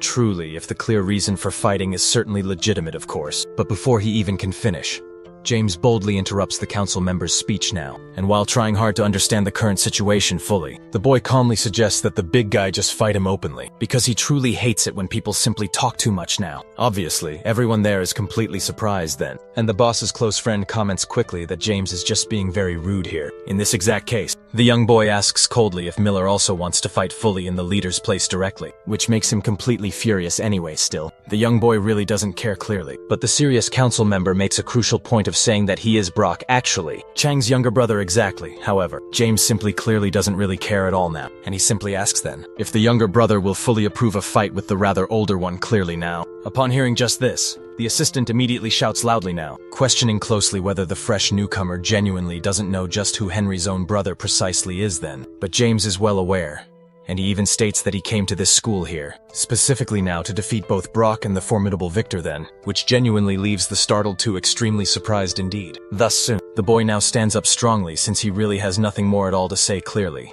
and he turns sharply to fully leave, leaving such a very bad taste still lingering in the representatives' mouths fully now. Moreover clearly, he walks calmly past Jin without even making the slightest eye contact actually. With even that then, the impatient assistant then states that they surely need to teach this cocky newcomer a serious lesson very soon, and Henry actually suggests simply reporting it all immediately directly to Victor now. However, since now the two were simply not alone in the rather cramped room directly, Jin politely asked calmly if he very well could also leave silently. Then the assistant coldly stated that if he told just anyone about this whole scene, he already surely knew quite exactly now what would actually happen clearly, and he made it actually even clearer fully, by warning him coldly that it certainly would be much worse than mere death surely. Jin truly was not ever intimidated by that idle threat now. Anyway still, the young boy tells the nervous newcomer to finally disappear swiftly from there actually.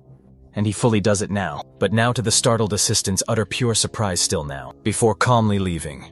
He then asks directly how precisely to officially request just this so-called particular fight fully in the actual ring then now. Later on inside the classroom firmly, the young boy fully enters calmly, and he simply walks peacefully back to his own desk neatly there now. However surely, it is completely evident at this moment, the overall tense atmosphere now specifically between the rather major three main key figures at this specific very charged moment, is definitely not very so friendly among all of the gathered students here then. A bald tough guy suddenly starts staring hard right at Jin precisely, and seemingly now, he just is acting fully under the orders given now by the nervous assistant precisely, who sharply calls him over there thus quickly now. The quick two begin discreetly to talk fully, and so secretly plan out carefully a proper intense lesson soon for that brand new cocky newcomer now soon. Later fully in the school gym, young Jin, that specific young boy, who everyone always is simply talking about sharply. He is fiercely training hard in intense boxing as very usual of course, but surely while he constantly is fiercely pushing himself steadily, his close companion fully appears to boldly report completely everything indeed that has rather happened closely, which simply inevitably clearly leaves him quite fully in stark disbelief deeply. The key report was actually about a truly bold freshman eagerly joining his prominent boxing club soon. And actually that brash freshman then indeed was James calmly, who even while simply walking now, heard his own name being clearly called. Then, when he turned fully around, he immediately noticed the intimidating presence of the club leader standing there. The leader asked directly if he knew him, since James seemed at a total loss for words just then. The boxer then commented that if the boy had indeed come as an athletic student, he really should attend scheduled training, but the newcomer still remains notably silent. In any specific case, the leader didn't particularly mind if the boy just left quietly, as long as he didn't expressly say he was in the club solely to cause trouble later on, especially since the leader was indeed the representative against all school violence. Thus, he promptly turned to leave. But James finally, audibly broke the long silence there, earnestly asking for formal permission now. That was namely because he had decided firmly to reveal his true intention at last, by directly asking if he actually could face him properly in the school gym now. Then, the leader excitedly got even more pumped, stating very clearly that as long as they both were in the ring, could fight whenever and wherever. And since James seemed quite excited about all this, the experienced boxer commented that he was far too easy to clearly read, and in any case, invited him to serious training the very next day there. After this extremely tense moment ended, James carefully noticed other people standing nearby, and among the others there, the bald guy frankly asked if the boy was already going directly home, because the main idea here was simply to invite him to relax a little bit from school's stresses. Together there, however, Jim was also close by and even managed quite keenly to see the entire scene properly unfold before him. At exactly the same moment, there at Narita International Airport back in Japan itself, 5 quite important figures leave quickly the quiet room, each slowly displaying a noticeably more intimidating, intense presence than the immediate other, until in the very end, with everyone intently looking at each other in front of a waiting car, Seth rather abruptly calls for his work colleagues to hurry up. Please. At another separate moment there at his place of steady work, Sophie's own father quietly rewatched the legendary video of the heated school confrontation before then, where the main protagonist fought hard with practically all of his real strength in a very long and visibly drawn-out tense battle itself. And even then having calmly to deal with a violent opponent who used bladed sharp weapons there, he then not only managed clearly to properly dodge them all, but also confidently retaliate very hard with his totally bare hands indeed. Thus, the drawn-out fight went certainly on for a long time there, with both combatants steadily suffering significant damage from powerful kicks and hard punches, until indeed Seth's nasty opponent came actually up with a malicious idea, mainly to handle the fierce situation much more easily now. By briefly looking directly at Sophie right then with a sinister smile, he suddenly used his awful cowardice to quickly take poor her as his hostage then, and at that absolutely terrible moment, the hero completely lost his calm control. Pausing intently the online video clip, the worried father asks right over the secure communicator if this strong young man has finally been found. And he is quietly informed that the man landed smoothly in Japan at busy Narita International Airport just now. Regarding the strict reason why, active cooperation was officially requested earlier from the Central Police Department itself. And just as soon as it is properly discovered there, it undoubtedly will be promptly reported in this intense case. So things calmly calm down for the present, but the concerned father's busy mind continues steadily to recall the fairly distant past. That stressful day.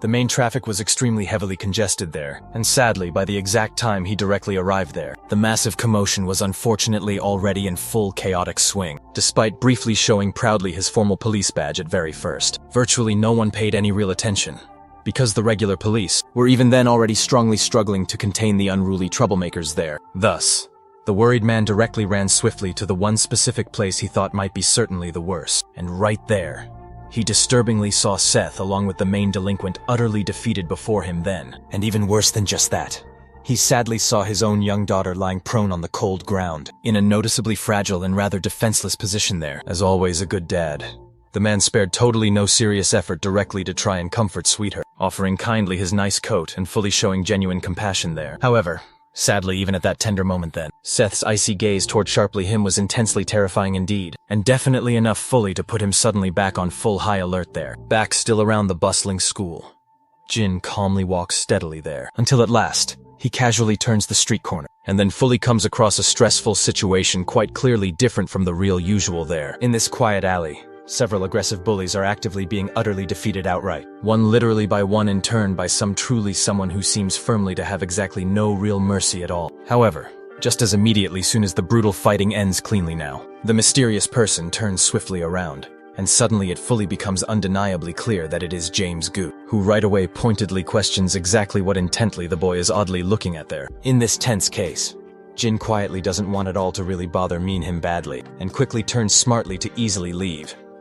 But then his complete attention gets sharply called fully. James Gu sternly asks then exactly why the weird bald-headed guy calmly keeps following him stealthily around there. So the patient boy quietly expresses genuinely his strong concern about the many teachers there, finding easily out more about the savage fights. Moreover, Jin then states directly that his hot-headed colleague shouldn't casually pick solely on guys actually weaker than Sharp himself. Naturally, the quiet boy can certainly tell even there that Gu is truly strong enough always. But even given that, he absolutely still clearly needs carefully to properly learn the essential art of true patience now. Obviously, the very bully newcomer sharply gets truly irritated by all just this constant moral lecturing here, and quickly charges suddenly forward then just to land quite a powerful punch squarely, angrily calling the naive boys hillbillies there. However, totally without worry, all the calm bald boy easily does really is safely block the strong punch smartly with a sharp knee strike neatly, effectively demonstrating fully incredible flexibility truly. Thus, James begins directly to understand rather better precisely whom he in fact is now properly dealing closely with, and so also Jin's cool expression really does clearly not waver much there. However, that rather notable seriousness there suddenly soon turns directly into a gentle kind of real happiness, which quietly only irritates hot-headed Gu even more sharply. For this single very real reason thus, he fully tries hard smartly to actively reposition his natural center of mass swiftly to violently attack boldly yet again then. But the mountain weller quickly closes the distance between them now, and so he warns sharply that he doesn't mess with weaker students, while only threatening to perform the inch punch then, since he has already clearly demonstrated his superiority right there. Jin casually turns away and tells Gu to send those guys to the hospital, and so he leaves, leaving the bully standing behind. Utterly confused about it later on, the boy simply continues walking forward, until he eventually reaches his humble home and can relax a little now. With his suitcase, he slowly begins to climb the stairs up, and later sits quietly down for his routine training session, revealing the unbelievable muscles rippling on his back now, facing many sharp Chinese-bladed weapons there. He calmly closes his eyes and begins something that appears to be meditation. In this deep meditation now, he imagines a fictional opponent with whom he fiercely fights, dodging all his strikes until finally landing a critical hit, which violently makes him wake up instantly then. Having the rare ability to immerse himself deeply in these simulations, Jin stands up exhausted indeed, but determined strongly to correct the simulation's nagging mistakes. Later at a formal conference now, several important figures from the powerful Sunshine Group are gathered, sitting quietly and waiting patiently for an explanation or instruction, and in front of his captivated colleagues assembled. The protagonist gracefully thanks everyone for their kind presence there. However, the vice president of the black group gang Mando also, named Joan Lee, emphatically states that he will always come when Kang calls him, and with a subtle smile, the CEO of the Sunshine Group now, Seth Kang, confidently announces that he is finally completely ready. Beside him, Akira quietly presses a button on a remote control device, and soon the projector begins smoothly to work right now, displaying an intriguing image of a certain place there. Obviously, everyone present is deeply impressed by the sheer speed indeed, so the hero proudly announces that from today forward, the Osaka stage has entirely finished its required preparations. For this specific reason, he expects them quickly to send some worthy competitors, as there surely should be no significant problems with the very first match. Thus, John Lee curiously asks if the confident hero will personally participate himself, and with a sly smile he casually reveals that he certainly will do so. Then the boy thoughtfully questions how the other athletes on his side are doing, and Seth comments plainly that they will indeed need precisely 4 more others. In this particular case, Jones directly stands up, thinking deeply if this sounds like something actually fun now, because even without really knowing much about all the others yet, Seth alone is more than enough to leave absolutely no lingering doubts at all. The boy carefully asked if there exist weight limits, or perhaps any strict rules related specifically to bladed weapons there. But since the confident hero does not actually make any comments now, Jones is ultimately satisfied then, and states firmly that they will all definitely see each other in 3 months now, at the designated stadium location. Meanwhile, one of the significant gang leaders then, Kaiko Midoki Ryosuke and Midoki Ryunosuke, silently remains quiet. The old wise man asks curiously if they necessarily need to be there present, and Ryunosuke keenly reminds him that this place is effectively his rightful home here. Some considerable time later, still diligently in training now, Jin's sister directly asks if he is fully ready and if they can soon start this training. Then the young boy confirms calmly that he certainly is prepared now, and soon the skilled woman charges swiftly at him with a training spear weapon, though it is undeniably very dangerous and incredibly fast indeed. So Jin skillfully dodges deftly at the very last split second. Still, something important subtly catches his full attention instead now, because along with the lethal spear attack, a swift kick was simultaneously coming too, and even though he managed to block it well, it still caused some damage, however slight. That distance now was perfect for a swift counterattack, so the boy responded quickly with a kick of his very own. However, his sister was truly too strong to be defeated so easily now, and with a mocking laugh coming from the girl herself, the two began exchanging blows at a surprisingly high speed indeed. At one single point, the distance between them greatly increased as they repositioned themselves quickly, but while Jin was clearly struggling somewhat, his sister only found it increasingly amusing right now. Later,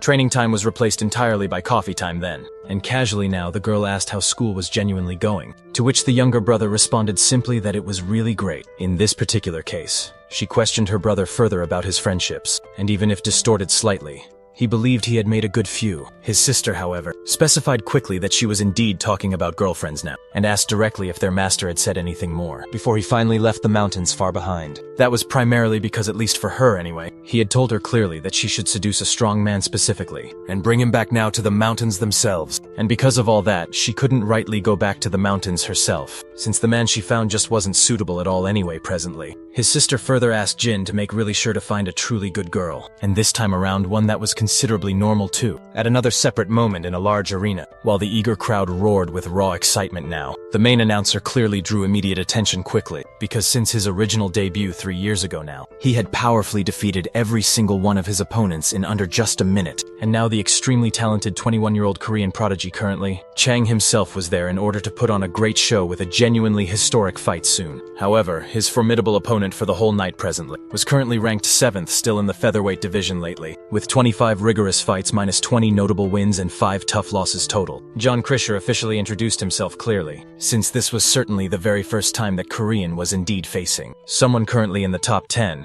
His own coach firmly advised him not to get too nervous specifically. However, the excited boy was very sure that nobody was truly stronger than Seth surely, and so, as he confidently put in his own protective mouth guard quickly, he emphatically stated aloud that he simply had no real reason to be genuinely nervous indeed, stared intensely each other down so fiercely, and as the loud gong sounded firmly, the confident blonde fighter decisively rushed forward quite hastily, only to immediately stagger sharply after taking a strong low kick squarely from his keen opponent quickly. The effective low kick created easily an opening now for another forceful strike altogether, and now with his own vulnerable head unprotected swiftly, Brock immediately seized the perfect chance to quickly land an extremely powerful uppercut precisely. Then clearly with another hard downward punch there, he brutally slammed John Krisher fiercely into the hard ring floor with considerable ease completely. Naturally, the enormous crowd went wild greatly, and to further humiliate the blonde fighter more severely now, Brock brutally spat quickly right next to him firmly before walking completely away proudly. Then as his final explicit request still, the talented boy keenly asked his coach now to move him correctly up in weight class higher promptly, because the intense fights here were clearly far too easy indeed now. This truly entire fight itself was actually being broadcasted clearly on a TV still, in the central protagonist hall fully. So Seth confidently called Akira directly over and with a highly satisfied smile really asked now for the excited boy now to be properly added carefully to the official list soon. A Young Jin public athletic school here in the very same classroom now,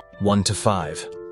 A good few young boys were excitedly talking freely about Brock's intense fight carefully from yesterday evening now. Everyone present had vividly seen it well and confidently agreed openly that it was totally insane now. But anyway, the focused boy was definitely going to ultimately knock out the reigning champion fully soon enough clearly. Suddenly quickly, Julie appeared directly in the crowded room with a terrible injury recently, sending powerful chills instantly down the wary student's spines thoroughly, then visibly very irritated strongly. He urgently asked aloud why exactly he was presently being stared at intently still, and swiftly dispersed directly everyone briskly, along with him closely. Other highly important students clearly entered the busy room there and passed fully by the clearly bald guy readily, heading quickly to each of their seats presently without any real trouble soon. However, now another entirely separate person entered sharply, and was currently someone Jiggly didn't specifically really want to directly face closely. Even so strongly, he ultimately decided to actually look ahead, but when suddenly he noticed Bruce ominously standing fully behind him steadily, he immediately trembled fiercely with genuine fear instantly, and the genuinely terrified boy ordered loudly the clearly bald guy quickly to simply leave him genuinely alone fully. The truly terrible events of the entire previous day itself were seemingly still strongly burned sharply into his young mind intently, so he simply didn't actually have the overall courage present to directly respond firmly to the increasing intimidation constantly. Thus, Jin soon appeared yet again promptly, telling now James Gu firmly to stop now picking needlessly on far weaker people strongly. The rather pointed remark suddenly caught both quickly of their raw attention sharply, even though seemingly the excited boy had clearly said it all so innocently mostly. Either simple way, Gu himself was already easily very irritated by these so-called moral lessons entirely, and angrily clenched tightly his own strong fist,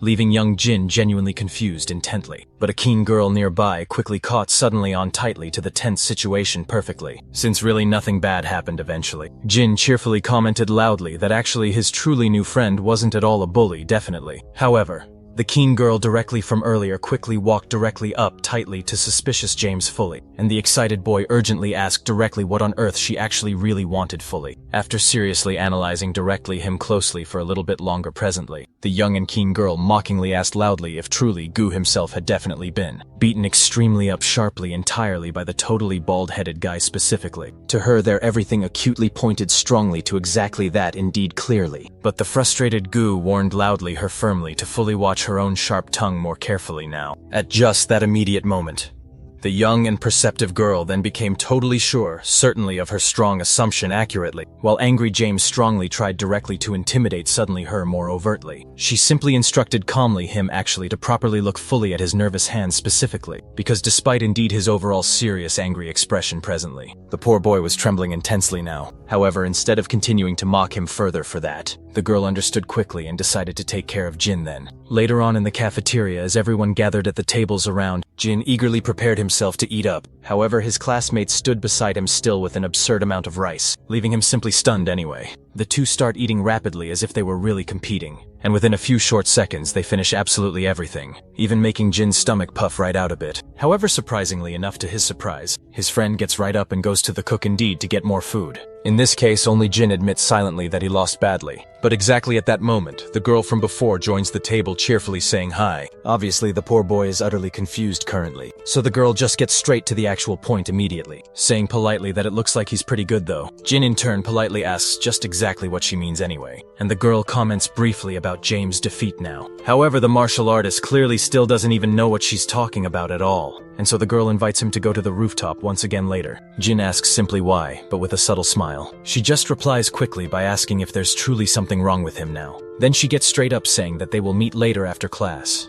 Then, without wasting any time at all, the boy keenly asked his close friend if he knows what it's about. Still, and soon the big guy simply suggests that maybe it's for a fight anyway though. It's fairly obvious that real friends shouldn't really fight each other, and Jin surely knows that very well indeed. After some real time back in the familiar classroom, the boy starts truly paying attention to the girl intently. And even during class, he doesn't properly let his guard now, trying hard to analyze precisely what she's currently thinking. Meanwhile, a black car drives directly up to the school entranceway and stops right in front of the parking lot area. Naturally, Akira, of course, is the first one to step right out, and truly with courtesy that she opens the car door gracefully as she is serving someone more important. And so the real protagonist carefully steps out of the car slowly, eagerly to return to this familiar nostalgic environment again. In the principal's office sits the protagonist's own uncle now, and suddenly he hears some clear sounds loudly at his door area. With that loud noise, Akira enters gracefully alongside the hero indeed, making the man quickly stand right up immediately. Then, as he knows fully that the seat he's sitting in belongs now to Seth, in this specific case the boy asks what his uncle thinks directly of it truly, and also if he's currently enjoying his completely new job role. Being generally a man of very few words, he doesn't actually respond as the boy asked about his mother again, and so the man informs him clearly that she got a new student a few days ago. Once again indeed, the two really stare at each other now for a short while, until the curious boy questions him briefly about the important paperwork. However, truly the uncle actually doesn't care sincerely, and so this cold attitude surprises Seth completely quite a bit. But honestly, in any case, he tells him just to keep it always that precise way. Thus truly the protagonist starts changing quickly into his new fresh clothes now, adjusting absolutely everything truly carefully. Then, however, honestly, since this happens to be the same uniform he surely used to wear, it simply brings such a nostalgic feeling fondly now to Seth. Honestly, after just a few passing seconds of slight silence really, the serious uncle asks clearly if his nephew plans to continue certainly with the complex plan, and so Seth's determined look solely is enough simply of an answer back. In this specific case, the worried man makes it very clear that finding him ultimately is impossible. Sadly. But Seth actually finds it sadly very annoying, honestly, that certainly both he, including his own dear mother, are acting always like such true cowards often. Besides all of that, the boy honestly doesn't think that finding his late father's cruel killer, finally, is truly such a terrible, obviously wrong thing. However, not really. His worrying uncle tries hard to break always that illusion honestly by saying simply that even the full triad truthfully couldn't ever stop him honestly. But then with a notably confident smile back, Seth confidently states aloud that that's truly precisely why he's really doing his actual best, finally. Even still so, the obviously concerned uncle simply doesn't think his dear nephew is strong enough truly, but truly just exactly as he simply says precisely that finally. A very heavy metal drawer goes quickly flying and suddenly crashes into the wall loudly. The poor man actually is clearly extremely frightened now, but he tries incredibly his absolute best to maintain generally his composure. Honestly. Then immediately the strong hero simply reminds him that that horrible criminal finished actually off his poor father completely, before he ever truly got actually to meet with him still. So currently he orders sternly his slightly interfering uncle only to stop meddling truthfully in his own life, honestly. Later on, while simply leaving the main school entrance now, Jin honestly hears someone calling firmly him a hillbilly, harshly, and turns right around simply to see someone truly. Then of course the girl certainly from before fully appears back, and honestly, since she certainly was simply ignored silently, she directly confronts sharply the truly confused boy, firmly reminding politely him fully of their complex meeting time. In this actual case, Jin truly gives certainly her merely a very brief second now of his focused full attention. Briefly, but still he soon surprisingly turns right away again completely, ignoring firmly her once simply more very extremely frustrated honestly. The girl just can't quite stand this weird game, certainly of disinterest truly anymore now, and then reveals silently her dangerous sword sharply, by removing fully the familiar bandages again. Then suddenly she charges rashly straight at him quickly without fully caring truly about being cowardly really. But luckily the incredibly strong boy keenly senses quickly the fast attack precisely coming and dodges easily. It's skillfully. Moreover, always he gets rapidly into a seriously perfect full combat stance immediately, and politely warns the fighter firmly that he honestly doesn't usually clearly go very easy, truly on other girls there. However, especially luckily genuinely for her currently, someone else fully appeared politely to interrupt briefly the intense fight clearly with such a subtle smile back. A dear girl whom that bald-headed other boy quickly recognized truthfully as Akira finally, simply asked briefly if he was actually studying correctly there too. Indeed. Upon truly saying simply yes there, Jean even asked honestly the precise same clear about her again. And the first girl replies easily that actually she is a senior student. In exactly this case truly, the boy finds it rather strange since the teacher didn't mention anything at all. But in any case, he invites her back to his house to eat dinner together now. Clearly Akira doesn't seem very comfortable with this close proximity, but soon enough she sees the protagonist arrive and so she bids a farewell, saying that they will indeed see each other tomorrow, since she will actually be staying here for a full month. Then leaving the young boy talking completely to himself, she simply walks directly toward the waiting car where Seth is, and seeing all of this, Jin's expression quickly changes to a much more serious one. Naturally, the car drives swiftly away with the two inside now, and the girl from before, sensing this suddenly tense atmosphere, asks quietly if the boy is quite done however. He doesn't respond though, and continues just staring at the man who just left, with Akira changing the subject promptly instead. The girl asks then if the bald-headed boy knows that specific person, which makes him quite confused without really thinking too much about it. He says simply she is a friend. But the girl was talking about the other guy, and to properly clarify, she informs him that the man's name is Seth Kang, a very known student who reached the true highest peak of the whole school. Seeing virtually no reaction, the girl asked directly if he doesn't watch any videos on his mobile phone. However, it quickly turns out the boy doesn't even know what a phone really is, and he apologizes right away for never having one of those before, mentally exhausting her quite a bit later, at a random diner now. The bald boy enjoys some dishes that look quite delicious, and doesn't hold anything back from openly praising them after practically every single bite. Then, at last, the girl finally finds the specific video, and places her own phone directly on the table for the boy himself to watch it. Even though he's somewhat confused by all of this, he instantly becomes curious, and decides to just take a quick look at what appears to be quite a fight. The video in this special case is of the actual protagonist's very last fight ever, where he valiantly faced multiple opponents seemingly all at once there. So the girl pointedly informs him that this person is Seth Kang himself, and that he will indeed be back at school officially for a full month now, because of his imminent graduation anyway at school. Later on, the boy finally goes straight home, but as soon as he enters, his sister is already waiting anxiously for him there. That's simply because there is indeed an unexpected guest inside the boy's living room, introduced formally as the principal of young Jin's own school. The two just stare silently at each other for a long moment, but Jin finally shows respect there with a bow and asks if something might be wrong. Naturally, his direct sister responds that the boy definitely can have some dinner, but he simply informs her calmly that he ate out already and asks instead about training. In this particular case, the girl just says she will take a small break for now, but the younger brother still decides then to make just a little comment now. At first, he mentions casually that he met Akira just today, and right after mentioning that, he also encountered her own son quickly after. This surprises her quite a bit now, being very direct always.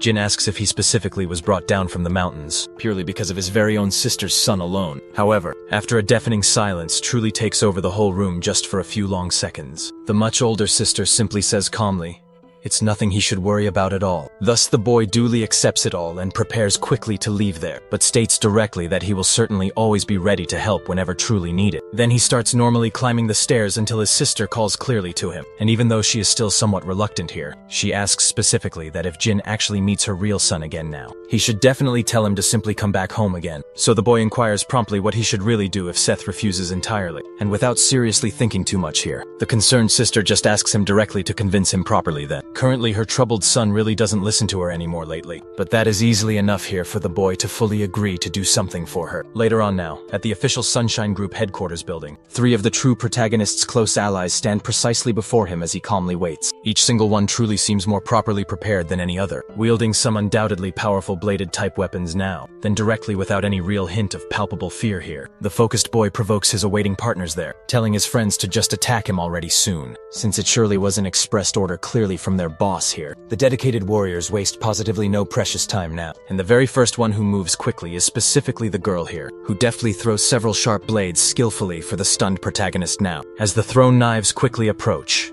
the other two swiftly advance to properly set up an ambush now, but Seth only knowingly smiles and fluidly dodges both those sharp blades and even the boy's attacks soon. With just a sweeping, powerful kick, one of them instantly falls down now. And though the remaining other thankfully manages to precisely land a solid punch, Steph swiftly retaliates in a truly far more brutal manner overall. Akira certainly does her very best to suddenly take advantage of a temporary distraction, but our capable hero accurately dodges once again. Naturally, they all exchange quick looks at each other closely, and understand well that their singular only real option is just to attack him all at the same time now. But the skilled boy doesn't need to really worry about any of it now. Later on, right after training, the protagonist carefully asks calmly if absolutely everything is currently ready there, and the ever-capable girl informs the hero that she has already gathered all of the eager competitors, with official invitations having arrived directly from sunny France. In a large training hall now, two skilled athletes clash sharply their swords in a fencing duel quickly, until specifically at a certain moment here. One of them swiftly lands a much more precise touch that decisively defeats his opponent entirely, making him fall hard directly onto his own butt on the cold ground below. With all of that now,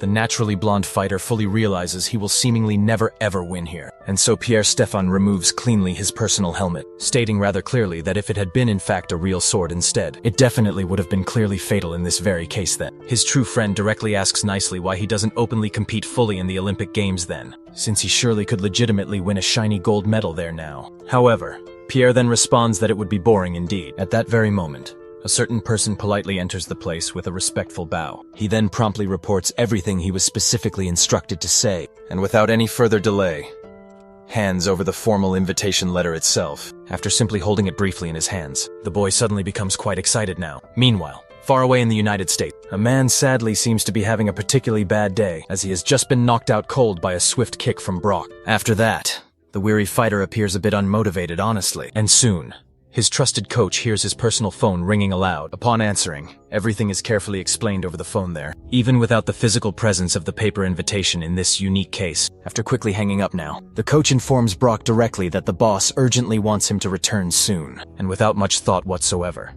the fighter immediately understands fully, at the very same moment over in Japan now. A messenger specifically from the Sunshine Group also promptly arrives there too. He quickly enters a traditional dojo, greeting Master Oscar respectfully, as it has indeed been quite a long time since they last saw each other face to face. Back at school later, as the students casually walk toward their classrooms, a significantly luxurious car loudly drives swiftly by, making a lot of noise and startling some nearby students with its roaring engine. Clearly, they are quite annoyed at someone so inconsiderate carelessly passing through now. However, right when the car door suddenly opens, it shockingly turns out to be none other than Seth Kang himself appearing, and directly in response to this unexpected unfolding opportunity, someone suddenly appears now with a very serious, intense expression. Jin simply politely asks to quickly talk with the protagonist for a brief moment. Clearly, this sudden request makes Seth seem a bit thoughtful right now, and very soon, all the nervous people around them begin to show some grave concern quickly. For that very particular reason, the hero deliberately doesn't immediately respond. So Akira loudly shouts out in great concern then, questioning closely exactly what Jin is presently trying to do just now. Additionally, of course, she clearly explains who this brave boy is to fully satisfy everyone's deep curiosity, which only unfortunately leaves Seth even more entirely surprised though, as the intense two powerfully stare right at each other. A curious bustling crowd gathers closely all around them there, and Seth thoughtfully asks if the young boy is indeed a student of his dear mother. Jen keenly informs him directly that she specifically sent him there to take him peacefully home, but she then quickly turns right away now, simply calmly advising the thoughtful hero to now listen to his caring teacher for now. In this complex case, before the brave ball boy even leaves quickly, Seth loudly shouts out, catching his focused attention directly, and aggressively questions how he audaciously dares to cross that firm line indeed. Accurate and calm turn. Tries softly to calmly her passionate boss down now because so many nosy people are watching closely, and the brave boy realizes fully that a real intense commotion has rapidly gathered all around them now. Thus, Seth simply curiously asks directly what the fierce, bald-headed young boy will precisely do if he plainly doesn't want to quietly go home at all. then certainly. Jin wisely responds now that he originally intended to hold cautiously back for the strong sake of his wise master. But he honestly couldn't calmly anymore, and without the slightest trace of realistic fear now. He boldly states firmly that he shall have to decisively teach the disrespectful boy a very hard lesson for his beloved sensei. Suddenly, Sophie urgently arrives promptly at the developing intense scene right away, shouting loudly the protagonist's given name and panting heavily from pure exhaustion now. Then as he carefully looks closely at the worrying girl intently, the brave protagonist calms smoothly down a little bit actually. However,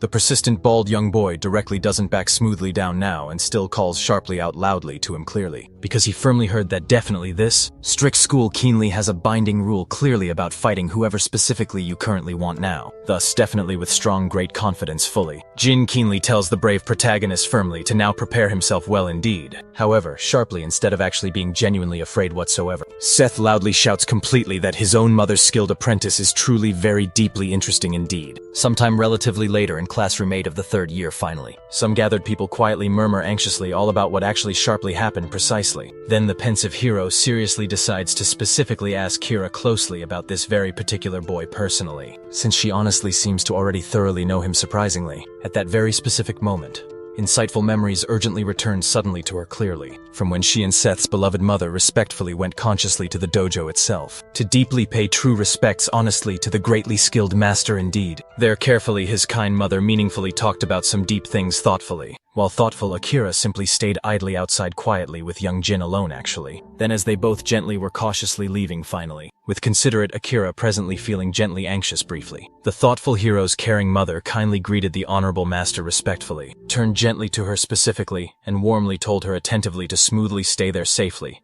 for actually a casual while precisely, to eventually erase the past simply by deeply accepting that realistically this is how she fortunately met young Jin intimately. Exactly specifically 2 entire years previously, however carefully, Akira thoughtfully reveals calmly that even firmly at that very particular time now, he surprisingly was already realistically stronger effortlessly than realistically her and even thoughtful Seth definitely, which directly leaves the brave hero completely realistically surprised honestly. Among truthfully the most greatly striking insightful memories specifically, one deeply stuck specifically in her attentive mind when young Jin boldly kicked a big tree powerfully without protection really, and skillfully practically dramatically knocked it smoothly down seriously. Back cautiously in the first original year classroom slowly, the curious kennel young girl casually asked the tough bald boy sincerely if it's truly really genuine of course, that he presently wants confidently to powerfully fight skilled Seth Kang strongly. However seriously, he truthfully doesn't verbally say a quick single word thoughtfully, unlike sharply the others truthfully who actually can't realistically stop generally gossiping together carefully. In this complicated case precisely,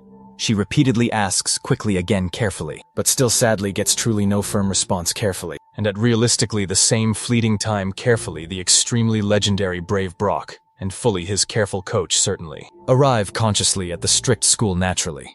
Clearly all the eager gossip quickly stops finally, as practically all the young students are truly more greatly interested excitedly in Brock's grand return genuinely, as the keen two calmly walk thoughtfully in a notably relaxed friendly manner easily. The caring coach gently suggests cautiously that they specifically go consciously to the strict principal's grand office together, fully first politely. However seriously, the fierce young boy sharply refuses directly, because indeed he needs to relax just a bit before thinking more deeply about that kind of thing now, without really wasting much time. Brock immediately heads to the training hall, and slowly but surely they begin to approach the central ring, until right there, he prepares himself fully by removing the clothes that currently limit his movements, and throws a straight powerful punch with all his sheer strength into a punching bag nearby. Next, he lands an even more precise cross-punch with great force, and as the resounding sounds powerfully echo through the entire place, Victor is quickly drawn by the echoing noise and approaches Brock now to greet him warmly. While deeply training, they start talking briefly about the latest unfolding news, but there isn't actually anything particularly new in this specific case. Victor keenly comments on Brock clearly raising the standard of all his opponents. And then the fighter sharply responds by quickly asking about his close friend's major boxing championship fight. However, since the notable Asian leaves didn't appear at all on TV, he simply lost any real motivation. So Brock then suggested a truly challenging fight between them for old time's sake. But Victor quickly declined the offer with a wide smile, saying plainly he didn't want just to die. And after carefully staring at each other closely for a short moment, the skilled fighter accepted his calm decision there, changing the subject swiftly. They talk briefly about the news of the protagonist's awaited return, which is clearly also the main primary reason Brock is actively there. However, even just without really saying anything specific, it's quite clear that the young boy is still simply not capable of defeating Seth at all. And that clearly leaves Victor a bit more disappointed indeed, because he actually thought he would be truly strong enough now. But regardless now, the protagonist's power is still deeply engraved in Brock's vivid memory. Some considerable time in the past during normal routine training, the two clearly had a tough fight, but Seth simply dodged virtually everything while calmly smiling, and during many other intense times he effectively avoided all of the fierce blows, until finally he was inevitably pushed hard against the sturdy wall. At that key moment, the fighter fully believed it was truly his real chance to win, and carefully prepared a powerful full-force punch swiftly. But Seth smoothly dodged the blow, making him violently hit the strong wall instead, and he only briefly threatened a fierce counterattack, stopping swiftly at the crucial last moment there to properly avoid causing significant damage. With his typical confident broad smile, he warmly wished Brock sincere good luck in his important competition, keeping precisely that very clearly in mind. The experienced fighter knows fully that if he himself is a true monster, the main protagonist is something much worse overall. In this intense case, Victor suddenly keenly remembers something truly worth mentioning now, because the bold protagonist actually got quite involved with the strange, mysterious guy. So he plainly says they will bravely fight very soon. And then there's a new freshman, which very naturally indeed piques Brock's core intense interest. Later inside the quiet first-year classroom, some concerned students talk together about going to a local cyber cafe. However, one of them directly asks that his close friend didn't properly hear that clearly. The mysterious silent guy clearly from their class is certainly going to fight the fearsome boss, which despite actually seeming entirely unreal is truly happening at that exact very moment. Well before this tense confrontation, an unexpected, unfamiliar person straight enters the classroom then, causing clear significant surprise among all the gathered students there. Wasting no precious time whatsoever, Brock quickly walks straight up to Jin very directly,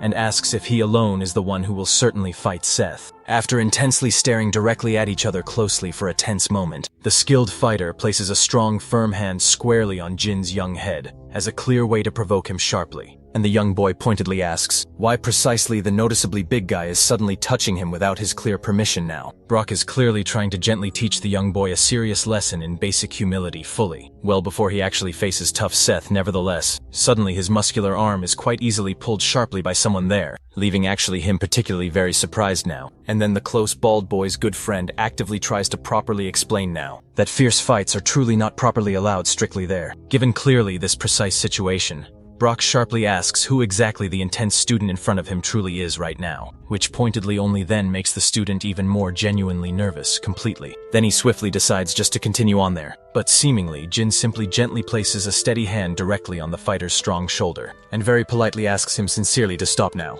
even while being firmly held fully back by two good strong people now. The experienced fighter only noticeably gets much more irritated significantly, so Jin fully understands then that it's really inevitable currently, and swiftly rotates his calm hand slightly, delivering a truly powerful sudden strike that squarely sends the obviously big guy fiercely flying there. For a notably few swift seconds, Brock keeps forcefully being swiftly pushed straight back now, until remarkably he finally just manages to actively stabilize himself fully and stand quite firm now. Jin on the flip side though, remains completely serious. The strong fighter gets naturally very excited fully about this totally unexpected display indeed. Naturally, of course, Brock pointedly starts eagerly advancing again, soon to retaliate back firmly. But clearly soon, he feels clearly something strongly in his body overall that simply makes him directly drop hard to his knees, strongly. Then Jin quickly stands fully up, and informs clearly him there that it surely will be very difficult for the experienced fighter there now to move at all for a good while now, and kindly advises directly him to completely rest fully for noticeably a few good days currently. However, Brock fully only clearly laughs aloud.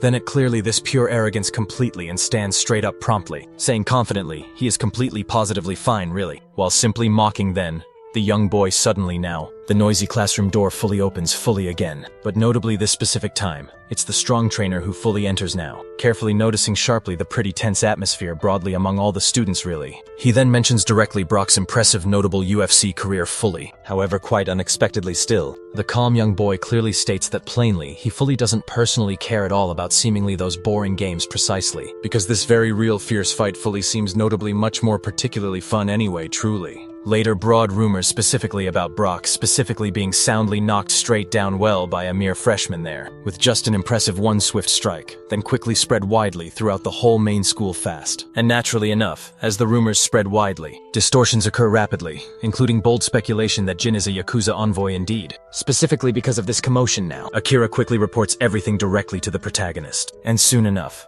all the other members also hear more about it too, as the concerning news even reaches the school principal, back inside classroom 5 of the freshmen now. The immediate atmosphere there is completely tense instead, due primarily to Jin's very presence right in the room, and even though he certainly doesn't want to cause any more trouble. The only one who readily comes to actually talk to him is his friend from before still, who directly asks if he's okay with all of that now. A telling smile then appears right on the boy's face, and he fully admits that maybe he truly isn't doing so well currently. However, clearly the spreading rumors don't stop now, and specifically at a certain tense moment. The student council dramatically appears to quickly disperse the harsh gossips. Henry, who is formally in charge now, forcefully enters the first-year classroom abruptly, already looking incredibly stressed at once, and comments strongly that he always knew the bald guy was a real troublemaker openly. Either way though, he readily hands over a clipboard now that his concerned brother asked him urgently to give to the boy directly. Right on it, there is a document that Henry asked Jean clearly to sign formally, and after readily taking a quick look, he sees that it's just a standard consent form after all, formally confirming that the previous actual fight was officially approved thoroughly. Obviously, Jin truly has no real problem formally signing it right now, but also asks specifically for another one for the student council to adequately provide as well. Directly upon hearing this unexpected news,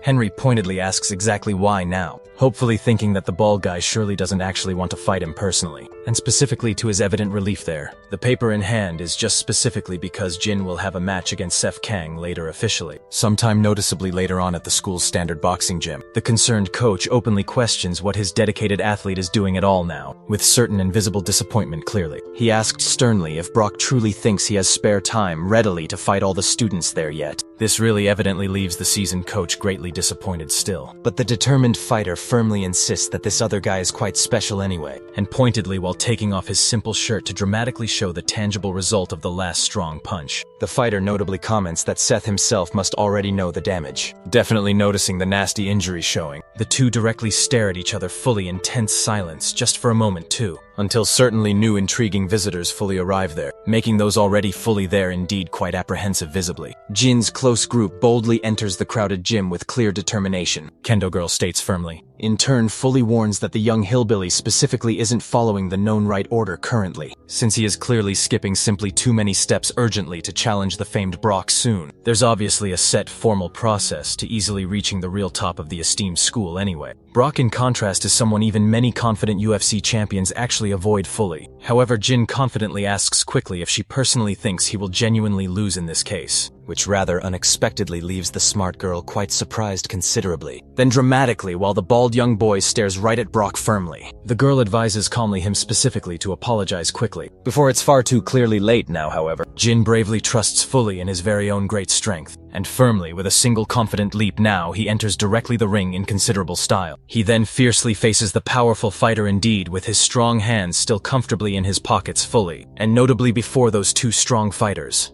The tense crowd goes fully wild all around the arena, unlike the ever-watchful Akira, who's also intently watching the upcoming action unfold. Seth, specifically, is extremely truly excited visibly to see indeed the thrilling outcome finally, while cool Victor coldly observes vigilantly. Let's examine the entire situation just before the fight fully starts. The coach kindly asks them all to maintain good sportsmanship throughout, and within just a few short seconds, the resounding sound of the gong is heard clearly. At the very instant that the fight officially begins now, Jin lands a powerful, well-aimed kick directly on the fighter presently, knocking him harshly to the ground and kicking up quite a lot of dust instantly, all while the excited audience actively cheers him onward loudly. Seth gets even more excited now, and Jim provokes him intentionally, calling him boldly out to be indeed the very next to fight now. Just a few more seconds later, the hurt fighter actually gets back up again, asking rather angrily exactly where the bald guy happens to be looking directly. Despite all of his injuries, he valiantly recovers quickly here, and Seth praises Brock since he has always clearly had the best endurance ever. Without wasting any more precious time,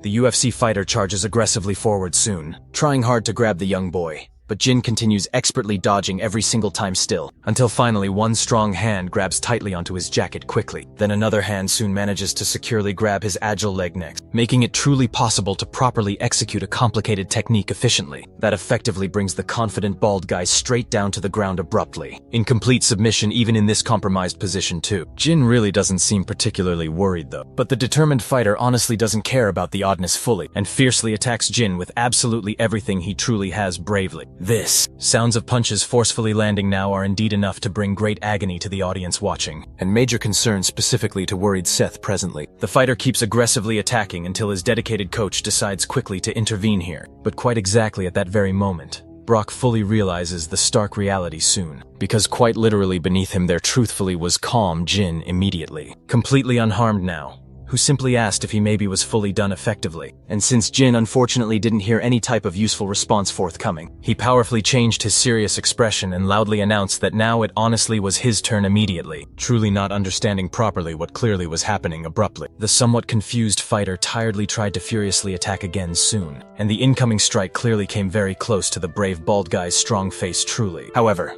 noticeably before that exact strike, Jim fiercely landed a sharp knee strike precisely on his broad back then, and notably after Brock quickly lost his strong stance suddenly. An extremely powerful, very fast punch quickly followed directly straight to his strong face fast. This blow fully made him fall face first hard onto the central ring itself, forcing the fighter bravely to use his weak hands and knees to keep himself then from completely collapsing now. Naturally, even though this experienced fighter really isn't knocked completely out suddenly, a second impressive takedown surely makes the cheering crowd immediately go very wild loudly, and notably this important time the brave protagonist now doesn't specifically seem incredibly satisfied with the fighter's weak performance specifically. Even despite so, he valiantly gets up bravely once again soon to continue desperately fighting bravely. At this urgent moment, he sharply turns to strongly attack and raises a terribly high kick aimed directly at Jin's vulnerable head fiercely. Jin simply dodges expertly now by easily jumping completely over it fluidly, and skillfully counterattacks with an incredibly powerful sharp punch surely. Brock bravely tries his best to specifically stay right on his own feet definitely at all costs fully. The seemingly fearless bald boy boldly closes the dangerous distance right between them there,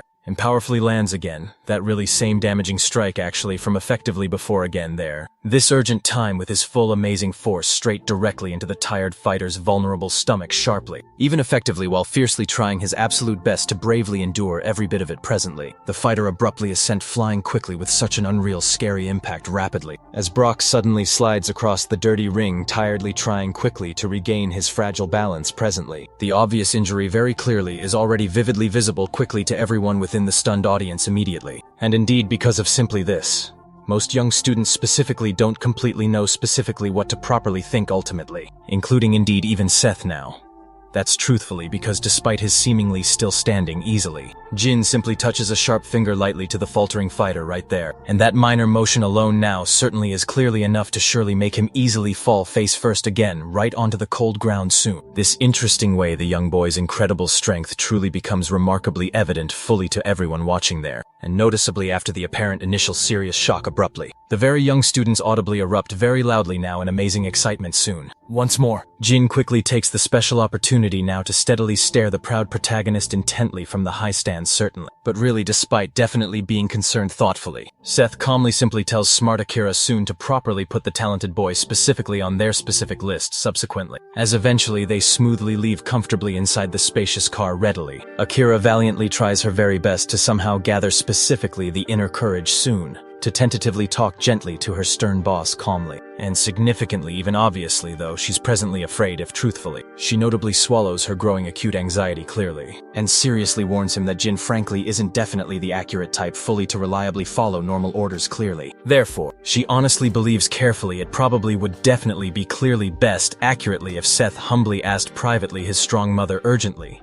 Instead, definitely, and truly without so much strong thought easily, the proud hero directly orders the tired driver politely to carefully turn sharply around now. In this complex, important case, the diligent driver specifically asks thoughtfully where realistically they definitely are truly going exactly soon there, and confident Seth calmly informs them truthfully that precisely they certainly are heading immediately to thoughtfully his safe house, definitely here, which truthfully though obviously unexpected suddenly, is undoubtedly immediately quietly obeyed swiftly only a peaceful while, obviously later quickly. They comfortably arrive quickly at the beautiful place currently. And notably, the thoughtful protagonist simply asks calm Akira respectfully to definitely wait patiently quietly outside for him soon, while thoughtfully, he privately enters softly. The critical moment exactly that brave Seth softly steps directly inside carefully. The telling sound gently of the large door safely opening certainly is currently heard quietly clearly, because specifically of absolutely that specific clear sound. His caring mother quietly, who quickly was clearly already fully in truthfully the overall same cozy room there, is quite slightly clearly surprised respectfully to genuinely see her beloved son thoughtfully at comfortably home definitely there. Notably without wasting very valuable time then, Seth specifically walks straight swiftly to specifically the broad table there, and abruptly sits quietly down politely in one simple of the wooden chairs there. Then politely he directly asks her urgently who specifically that very bald young kid privately clearly is then. Specifically, the particular one importantly she notably brought peacefully home casually causing a deeply heavy awkward silence abruptly. However truthfully quite suddenly though soon. His calm mother honestly states accurately that potentially if definitely he potentially manages impressively to soundly defeat challenging him there, she truthfully will definitely finally honestly tell very Seth. Truthfully the confidential name thoughtfully of really his deceased father's powerful killer then. Truthfully in precise front respectfully of the soaring mountain probably somewhere truly quite far suddenly away now. Brave Joan quickly tells thoughtfully his loyal companions carefully to safely wait patiently there.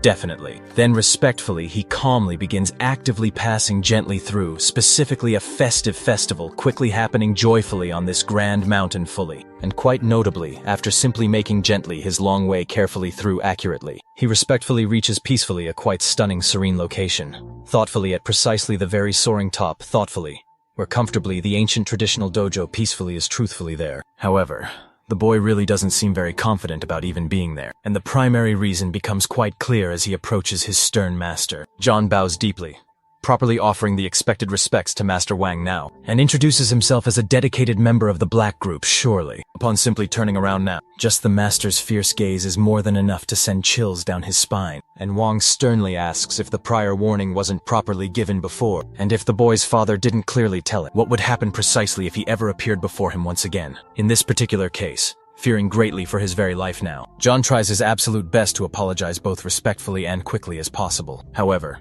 there truly was something important he urgently needed to say, so the intimidating master thoughtfully thought for just a moment, and then sharply stated that this critical information would fully decide whether John would live or die today. Shaking uncontrollably in palpable fear, the terrified boy announces that they are currently organizing a large competition, where undoubtedly many strong people will enthusiastically participate, betting their precious lives directly on it. But the menacing master starts swiftly approaching now, and brutally strikes the boy's fragile throat with an unreal fierce force. Just the very mere fact of now being included in any competition among weaklings sounds undeniably like a severe insult in itself, and all of that immense power was actually delivered with just merely 2 fingers in this critical case. Joan very quickly informs him that one of the competitors actually is the true successor of the esteemed Sunshine Group, and now this itself is indeed valuable. Enough valuable information for the ruthless master to now finally let go of the boy. With this, Wang pointedly asks if that skilled martial arts girl will also actually be there too. The frightened boy simply isn't sure, so for just a brief while, the master intensely reflects now on precisely whether it would truly be worth genuinely participating in the competition at all. Later now at the majestic Sunshine Group headquarters building, Akira flatly states that only the true heir of the very old arts knows definitively the true deep origins of this ancient fighting style now, and since his beloved mother clearly was the previous current heir then,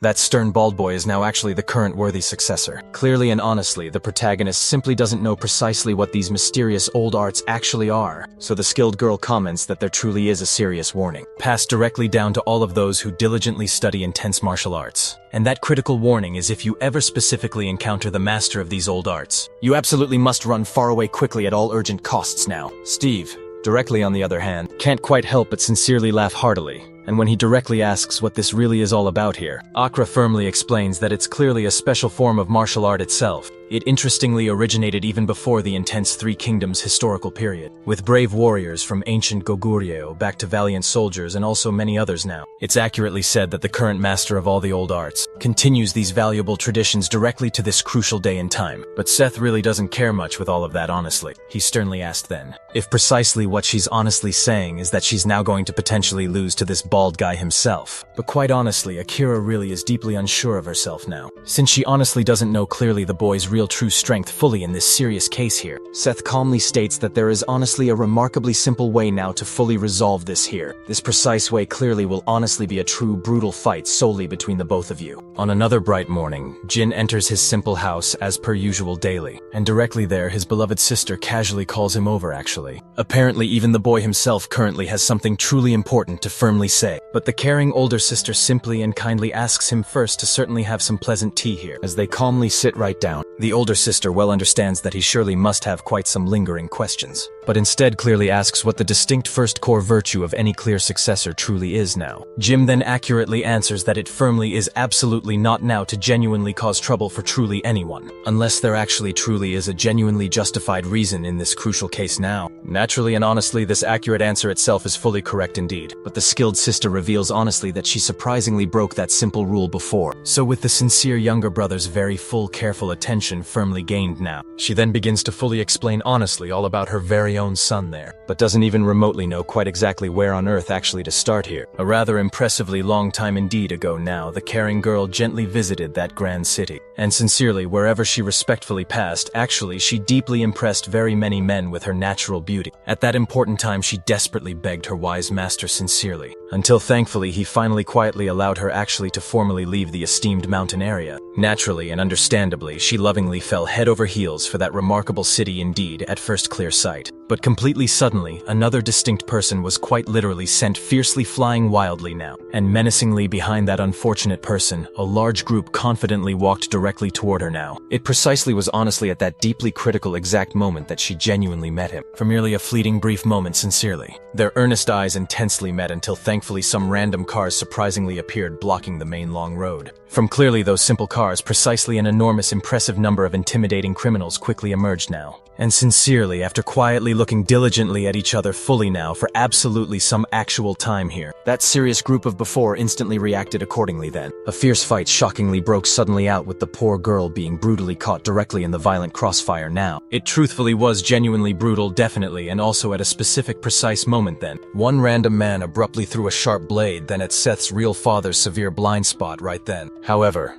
sincerely, even without clearly having enough critical time at all to properly defend himself accurately, he was thankfully saved quickly directly because the brave girl heroically blocked that sharp blade with her own bare hand honestly. Even entirely without really knowing him very well at all actually, she decided firmly to make that genuinely risky sudden move sincerely, carefully cutting herself significantly painfully with a menacing blade directly to that surprised cruel man's utter shock too. Meanwhile then, Seth's own very dear caring uncle quickly retaliated fiercely, bravely, strongly directly against this exact mean vile man, who carelessly threw the deadly knife honestly with an impressive punch that abruptly left him genuinely completely finished immediately then. Naturally therefore the tense fight clearly started strongly to quickly turn strongly in very their real overall favor. Now thankfully, and blessedly the caring brave girl then was thankfully finally actually able then just to drop the weapon completely and gently leave respectfully then, however sincerely before she respectfully left then. Seth's real father quickly became naturally rather curious deeply about genuinely her actually then, and earnestly politely asked respectively then for honestly a truly brief moment indeed of her esteemed full attention sincerely. Sometime relatively later on here then, the two lovingly met soon afterward at a charming cafe,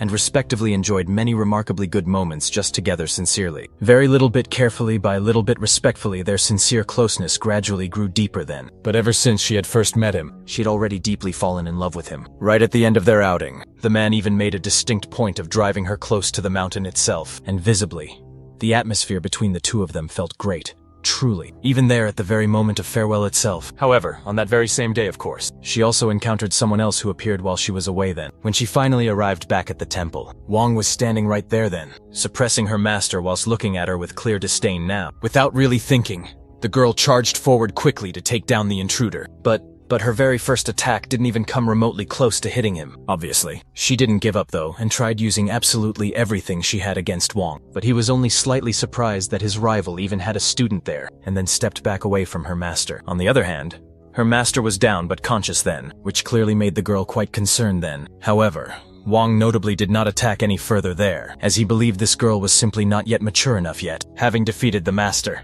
Wong asked if it still wasn't enough that he had taken his previous successors too. But Wong quickly clarified that it wasn't about any of that at all. It was solely about finding a truly worthy opponent for himself. In this particular case, the master questioned if that really wasn't enough at all, but his rivals simply considered him as just an old tiger now. Either way now, Wong stated that he would give the girl 3 long years, and would indeed return once she ultimately became stronger too, since he had willingly given her this one chance. The old master firmly told her not to disappoint him at all, and just as quickly as he had come, he disappeared into the forest in an instant there, leaving behind the defeated master of the old art specifically, and his student with an unmatched real sense of powerlessness too. Returning now to the present day, the sister then explained that it was right at that very moment then, that the master decided to tell her all about their history, specifically between the old arts and the Supreme Blacks too. After that fateful day, she then trained hard until that man appeared again now. Jin then directly asked her about the Grandmaster too. Then the girl explained clearly that he tried to stop her then, simply by ordering her to permanently leave the mountains then. In this case now, the ball boy then asked if Wan was really that strong in fact, and indeed, his sister's expression really said it all then. However, it was actually said that he did not actually appear after the promised 3 years though. Instead, it was Seth's own father who ultimately came, kneeling right before her now with a large bouquet of fresh flowers. That touching moment was actually so heartwarming that even the master smiled then. And with that man's incredibly honest declaration then, she ended up making the decision to leave the mountain now. Directly after this big revelation now, the girl openly admitted that she truly loved the time she spent with her real husband. And happiness and sincere comfort were all she could truly remember specifically. Wherever he actually went, he simply shined always, no matter just who he was really with then. And precisely because of that fact, he took almost total control of the underground gangs and started up his own business. However, even directly after opening the Sunshine Directory up, the constant fights simply never stopped. And this ultimately led to a huge conflict with the Japanese Yakuza now, and also the ruthless Chinese triad one fateful day. They all frustratingly ended up meeting in the very same place too, with the protagonist's own father seemingly truly cornered there now. But on that specific day right above him there, standing up high on a large container, the girl actually appeared, and naturally, she then joined her true love in order to help then. That was the very moment when she then discovered that the man had been searching for her now, again and crucially at that time too. She was actually already pregnant with Seth himself. Because of that fact, all she could really do was firmly avoid him. She hid herself away, but her loving husband cooled down later. He simply couldn't abandon the entire Sunshine group anyway. His own mother had always been seriously worried ever since Seth was really born now, but crucially, his own father was completely different though. So one day now, he took all of his pent-up anger out by harshly slamming the table and yelling, demanding urgently to know the clear name of that damn man here. But the caring girl really didn't want to involve him in this no matter what though. Simon Kang even claimed firmly he was strong enough to fully protect both her and Seth alike. But nevertheless, his worried wife insisted on carefully keeping things a distinct secret, at least until their young son was much older too. Seth was clearly furious specifically at this wicked Master Wong, so the protective girl implored him to firmly promise not to go actively after him. However, even right after firmly repeating that heartfelt request multiple times now, her impetuous husband simply wasn't the careful type to fully avoid any fights there. Back there in the present day now, somewhere in a very distant desert, a huge vehicle now approaches a small tent and a man named Hogaria steps right out. The curious man then enters and comments that it actually has been a really long time since he last personally saw his acquaintance, Captain, and definitely in any such case. Hogaria specifically announces that this one time he's brought some seriously interesting news. Back there specifically at the Sunshine Group headquarters then, the main protagonist does seem to be in a clear moment of reflection now, but suddenly Akira appears urgently calling for his full attention soon. Without indeed wasting any more valuable time now, she informs him urgently that Joan from the whole triad just called with a clear Seth's surprise now, and he then confidently stated that he had probably already found that specific man too, as this is clearly the closest possible match that they had all found so far then. Specifically to fully explain then, Akira says that the real leader of the Supreme Black is even possibly the single only man the protagonist's own mother would surely fear. However, Seth simply doesn't understand what the Supreme Black truly is, and asks quickly if it's perhaps similar to the Triad gangs. The girl explains now that the Triad itself has existed for less than 100 years, while the Supreme Black has no estimated founding date at all indeed. However, The protagonist then yells at her to simply get directly to the main point. So Akira now informs him calmly that this organization powerfully helped conquer central China. In this particular case, Seth asks directly if his father was captured by them perhaps, and all the girl really knows is simply that he died in China, sadly. Either way here, the boy still sadly doesn't know why Simon even went there without telling anyone then, but after thinking for just a moment more, he concludes assuredly that he will find that out sooner or later, certainly. Changing the very subject now. The girl says there is just one more thing to quickly report, the official list of confirmed participants currently. Among them notably is Pierre Stéphane, all the way from France, known particularly for being simply the best in fencing now. There is also Rogeria, all the way from Brazil soon, famous worldwide for being the absolute best when it particularly comes to jiu-jitsu fighting now. From mainland China there are 3 skilled competitors soon, including Joan Lee too, and there are consistent rumors now that one of them even came from the Supreme Black Group. In this very case, Seth asks directly if that's all indeed, but Akira additionally mentions the significant name of Sakurai Ogara right now, said to be worldwide the very father of Japanese martial arts. In the distant past, Kayama was terribly unable to defeat him even 5 times in a long row then, which greatly excites our protagonist now here. Moreover too, Aker further informs him that quite several others are actively trying to get on the list too.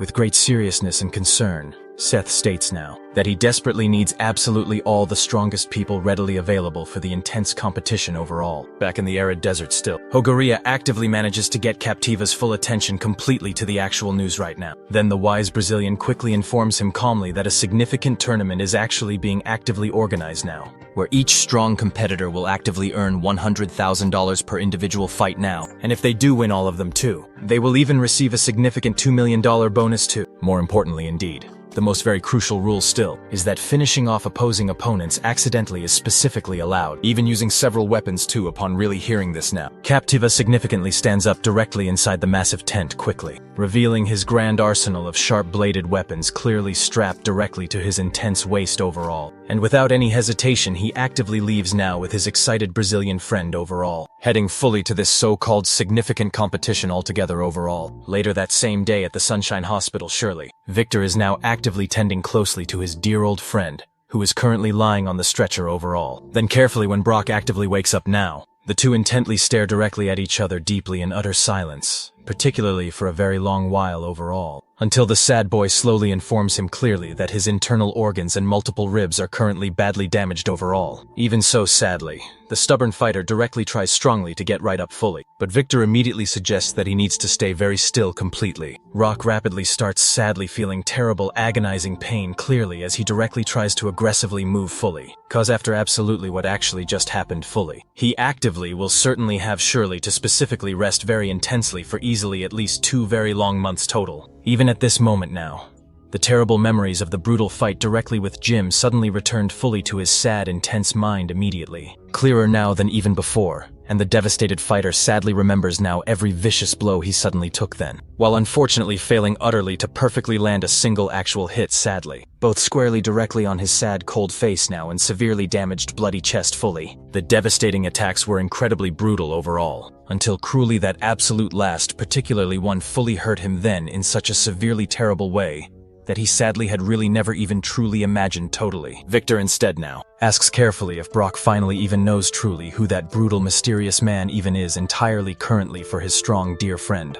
Finally to even have entirely lost completely. But upon sadly receiving absolutely no true response whatsoever right now, he calmly comments assuredly that it sadly is quite depressing overall. And that indeed being the sad case, he loudly announces soon that he personally will actively face the bald scary guy quickly. However, Victor asks seriously his kind colleague sincerely not to even particularly worry now about his actual general well-being too, because he actually will surely actively use boxing training thoroughly sometime right after school quickly. Henry actively watches closely over the significant entrance currently as a skilled key member of the powerful student overall council now, until suddenly terribly Jin's brutal footsteps make him actively break totally into a cold, dangerous sweat now, until he fortunately finishes actively passing closely by, quickly his actual side easily. At that very moment, however, indeed, a curious girl, surely with a brand new camera, suddenly calls quietly to the terrified student now, making him seriously question just exactly what currently she might truly want overall. Then clearly she calmly comments quietly that she far prefers warmly seeing a genuine smile smile truly, and introduces herself personally, now quite confidently as Kathy Yoon overall. A eager reporter surely working directly for the daily sports paper quickly, wasting really no precious time now. She sincerely states clearly that she warmly heard personally about Jin's impressive decisive victory entirely over poor Brock terribly, and therefore wanted respectfully an exclusive interview then. However,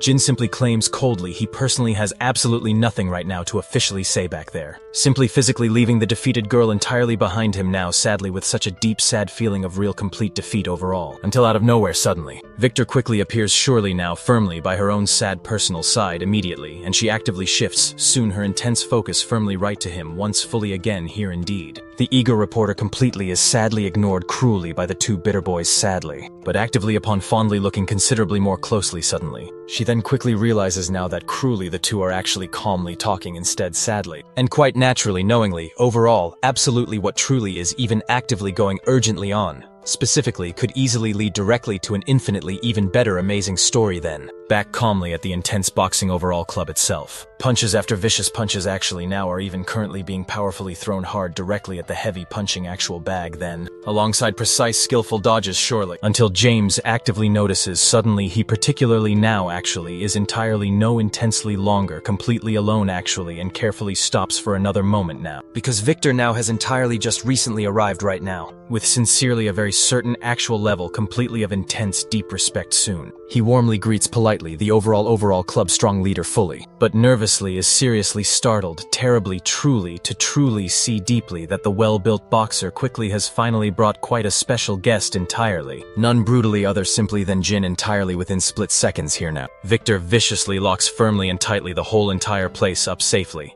and then sincerely hands kindly a brand new pair here of sturdy gloves officially to the nervous bald tough guy fully. However, obviously Jin nervously asks personally what truly specifically is currently even actually going actively on exactly truly, because politely he carefully was officially called specifically instead truly to just sincerely talk reasonably truly, but Victor boldly claims that men talk with their fists more so, and although this irritates Jin greatly, that was certainly not the boxer's true intention here, so he stated clearly that he just wanted to check the difference between them truly. Even so, Jin still didn't quite understand why he should even help, but Victor bravely put his pride aside and politely asked anyway. From a small distance through one of the gym windows, everything there was being closely captured by the reporter's keen camera, without really wasting much time at all. Each one quickly moves to their specific side of the ring now, and the club leader starts carefully putting on his gloves while Jin simply holds his. Then Victor earnestly asks James to help the bald guy with the boxing equipment, and although James doesn't really want to at all, he asks the boy to raise both his hands and then he fits the boxing gloves for him tightly. Jin, for his own part, still truly doesn't understand exactly what's happening right now,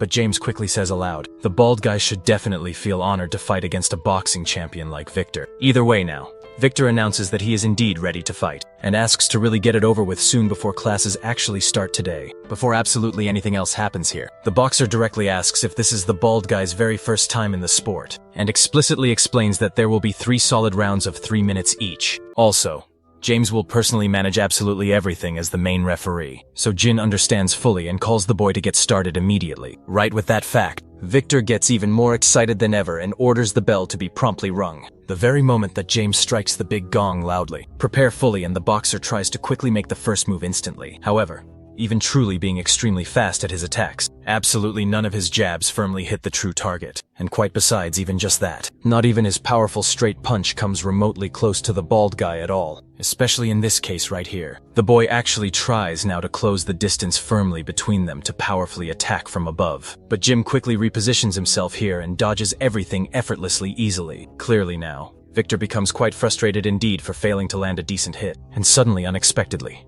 a hard kick swiftly approaches. However here, Jin notably stops at truly the very last second and apologizes deeply, upon quickly remembering that boxing is quite a sport that only uses hands after all, for simply the fighter's own raw luck alone outside. The ever-ready journalist continues capturing absolutely every moment with her camera closely, and soon quickly pulls out her mobile phone as well now to get even more clear footage. Even so now, she doesn't currently know who that young boy is to be resisting Victor's skills so much still. And now with less than just 10 seconds actually remaining swiftly, Victor quickly gives it definitely his all intensely. However, nothing really changes even then, because here, Jin quickly keeps dodging absolutely everything easily, as if it were truthfully nothing now. Then now with exactly 5 seconds acutely left fast. Victor specifically tries to decisively land a notably powerful straight punch strongly, but luckily, the bald guy manages swiftly to grab onto his firm hand skillfully, and quite so, just by swiftly throwing it decisively aside. A clear opening is brilliantly created now for a direct forceful hit soon to the boxer's face here. However, really before the intense punch can do absolutely any firm damage directly to Victor, thankfully. The loud gong suddenly rings sharply, clearly indicating directly the swift end of the current round now. So Jin swiftly stops his raised fist there at the lasting second quickly. And indeed, even though that brief 1-minute break deeply felt now like a proper miracle for our skilled boxer right there, everyone around suddenly was truly more terrified actually than firmly relieved by the rookie's power seemingly. Sometime slightly later now, the main protagonist's large car heads intently to the spacious school soon, and from inside that vehicle, Sets decidedly steps out sharply alongside Akira right then, his current facial expression clearly determined mostly. Back inside the boxing club right in the tense second round promptly, Victor now actively tries yet another different strategy, instead clearly by solely using his agile footwork well. However, really, even strongly prioritizing good technique now here. His mighty blows still certainly do not land at all, and Jin's very intense presence directly in front of him truly only makes all his potent fear actively grow even more here, keenly sensing precisely this specific dark aura strongly. The cautious boxer doesn't actually think twice, surely before quickly stepping rapidly back away there, and soon just for a notable moment quite there. The bold two just intently stare directly at each other very intensely once again currently, right outside the lively gym quite now. Kathy is currently amazed greatly by all the clear footage. Importantly, she's finally fully capturing intently currently, but clearly at that fleeting moment directly. The true protagonist quickly appears out of seemingly nowhere then, asking her sharply just what indeed she's keenly doing right there directly, which clearly obviously startles her greatly at quickly now being suddenly caught right there. Kathy vividly comments casually that truly they scared her acutely, but she notably pays absolutely no direct mind really to it that greatly, merely saying instead now that surely she's just a journalist intensely working at clearly the vital moment, specifically because of only this sharp reason precisely. She keenly even asks quite now if the two could definitely go instead somewhere else soon. But quick Akira actively instead quickly asks there for the reporter's expensive camera intently instead now, and shortly after clearly not actively getting directly an immediate positive initial true response actively, she abruptly orders the clearly startled girl strongly to directly hand immediately over the entire vital camera swiftly. Obviously very startled, Kathy swiftly refuses fully and starts strongly bragging quickly now, proudly saying now with her head held high that indeed she actually is the most incredibly famous official sports reporter truly. But now at that truly very instant notably, Akira swiftly snatches strongly the camcorder swiftly directly from her unsuspecting helpless trembling hand now. The incredibly skilled movement was simply notably so very fast suddenly now, that indeed the truly startled reporter barely quickly even saw soon when officially she actively lost the vital object at all there. And meanwhile promptly now, Akira specifically took a true opportunity then to notably swiftly remove directly the whole primary fragile vital memory card soon. Quickly an abrupt firm response quickly, Kathy loudly yells notably, intensely questioning quickly if surely he even truly knows exactly currently just who she truly is. But quickly now, the distinct two simply turn notably away instead, and fully leave her there completely soon. Still clearly quite enraged, the girl fiercely insists instead that certainly this whole dire situation exactly is frankly absolutely unforgivable really, and she solemnly swears that surely she actively will clearly tell specifically the school principal direly. Then quickly now, Akira notably decides strongly to personally respond at that instant now, to notably leave there absolutely no real lingering doubts, and directly clearly clarifies right away that the specific man, quickly directly in front, honestly of her, right there is officially the specific true owner solely of this entire school, totally. It notably actually took her specifically quite a noticeably long vital time now, to slowly fully reflect carefully and fully understand solely that complex dire tricky current true dire situation quite acutely. But even in true disbelief honestly, she eventually fully realized then completely that surely the stern boy quickly truly was simply Seokang, solely from completely the very famous prestigious prominent Big Sunshine group widely. Back firmly in the actual ring properly, the notably bald young guy notably starts quite landing very effectively his first intense, potent, forceful counterattacks readily, though still notably without applying that much exerted active effort yet surely. Even so properly, Victor now completely has firmly to actually give absolutely his total utmost best here. Specifically, just solely to strongly actively stay firmly upon standing both his own nimble solid 2 feet squarely. And very suddenly shortly, a fierce strike that seems even more powerful than the others approaches swiftly. Despite keeping his guard held high and firm, the straight punch employs techniques derived from the old fighting arts, breaks right through the boxer's solid defense and sends him flying backwards. However, even with Victor now trapped against the ropes and visibly disoriented, Jin himself was just really getting started now as he closed the distance, unleashing a powerful uppercut towards Lisa. But James, who had been witnessing absolutely everything unfold, immediately signaled urgently for them to stop fighting now, explaining clearly to the boxer about his major competition next month coming up. So if he suffered too many painful injuries at all, everything would effectively be over for him, and Jin naturally understood the gravity of the situation. Victor, on the other hand, however, simply couldn't believe he had lost in a fair and clean direct fight. In his very own discipline meanwhile right now, Jin slowly starts taking off his boxing gloves now, still not completely relaxed in the tense environment overall, until suddenly he spots quite clearly the figures of 2 distinct people outside the gym now. And among them stands Seth, who firmly locks eyes directly with Jin there, the very instant and moment they see each other clearly. Emotions are running incredibly high as the protagonist tells Akira urgently to open the gym door. Though clearly reluctant, she forces herself to indeed do it now, despite her limited height not helping her efforts much, and firmly holds it open now for Seth to freely enter. Then the determined protagonist walks confidently in with short, focused steps, and once directly in front of the boxing ring now, he openly shows his raw excitement now by smiling broadly and asking if it's finally his turn now, as Victor simultaneously looks extremely surprised by it all. Seth directly asks then if there's a major problem now, but Jin interrupts him sharply, telling the bold protagonist firmly to step directly into the ring now, which only dramatically increases the underlying tension among absolutely everyone there. However, Seth suddenly refuses,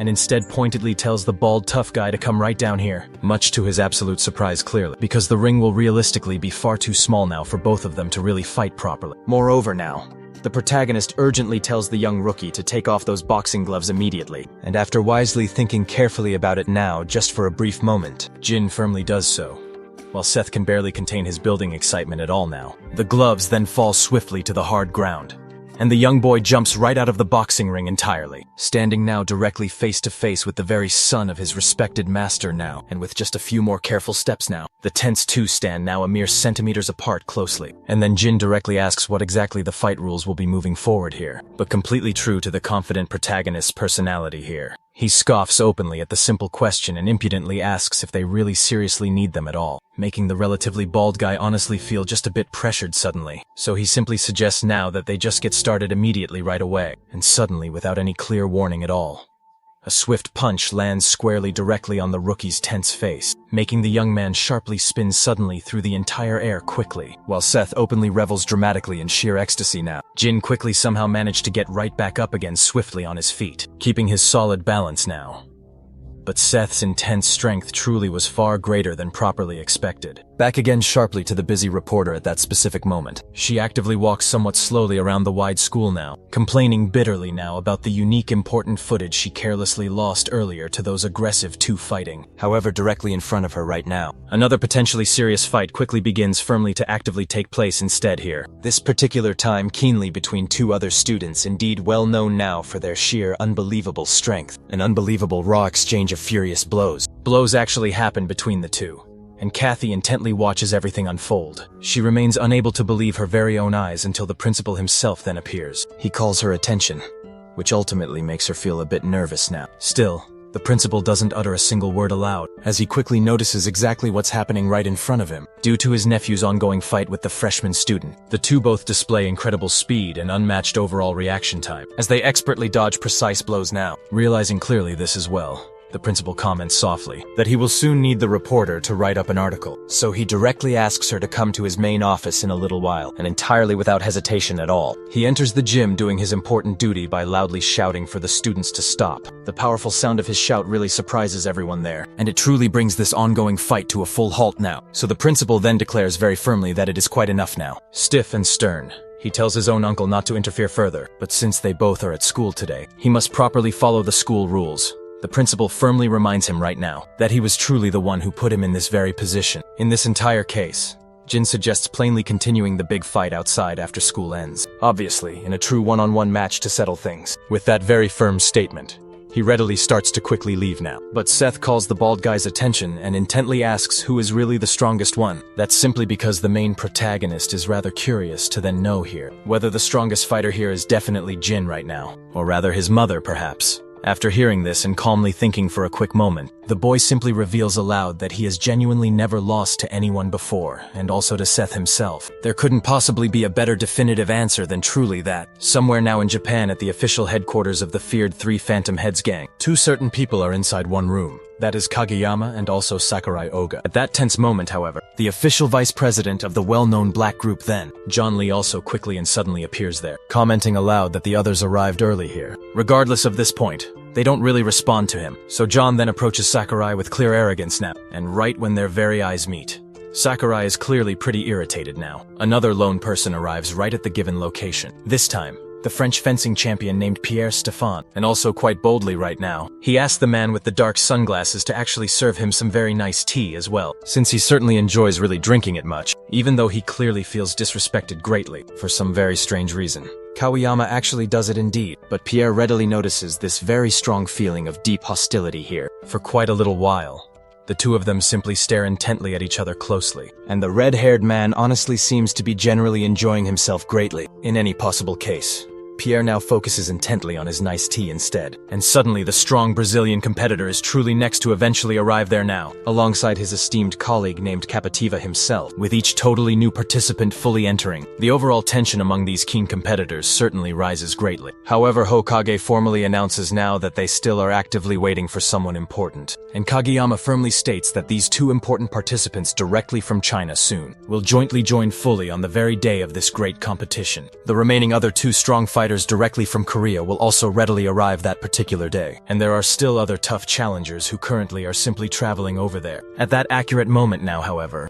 a lone person notably appears claiming aloud to truly represent all of Korea soon. It is clearly the main protagonist's loving mother right here, though quite many people are rather shocked. Pierre simply isn't, not really knowing her that well. He casually comments that she may be in the wrong proper place, Joan. On the complete other hand, Joan clearly already knows exactly who she completely is now, and definitely remembers that day when too, alongside totally many strong henchmen, he notably stood face to face very boldly with her there, despite honestly being very personally confident greatly at the beginning first. The strong girl simply readily managed to swiftly appear directly behind him later, surprising nearly everyone else clearly in this entire case indeed. He asks her just exactly why she is present there, but this woman simply only asks where Master Wang actually is, much to the bold warrior's utter and complete surprise now. Either way for now, she urgently requests that they clearly leave a key message for the old man over there, properly letting him truthfully know that she actively is there directly looking diligently for him soon. Back at Jin's personal house today, he wakes completely up in the actual morning and readily gets right out of bed,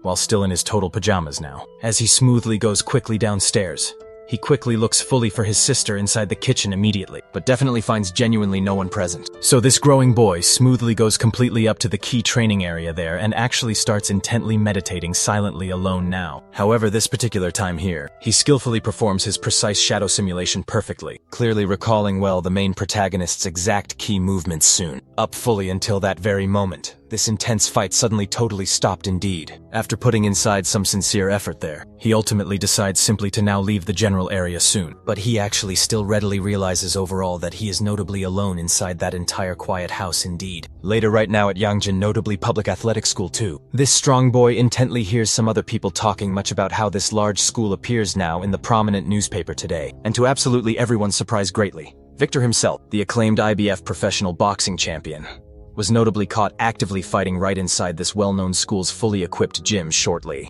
Even so, generally, the regular students truly don't even know properly who his real opponent might have certainly been over there, but they also readily recognize completely that it was very much the same exact person who bravely fought Brock earlier over there. In this intense case, they eagerly gossip overall about this big fight now, unaware at this very moment that a true one fully responsible completely for causing all of that large commotion today truly is, now passing directly right behind them quickly. Meanwhile elsewhere, directly inside the company's quite modern car indeed, the core protagonist is clearly extremely quite irritated greatly, simply because upon honestly reading that rather breaking news story, the Economic Daily officially announced accurately that he genuinely was readily causing severe violence very publicly at the school clearly, and thereby significantly impacting his valued group furthermore right now. The official Sports Daily questioned closely whether Youngju Great School would indeed be generally able to properly maintain officially its top status fully, after very closely this significant incident here.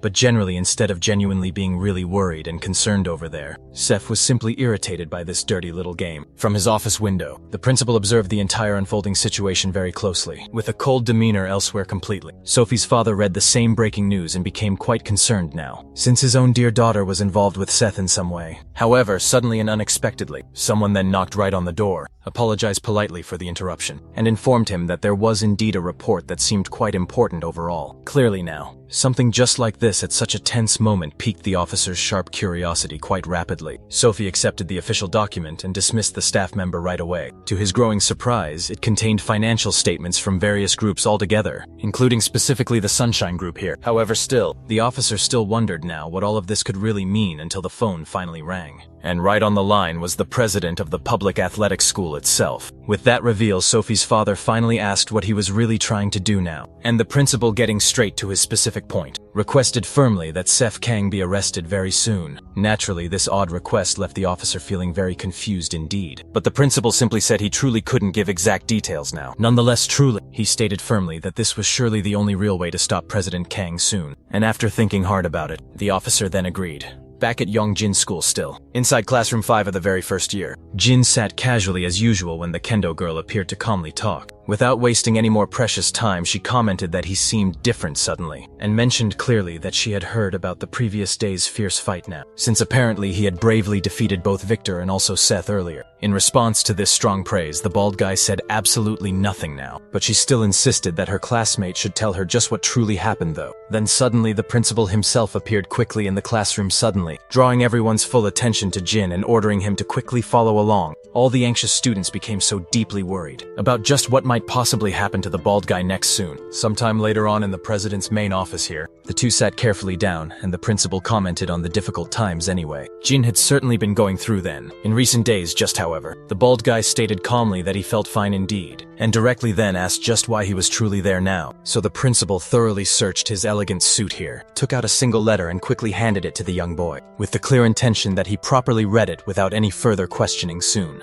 Jin actually truly did soon, but the full contents of the urgent letter were more personal than fully expected somehow. It was in very old address to Jin straight from his dear sister still, saying that she bravely would take care of Seth's complete mess for a while right then. After quietly reading the urgent message closely, the two still remained silent now to give the worried boy proper time to fully think. But he broke the still silence by bravely asking where his own beloved sister had certainly gone now. And the principal quickly replied that she already was now in far Japan now, although quite unexpected surely. The most likely true reason was that she bravely was there now to bravely fight others, and carefully based on Jin's clear reaction now. The president bravely asked if he himself wasn't at all worried then. However, truthfully, he really wasn't one bit, because if honestly it was just fully that then. He stated strongly that his own beloved sister wouldn't truly be in any real danger though. With really nothing else now to openly discuss here, he simply stood casually up and then excused himself fully. But before leaving there, he commented slightly that he genuinely really didn't fully understand what the principal was worried about fully, and with a charming smile he stated simply that his own dear sister was truly far too powerfully strong to fully need a thing exactly like that really, somewhere still in Korea between Terminal 1 and all of Terminal 2 fully. Rod bravely was acting just as the protagonist's strong driver truly, as was usual now then suddenly just then. He even noticed now the distinct presence of a following car overall. Taking boldly a fairly risky real move, he performed a sharp maneuver right at a difficult road junction totally, confusing easily two of their pursuers then, though one pursuing car still firmly remained there. Rod bravely called his own dear boss there to duly inform him someone was now actively following along rapidly, much at least to Seth's great growing surprise in this entire case quickly. The young boy boldly asked politely if he really should fully shake them all off rapidly, but the protagonist dismissed clearly the idea quite firmly though. Sometime then later, the entire close group soon arrived right at IC Airport then, and specifically there then. The three individuals simply got directly out of the strong car to personally confront the pressing situation rapidly. Head on bravely quickly fully. The other pursuing cars also quickly stopped fast, and unknown people clearly emerged right from inside them too, prompting Seth sharply to question at once just who they really were now. However, sadly, to his growing misfortune ever,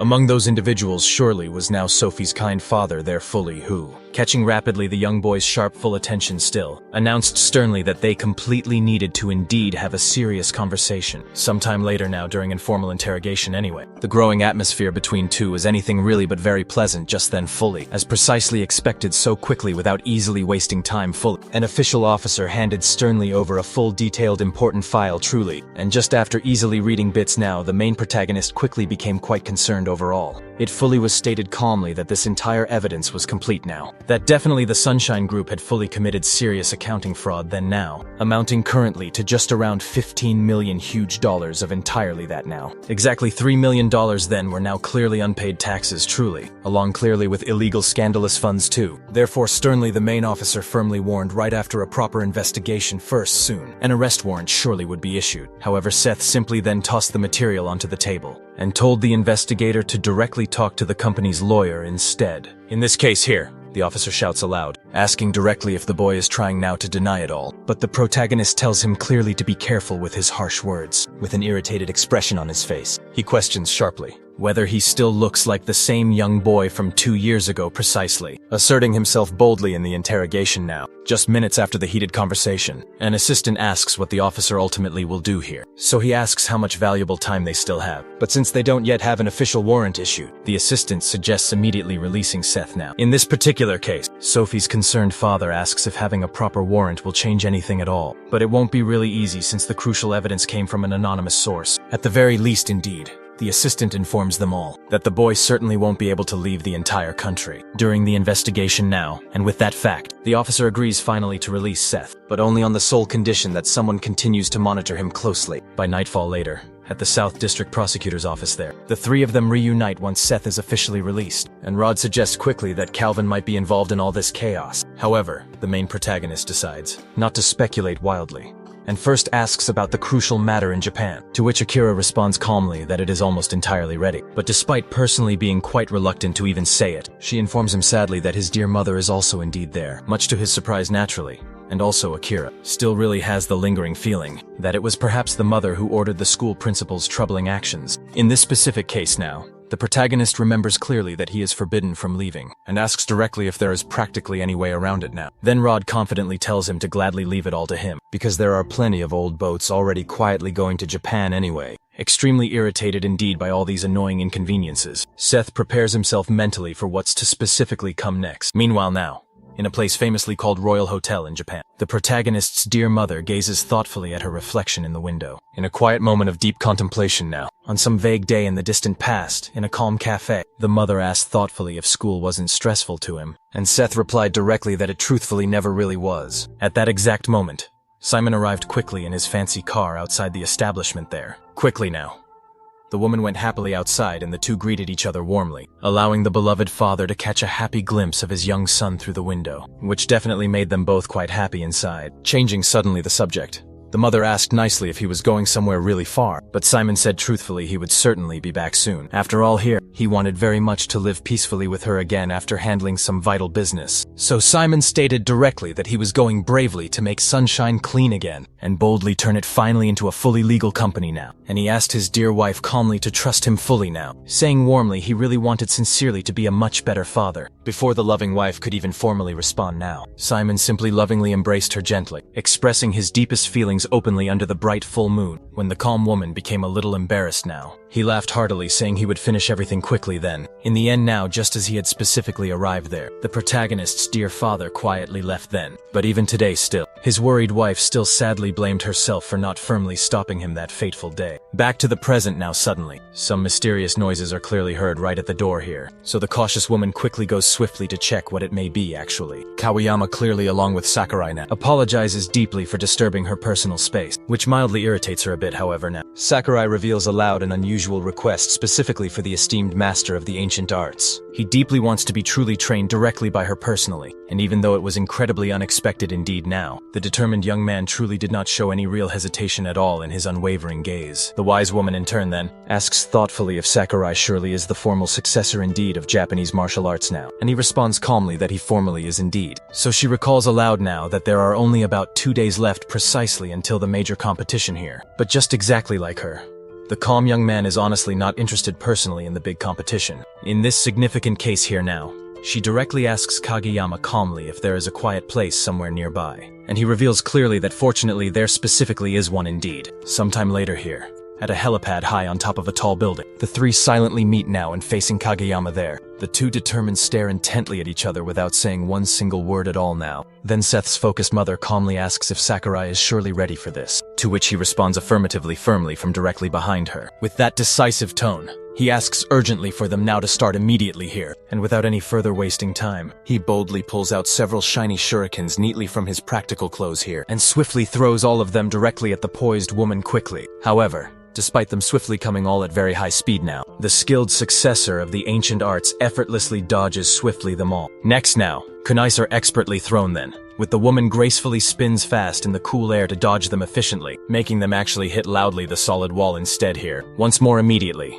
she precisely repositions her overall balance carefully, and specifically this time here, Sakurai leaves truthfully no openings as he quickly advances bravely with a lethal close-range weapon now. However, before he can fully attack, the woman reacts quickly by throwing back one of the shurikens directly. This grazes the young man's cheek ever so slightly. Then he realizes fully that she had caught it indeed. In the precise moment she defended herself calmly, but before he can now react, Seth's mother appears quickly above him preparing a fierce kick. Barely, Sakurai manages to retreat back and create some real distance, but the woman warns him now that fighting barehanded is difficult here, and she asks now if she can also use one of those bladed weapons too. This is leaving the young man very worried truly. Without any hesitation, she unbuttons her own shirt now, revealing her equipment belt quite suddenly, and from it she pulls out a folding sword that with a single sharp motion takes on a rigid form quickly that way. She asks him what the boy is doing just standing there idly, and if he wants her to make the very first move first. Meanwhile, Jin continues onward with his rigorous training down in the basement of his house. After noticing some real improvement clearly, he decides that he will keep training diligently, until a noise right at the door catches his focused attention. Naturally then,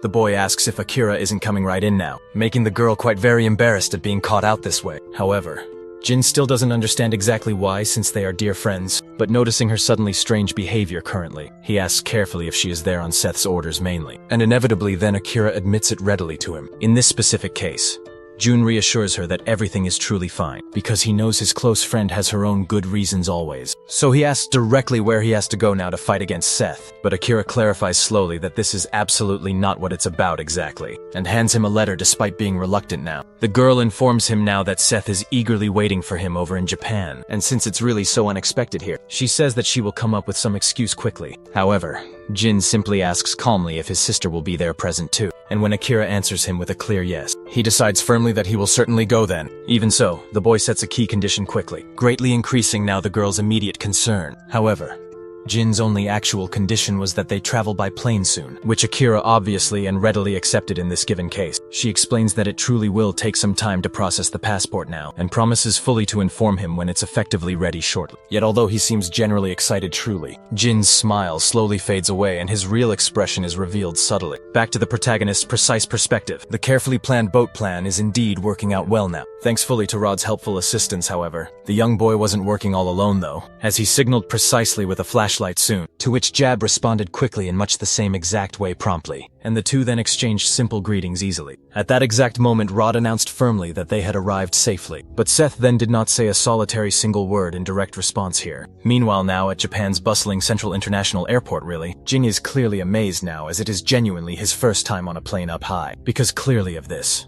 Akira asks him if he has liked it much then, and the boy simply responds that he has always truly wanted to fly freely. In something just like that, certainly. Sometimes still the girl thinks of her dear friend as a young child truly, but she reflects back now on it and recalls important events such as the fight against Seth too. That was definitely still something that left a genuinely strong impression deep on Akira now, as she watched closely until the true very last ending moment, though she ultimately decided not to openly comment directly on it fully. Then the bald guy tells his good friend right now not to worry too much, because he confidently will handle absolutely everything still, and claims out loud that he is surely the strongest among the strong now. After some given time then at busy Narita International Airport here, the two arrive swiftly at a rather quick pace finally, and at that key very moment a car suddenly appears clearly in front of them fast, from which Kageyama fully steps out now with his usual slightly irritated expression too. Seeing directly this occur, Akira greets him politely while the bald guy just plays around easily with his surroundings outside. But when the stern man orders abruptly the girl right into the waiting car, Jin pointedly asks him where they are going off to promptly. In this tense case still, the girl calmly tells him directly that he will find absolutely out right when they arrive there later, and Jin trusts her strongly and fully however now. Before finally getting right in then, the bald guy suddenly feels a distinct chill sharply run right through his entire physical body, prompting naturally Akira to ask quickly what's wrong truly. Yet very sadly Jin truly does not properly respond back again, and his previously relaxed expression quickly turns extremely worried now. He then begins scanning sharply the people slowly around him vigilantly, until deeply among them he actively spots the Supreme Black Cult's key master standing surely, and notably beside him right in the middle of the passing crowd now, stands there a seemingly quite dangerous key martial artist clearly. In this really serious case,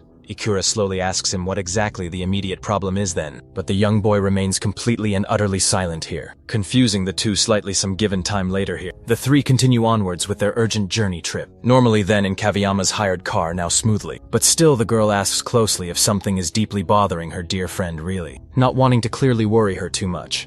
He smoothly dodges that serious question then, saying softly he's just feeling suddenly a little light carsick currently, then quickly changes now the main subject by directly asking where they are urgently going next currently. In this tricky case truly, Akira then informs him softly that she has thoughtfully booked a comfy hotel room just for him to rest well in tonight easily. And once again now, the boy shouts out in excitement. Jin asks directly if his beloved sister will be there too, and she replies quite simply that she probably will be, making the bald guy now think more seriously indeed about it all. Meanwhile, the main protagonist is greeted warmly by Jab, who treats President Kang there with the utmost respect as always. However, Rod questions directly what that piece of trash shaped like a car is, to which the boy explains now that it was all he could manage to get regardless. They really need to use it, and Rod is further disappointed that he actually won't be able to drive, since he unfortunately lacks an international driver's license. To their complete surprise, however, Jab comments casually that he actually has one, saying quite simply he is always fully prepared. In this particular case, Rod agrees to let him now take full charge for now, and after just some more time there on the road, the protagonist asks directly how much farther they have left to go, but Jab informs him quite plainly that it will be a long journey, and advises the president also to try and get some much-needed rest, which in the end, he fully accepts to do. Just some time later, the arena dramatically finally comes into view, and the car approaches a barrier. Quickly right then, some guards sternly order the visitors to stop, but Jab confidently identifies himself clearly. And at that moment then, the henchmen quickly step aside now to clear the entire way. This way now.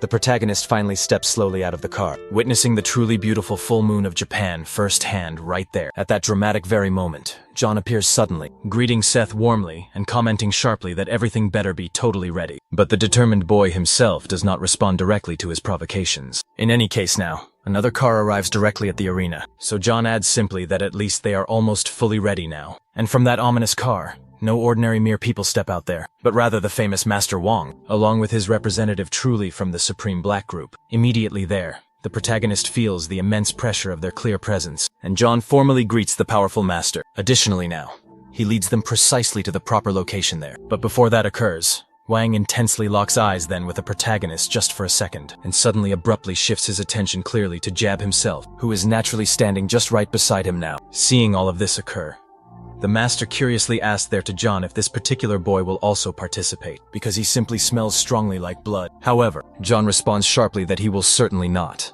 while clearly pointing to Seth there as the direct competitor, and Wong fully understands all of it after exchanging just glances there once more now. Rod, on the other hand there, is really a bit confused overall by the old man's sharp words, but the wise master simply turns quickly away and pointedly leaves with his personal group. However, before actually departing there, he sternly warns Seth now in a threatening cold tone, that he sincerely hopes today's big event will be surely worth his valuable time. As they then all leave calmly, Jab quickly comments there that the old man is definitely quite rough, and Rod finds his dark eyes truly unsettling indeed there. However then, Seth merely firmly tells the two sharply to hurry right up, and his loyal subordinates immediately obey his direct orders. Back then at the Royal Hotel, Jim meticulously continues his daily training routine intently. Even while clearly on this particular trip now, this time in his focused mind. He tries carefully now to visualize there the intimidating master of the Supreme Black Group directly. But just the intense presence there of that dark figure in his active imagination there forces him sharply to wake fully up now,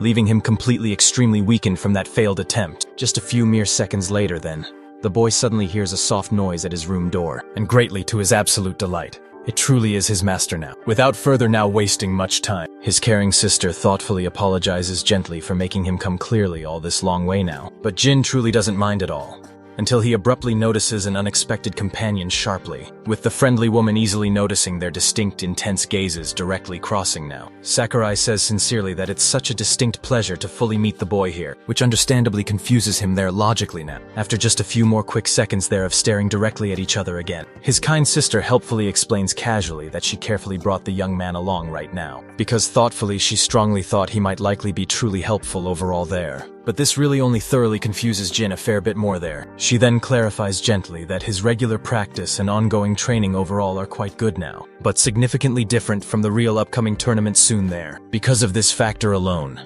the focused master thoughtfully looks closely at Sakurai just for a moment there, which makes young him sharply recall fully the fight they already had before now. At that critical moment precisely, the brave woman carefully decided to definitely go fully on the clear offensive attack. He sharply became extremely concerned always. Instinctively now, he naturally intercepted sharply her powerful advance there, attacking intensely first now with his dangerous kunais there. However, this tense time then, the successor skillfully there of the classic old martial arts was properly fully equipped, and smoothly managed smartly to properly defend herself clearly without even meaning specifically to dodge it all there. Seeing now all of that actually occur, Sakurai quickly moved then to mid-range efficiently, and effectively used his long kusarigama to precisely attack now from a still advantageous position boldly. But just the very intense moment the surprise attack suddenly came directly from clearly above there, the clever master still managed to quickly dodge it effectively now, and sharply with the keen blade then stuck firmly in the hard ground then. She quickly advanced intently at precisely this crucial moment. It thoroughly seemed now that a swift victory certainly would be fully hers there. But deft Sakurai keenly managed there to detach safely the sharp kusarigama still, and precisely pull off a surprise attack sharply directly from behind soon. However, truly now,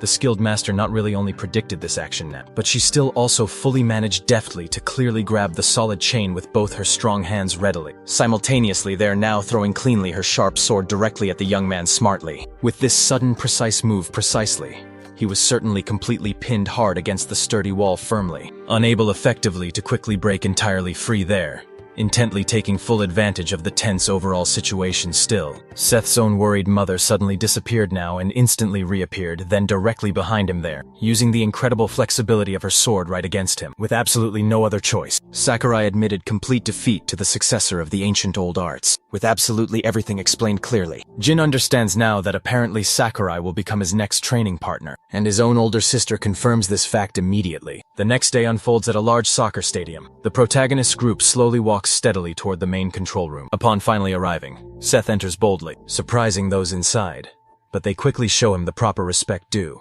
Elvis among them there informs Seth specifically that everything is fully ready, and furthermore that all competitors have indeed already arrived. At this very point, the intense conversation pauses briefly for a moment, so the main protagonist can carefully look at the big screen display now. In the list of participants, it is clearly stated that including him himself, there are an exact total of 10 eager competitors, and also among them all, the protagonist notices with surprise that even his own mother will soon be fighting. Additionally too, the name drawing for exciting matchups will actively take place tomorrow morning, and people truly from all over the entire world are increasingly eager to bet on this grand tournament. The wise old man proudly comments boldly that the absolute minimum bet is $100,000. However then, to his utter surprise, Seth declares quite clearly that he is certainly not interested in the money at all, and instead tells them they can keep absolutely all of it without concern. After all, he is simply there primarily to fight intently, and that important fact is something the staff can all understand fully. Regardless now, the protagonist's keen attention turns once yet again to the competitors themselves, especially specifically to his dear mother and most notably also Wan. Sometime later on, Akira drives smoothly with Sakurai right there in the front seat, while Jin calmly sits in the very back with his experienced master. At a specific moment, they suddenly stop right in front of the expansive stadium. And directly from there, Jin steps confidently out, looking now extremely serious and focused about the entire tense situation. The four of them proceed to walk calmly down the long corridor. And directly at the very end, they keenly see the bright light clearly leading to the central arena at the venue's heart. All of the other participants are indeed already gathered there, along especially with the main organizers, and presently with the last three competitors finally arriving with Akira now. The complete preparations are officially complete. For a brief while, Seth's own mother stares intensely at her son closely, but quite sadly, he does not really show a particularly friendly expression back. Then suddenly, Wine directly breaks the absolute silence by firmly stating that all of the weaklings overall are finally present here. Naturally, this undoubtedly draws the immediate attention of all the competitors toward him intently. To effectively prevent things from heating up even further, though, Jones finally speaks up politely, thanking everyone specifically for being here present. He then loudly announces that they have all fully gathered here, to actually give everyone some more time to properly greet each other now, before the intense competition formally starts tomorrow soon. As everyone already indeed knows well, this upcoming tournament will now be officially held with strictly locked exits clearly, meaning effectively a match finally ends when an opponent formally surrenders totally. Alternatively though, the exciting fight can certainly continue on then, until an unfortunate one fighter is ultimately incapable of actually expressing themselves fully on their own. Additionally, furthermore, Joan maliciously remarks coldly that accidents can certainly happen quickly, and sharply warns that there still specifically is time to voluntarily withdraw fully. However, again to his genuine surprise, not absolutely a single one of them steps bravely forward to formally leave the fierce competition itself. In this given case,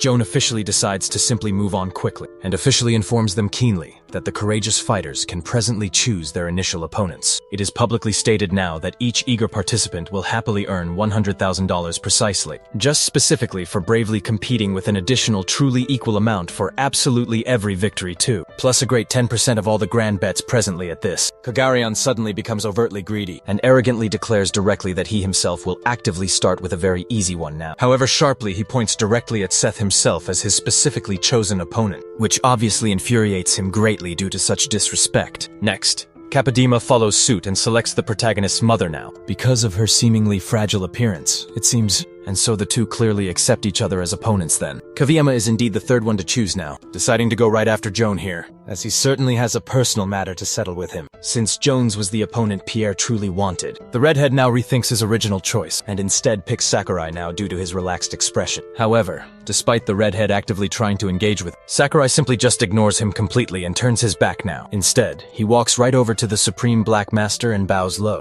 asking respectfully if he would do him the great honor of a duel. Wang genuinely considers it greatly out of respect for Japanese martial arts. However, Sakurai clarifies then that the duel will not be with Wang himself, but rather with the young boy beside him, who is indeed willing to take his place. That boy is Jin, who stares intently at Wang with a determined expression then, clearly satisfying the wise old man. However, the Supreme Black Master laughs aloud at the idea of fighting this young man before him, and he comments now that they probably do not fully realize just who they are dealing with here. But while Sakurai still remains silent now, Jin directly asks now just why that even matters here. Still maintaining his truly serious expression now, he asks if Master Wang truly does not think he can take him on now, knowing exactly just who he really is, but still seeing such confidence from him. The old man then becomes slightly more interested now. Meanwhile, back now to the other pair, Kapadiva and also Seth's mother stare intently at each other without a single word said. Right at that moment, Wang declares he will save the best till last here, and refuses such duel for now presently. Instead now, turning his close attention to Pierre Stephen with his usual arrogance still, the redhead simply asks just who the old man actually is. But Wang states respectfully, stating he wants to witness the Western swordsman's true abilities here now, responds simply that he doesn't like intimidating old men at all. And this time, the martial master can no longer hold back his rising irritation, while the fierce two exchange sharp, biting words now. Jin observes absolutely everything indeed, but the man who came along with Wang grabs his true attention. The man intently asks if Jin truly dares to challenge his own master now, which leads the bald boy to realize that he surely is a disciple regardless. The very man declares that Jin will now be fighting him instead here, and the young boy simply does not refuse. With all of the matchups decidedly settled now, Joan announces aloud that the brave competitors will face their indeed chosen opponents in tomorrow's grand match. After just a few more minutes of discussion together, 5 matchups are officially set now for the big competition at Osaka Arena. John then announces aloud that the very first fight will begin tomorrow at noon sharp, and dismisses everyone present to rest well for the night indeed. Meanwhile, back at Yongjin Public Athletic School now. The respected principal receives brand new information in his office now. As he gazes at the very big screen displaying the arena's competitors list, he carefully notices that Seth is right among the fighters, which indeed makes him deeply concerned now. At that very moment, a few quick knocks are heard at the door, and without wasting any precious time, Sophie's father appears, asking politely for permission to enter. The president politely invites him right in. Once again, the officer apologizes deeply for what truly happened, but the director already knew that Seth was indeed in Osaka. In this particular case, the investigator asks just what his colleague is trying to do here, and as he carefully looks at some documents now, the director asks the officer to surely take a look as well. However, what he sees is truly unexpected for him, as it turns out now to be a competition with various matchups. Furthermore, the director explains it is indeed a duel-style tournament that could potentially put innocent lives at direct risk. Thus, the president asks now if his colleague has any true power to stop this, and then the officer urgently replies that he will definitely try to contact the Japanese police, even though it certainly won't be at all easy. The director insists, saying that if anything bad happens to Seth at all, the officer's dear daughter will be completely devastated. Sometime later, on the ground floor of the Grand Hotel, Capodiva lights a bonfire, indeed, and soon his old friend arrives to now ask why he is really there. However, the man is certainly not someone who talks much, really. Regardless, Hogaria asks if Kapita isn't going to celebrate yet, since he will be facing a middle-aged Asian woman so soon. However, then, the quiet man breaks the silence, saying he has a small request for his friend, and so he asked if he can be buried in his dear hometown, if anything unforeseen happens to him later. Obviously, the Brazilian friend does not understand quite why, but Capodiva follows up with some crucial advice now, out of consideration with his axe firmly in hand. He warns that if Hogaria truly wants to return alive from this, he should give up now instead of merely feeling grateful later. Hogaria is offended that his old friend doesn't truly believe in his coming victory, smiling confidently with pride. He asks Capito to simply watch as he takes down that kid in tomorrow's grand fight. However, despite Seth truly being known in Korea as a difficult opponent indeed, Capito definitely wasn't talking about him at all. Back there at the Royal Hotel, the Triad group gathers round, and the elder praises Joan's fine work now, to which the young man humbly responds he's not doing anything so special. However, the old man dismisses such humility because thanks greatly to Joan. They truly managed to make quite a lot of money indeed. Rumors abound about Master Wang's grand participation, which led many people to gladly pay for the chance to see him fight. Changing the subject slightly, the elder now asks about the south side, and Joan quickly reports that there are only a few bets made, since not many people truly know about this competition. In this case precisely, the elder then comments that they can't be blamed much for that at the very beginning, but he strongly believes they should increase the stakes much higher now, and thoroughly monitor how all the money is actively being distributed. On the betting board as it stands, most competitors are evenly matched in wagers, but then the old man keenly asks if it was actually necessary for Joan to participate himself. Joan swiftly replies that he simply wants to test all his true strength regardless. If indeed the young man loses quite early on, he simply won't be able to then take the elder's prominent position, and Joan certainly is fully aware of just that crucial fact now. Looking thoughtfully back at the board then, there is indeed a clear balance in betting odds between SCF and Hogaria now. Due to their cautious behavior, however, they knew quite well they had to stay calm and bet on the president too. Moreover, the protagonist's own mother was also quickly gaining significant popularity in the voting pool. Only at this moment did the elder realize fully that she was participating, prompting him to place a $1 million bet firmly on her chances. He justified it strongly by saying there was simply no reason for her to lose at all, as she was indeed the only person who had ever faced Master Wan directly. Minutes later now, still in the arena's control room specifically, the protagonist's own team notices quickly that the Triad has started to move then, firmly believing they should also now get involved themselves. They confidently place their bets. One of them wagers everything on Seth's mother now, while the other one bets on the boy himself, surely. The elder, meanwhile here, notes clearly that the other matches aren't really drawing as many bets currently, and it is explained well that this is due to a distinct lack of key information. In this case clearly, the old man asks now what they should possibly do, but his colleagues thoughtfully suggest that people tend to always make more fully informed decisions instead, when they truly have money at stake now. Naturally so. People's keen intuition is more often right than wrong indeed. In such cases, the next day dawns. The cameras are already fully set up in the arena, ready to broadcast the entire competition live. Akira mentions she ordered a sharp suit for the protagonist, and then pointedly asks if it actually fits well. Meanwhile, within his mother's aligned group, Jin announces now that he is ready to fight, and little by little indeed, Everyone starts gathering together with their respective loyal allies. Despite the clear imminent danger now, the eager competitors seem strangely excited about what is yet to come. At that exact moment, the venue's clear. Sound system announces loudly that the match order will now depend on the highest placed bet. And now, the very first matchup has been formally decided. As a direct result, Hogoriya menacingly approaches the boy with his head lowered low, and harshly declares he will finally put an end to this brat that everyone is currently praising far too much. However, the protagonist maintains an unwavering expression still, as he intently stares at the blonde man there, without much further delay. The production team calls the two into the arena, and with both their hands in their pockets now, the boys step forward to introduce themselves promptly. However, with the cameras actively rolling now, Hogoriya appears remarkably very confident now, and questions whether this young man really intends to fight him. After all, it's still surely not too late to back right out. But that only slightly irritates Seth greatly. In this case here, the blonde man asks if the boy isn't afraid at all, as well as if he hasn't fully heard about his last opponents before. One notably lost his legs, and another truly went himself. Hearing this threat, Seth remarks that the Brazilian talks too much so, making Hogoriya indeed even more aggressive then. Finally right now, the last minute for any betting ends with a total reaching $4.3 million fully, meaning the winner now will take 10% of the entire pot. Additionally, just as mentioned before here, there happen to be no rules.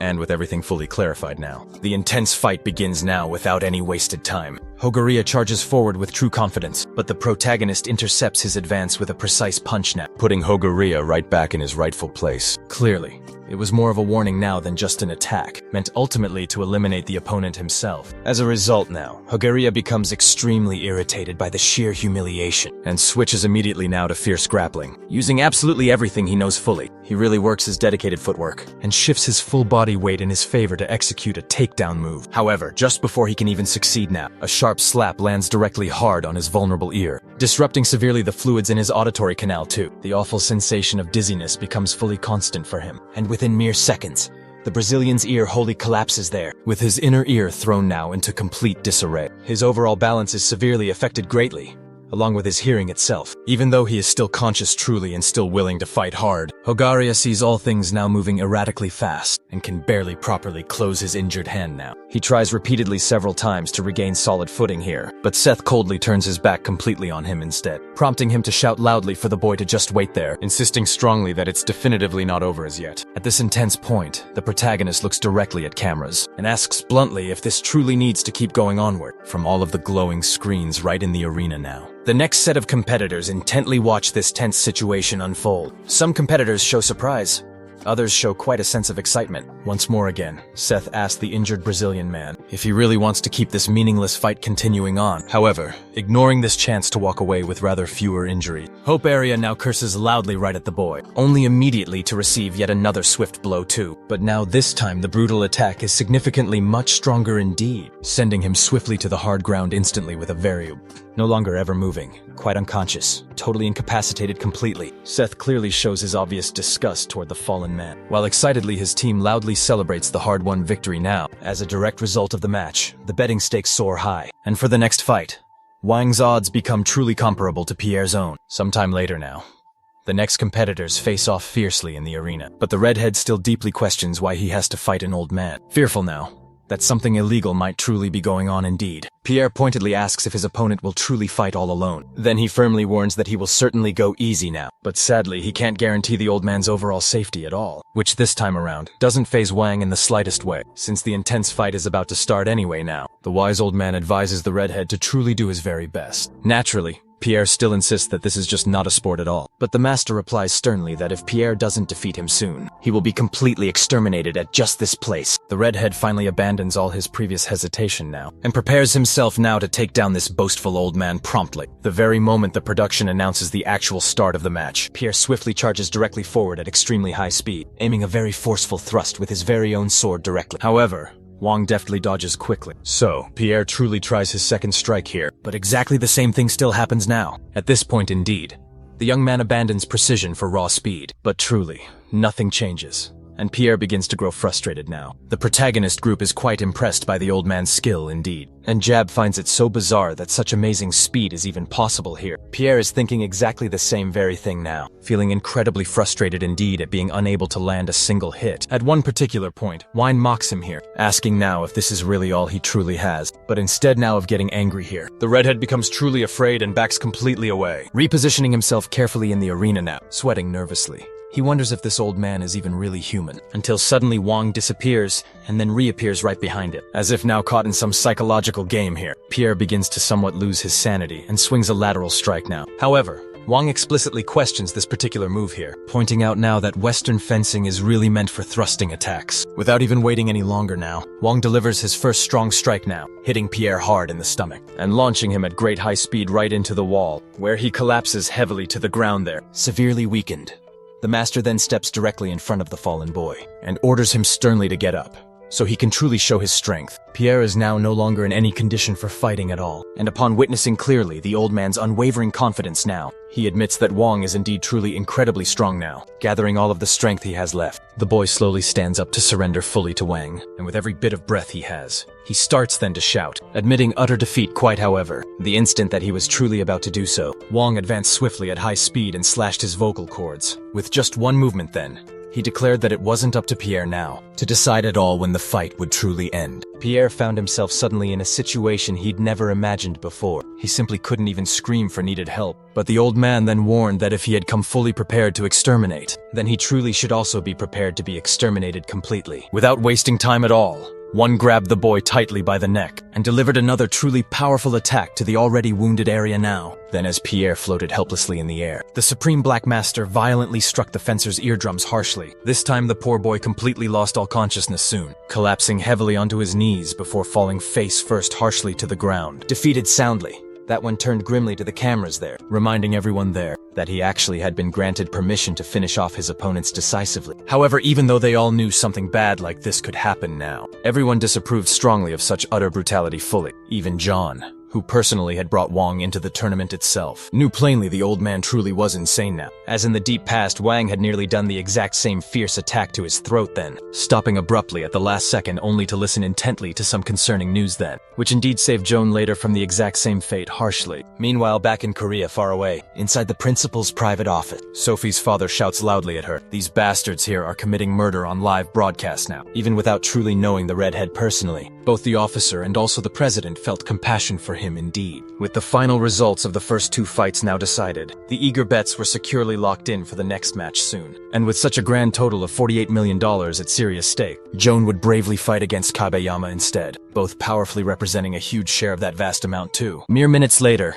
these two began their fierce fight surely, which at first truly seemed evenly matched here. Meanwhile, young Jin took some quiet time to train hard once again, focusing upon his tense mental battle more. However, when strongly facing an opponent powerful as Wang now, he just couldn't last long before waking in a cold sweat then. Right at that very moment, his older sister swiftly appeared to inform him that Joan and Kabeyama's intense fight had already truly ended quite fast. With just that, she also clearly announced that the bald guy was next to step inside the grand arena. Back at the intense duel, John Lee powerfully emerged as the victor, thankfully with absolutely no fatalities. With that, the next intense match was announced now. Jin Quan from Korea battling his opponent straight from China. At this, the bald guy stood up tall. His master warned him be careful, as his formidable opponent was the true heir of the Supreme Black School. However, as always he does, the boy asked her directly not to worry now, since he didn't believe. Not a chance he could possibly lose. Finally, the two fearsome fighters stood face to face in the arena, their sharp gazes filled with nothing but pure hostility. Wang's overconfident disciples smirked widely, commenting sharply that he had heard Korean martial artists were truly pathetic. But instead of simply getting offended by it, Jim responded right back with strong confidence now, telling him boldly he would very soon learn the full truth. And with a powerful shout, he proudly declared that the only pathetic person found in this entire arena was the so-called weak heir of the Supreme Black School. At that tense moment,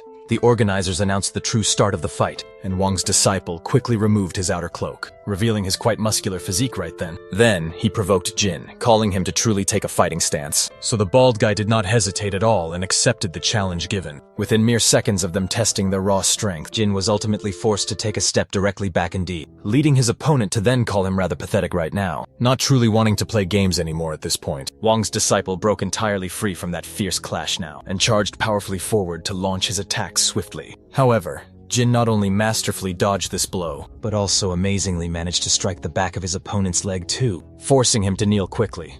The bald guy didn't truly stop there, as he delivered a truly powerful kick to his enemy's neck with force, sending him flying, and the opponent now lying flat on the ground out there. Jin mockingly asked aloud if that was truly all he had in him. However, Wine's disciple simply just smiled calmly and stood straight up, suffering absolutely no real serious injuries whatsoever here. Upon quickly recovering, he even praised the Korean's raw skills, leading the two to finally lock piercing eyes once more now. Without wasting a moment, Jin launched his first swift attack with a flying knee, but even after solidly taking this direct hit, Wang's skilled disciple countered with a devastating elbow to his ribs. In fierce response, Jin grabbed his opponent hard by the ponytail, quickly preparing one of his most undeniably powerful palm strikes. The lightning-fast attack landed cleanly on his opponent's whole face, slamming his body into the ground at a truly incredible speed. And as Jin stood tall over his fallen opponent now, all the anxious competitors intently watched the dramatic scene. While Joan herself looked rather surprised too, Juan appeared clearly slightly intrigued by this. Some minutes later, as the victor walked through the long corridor, he was warmly congratulated by his older sister then, to which he casually replied that it had been easy, without question. So the betting for the next match was firmly locked in place, and this intense time, Jin's master would indeed be fighting. Precisely at that very moment, her entire expression suddenly changed as she made her way toward the arena, while Capivara appeared himself just as extremely serious too. However, importantly, the moment she leaves, Jun calmly relaxes his tense posture, and now begins to tremble in terrible pain because of that devastating elbow strike from before. Clearly really hit him much worse than he'd expected. With both of them right there in the arena now, the announcer declares the true start of this next fight, and Capodiva decides to attack first now. Throws an axe toward the lady right immediately after that. While she dodges it, he jumps in her direction to finish things off, but instead ultimately ends up hitting the hard ground. Without giving up yet, he advances once more, and this time manages to grab firmly onto the shirt of the successor of Old Art. Then he draws yet another of his sharp, bladed weapons to take full advantage of this perfect opportunity. But Seth's mother disarms him with a quick vertical kick move, and then strikes the young man's head with another kick. An even more powerful kick indeed, however. Capivara is truly not defeated, and takes advantage of her blind spot, which is below here, to retaliate hard with another strong axe charge. Once again now, Seth's mother dodges quickly, but the quick attack causes a light cut on the girl's chin now. And indeed, from the look in his very eyes, her fierce opponent clearly shows he's determined to go further now. At this intense moment, the two rush forward just to finish this fight, and Capivara is the absolute first to fiercely attack here. However, Seth's mother manages to sharply dodge and use her mobility with advantage, landing an aerial, sharp kick right to her opponent's fierce face. Clearly, this strong impact causes considerable intense damage, and Capital practically swiftly falls backward suddenly now. But at the absolute last second, he stabilizes himself right on the ground, and threatens another swift charge straight toward the young girl. Faced thusly, with this, the worthy successor of the old arts uses a fallen axe right on the ground now just to defend herself, barely swiftly managing to intercept the dangerous strike with the blade. However, the intense opponent's weapon's more resistant, cutting hers in half then. The fierce young man then sharply strikes the young girl's ribs, throwing her directly toward the arena's hard wall itself. With this, as the mother swiftly opens her shirt to grab her flexible sharp sword, then using it, she bravely manages to reposition herself on the hard ground. Right at this intense moment, the two now look intently at each other, before making a choice, until Captive boldly takes the initiative, as usual indeed. But this time, the successor of Old Arts is wielding her unique equipment, which allows the lady to immobilize the warrior's strong hand by tightly wrapping it around the capitan of his muscular arm. The skilled girl eventually and painfully dislocates it, causing a brutal, serious injury to the determined fighter, but utterly undeterred by the pain. He fiercely grabs his hand still tightly holding the deadly axe in midair, then throws it swiftly toward the lady, which obviously and truly surprises her with this quite unexpected action. However, despite narrowly dodging, this desperate move creates an opening for him to close the fight distance, and forcefully press the athletic lady hard against the cold wall. Several intense times she attempts to defend herself now by kicking the fighter, but he ferociously strikes her hard with his injured dominant arm without hesitation, causing unexpected, serious damage for a hard battle just like this one. With an unknown, formidable opponent within this close range, he seizes the opportunity then to finish the intense duel. But Seth's mother swiftly warns Caponiva to stop all movement. After all, with the sharp sword wrapped around the brave warrior, she firmly warns that his very neck will be the next target now. Naturally, the fighter's fierce spirit remains truly alive deep down, but upon seeing the determined expression on the lady's face, he fully accepts his fate, much to the true surprise of Seth and Jin, and somewhere in a more quiet private place. Wang states calmly that things are indeed getting interesting now, with his own skilled disciple destroyed right beneath him there. In the end, The glorious victory goes to the tough competitor and a Jin from Korea. And inside the arena's well-lit control room, everyone remains very attentive to all of the exciting results. So far, the bets are keenly focused on the strong winners, and among all of them, Seth and Jin have the very lowest wagers. Despite all this, the stakes are surely rising because each match gets more intense now, and money flows smoothly to the worthy victors now. Either way, the old man and the lady are truly quite strong indeed, in the focused eyes of the central elder there. But his close partner comments that as long as he keeps making money from this, that doesn't matter much as for the very next match now. It is clearly said that they will start soon with the lowest betting amounts. Therefore, the first hard fight will be between the president and this child. They surely don't know next for now. The lady and Joan Lee there will probably be assigned then to the last matches. And the old man will obviously be indeed a final main boss. From the perspective here of the administrator's elder, one will surely fight Anna Jean soon in the very last battle here. However, his partner, it seems, is more interested now in the current big fight. And in the end here, all that remains is just to wait now and see indeed. At McFall, right in the arena, the former competitors meet up, and Joan humbly thanks him here for the hard fight. To which Kabiyama responds now by saying he learned so much in this case. The triad young man states exactly the same here, but asks now if his colleague is really used to even training the president here. Kane Kabiyama here indeed. In turn understands now that Jones wants to precisely know how strong Seth truly is. So the boy begins now to explain that at first they really were at the same level. And when he says here the very beginning, the young man there is referring now to just about 2 years ago. But now indeed, he is no longer really a match for him, which greatly surprises Joan Kabiyama now. In turn, he questions now whether his colleague there shouldn't be much more concerned about Anna's sheer strength. After all, he states that if it's truly her, not even 10 of him would be enough to win once more. These stark words deeply affect Joman since the last fight was never easy at all. And while Kabiyama says his final goodbyes soon, the boy fully reflects on what he truly will do now, until he simply leaves his colleague alone just then. Still so deep in thought indeed. Kageyama sits right beside the control center and relaxes fully for a second, but soon thereafter, he turns sharply toward the control panels. And there,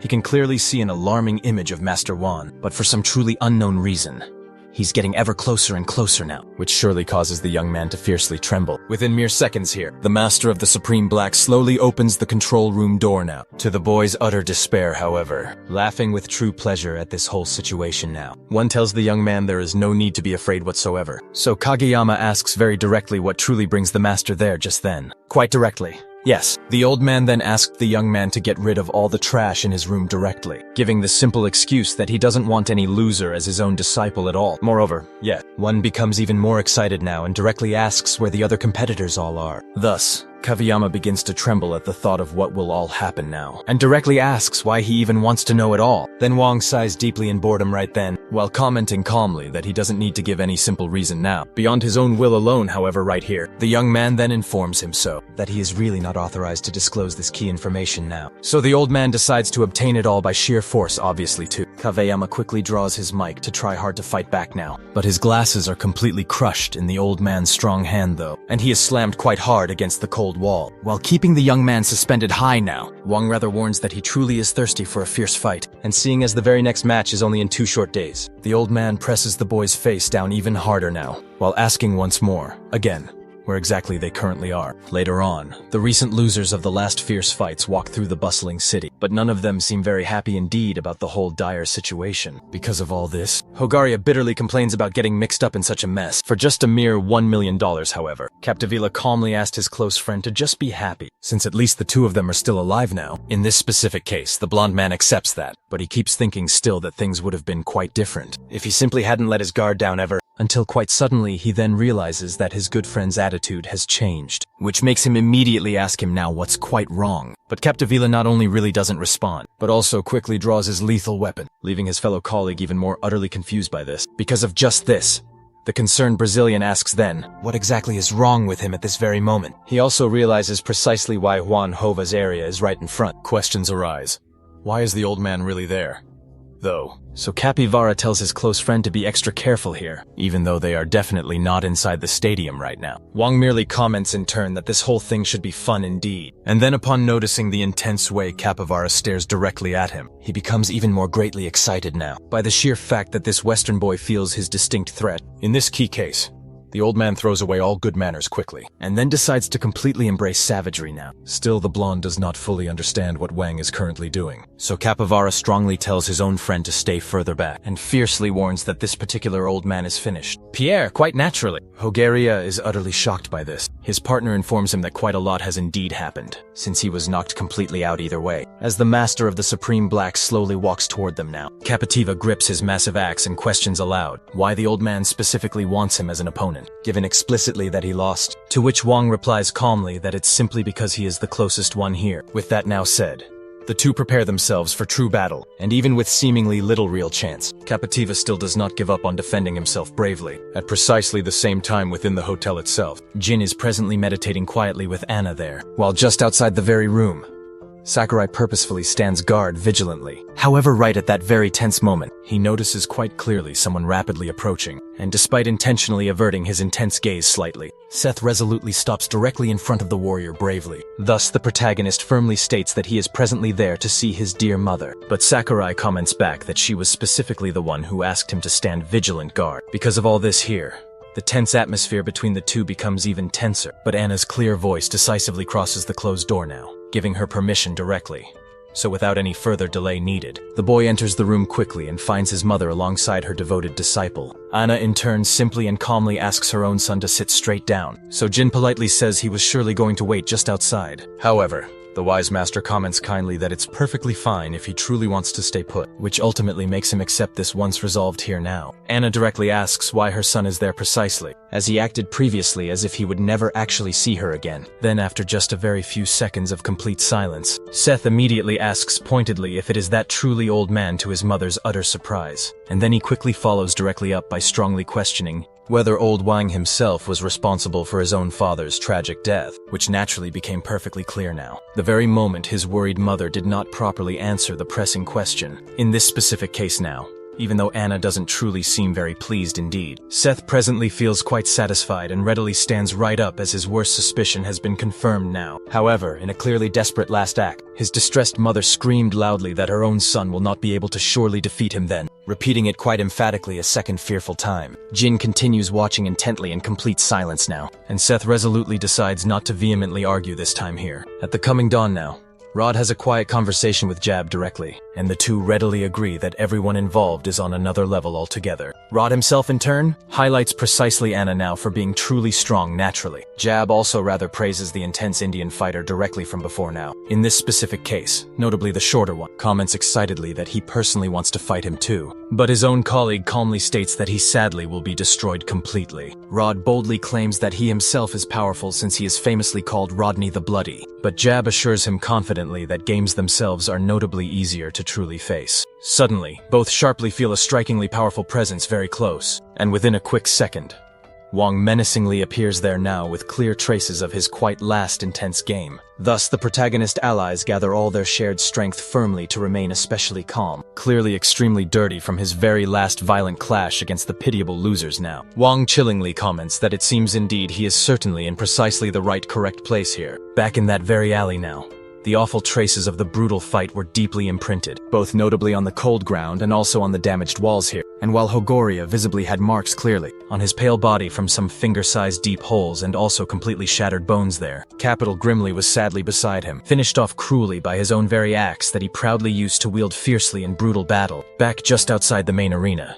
the nervous young men quietly ask if the truly old man needs actually anything. Then Wang calmly states that he clearly can smell strong blood on both of them now. But while Jab seriously analyzes utterly everything diligently, Rod derisively mocks the frankly ridiculous situation now, loudly saying that the insane old man surely is crazy outright, which immediately makes old Wang feel very deeply disrespected truly. Regardless of this harsh reality, Jab then asks his close partner to duly report this majorly concerning incident to the president directly, but Rod flatly refuses outright, wanting instead to willingly stay right there as well presently. In this intensely charged case indeed, Wang directly suggests that they all have some quite fun together swiftly, and swiftly charges completely forward there with truly unparalleled immense speed now, wasting literally no more time at all. The two terrified boys quickly draw their own weapons and dispersedly scatter to far opposite corners now, in a desperate attempt quickly to gain some small fleeting advantage now. Both young boys nervously try hard to jointly attack the extremely powerful master in the Supreme Black outright, but he easily and gracefully dodges simply by calmly ducking deftly, and miraculously manages to fiercely counter with just one swift brutal strike on each swiftly. And despite this being simply a deft basic move, the two are suddenly sent violently flying there there like rag dolls roughly. With just that swiftly deft one hit, Wong chillingly charges is now once again even much more determined directly to completely satisfy his burning brutal urge. And thus now suddenly, the hapless young men grimly begin to truly realize the full terrifying extent of the dire trouble they are truly in now. Wong chillingly makes his truly first savage strike squarely against terrified Rod quickly,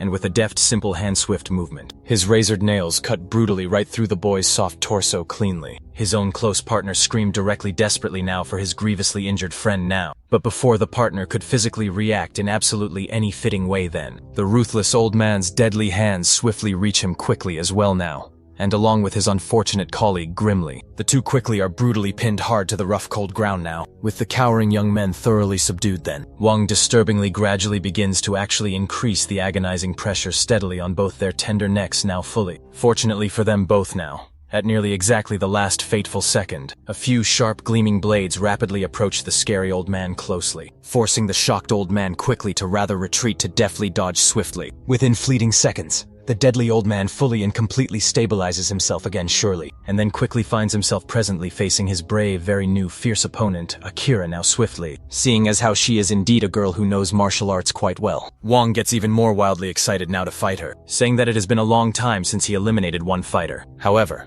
Akira is visibly quite terrified of this intense battle, so Jab shouts loudly for her to quickly run away now. Fortunately, her martial arts skills gave her a significant advantage, allowing her to swiftly dodge most of the attacks coming her way, and just before things could potentially get even worse, Seth appeared, unexpectedly interrupting the fight by flying directly in Wang's direction, seconds after immediately catching sight of the elderly boy. He swiftly closes the distance now with a powerful kick, and since Wang dodged the initial first strike, a second strike quickly follows right after. But once again, it is sadly unsuccessful this time. All of the old man's arrogance only makes the boy much angrier, so he boldly declares that he will truly put an end to Wang himself. But the master merely enjoys how serious Seth is getting here, dodging yet another quick one of the protagonist's eager attacks. The wise old man counterattacks strongly for the first time now, making Seth genuinely feel a strike straight to the stomach. Just Seth's clear expression of real pain is enough to make Wine ecstatic now. However, instead of collapsing to the hard ground like all the others, a resolute protagonist remains standing upright, and he merely spits a little bit onto the dirty ground. Thus, Seth's fury increases quite exponentially now, but Wine continues to thoroughly enjoy exactly how the intense fight unfolds before him. The angered protagonist rushes forward quickly to finish off the old man entirely, and then tries to land multiple heavy blows upon his wise opponent, but none unfortunately managed to hit him successfully with that attack. After deftly dodging their very last attack, Wine quickly takes full advantage of their close proximity to strongly grab the boy's arm firmly, and then accurately counter the subsequent strike aimed at his weathered face. Thus, the cunning old man patiently waits now to see if Seth is already defeated here, but the valiant hero proves to actually be very resilient, by not clearly showing any injuries and firmly grabbing onto his opponent's torn clothing.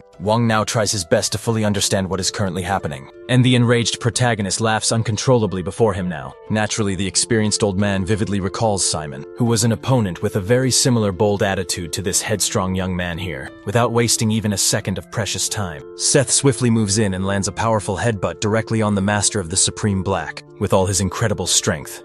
This makes Wine visibly tremble just a little bit, and despite obviously also getting physically hurt now, Seth still feels strangely proud, but also extremely irritated. The old man shouts, loudly questioning the boy's mere audacity, and then to the protagonist's utter surprise now, the sharp-pointed nails of the master of the Supreme Black gently touch his raw throat. In just an instant, however, before absolutely anything truly bad could happen here, Akusaragama instantly appears swiftly from directly above them, placing himself directly above both of them swiftly, and then quickly moves sharply to attack the elderly old man before him, who is subsequently forced to retreat to easily avoid being hit strongly with that, as he smoothly repositions himself on the intense battlefield. Brand new participants suddenly appear Seth's loving mother and his brave ally Sakura. Clearly, the powerful master of the Supreme Black was simply not expecting this at all, as he now suddenly has 4 separate opponents capable of truly fighting him directly now. Even with all the present vital help now, the fierce protagonist boldly declares that he will be the only one to truly fight him now. The defiant old man, however, Anna quickly reminds her proud son that he had to be firmly saved just moments ago, because he sadly was nearly fully eliminated this time. With everything now clearly said aloud, with all 6 of them currently now on the hard ground floor of the luxurious hotel, Anna directly asks calmly if they can simply finish these troublesome things already. However, despite laughing lightly, the spiteful old man strongly condemns the annoying girl for interfering with his playful fun. In calm response, the rightful successor of the old fighting art, states directly that she will only allow Seth to specifically proceed at just the completely right time. After only a few more seconds of tense, thick silence between them, Wang clearly realizes now that the brave boy is indeed the son of that familiar man, and comments loudly that they really do certainly look eerily alike now, which this time obviously seriously irritates the troubled family greatly now. The cunning old man continues steadily with his open provocation before them all, saying calmly that he fully used his weathered hand to finish the brutal job himself back then, and without even the slightest hint of true shame now. He laughs extremely loudly, saying that he even tore out his real beating heart himself, and callously showed it proudly to him while he was still incredibly conscious, utterly unable to endure this harsh mockery of his brave father any longer. Both quickly become even more furious, and Wine calmly waits patiently for them to finally come at him directly. However, suddenly and unexpectedly, Jin swiftly appears first out of nowhere here, nearly landing a powerful flying kick directly on the evasive master of the Supreme Black, and even sharply after failing to break through his tough defense just yet. The muscular bald man impressively does not give up so quickly and strikes him again powerfully, this serious time, striking with noticeably more physical force. That final strong hit was easily enough to swiftly push Wang back a bit and fully make him refocus all his strained attention here now. But Jin simply states proudly that, as someone extremely strong himself, the frail old man truly should honestly have a modicum of real dignity now. All this unbridled boldness and raw courage leave the surprised allies truly impressed and shocked, and subsequently make Wang noticeably even angrier, however. At this genuinely tense moment, Jin truly does not fully care at all, as he loudly introduces himself boldly as the worthy heir to the ancient old martial arts, and then flatly declares that the cunning old man will certainly meet his painful end today. Now, back at the desolate scene of the previous intense fight, where Kapadiva and Hogoria were sadly massacred ruthlessly, the concerned local police actively investigate the dire situation carefully and steadily as they follow all of the clear traces of the brutal fight. They horrifically find the two young brave men in that completely desperate condition of pain now. Quickly, one of them shouts loudly into the old radio, declaring that it is indeed a serious emergency now, but it is quite clear now that the trail of blood is indeed leading somewhere. So, the duo arms themselves fully and decides to follow the bloody trail ahead. They want to try and find the one truly responsible for this, until sometime later. They come across the actual scene of the bald man now. He is declaring fiercely that you will end the old man right here. Because of this threat, they quickly draw their weapons from their holsters. They properly identify themselves as police officers now, and they order everyone present to stand perfectly still immediately, as Wang is caught red-handed now with his clothes completely stained crimson. Anna then comments plainly that that's enough for today now. However, the old man firmly states that she is certainly not the one who decides this, and he remarks sharply that his blood is boiling for quite a fight here. In this particular case, to continue his deadly fun, the master of the Supreme Black Fist turns quickly toward the officers now, and he quickly picks up one of Akira's discarded blades from the cold ground. So, the moment the officers react sharply, he intercepts the incoming gunfire with a single blade, striking one of them instantly. And before the second officer can do anything at all, he is also finished off quickly, with Wang telling him to shut up now. Obviously, all this sheer brutality makes Rod and the allies clearly see that old man Wang is completely insane now. Wang now only wishes to return to his previous important matters. Naturally, Jean steps directly forward since he had volunteered to fight a minute ago. However, the main protagonist walks directly past him, brushing gently against his shoulder to warn him that he will be the one to fight now. Why in turn provokes all of them by plainly saying he doesn't really care much, even if they all came at him fiercely at once here. However, the main protagonist states calmly that it won't be necessary at all, which makes the old man Wang angry enough to take the initiative finally. Within seconds now, some bright lights are suddenly seen along with another loud noise, and everyone's immediate attention turns to it quickly. Then realizing he can no longer continue on here, Wang asks them abruptly to wait for him because he will certainly return later. However, before he can disappear fully into the thick forest now, Seth charges quickly forward, demanding to know sharply where he truly thinks he's going. But once again, the old man dodges effortlessly since he is clearly in quite a hurry, and now bids farewell quickly while camouflaging himself well in the dark forest. Clearly, the allies leave this intense confrontation utterly frustrated here. So, Anna instantly tries to console her distraught son. Because of this turn, the boy's mother quickly asks everyone to follow her immediately, while Seth stays sadly behind for now to vent his anger furiously. Still at the luxurious Royal Hotel of Japan again. The following calm morning now, the shocking news of the brutal crimes from the previous dark night now is published boldly in the widespread morning newspaper. And not only does Anna carefully read the serious article closely, but also Akira, now inside President Kang's expensive car here, Rod in turn here, comments aloud that he has never seen anyone quite as insane as Wang ever, to actually do that sheer brutality to the police officers too. And at this exact moment, Seth stares intensely at Wang's photo with deep resentment and fury. Later now in the arena, one of the diligent staff members informs the boss urgently that they simply cannot continue onward with the current matches soon. The main protagonist asks to immediately see John directly. On their overall way, the Brave Heroes group properly enters the busy control room and quickly comes across the diligent administrators and also the feared triad members. Then clearly without wasting any valuable time at all here, one of them reveals closely to the protagonist calmly that unfortunately right now, Kageyama has unexpectedly passed away in this sad case presently. Seth instantly decides to deal firmly with his pending business with John very immediately, and nearly completely out of pure control, he frantically demands to clearly know where the old man Wang actually is right now. Back calmly at the luxurious royal hotel now, the main protagonist mother thoughtfully reflects on all the recent dire events, alongside her dear youngest son carefully right now. At that exact intense moment, Akira quickly enters the main room again. So, Anna promptly asks kindly how things are currently fully going here. Unfortunately, she informs her sadly that things are definitely not that good, as Oscar is currently being thoroughly interrogated now by the local police force. And now regarding Seth right now, the girl regretfully states now that she has just directly left him alone at Osaka Stadium quickly. In this dire case, the worried mother thinks quickly even more now, and the ever-bald one carefully asks if they truly should go there swiftly too here, as Seth might indeed be in grave danger shortly. Faced immediately with this, Anna rapidly asks if Jin firmly believes he can indeed defeat Wang directly, and after seriously thinking more about it deeply, he confidently states now that as her rightful successor here, he has definitely not yet learned exactly how to lose, which greatly satisfies the worried mother here. Thus, she asked warmly if she can make one special request now, and unexpectedly now, what she asked intently is for Jin to protect her beloved son fully. While the young disciple intently tries to clearly understand it all, Anna urgently informs him firmly that she will personally go closely after Wang alone. So, Jin shouts strongly, reminding her keenly of the serious danger involved now. However, the brave lady states clearly that she absolutely needs to do this urgently, and since he certainly cannot make her change her fierce mind now, the boy promptly asks strongly to immediately go along now. But the strong master firmly refuses again, as she truly wants fiercely to finish it all off alone herself, no matter exactly what she may personally have to fully sacrifice for it all now. Back swiftly in the arena once more, Joan genuinely admits now that he sadly does not truly know where the master of the Supreme Black Fist is at all, since he ultimately did not return to the luxurious hotel soon. So,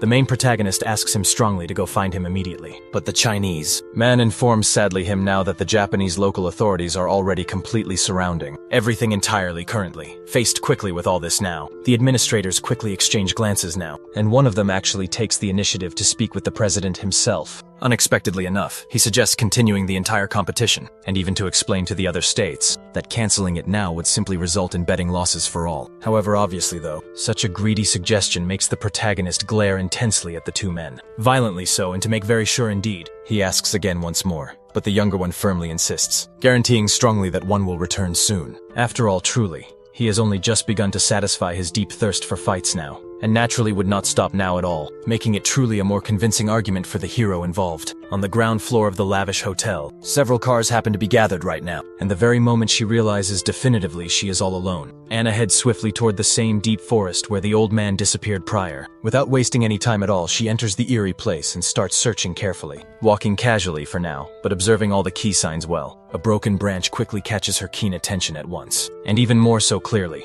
some clear footprints with human traces seen. The old man himself unexpectedly welcomes the young girl there, and when he pointedly asks if she is alone at the time, he suddenly appears closely behind her silently. As a man of his strong word, he remembers well that he warned he would return shortly, but Anna frankly had no particular interest in further conversation now, and immediately drew her own flexible sword quickly so they could fight right then. Thus now, with her old enemy directly in front of her gaze, Anna shouts loudly that they will finish all things right now fully. In an instant, they two quickly close in closely at truly high speed, and so now a thrilling duel between the greatest martial arts masters officially begins now. Meanwhile, back again at the Royal Hotel grandly, Jean asks Akira directly if he realistically should follow the revered master, but the wise girl kindly asks them to fully trust her judgment. Therefore, both Jin and Seth patiently wait now for the very right crucial moment to bravely act. The old man's potent first rapid attack suddenly comes sharply from far below, but quick Anna manages adeptly to dodge completely by crouching even more lower now. Then firmly in response, she shifts swiftly her natural body poise, balance overall, and vigorously attacks deftly with her razor-sharp sword then. But Wong barely quickly dodges this blow and steps abruptly back to smartly gain some safe distance. Following soon after this brief sudden clash here, Wong laughs uncontrollably aloud and formally declares right then, in full truthful words, now that Anna truly is totally excellent herself. However, instead now of actually appreciating this heartfelt compliment here, she fiercely charges resolutely forward once again promptly, telling firmly the old wary man directly to promptly go to deepest hell. Without really wasting valuable time now, she unleashes ferociously several quick slashes using now her flexible sharp sword fully, but sadly none effectively of them properly manage to actually hit him ever. That is truthfully until her elegant ponytail is actually struck hard now, causing directly her dark hair to completely unravel instantly, and a fair piece truthfully of it now to be fiercely sent flying fully into the calm air. Clearly truly irritated here, the wary old man quickly prepares seriously a further attack closely with his sharp claws to get swift revenge, making sadly Anna very worried as their focused eyes fully lock now, and skillfully at the very last split moment the agile girl barely now escapes being finished off completely. Regardless still,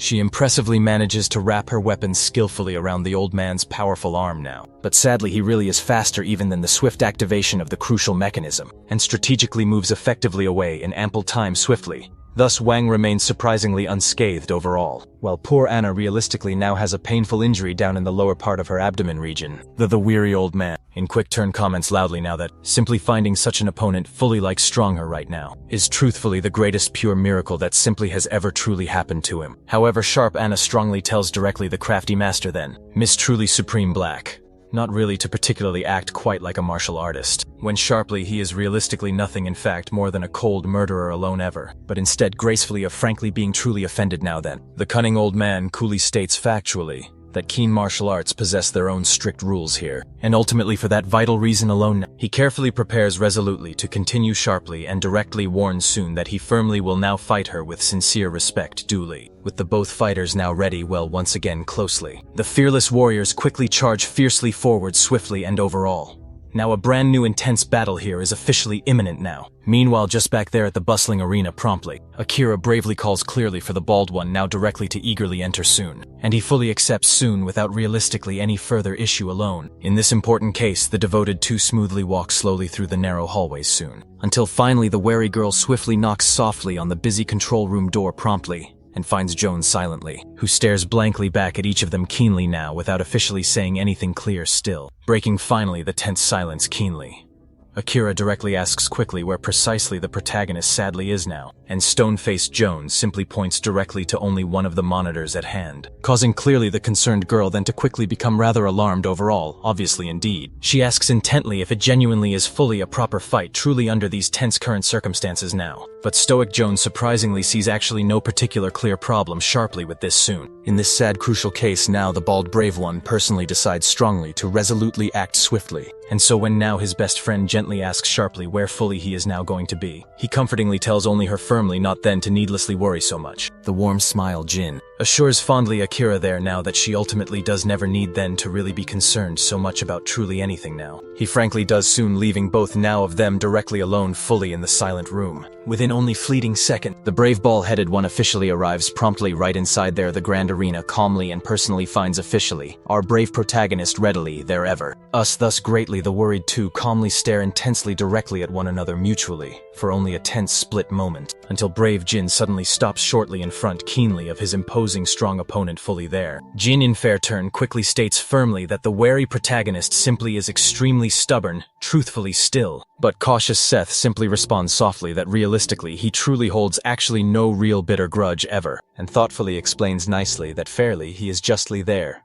simply only out of firm obligation sadly. In this important case now, the loyal bald one keenly informs very him now that his dear sister fondly asked honestly him solely to quickly take good care intently of him closely, which ultimately leaves greatly the kind hero now somewhat truly confused overall currently still. Regardless, Jin boldly states that he is there specifically because of her, and reveals that Anna has indeed left to actively search for Wong now. This crucial information instantly changes everything for Seth now, making him deeply furious and enraged, and so he storms quickly out of the place without even looking back once. However, Jin abruptly grabs him firmly by the collar instead, stating firmly that with his current strength, the boy will only simply get right in the way. Naturally, the protagonist fiercely tells the bald one to simply go to hell now, but very suddenly a forceful kick comes swiftly his way, forcing him to barely dodge it in time. Jin reminds him pointedly that he said he would actually help Anna, and firmly that he would do so no matter what now, even if it ultimately meant taking Seth himself down right in the process. Since the two now have truly opposing missions, it seems, Seth suddenly becomes even more enraged, and aggressively challenges the bald one to try truly taking him down now, if he can even manage it on an airplane. The pilot then informs the passengers that they will soon arrive at Narita International Airport in the meantime. Sophie's worried father reads the breaking news about the recent tragedy in the newspaper, visibly responding with a very uncomfortable expression on his face. Sometime later on, the officer takes his car and arrives swiftly at a specific location to meet someone else, formally introducing himself as Nakamura Junichi here, from the Japanese police department itself. The two men respectfully greet each other now, on their way together to another precise place. Sophie's father anxiously asks if Nakamura happens to know where Seth Kang currently is. However, the concerned Japanese department officer politely asks his colleague to take a close look at the tablet first though, the very moment he firmly lays his eyes right on it. He simply cannot quite believe what he is actually seeing here, as it is indeed a live broadcast of the intense underground competition taking place. In this very case specifically, the officer urgently asks why the responsible authorities are simply not stopping them all now, and Nakamura informs him firmly that the notorious killer has mysteriously disappeared, and the entire stadium itself has certainly been surrounded completely. Thus, Sophie's father strongly demands to be promptly informed well in advance now, and clearly declares that both Seth precisely, and the others, will be safely detained firmly by him. Back now to the brutal fight being shown on the tablet. The protagonist, frustratingly, is quite unable to actually land a single hit on the bald one, it seems. And in stark contrast, Jin realistically does not exactly find the heated fight easy either at all here. At just one tense point, both swiftly retreat together in the arena to desperately gain more crucial distance, with their dangerous feet dramatically sliding right across the hard ground now. They both finally actually manage to regain their stable balance. Sith in the term is extremely irritated strongly with Jin here now, and as he aggressively rips right off his restricting tie, he firmly declares that he definitely will end him if his mother gets harmed at all. However,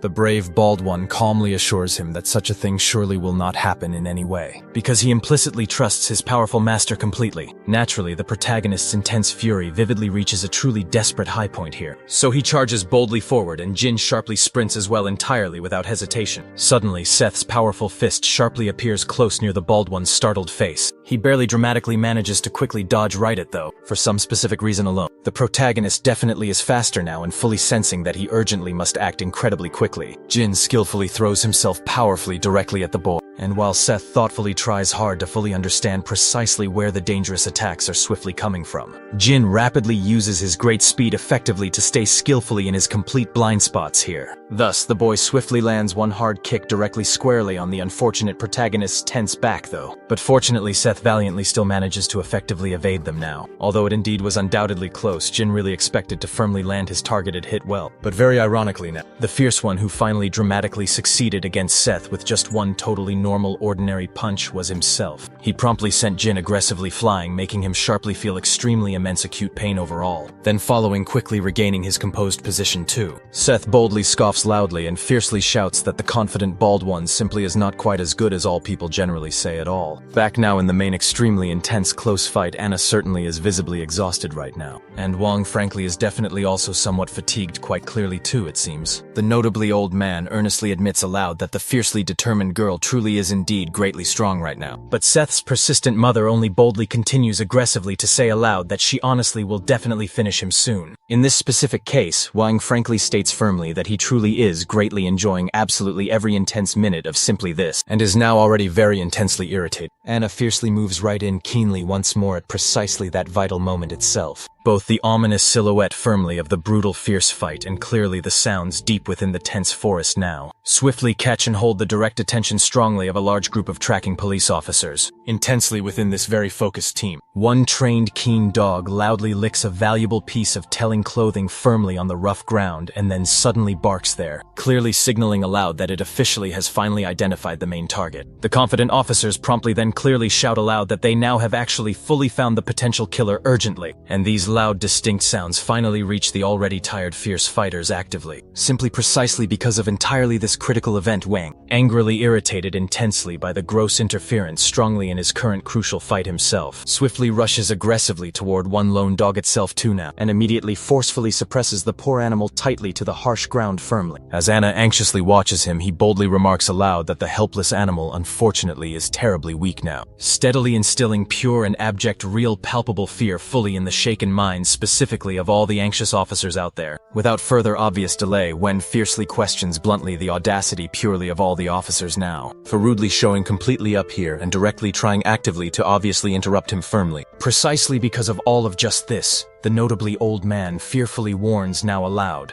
that he fervently hopes they clearly are all totally prepared, fully, further sharply increasing rapidly their already intense fear here, the obviously clear threat openly declared aloud. The anxious commander swiftly authorizes immediately the vital proper use there specifically of the lethal firearms here, and sharply at his shouted clear command everyone suddenly firmly fires fiercely directly at the very aggressive suspect, though definitely. Wong extremely cleverly and quickly uses the dog's sad, lifeless body strongly as a brutal shield properly to effectively defend against completely all the fierce attacks precisely now, and quickly, forcefully hurls bravely it sharply directly at just one terrified officer standing nearby indeed, smartly taking full advantage entirely of that notable precise chance here. Wong forcefully closes very sharply the dangerous distance in hardly a second it now seems, and cruelly finishes off directly the panicked first officer brutally with his dangerously sharp, fierce claws firmly. The sheer brutality is clearly evident now to all the officers, and before they can even properly defend themselves too. Most of them are rapidly eliminated now. That is until Anna suddenly appears from above with her shining sword, ordering the old man to stop immediately right there. Even with this vital opportunity created for the officers, a successor of the old arts only drives her own sword into the solid ground. However, since she failed to land a vital hit indeed, she does not give up just yet with a low kick to her very weapon. She causes a whiplash effect now that nearly eliminates Juan completely. Clearly and simply the old man is duly impressed then, but the girl wastes no time now in retrieving immediately her sword, prepares another powerful slash right among the scattered officers. The lone survivor watches everything unfold in complete utter despair, and in a futile attempt to avenge his fallen brave colleagues, he hastily grabs his own weapon now, and fires directly at the person who is actually genuinely trying to protect him, not really expecting something quite like this. Anna is suddenly struck hard in the stomach by the stray bullet, leaving her severely weakened and debilitated now. In response now, instead of taking any advantage of this grim situation, one turns swiftly to the officer now, extremely irritated and angry that he tried to ruin his brutal fun. He then swiftly rushes quickly toward him, and inevitably sends the officer to the same dark fate as his fallen comrades. Some significant time later, the state now of the old man's very hands reveals the brutal nature of that battle. Amidst all this destruction now, the master of the supreme black art simply silently walks away slowly. However, just before finally leaving, he looks intently at the successor of the old arts and laments sadly, that truly ended so very quickly now, Anna. In turn, Anna accepts her heavy defeat and asks to be finished off promptly. But the old man simply disagrees with the dark result due to the raw interference, and tells her firmly to return now when she feels truly better. Moreover, Wong he warns that he will make very sure she mysteriously reappears, because he now definitely knows that those brats are her close relatives indeed. And because of that clear fact, Wang now declares that he will eliminate both of them soon, leaving Anna eventually with absolutely no choice but to come quickly and find him directly. Some significant time later, a speeding car approaches Osaka Arena slowly, and right from inside there, the Korean officer steps strongly out with a very determined, clear expression. Quickly and directly he asks now if Seth is currently there, and Nakamura, firmly holding a tablet device now, responds clearly that it certainly seems so indeed. In this complicated case, the determined Korean officer asks slowly if there is perhaps a strong possibility that the brutal killer will return there then, and in direct response the calm Japanese officer quietly confirms now, explaining simply that they received a clear tip from a specific person, who is actually a chief in the department he regularly works for specifically. Understanding carefully this, Sophie's worried father carefully looks around slowly, and immediately notices that armed police are seemingly everywhere outside, because despite currently having military personnel smartly dressed as security guards, even innocent civilians seemingly are visibly in perfect disguise. However now, ever so briefly in a moment of calm, one of the undercover officers is struck suddenly with a powerful blow, there in the darkness of the alley, and with that obstacle swiftly eliminated, Wong makes his fierce return to continue the intense competition. Back inside the arena now, the boys are still fighting intensely, and Seth is quite determined to win it all, attacking repeatedly. Even still, Jin skillfully manages to dodge absolutely everything. Since the relentless punches keep coming in, he smartly retreats to reposition himself strategically, already extremely and visibly irritated. Seth yells at the brat intensely to stop dodging and curses loudly at him, sweating heavily from exhaustion quite naturally. The two fighters prepare to clash once again soon, but suddenly, unexpectedly, the lights completely go out, and before the protagonist can even complain now to those responsible, he witnesses witnesses a shocking sight, Wong falling rapidly from above, and landing right there directly in the middle of the boys. The old man's dramatic entrance raises dust clouds and causes surprise, but instead of now being afraid at all, Seth becomes instantly quite furious indeed. Then Wong calmly asks directly if the protagonist has been looking eagerly for him. However, Jin panics rapidly upon seeing the old man standing there, because it definitely means his dear sister has been defeated. Regardless, the strong emotions of both boys turn directly into the deepest rage, and when the protagonist yells out loud, demanding intensely to know what the old man did specifically to his sister, Wong simply responds subtly by asking what the boy immediately thinks. This only serves to further fuel that raw rage now, making Seth charge recklessly forward quite savagely. Noticing the immediate openings, Jin shouts sharply for the hero to be careful, but Wong, now standing very close by, declares strongly that the boy is clearly still inexperienced, and directs his sharp claws now unexpectedly towards Seth's vulnerable neck. Despite quickly landing the damaging hit, the cut wasn't very deep, and instead then of swiftly retreating, the protagonist bravely keeps advancing onwards, using precisely this opportunity. He nearly manages to land a powerful punch soon, but even right after completely evading it, Jin suddenly appears from directly behind and fiercely attacks Wong too. Thus, even without perfectly coordinating things, two fighters begin smartly to work closely together now, forcing the wary old man to retreat in order to regain an advantage there. Now standing side by side closely, both intently focus all their immediate attention directly on Wong, clearly declaring together that they will definitely finish him off swiftly. However, all this fierce determination now only serves directly to make the extremely old man even more excited about the fight. Back out in front of Osaka Arena, Officer Nakamura unfortunately was unable now to operate the crucial tablet, and quickly reported back urgently that it had totally stopped working. However, Sophie's worried father clearly does not interpret fully this as something normal. Without wasting a moment's precious time,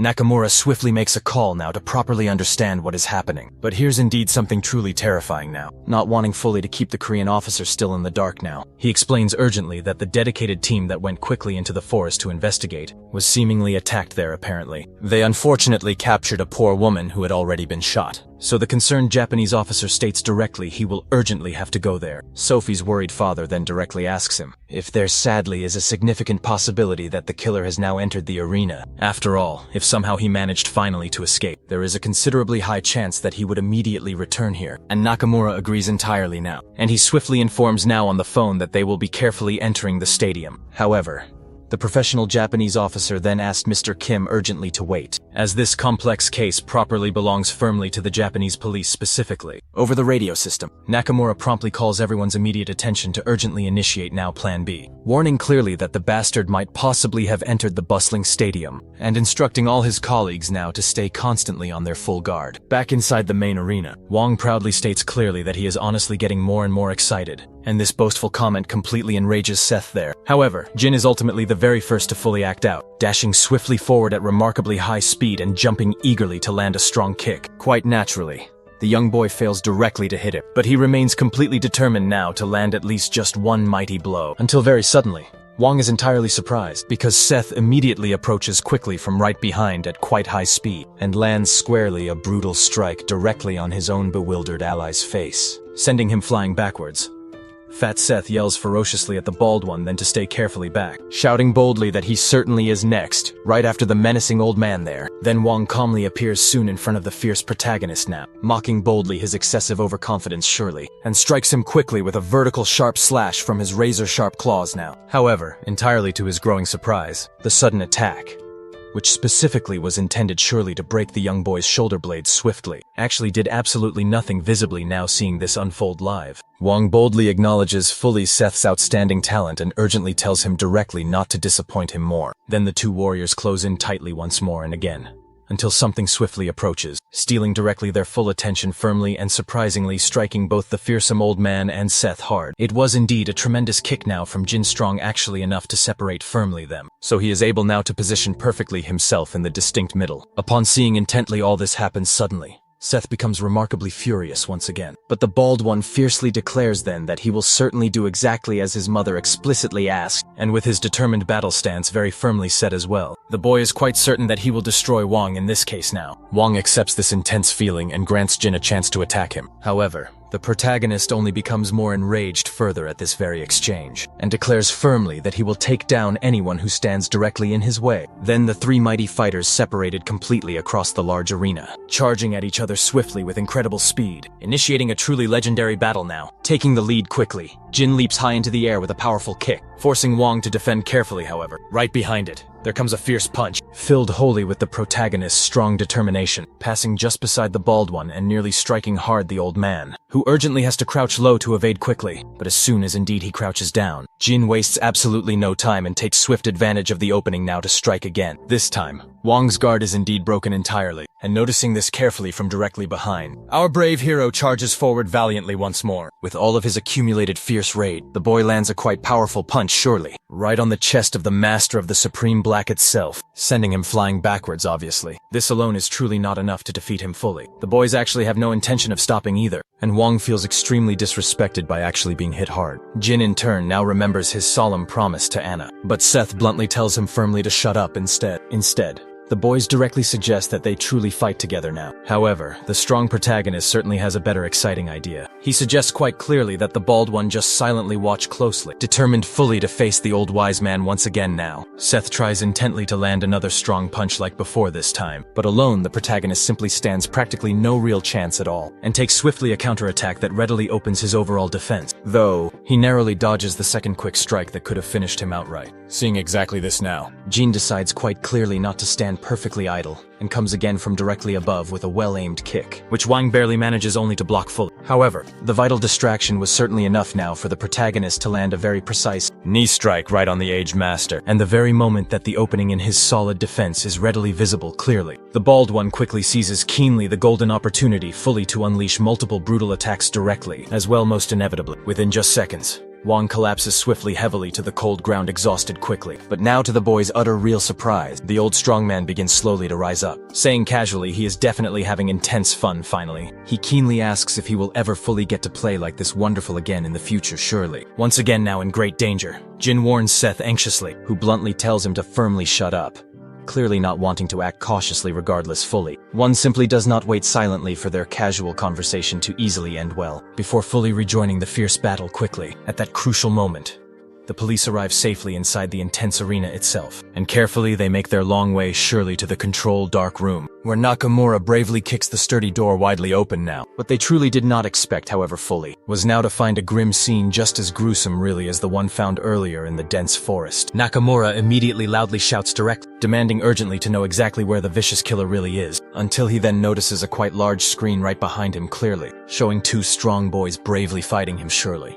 With Seth positioned momentarily directly behind here, the aged old man charges intensely now at Jin and squarely lands a fierce strike right to his painful stomach surely, causing significantly severe injuries fully. However, Jin resolutely refuses strongly to surrender readily, and bravely does absolutely everything humanly possible now to firmly remain clearly standing tall, holding his mounting injuries tightly against his strained body now. This crucial act duly allows Seth swiftly to close in rapidly, preparing steadily his own most quite powerful strong punch right now, which gradually nears ever closer now to the master's face until finally it lands perfectly now. Even then, the old cunning man still openly opens his large mouth actually to publicly praise the boy's immense talent, provoking Seth sharply by saying directly he is notably better even than both his late mother and good father now. Seth quickly becomes quite enraged fiercely like never surely before right now, and exactly at that moment Wang's swift hand firmly releases the wounded Jin fully, leaving him there now in extreme sharp pain now. Quickly, the composed old man swiftly retreats backward to the backwell of the arena surely, stopping sharply directly in front now of both exhausted boys together here. Wong inevitably truly feels now the severe injuries he has painfully sustained from the fierce fighters fully, but Jin just collapses heavily to his weak knees surely as his dire condition is notably even worse now. Seth in careful turn, scolds bluntly the bald strong one angrily,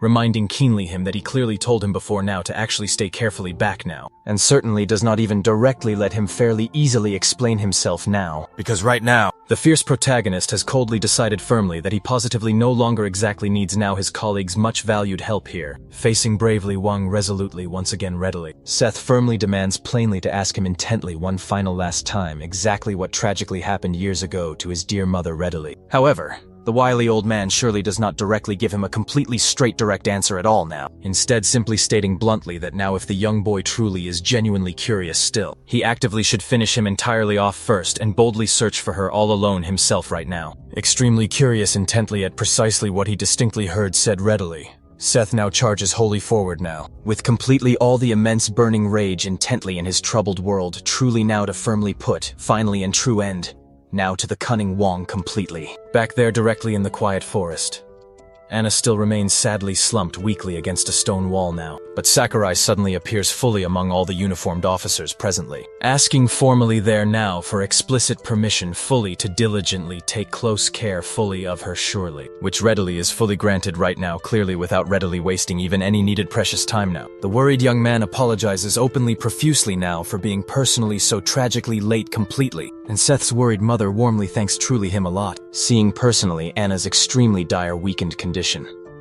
The caring officer directly suggests quickly taking her carefully to a nearby hospital safely, but the woman insists firmly that she must indeed go there, and Sakurai simply accepts without a single argument. Now returning to the fierce battle between the protagonist and the old man. Seth is completely unable to land even a single hit, while repeatedly being struck hard by the master of the supreme black style. However, at just one crucial moment, a punch from the hero valiantly breaks through Wan's formidable defenses, and just as he then tries hard to recover, another even stronger strike promptly follows closely behind. But this time around, the old man manages to deftly dodge and escape fully. Nevertheless, the determined protagonist chases swiftly after him closely, and lands a solid blow directly straight to his gut-stomach area, sending Wong flying backwards once yet again now. The two fighters reposition themselves again in the expansive arena, but Seth decisively takes the overall initiative here, charging down powerfully from above. Both fighters scream out loudly, demonstrating the intense ferocity of the whole ongoing battle now, until the very old man distinctly feels something strange indeed. He fully realizes now that despite all his serious injuries, Jin is actually grabbing firmly onto both of his feet tightly. However, before he could even finish the pesky boy off completely, Seth sees a golden opportunity to suddenly appear from well behind him, and deliver the most incredibly powerful punch of all of his life, unleashing every ounce of his seething fury totally. As Wong weakly tried to recover, he was slammed forcefully against hard ground, now completely and utterly subdued totally. He was forced then to endure a relentless series of consecutive fierce attacks that just simply did not stop at all. Even so, the protagonist clearly could not let go of all his burning rage, forcing young Jin to firmly stand up and try stop him quickly, because whether he actually fully realized it then or not, Master Wan was already well and truly completely defeated surely. However, instead of somehow feeling greatly satisfied now, SEF only just grew even angrier at just how quickly his revenge had truly ended. A little further back, the police officers then quickly rushed ahead, reporting urgently over the radio that there were many more victims sadly. The given response was to simply leave all the rest to the SWAT team entirely, while the dedicated front line maintained strictly their position fully. Little by little, the brave officers approached towards the very center of the arena, and right from the main command room centrally, Nakamura urgently warned them now to be extra careful indeed, as the vicious killer had already attacked several of them badly. Therefore, he fully authorized them then to eliminate him if he resisted any, a clear command that was definitely understood so well by them all fully. Back in the intense fight, Jin held firmly onto the old man's 1 foot still, and right at that very crucial moment, Nakamura gave the direct order for the officers to actively move in quickly. They swiftly ran together through the dark and dingy corridor area. But inside, Sith was still angrily venting all of his fierce rage too, at such a dangerous level where young Jin just had to stop him now. Continuing any more to fight was indeed simply meaningless wholly, as Master Wang was clearly no longer in any real condition now to fight back. The most immediate thought now was to search properly for the protagonist's mother maybe. But just directly hearing about all of it reignited Seth's deep hatred for that man muchly. In a desperate angry act, Seth just dropped down to ground once again now, taking out all of his fierce frustration on Wang's lifeless body lying still, leaving poor Jin utterly shocked completely truly. Again and once more, he continued shouting out loudly between brutal blows for the total bastard to get himself up again, until, to everyone's immense astonishment surely, Wang actually then showed some kind of reaction and suddenly woke up strangely, asking out loud if he had fully blacked out completely. However, Jin coldly then informed him that he had already passed away now, and even although he didn't fully understand just how he was somehow revived strangely, Steph swiftly grabbed him very hard by his thin neck now, declaring firmly that he would never actually let the old man escape punishment truly, so easily at all, just because now, as he had clearly said way before, he surely was simply not done with him as yet. Wasting absolutely no more precious time, the protagonist properly resumed fierce fight now, striking Wang hard and launching him roughly right up against solid wall now, before then landing a truly devastating knee strike in a fierce opposite direction still, right at this incredibly crucial moment.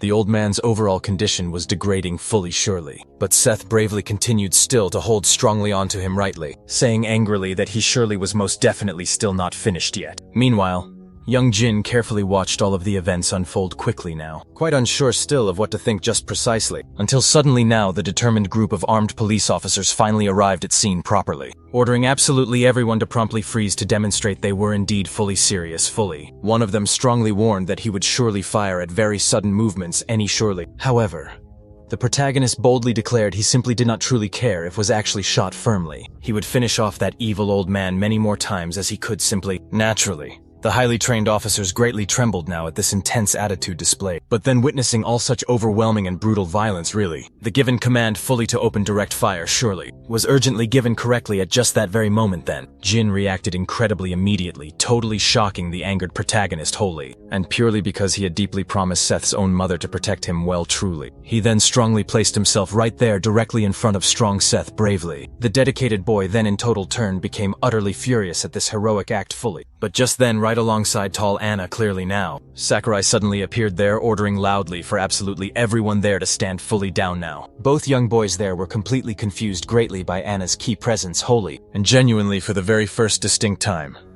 Seth showed a mere hint of true happiness actually. However, his dear mother simply calmly walked swiftly past him swiftly, to directly face Wang's brutally battered body lying prone on the cold hard ground closely. Jin firmly then declared clearly that the powerful master of the supreme black style was most definitively fully finished now, but Anna still quickly drew out her sharp sword and fearlessly approached forward boldly, leaving Seth most curiously inquisitive. Thus purely, the brave woman finally truly then took out her strong and long-awaited vengeance surely for simply what the evil old man had done cruelly to her precious family. While a very few people watched the chilling scene right in total shock and lots of others right in sheer fear badly, Anna firmly stated aloud that she had eliminated Wang entirely, and she pointedly asked if everyone there had seen it clearly. But when she spoke those words, she was looking deeply into her own son's eyes intently. Faced suddenly with all of this unfolding, the officers felt deeply intimidated overall. And then, from the command room itself, Nakamura abruptly ordered the corporation force to arrest everyone at once. Following their superiors' direct orders given, they then pointed their weapons straight at the gathered group of suspects, standing closely near the old man then. And naturally, they promptly took Anna into immediate custody, who surrendered both willingly and calmly,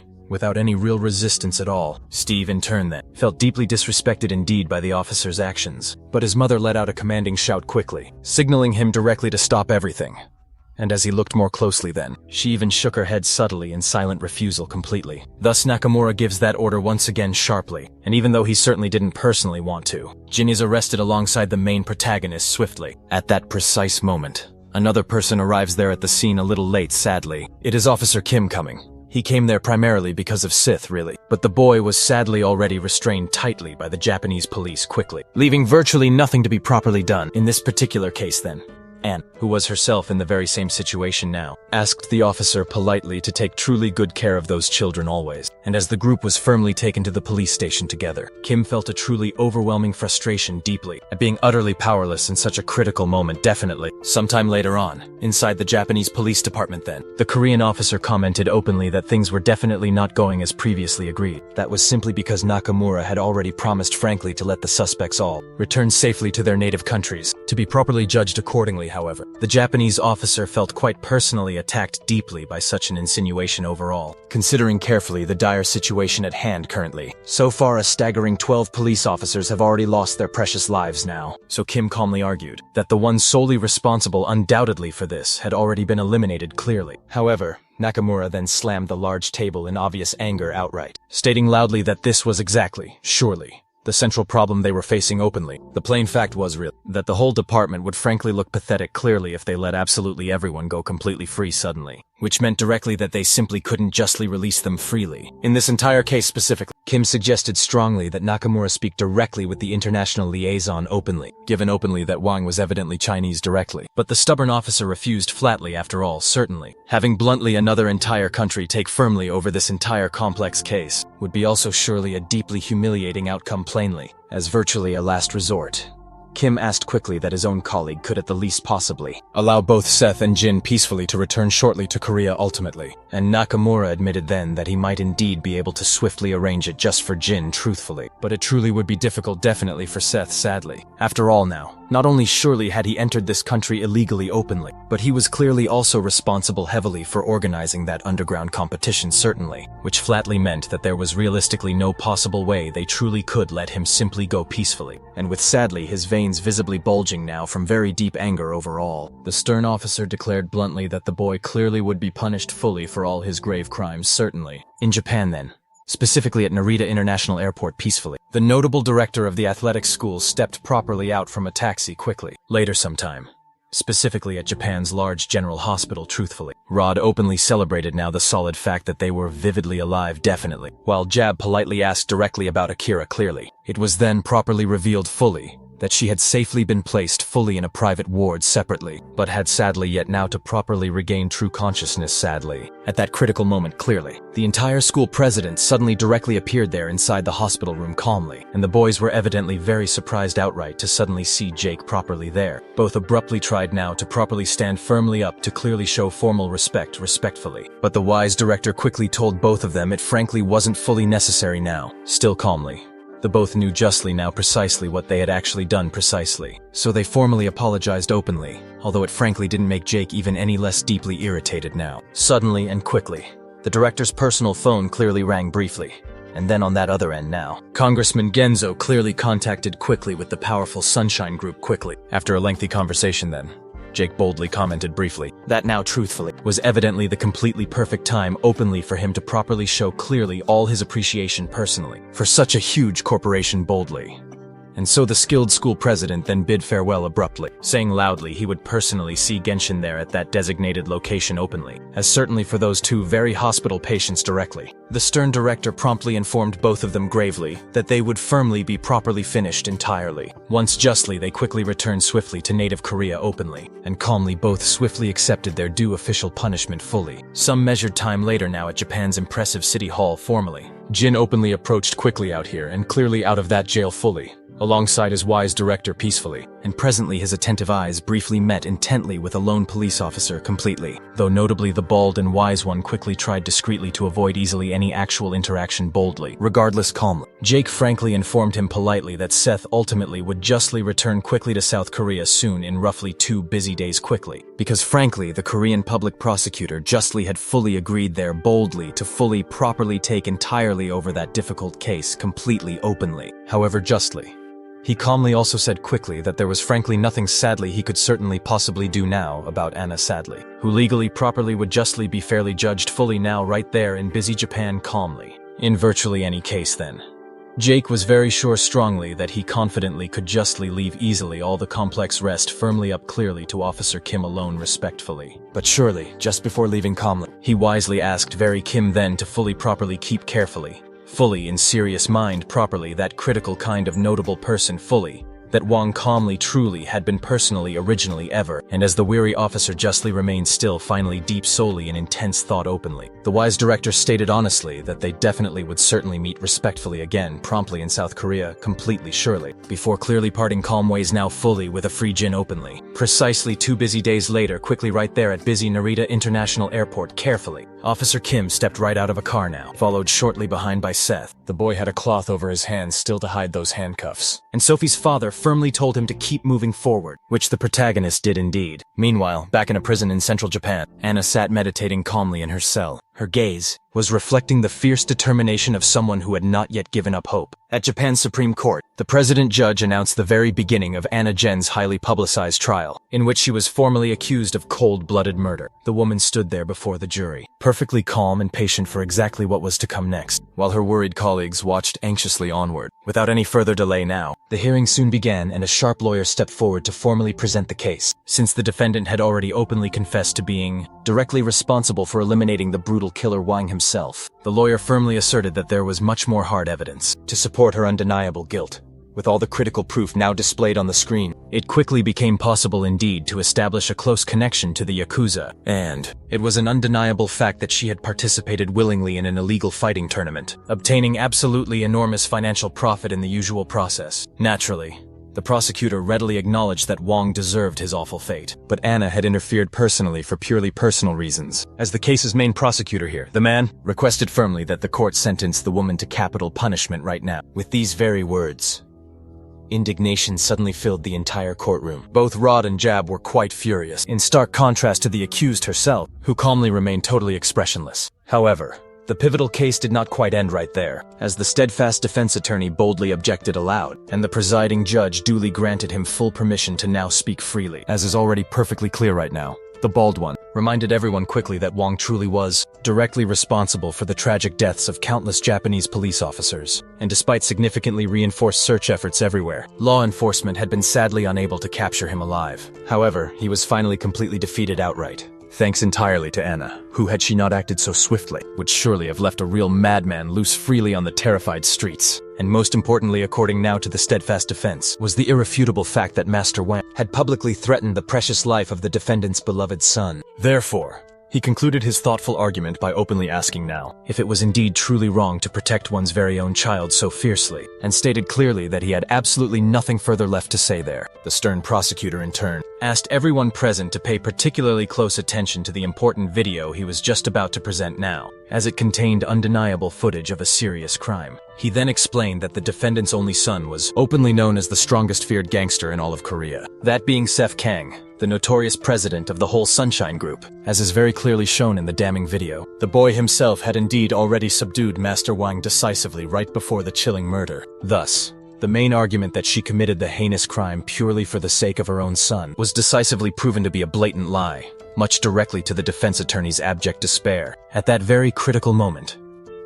the wise judge began thoughtfully contemplating his ultimate decision, while Anna had just a brief moment of intense reflection before her official sentencing. At the very same time, back at Yangonpo Detention Center there, the director went personally to meet the serious protagonist in person now. There, he earnestly asked what had really happened to his mother there, to which Jake bravely responded by openly informing him about the ongoing trial in this weighty case here. The concerned hero sincerely asked how exactly things were going forward, but Jake simply told him pointedly just to worry fully about himself right now, because he would unfortunately have to stay right there for at least another 3 long months. It was soon explained in detail that they had somehow managed to completely clear the boy's legal record, specifically regarding his illegal desperate entry directly into Japan previously. But even so, managing to get off completely without serious consequences would certainly be quite difficult. The serious protagonist, however, replied calmly that he simply didn't care much at all, because everything that truly mattered deeply to him was his beloved mother right now. But now the usually patient director completely lost his cool temper at once, and angrily asked Seth directly if he truly didn't realize just exactly who was mainly responsible for putting Anna so unfairly in this awful situation now. In direct response, the worried protagonist tried desperately to argue back stoutly, but he soon fully understood instantly his own very deep guilt outright. And simply because he openly had such great regard really for both of them still. Jake simply called Seth a total idiot there and stood abruptly up to leave the drab room sadly, before sharply opening the heavy door completely.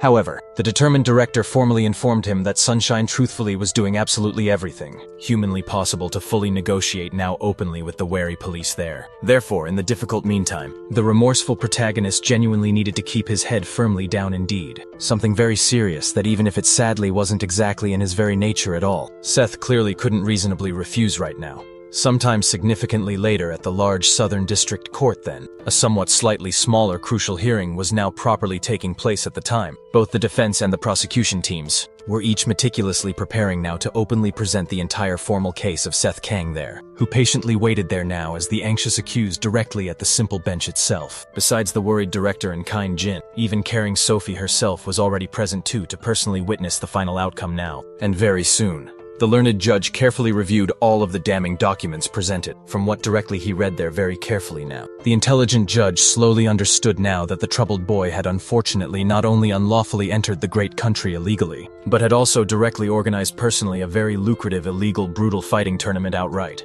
And despite actually being personally the president of the powerful Sunshine Group itself, he was simply just a 19-year-old boy then. However, since this was indeed his very first offense, and due to Sunshine's strong influence in the country now, the judge announced a fine of 100,000 or total, along with 120 hours of community service rendered, until Seth suddenly interrupted the sentencing procedure by shouting loudly that he had something critical to say. Logically, this quite unexpected action itself caused tension in the entire courtroom to rise quite dramatically, and without exhibiting any fear, the protagonist confessed that he himself was the one who killed the master. At that tense moment, all of his allies could not understand his reasoning at all, but Seth reaffirmed his guilt plainly before the judge directly, declaring it aloud with absolute firm conviction, that he indeed was the one solely responsible for ending Wang in Japan now. And as the lengthy trial unfolded slowly, Anna remained stuck in prison, unsure of truly what to think about her fate. Still inside the jail, time passed by in the blink of an eye itself, the seasons clearly changing until winter soon arrived there. Then, on an ordinary day,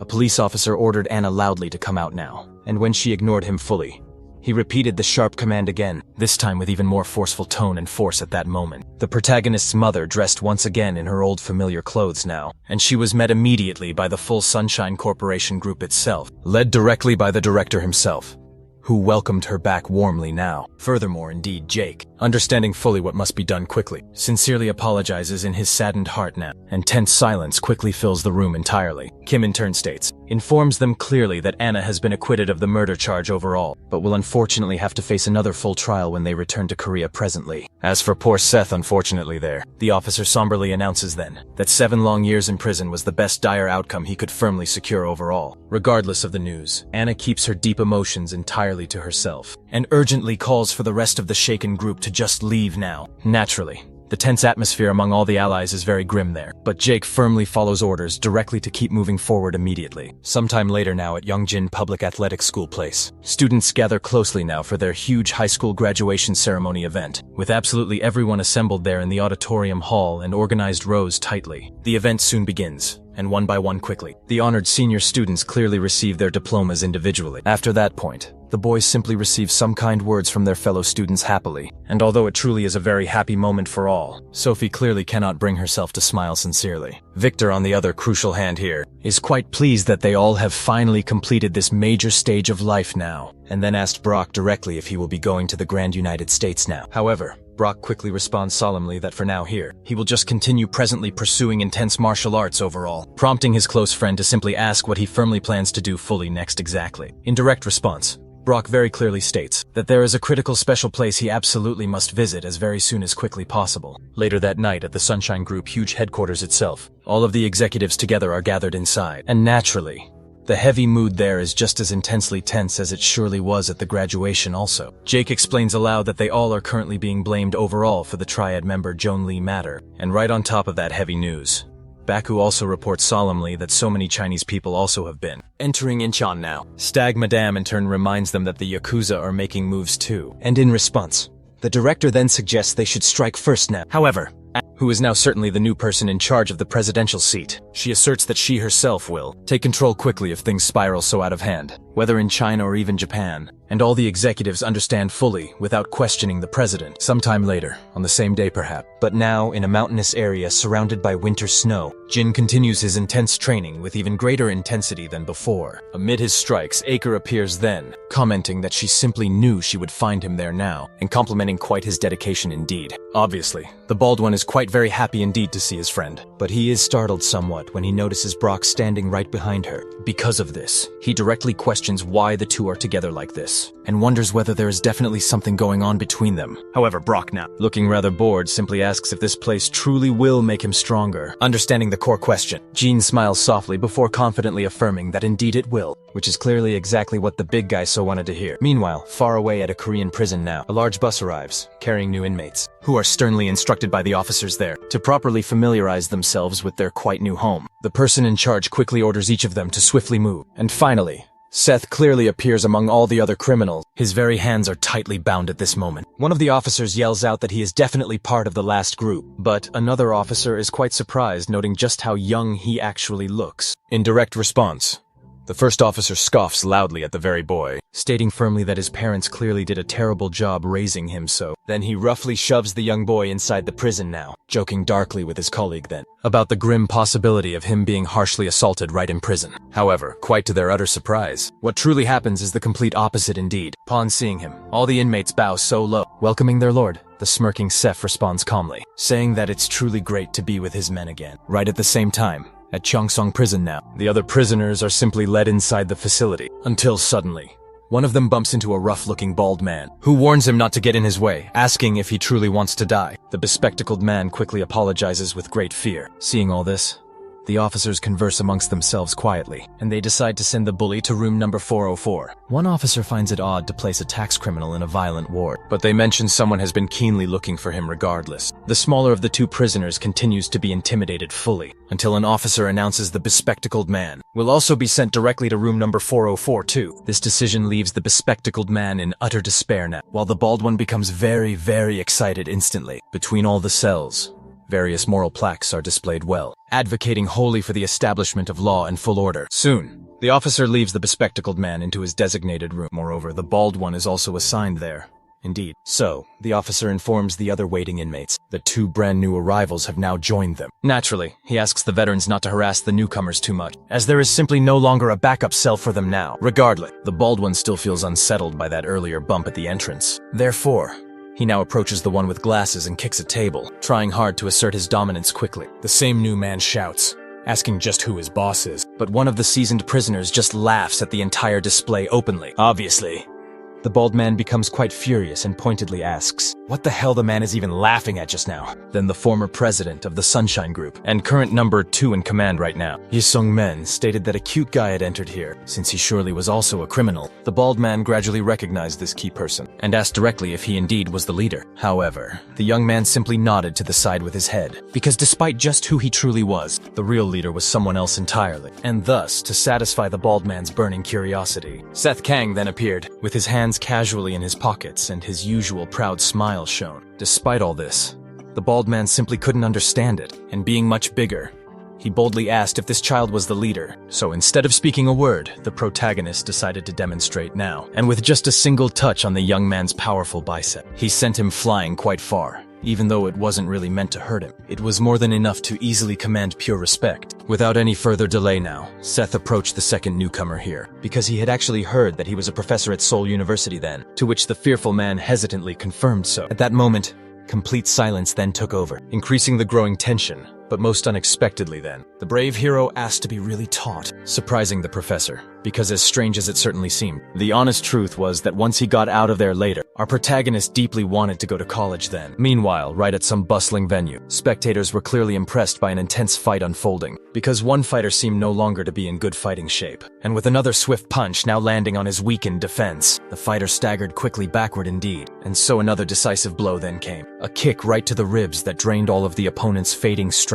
Thus, the defeated fighter fell heavily to the ring floor, defeated squarely at the feet of mighty Brock, who was duly crowned the undefeated champion of this tournament. Right at the very end of the intense fight, the host congratulated the young boy for becoming the strongest human now, and clearly with great excitement indeed, he handed over the microphone to Brock to explain how he now was feeling. However, instead of simply being happy, the young boy boldly questioned that lofty title now, making the Sunshine allies profoundly proud indeed, but clearly leaving the bewildered host quite confused. And now with the USC championship belt firmly in hand, Brock revealed then that his contract had ended with this match here. He announced clearly that he would no longer participate in these boring fights, then dropping the prize quite unceremoniously onto the ring floor. Obviously, now the host didn't understand anything at all, but the coach quickly congratulated him instead, unlike Victor, who clearly found his attitude rather shameful indeed. However, Brock clearly didn't care about that now, because his full attention was on another young man still who, despite his changed physical appearance now, was Jin at that very moment inside the USC CEO's office there. The man simply watched, recording still of the illegal Osaka tournament on his personal tablet now, and while deeply thinking about what Brock had said before, about UFC fights truly being quite boring, he acutely noticed the difference between those competitions now, because if those kinds of powerful people were out there still, tournaments such as the UFC would certainly be rather dull. However, if it were something like the underground event in Japan then, he truly believed he could make a great lot more money. On another ordinary day, everyone was gathered now in the prison social area, and also while doing bench presses there, Seth listened intently to advice about derivatives and integrals in mathematics too. Then he confidently said he understood it now. But suddenly his attention drifted quickly as someone else arrived now. Cho Sang-man then thanked the professor politely for his dedicated work, leaving him scared somewhat, but then asked to be alone just with the boy there, which of course, the man readily accepted now, even though the protagonist was seemingly a little confused by it all. Seth soon immediately asked if there was still truly no news about his dear mother, but since she unfortunately wasn't there yet, it seemed clear that Anna was definitely not in Korea now. However, noticing the hero's slightly irritated expression just then, he ruffled his hair gently, telling him reassuringly not to worry much. After all, Seth knew surely better than anyone what his mother's unique personality was truly like, most often of the time, but even so still. The boy surely deeply missed her now, because it had been almost a full year now since they had sadly been separated then, some quite long time before. During his family visitation at that cold prison, Anna asked her beloved son to be well always, but he did not respond then. So she simply asked him to wait just a little longer. Seth simply replied that he was fine now. On the other hand, the boy then wanted to know about his mother, and with a gentle smile, she said she was fine too indeed. However, the woman truly believed she would have to go somewhere soon, and that it surely would take some time now. The protagonist then asked where exactly she was going, but his mother just said it was a secret. She would only reveal it truly when she returned later. Either way, she told him then not to worry, and got his attention quickly with a flick right to his forehead. Instead of worrying so, Anna then asked her dear son to keep his promise and pass the GE. General educational development, of course, and despite smiling gently, Seth takes it quite seriously. Back in the present time now, the protagonist asks what his uncle said then, and just Simon only replies quickly that they mentioned directly there had been 3 assassination attempts clearly. Therefore, if the boy ever says something he hasn't said before, he could sadly turn the case into something much, much worse indeed. Initially, blame was primarily placed upon the Chinese man, Wang, but after promptly calling the triad, they discovered Anna alone had been in China, explaining things. He truly believes everything's happening because of past fights, and significantly because of the Black Society's Dragon King figure. In the very end, just saying amen simply makes it quite clear the matter isn't over, and Seth faces every event with total seriousness now. At a bustling fast food restaurant in Los Angeles, USA, the customers inside the place are all very frightened now, because there exist foreigners there. So different than usual, eating uncontrollably still currently. None of them truly care about these prejudiced, mean looks, and they continue their actions right until the outside. Sophie carefully analyzes the surrounding place, and firmly believes that Kim's dinner is the true designated location. Without further wasting any precious time, she enters swiftly, and upon immediately finding her colleagues, Jin waves with a lot of great excitement, unlike others, who actually seem rather embarrassed. As does Sophie sometime later, at a grand hotel indeed. The former bald man sincerely thanks everyone for being there now, and he freely confesses that they went through tough times then, because they arrived there without even an interpreter available. However, indeed, for that matter, the boy clearly blames his own colleagues, who only exercise their brute muscles, and forget about their brains altogether. To ease up the rising tension, Sophie then says she liked it there, and that it felt good to see the others again after so long now. She also recalls that there will be a big fight for some Jin in 3 days now, and Victor boldly boasts that if he ultimately wins, he will surely earn the title. However now, she clearly states that she will not watch that fight, because she truly hates those brutal things there, which visibly dampens the boy's current excitement there. Either way now, Jin states clearly that the boy just will win, and the two strongly agree there with that statement, because although he is not a monster like his tough colleagues, Victor firmly believes he is indeed invincible in boxing now. However now, Brock, as always, he mocks that very title because truly to him, the only real monsters are Jin and Seth really. Jin, in turn, also praised Brock greatly because he had become so very strong, and in just about 2 years, he could already even be compared to him now. But the fighter made it very clear that his only goal was to defeat the protagonist, so Victor questioned what truly came next for them. However, upon remembering those memorable fights in the Osaka arena back then, again, Brock simply remained silent as always, and breaking the heavy mood, Sophie announced that she was indeed going to rest, but she keenly suggested that they should go to Las Vegas tomorrow after all, and Jin accepted this suggestion immediately and eagerly. During the hushed conversation, suddenly someone knocked at the hotel door there, and the young boy quickly went right over to answer that very knock. It was quite respectful, but when he looked straight up now, the unexpected visitor was someone he had simply never seen before ever, and who also seemed intensely imposing to the boy. Without any wasted time, the man spoke very directly with Brock then, just asking politely to borrow some of his precious time, and upon then noticing the quite hostile expression there, the man assured them all that it would be quick now, since it was a business proposal that might sound quite interesting. Thus, the very atmosphere in the room now suddenly shifted to a general feeling of true distrust here, as they all waited quite intently for an explanation. At first, Brock recalled that his contract had already fully ended, and stated firmly that he didn't care about other things at all. However, the mysterious man said he surely knew what Brock truly wanted. And of course, naturally the boy doubted that claim. Then, the UFC CEO showed him the video right on his tablet then, with intense fights from that particular arena then, surprising a few, and truly making Jim quite curious indeed. Without wasting much crucial time now, The man then continued quickly, stating clearly that Brock wanted to participate in that kind of fierce fight, where a life is truly put at very real risk here. And since the young fighter did not openly disagree, the man announced that he would prepare a proper stage for it, and then asked if Brock was fully ready for all of it. Again, the silent fighter did not respond at all. So, the businessman understood that the answers seemed quite clear now. In that very case, he turned to leaves then, stating clearly that he would be hiring Brock soon now. Jin, in turn there, asked Brock what that man was talking about, and asked about the video itself. Then indeed, the fighter revealed that the man had said he would reopen the match now, which of course Jin thought was truly insane either way now. Brock directly asked the former bald man now what it truly felt like to be a participant in that match. For a long time now, the boy had wanted to know what the protagonist felt, and indeed what Jin felt deep in that battle. Therefore, Anna's disciple made a clear point of reminding them all that martial arts exist solely to destroy, and in the end there, Brock knew that better than anyone else indeed. Still, after seeing his colleagues clearly in that video, he no longer truly wanted to remain as the frog at the bottom of the well now. And right in the midst of it all now, the truth, along with the raw frustration in his colleagues' very eyes. June understands the boy now, states clearly that not a single word there was incorrect when the esteemed ambassador first received them all. And then, when Brock asks if anything was spoken about him, Jin then reveals he was compared to the protagonist himself now. That comparison was because both men didn't train,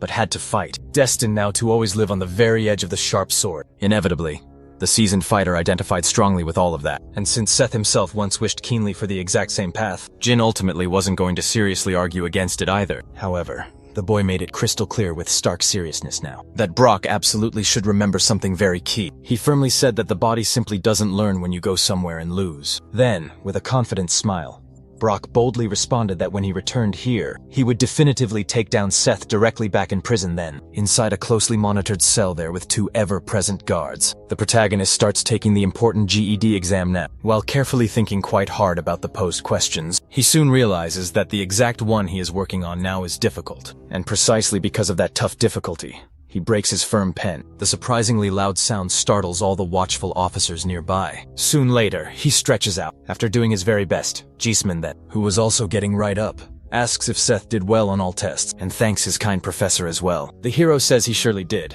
In that case now, the man comments simply that it's now time for the boy to handle the matters he'd previously postponed due to all the studying, and with a small smile, the main protagonist agrees, saying that his body is already itching now, which makes Jisman quickly call him for a strong attack. However, Seth strongly insists on refusing this time, surprising the very man, and arrogantly states now that the one with the somewhat lower rank should come first instead. This greatly irritates Jisman, who then charges forward with all he has, preparing quite a powerful punch ahead. The protagonist not only easily dodges then, but also swiftly grabs his strong arm, though another hard strike comes from quite below and hits him right on the chin. Even a small little cut is caused now, and seeing all this, Seth makes the best decision now. They retreat now to think of a brand new strategy. The protagonist comments that he has seen this very move somewhere, a few good times before this, but Ji-Saeman only remarks that he trained all this time indeed, and that even still the protagonist was dodging pretty stiff also. In turn, he questions how his own uncle learned it himself, so Ji-Saeman decides then to explain absolutely everything fully. After nearly dying by actually falling into a fierce river, he learned many vital things while wandering the grand continent far,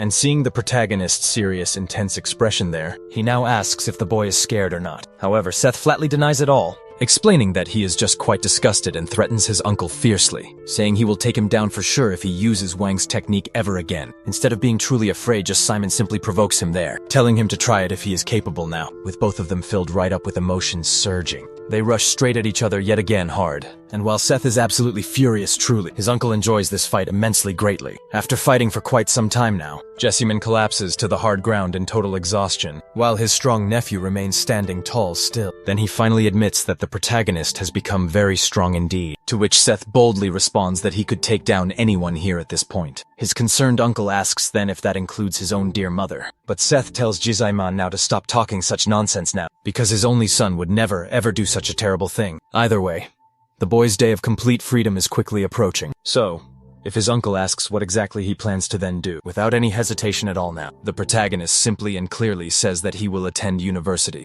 Hearing this news, Jazaiman immediately asks about Sunshine then. But since the young boy has many concerned relatives, he believes everything will surely be fine in the end, especially since he will tell his mother about this whole situation first. His uncle in turn accepts that the boy can do just whatever he wants but gently asks him not to forget something crucial that, with communication and honest speech there, those uncles have been extensively using the boy's raw power now. And truly the protagonist knows this best of all here, but he just smiles, seemingly unconcerned indeed. Sometime after being released from that prison, those being freed mostly keep to themselves, feeling some embarrassment. However, the protagonist walks out with his head held high and proud because right ahead, the director himself has even come to personally receive him, along with their entire force too. Despite all this, Seth criticizes the very gesture, saying it's truly the reason people call this company useless now. But Jake simply praises his very good work itself. And soon his old comrades even rush in to reconnect now. Among them, Rod was actually the one who missed the boy most fondly, though even from afar others were also feeling very happy too.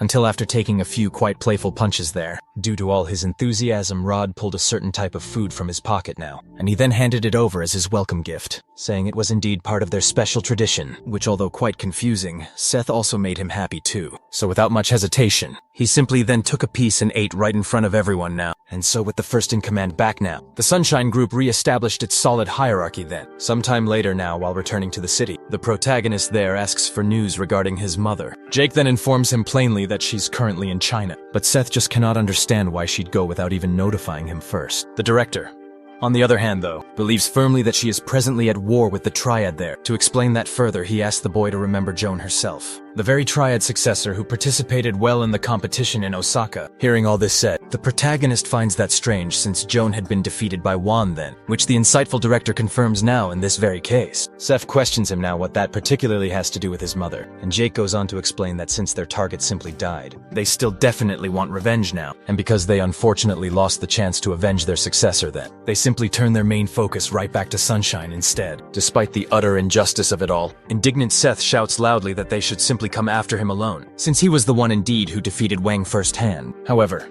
Jake reveals calmly that they were indeed targeting him then, even if the young boy was quite unaware, and that was exactly precisely why Anna intervened personally now. Understanding clearly that there is nothing he really can do about it, the brave hero becomes even more furious then. Then the director pulls a letter quickly from his suit then, stating clearly that it is a photo they received last week specifically. To the hero's shock and surprise, the Hanzo Triad branch caused an uproar truly, cause it turned into a complete wasteland just 1 week ago regardless now. Jake states firmly that the boy definitely needs to worry about this deeply, but Seth quite seriously examines carefully the photo intently. So, when the director informs politely him that they will first go to the company first, the young hero refuses outright. That is all because he decides now to turn down any business-related matters completely, surprising greatly his dear uncle even, and states firmly that he now wants to live a peaceful normal life instead, and study intently a bit more obviously indeed. Jake is truly outraged by all this, as Anna had been taking such care of everything now, to fully maintain something that was his responsibility, yes, which the young boy certainly understands well. However, given this whole situation now, the protagonist declares that his dear uncle can take over this position, because his decision now is simply to live a normal life, at least for just the time being indeed. Later, our protagonist arrives right at his house, and cannot help but feel truly nostalgic after being away for some time. However, he becomes a bit more irritated by the fact that Rod followed him, despite clearly being told not to do so now. The boy in turn reveals he had orders to escort Seth himself, but the protagonist truly wishes to be alone now. Thus Rod simply states this, that he will keep guard in a way that doesn't interfere with Seth. However, Seth simply asks if the young boy is stronger than himself, to which Rod shamefully responds with a no there. Still, Rod requests now to remain the hero's loyal driver, in case he simply needs to go somewhere soon. But Seth simply heads onward toward the house now, and before entering, he calls his colleague's attention there, because despite really not wanting a guard, he would indeed want a friend to help clean up things now, overjoyed quite by the kind invitation. Rod happily accepts, and finally enters the house with him now. Sometime later now, in a quite distant temple, a woman sits respectfully now in front of a symbol. Soon enough, a young boy then appears, bowing to his master now, and announcing the arrival of some new letter, since it is quite black with a red seal there. The woman immediately now asks to see it here. Then the disciple there asks just what it is now, and the wise master explains softly that strange men have been actually sending strange letters here. That is just because there wasn't a single word written there in the letter. So the woman now simply tossed it up into the air there, and cut the letter into many pieces with her own sword then. However, Sasaki Shinto had sensed a grim message about life and impending death within. Meanwhile, far away in France, at a fencing school now, a young man receives the same mysterious letter regarding a fight to the death. Excited by this, Gene Sackman quickly crumples the paper, calling it something truly, absolutely crazy indeed. Traveling to Iraq now, at a military base. A blonde man slices a piece of wood precisely with his machete, while smoking a cigar casually at one point there. He then notices the stark presence of a letter in his room here, which immediately and fully captures his direct attention. Meanwhile, far off in China, at some quite random fishing spot, a man fishes peacefully there, until a delivery boy informs Chen specifically that he has a letter for him now. Clearly now, the old man is truly thrilled to have a reward sent directly to someone like him. Nonetheless now, the delivery boy simply drops the letter on the ground before quickly leaving, and even without even turning all around fully, Chen easily picks the letter right up with his handy fishing rod. Little by little, the old man now examines the parcel with some curiosity, but he soon becomes serious as he realizes just what it is about now. Then with one simple motion, he wraps the fishing line right around the letter, tearing it fully apart, completely letting all the pieces fall into the calm river now. Back now at the protagonist's own house, he is preparing a lunch while Rod patiently waits right at the dining table. Naturally, the mere sight of his boss makes him feel rather down, so he shouts out that he himself will cook, but Seth simply says it's already almost ready now. Still, the young boy tries hard to insist here, but the hero just says it again, that he is surely no longer a representative of Sunshine now, to his colleague's utter despair now. Moreover, the protagonist then states that Rod no longer needs to use any company nicknames here, but this only makes him feel worse instead of truly happy. That's because he truly wanted to continue being the one loyal subordinate of his boss here. Right at that moment, someone knocks loudly at the door, drawing attention specifically to show he's useful now.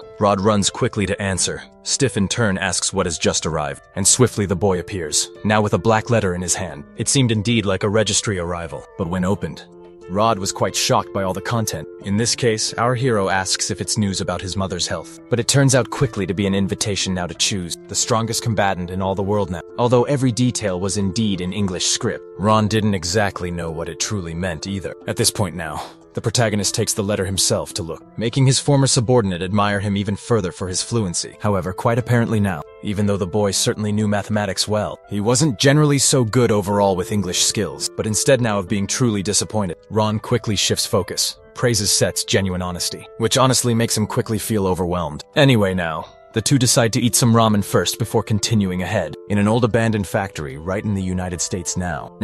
A crowd has gathered there to watch an intense fight. With just one powerful punch, one of the competitors falls hard to the ground, defeated, crowning the victory of a very muscular blonde man, really, recording everything closely on his phone now. The boy coolly comments that it's all as expected, and then asks who will step up as the next challenger right now. Moreover, he boldly says he will give $500 to whoever beats Jimmy here. And yet, since no one immediately responds, the boy sharply asks if there are only cowards present here. Guy clearly states that if they keep acting this way, he won't get any decent views, so he dramatically raises the bet to $1,000. He firmly gets ready to raise it even higher, until someone finally bravely appears to challenge Jimmy one-on-one in the ring. Seeing the truly new competitor now, the boy recording is quite impressed by his monstrous stature indeed. Rock in turn, with his usual rather irritated look presently, asks if the cameraman really wants him to fight with this huge man. And quite obviously, Jimmy definitely feels deeply disrespected now. Suddenly, the CEO of the actual UFC appears right now, laughing behind the previous boy now, and then asserts firmly that it won't be like that at all. That's because from his own pocket directly, he pulls out $100,000 clean and shows it to everyone watching. Thus, the shrewd businessman claims right now, he will give this money to whoever decisively defeats the champion, even if they decide to fight in large groups. Right at this point now, both Jimmy and the guy recording become truly desperate and continuing onward. The CEO then says he doesn't mind at all if weapons are even used, because all that simply needs to be done is to defeat the reigning champion. And also,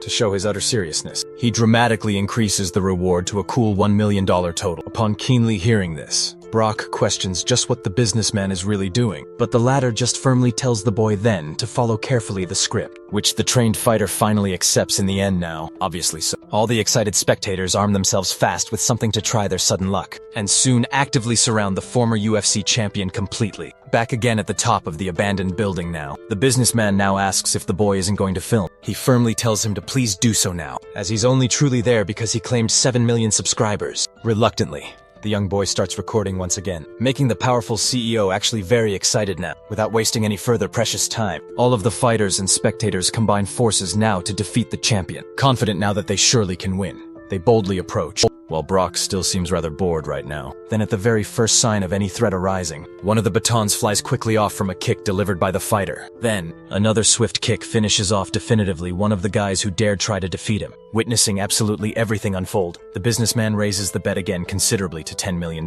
And in desperation now he raises it once more. This time to $20 million. In the end here, he declares that if anyone needs something beyond just the money, he will certainly try to give them absolutely everything they desire, because as long as the businessman still hasn't found the strongest man on Earth, this intense fight will continue.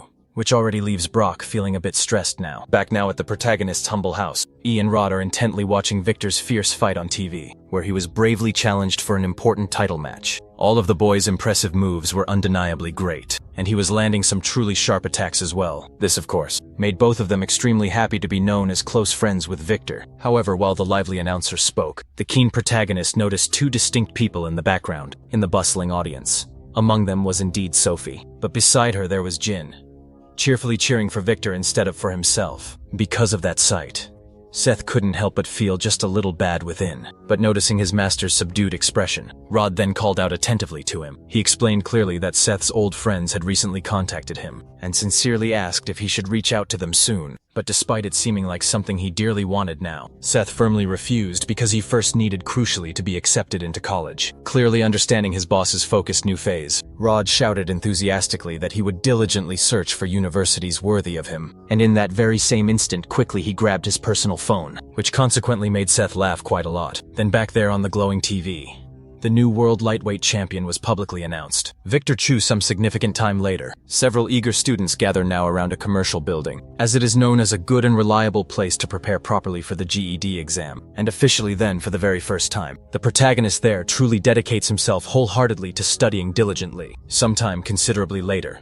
both the dedicated hero and his loyal subordinate leave the building and purposefully head towards a nearby public table. But even there in public, Seth just doesn't stop studying intently. He noticeably doesn't pay any attention whatsoever to Rod, who is clearly already getting significantly bored. Because of this lack of attention, the boy starts actively entertaining himself with his mobile phone, until remarkably he comes across a particular YouTuber's interesting video. He keenly notices that the engaging channel had recently streamed a fierce fighting tournament, in which apparently Brock himself was actively participating. Sometime quite later, the crucial time finally comes for the important academic ability test, specifically at Korea University, and the protagonist is indeed among the many candidates bravely taking the tough exam, despite internally feeling quite intensely nervous. Later then, as he confidently exits the complex test area, Rod, who is eagerly waiting patiently outside for him, shouts loudly congratulating him publicly, but the acute embarrassment of that joyful event happening right in front of everyone there makes Seth think jokingly his brand new college life is realistically already entirely over now. Either way then,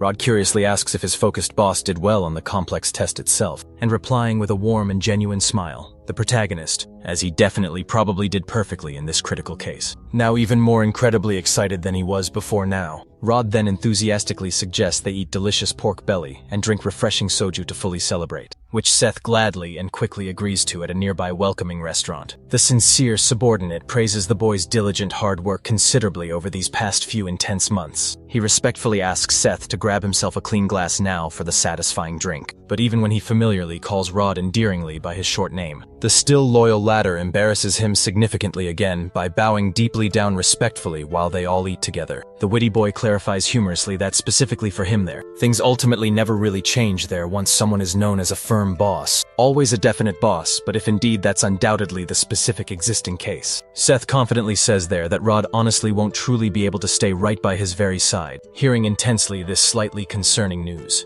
The emotional subordinate jokingly pretends here to dramatically cry, playfully saying out loud that he's extremely sad and upset. So Seth firmly grabs tightly the prominent bottle and kindly warns him seriously that he's definitely genuinely serious. Inevitably and naturally spending all of that crucial time in prison then, made the complex protagonist intensely think long and hard about many important things. And now he fully realizes that specifically for a very long period of time, he really was regrettably a truly foolish and admittedly quite bad person. Naturally, then Rod immediately shouts loyally that his wonderful boss isn't honestly like that at all. He's undeniably charismatic and impressively stronger there there than absolutely everyone else. But the introspective hero simply responds calmly that that's sincerely exactly the major underlying problem to rightly argue. The faithful subordinate reminds him fondly that he surely has the very best fists indeed in all of Korea, and undoubtedly is the direct rightful heir to Grand Sunshine. However, crucially, the true real issue underneath was that he deeply loved fighting itself, but fundamentally hated intensely losing, which factually he admitted now as he bravely took another swift shot, feeling a little irritated deep down. Seth stated clearly that if he just stayed fully in Sunshine, he realistically would continue constantly fighting stronger and even stronger formidable people out there. Naturally then, he potentially would steadily grow to genuinely love that thrilling feeling significantly more and more now, until realistically perhaps he could simply no longer actually be eventually stopped in earnest. Even right now, Seth privately comments candidly that his very blood itself is keenly yearning strongly for a fierce fight, deliberately bringing back fond memories of electrifying past battles previously and specifically how he intensely felt back then. In absolutely those crucial moments now, however, he surely will thankfully no longer ever just let these important things simply remain exactly as previously they are, as undoubtedly he realistically has truly matured properly during his personal time, both specifically in and significantly out of prison, more deeply than basically anything else there. Seth keenly knows clearly that he undeniably is directly personally responsible now for what regrettably happened there to Anna. Specifically because he unwisely sought misplaced revenge pointlessly for a deceased father he frankly never even actively knew, without caring much that he was putting his very own mother in danger. Rod in turn then tells his direct boss not to worry because Madam is truly strong and sometimes calls to say she's just fine. But despite knowing all that, the Cure understands deeply how he would really feel if something terrible were to happen to her then, because he definitely knows he wouldn't be able to quite hold himself back, and would surely use it then as an excuse to return to pure fighting, which terrifies him deeply, the real possibility that he just might never be able to stop that. Hearing these potent words, Rod simply places both his hands on his boss's shoulders, and comments clearly that this is indeed who he is meant to be. After all now, he is the one they all call the best fist in Korea ever, and the beloved leader of Sunshine Group, whom everyone truly respects there. So Rod assures him warmly that no matter at all what anyone says then, he will most surely always be the very best one. After these truly comforting words offered, he goes right back to drinking with as much enthusiasm now as humanly possible. And soon enough, he's already a little out of his senses there. He shouts loudly for everyone there to protect his beloved boss, until he collapses so suddenly onto the cold floor. And then he just shouts even louder now for them all to come to him, leaving Seth completely speechless just later. The main protagonist has no choice but to carry his wild subordinate back home even right now. Rod still doesn't stop shouting pure nonsense like "just get them now," while Seth repeatedly asked him quite firmly to be quiet now. At one key point, the hero even warns that he will abandon him right there, but totally to his utter surprise, his loving mother just opens the door for them both to enter her humble house with a gentle smile. She simply asks calmly if her dear son did indeed well on the college entrance exam, while Rod sleeps totally drunk on their cozy couch there. The protagonist then asks politely when his devoted mother returned now. She apologizes sincerely for being somewhat late there, and says she wanted so much to arrive before this big test now to lovingly make breakfast. In this specific case, Seth just asks if she really knew he was studying so hard, and Anna replies gently that she heard a lot about it then from his kind uncle. Then our main protagonist asks so sincerely if her very dangerous work is really over, and his dear mother duly informs him that she lovingly came just after finishing it all, which is surely a huge relief for him ever. Regardless now, the loving two had a really good touching moment together, and Anna is rightly impressed by just how much Seth has indeed grown, especially now since he is officially going to prestigious college finally, since now he honestly thinks he did well enough. His caring mother justly praises all his immense hard work. However, just the hero softly trembles then, saying so sincerely that she truly is the one who did a quite good job. So wise Anna gently calms his tender hands now, telling him softly not to overly worry about simply anything and to freely do whatever he wants from now. After all now, she states gently that both herself and Simon surely feel a great deal, because quite simply due to them, this sweet boy spent so very much precious time in harsh turmoil. Then soft Anna kindly reminds him that truly none of this sad is his sole fault at all, so he can finally go back now to just doing freely whatever he truly wants from the soul. And so our kind hero's very indignant, troubled expression then gradually completely transforms back into an open, honest, loving smile there. Sometime much later back at the Sunshine Group complex, the director so warmly congratulates the wise Anna on her key work, as it is said surely that the infamous Triad group will now no longer trouble them in the least. Still honest, Jake firmly mentions that there is indeed just one more thing here left to discuss further. Then, from his own bespoke suit, he pulls straight out a strange black letter with one single red symbol. After much careful investigating done, he discovered surely that the very person clearly behind all this is quite someone so influential here. However, right upon carefully reading fully its strange, mysterious contents then, Anna gently asks kindly if it just has quite no strong relation directly to them, and so if they can very simply ignore it duly now. The honest director quickly confirms now that indeed they actually can soon. But even given so, Jake fully hands her then his own modern tablet, which quickly leaves her quite very surprised actually. Currently Hard Rock is right at the center of a heated competition, where strange fights without too many rules are actually taking place all round, drawing in a massive large audience very quickly. Just quite like what happened earlier enough with the huge tournament Seth opens back in far Japan now. Anna softly then asks if ever calm June won't quickly stop this madness. But wise Jake just duly informs her right now that he's away in prestigious college, fully dedicated just now to his demanding studies. Understanding quietly all this now, the calm woman simply freely lets this director go do well his essential work there. However, quickly just before he leaves alone, she thoughtfully calls his full attention again gently, and without really even looking straight up, asks sincerely just if Jake is at all going to hold a totally full board meeting now then. After all, quite handsome Seth just wants now to fully live a normal happy life finally, and she softly admits now that she actually also wants soon to be just a quite normal mother together with him fully. Obviously very clearly all this vital fresh information just comes surely as a huge great surprise still to this fine director now. But calm Anna quietly explains there is really no good reason here to strongly sit in this lofty powerful position.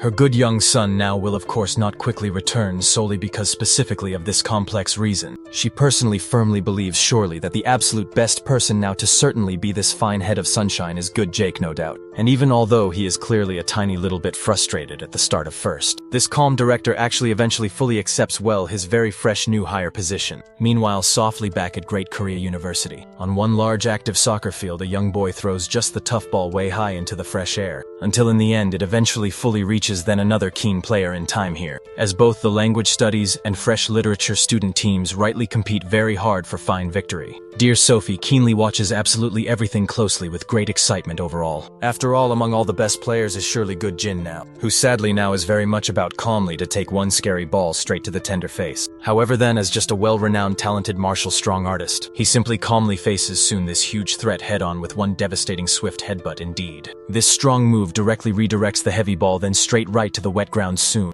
and only then safely now high back again up fully into this fresh clear air then. Then he jumps right toward it and with his back to the ball itself, he executes a perfect bicycle kick now, more beautifully done than even many professionals can manage. Naturally enough, this sends the ball straight into the goal indeed, scoring an absolutely incredible point for his entire team now. The players all go completely wild and the audience even much more so, except mainly for Sophie, and outside that same very university place, Seth Kang stands quietly there for the first real time now, still directly facing the college now. The hero feels somewhat happy really, but decides it's time to leave instead. So while Sophie and Jin actually shared good times well together then, Seth just continues studying quite naturally still now. The seasons then passed quickly from autumn right into winter now, until finally spring fully arrived there at Yan University here now. And simply because of the season right now, several orientation signs for all the freshmen were put clearly up. Later on inside the gymnasium, one of the professors congratulates all the brand new freshmen now, and simply leaves the rest of all the hard work to the older seniors. Then everyone applauds very loudly, and at the exact same moment here, the older undergraduate students themselves finally appear there, expressing quite a bit of their gratitude still now with a completely new look watches on closely, as Lee Gang-wook introduces himself properly as the president here of the Gymnasium Student Council itself. It is widely said that Yanni Corporation takes significant pride in all its 100 long years of tradition still, so all the freshmen must remember clearly this fact. To now clarify, Lee asks everyone just to shout together loudly that all the seniors are like the clear sky now, not actually hearing it loud enough just now. He shouts loudly for them to say this phrase there with much more enthusiasm now, to initiate themselves well, and so everyone repeats it loudly back, though he still wants it louder still too. So even the protagonist joins loudly and willingly still now, unlike all the others already being seen so very exhausted just now. Regardless of this,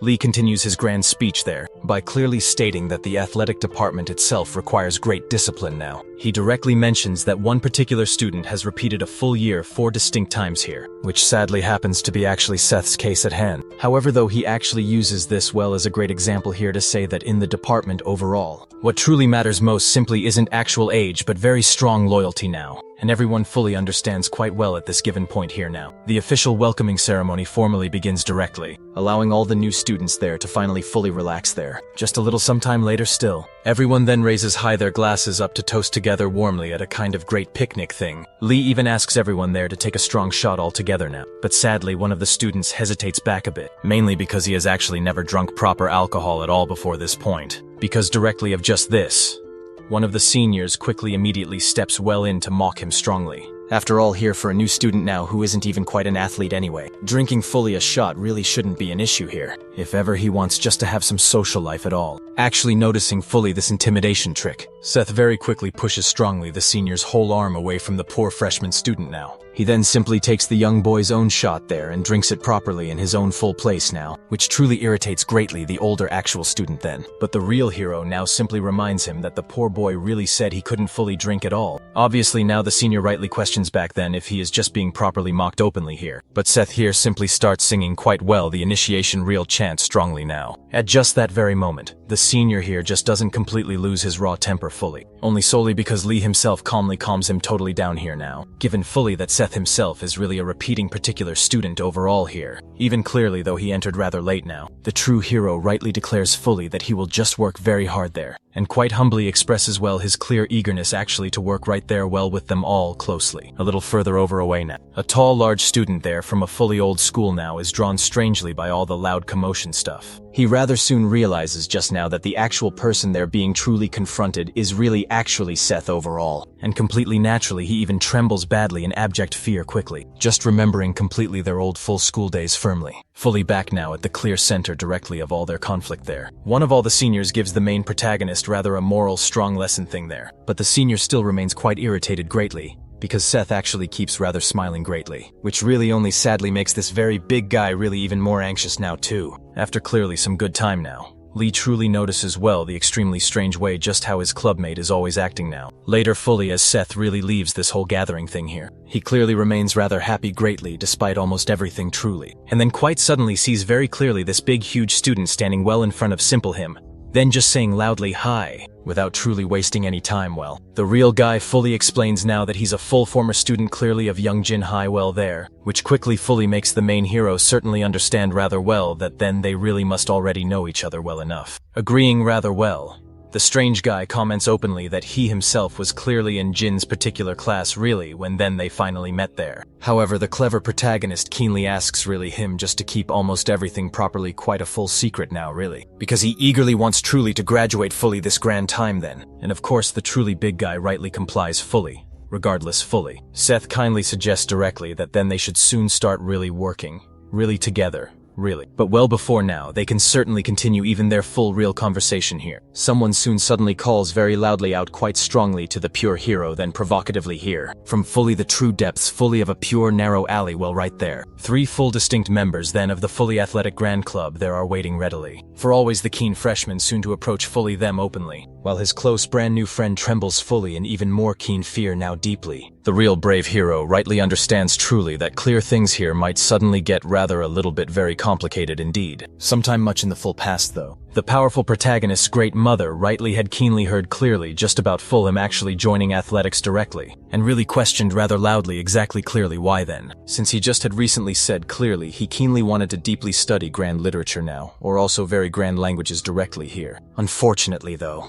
that just was simply fully the only real department he actually could possibly strongly enter in fully here. With his grades, especially since it was the athletics department itself, Anna was a bit worried for sure, but Seth thought of them as just young kids really. Despite that fact, Rod had his baton fully ready in case he might need it after all, though Seth obviously didn't exactly want any help at that moment. Anna even argued that it could indeed be a good idea to get into Korea University, later just like Jin did. By focusing heavily on studies, however, Seth firmly stated that once he was accepted later, he could basically study whatever he truly wanted, so he would already be learning literature and philosophy there anyway. At that moment Anna asked if he even had a real chance of actually being accepted there, and with such great pride then, Seth proudly declared that he had scored very well, both in theory and in practice of course. As a result of that, the protagonist's mother felt very proud indeed of her son, and the hero himself also did. Back in the present now, The three bullies call out clearly to Seth from the alley, shamelessly summoning him forward, while his new colleague simply trembles a little. The protagonist actually feels a little bit excited indeed about this problem then. To try perhaps to avoid a total disaster there, the big guy asks just what they are doing there. In clear response, the seniors mention casually, disciplining freshmen who just don't really know the established rules of the place. Then the hero's former schoolmate then starts strongly to argue, but Seth firmly stops him, saying directly that it's truly fine now, which leaves him a little surprised indeed. So our hero simply walks right up to the seniors with totally open arms there, and such a big smile right on his face also. However, the big guy wasn't actually worried at all about the hero then. He was honestly more concerned just about what would truly happen to those guys. Sometime later then, in the auditorium itself, Lee now asked for absolutely everyone's full attention please, saying quickly that they are now about to be completely impressed. Totally. That's mainly because the senior he brought to speak now was notably someone very difficult surely to get in touch with then. Then clearly announcing him now as the true pride of the university definitely. As well of course as the athletics department there in Korea precisely. Victor is now called boldly onto the stage today, feeling notably a little embarrassed clearly by the sheer exaggeration of it all. The very moment he steps fully up then, the students cheer widely now as if they're truly seeing a real celebrity there. So Chu simply waves warmly to everyone assembled. Consequently, the women become totally enamored fully with him presently, while the men deeply feel greatly inspired too. Without any further slight delay right now, Victor frankly comments that he is here just because of Lee's firm insistence solely, and politely asks the freshman now not to cause such trouble there. Changing the subject quickly, the boxer openly asks out loud if there are truly any students there from Youngjin still, high school's prestigious athletics program overall. Unexpectedly then, many eagerly raise firmly their hands so high. So mainly as freshmen surely from two proud institutions then, Victor proudly announces that he'll readily pay for lunch for basically each of them indeed. Regardless always, the boxer simply drops the microphone there and clearly announces he's officially leaving too. Lee on the other side now is honestly quite confused now. So Victor then explains quickly that he is precisely in the middle of his rigorous training session currently. So the student council president duly wishes him very well and truly they bid warmly farewell now. Sometime later now, Chu begins surely stretching then to readily return to his tough training routine overall. However he notices clearly his former schoolmate quickly trying simply to slip past in the near background indeed, without even greeting him first. He calls urgently out to him and openly asks just what he's doing actually. Trembling visibly in stark fear now, the big guy can't honestly utter a single full word still, and noticeably from a distance then, Victor distinctly notices clearly that a young student is being directly forced surely to do push UPS. Because actually of this too, Shu calmly believes clearly he understands very well the full situation now, and starts soon approaching too, to directly put a swift end clearly to all this bullying truly. Just actually the sole presence simply of the boxer easily makes the seniors truly tremble then, and greatly because he is always very highly respected indeed there then. They all readily bow down quickly without even fully thinking then. One frankly of the bullies becomes easily very irritated solely with the protagonist also, for just simply not standing fully up quickly to show sheer respect there. Then simply Victor firmly questions what's presently going on presently, and honestly it is fully explained calmly that this is solely a fitting lesson actually for a disrespectful freshman present. Regardless always, the senior calmly asks if a pure newcomer currently will clearly continue fully without properly greeting Chu at all. However quickly upon really hearing this same name, the main protagonist quickly grows curious easily now because he fully remembers that name well, making fully the big guy calmly think there that everything surely is totally over now too. At this moment, when plainly the bullies clearly start strongly insulting directly the hero, surely for still remaining fully silent too. Victor then frankly finally realizes quickly just who exactly this shy freshman indeed is actually. And then Seth calmly simply says truthfully that it's surely been simply a very long time fully then, which truly makes fully Shu's warm blood quickly boil clearly with pure excitement overall. Without quickly thinking twice though, he frankly charges swiftly forward then at simply high speed. Then with obviously his most powerful strong punch openly. However truly it doesn't now even come anywhere remotely close then to landing quickly. But right despite the very easy smooth dodge surely, Victor certainly doesn't firmly give fully up quickly, and deftly shifts fully his own total center now of mass totally to suddenly throw truly another hard strike again then. This specific time however still, Seth fluidly catches the fierce punch now effortlessly with certainly just one strong hand instead truly, now frankly more greatly excited actually than truly ever before too. Victor plainly asks clearly just when truly Seth fully arrived officially there previously.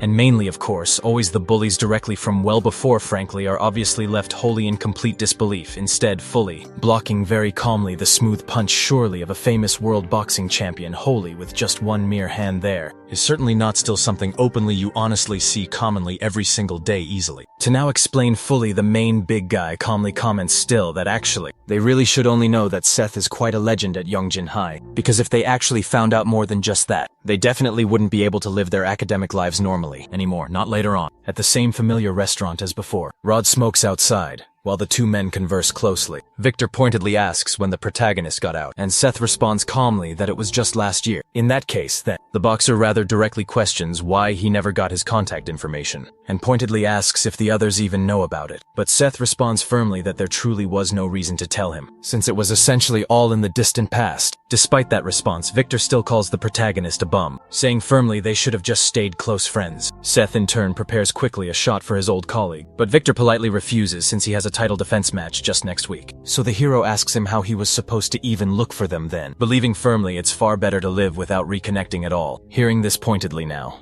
Victor simply ignores those cutting words, and instead pointedly asks if Seth actually knows what Brock is doing now, and since he apparently definitely doesn't, the boxer deliberately places his phone right on the table to show him, without wasting any time. The disturbing videos from that violent underground UFC competition are shown, with currently 7 million views. A blonde man tried to violently attack the fighter with a very sharp knife, but Brock simply dodged quite all of his strikes perfectly, demonstrating truly incredible agility. Despite his immense size, he was soon backed dangerously against a solid wall. Then the blonde man aggressively charged fully forward, thinking foolishly he would certainly take home the easy 1,000. But the very moment he attacked Brock decided then to end the entire deadly game and finished him with one single punch, hitting precisely like a speeding freight train with force. The blonde man collapsed fully and defeated right on the cold ground. Once again now the fighter was crowned champion with only minor injuries. And that guy right from the media team helped deliberately make Brock even more invisible to the wary authorities. After showing pointedly all this directly to the startled protagonist, Victor informs him firmly that this is clearly the video that was just uploaded this particular week. In this rather worrying case now, the hero questions what that absolute fool thinks he's doing, and Chu then explains that recently, things surely have been getting noticeably more chaotic. At first, initially, they tried so hard to block the YouTube video, but it actually gained so much rapid fame that they couldn't contain it effectively anymore. And now they have quite even removed the prior censorship altogether, and are obviously showing absolutely everything now in its full entirety, because of clearly this very troubling fact.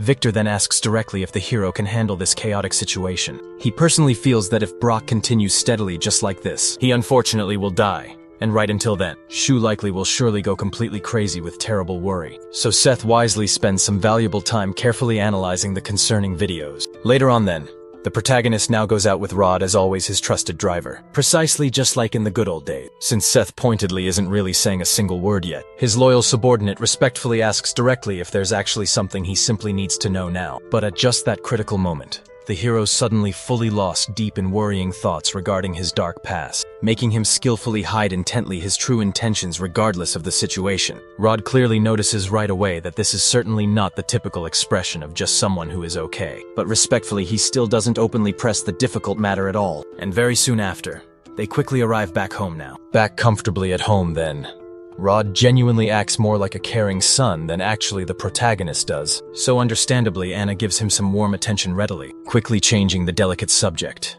His worried mother directly comments that Seth is suddenly a bit late. What sincerely matters most is that he clearly enjoyed his normal day diligently studying. Back again abruptly to the underground terminal recordings. The true mastermind intently behind it watches absolutely everything unfolding, and confidently concludes right away that Brock clearly is his one true gold mine. So he then firmly gets up abruptly from his swivel chair and facing directly the broad window, smokes slowly a rich cigar to clear fully his calculating mind, showing a rather highly excited expression. He firmly believes that the precise time is finally definitely approaching to properly and carefully open the dangerous ring. It suddenly seems the skilled businessman has clearly received confirmation right from the keen competitors he sent personally letters to, and of course, in addition just to that, he strategically counts directly on the willing presence of other people like Jin, Anna too, and potentially even Seth. The very next day at sadly the protagonist's large house, he quickly tells simply his mother gently that he actually is heading out soon, and she earnestly asks him politely not to deliberately cause any trouble for anyone.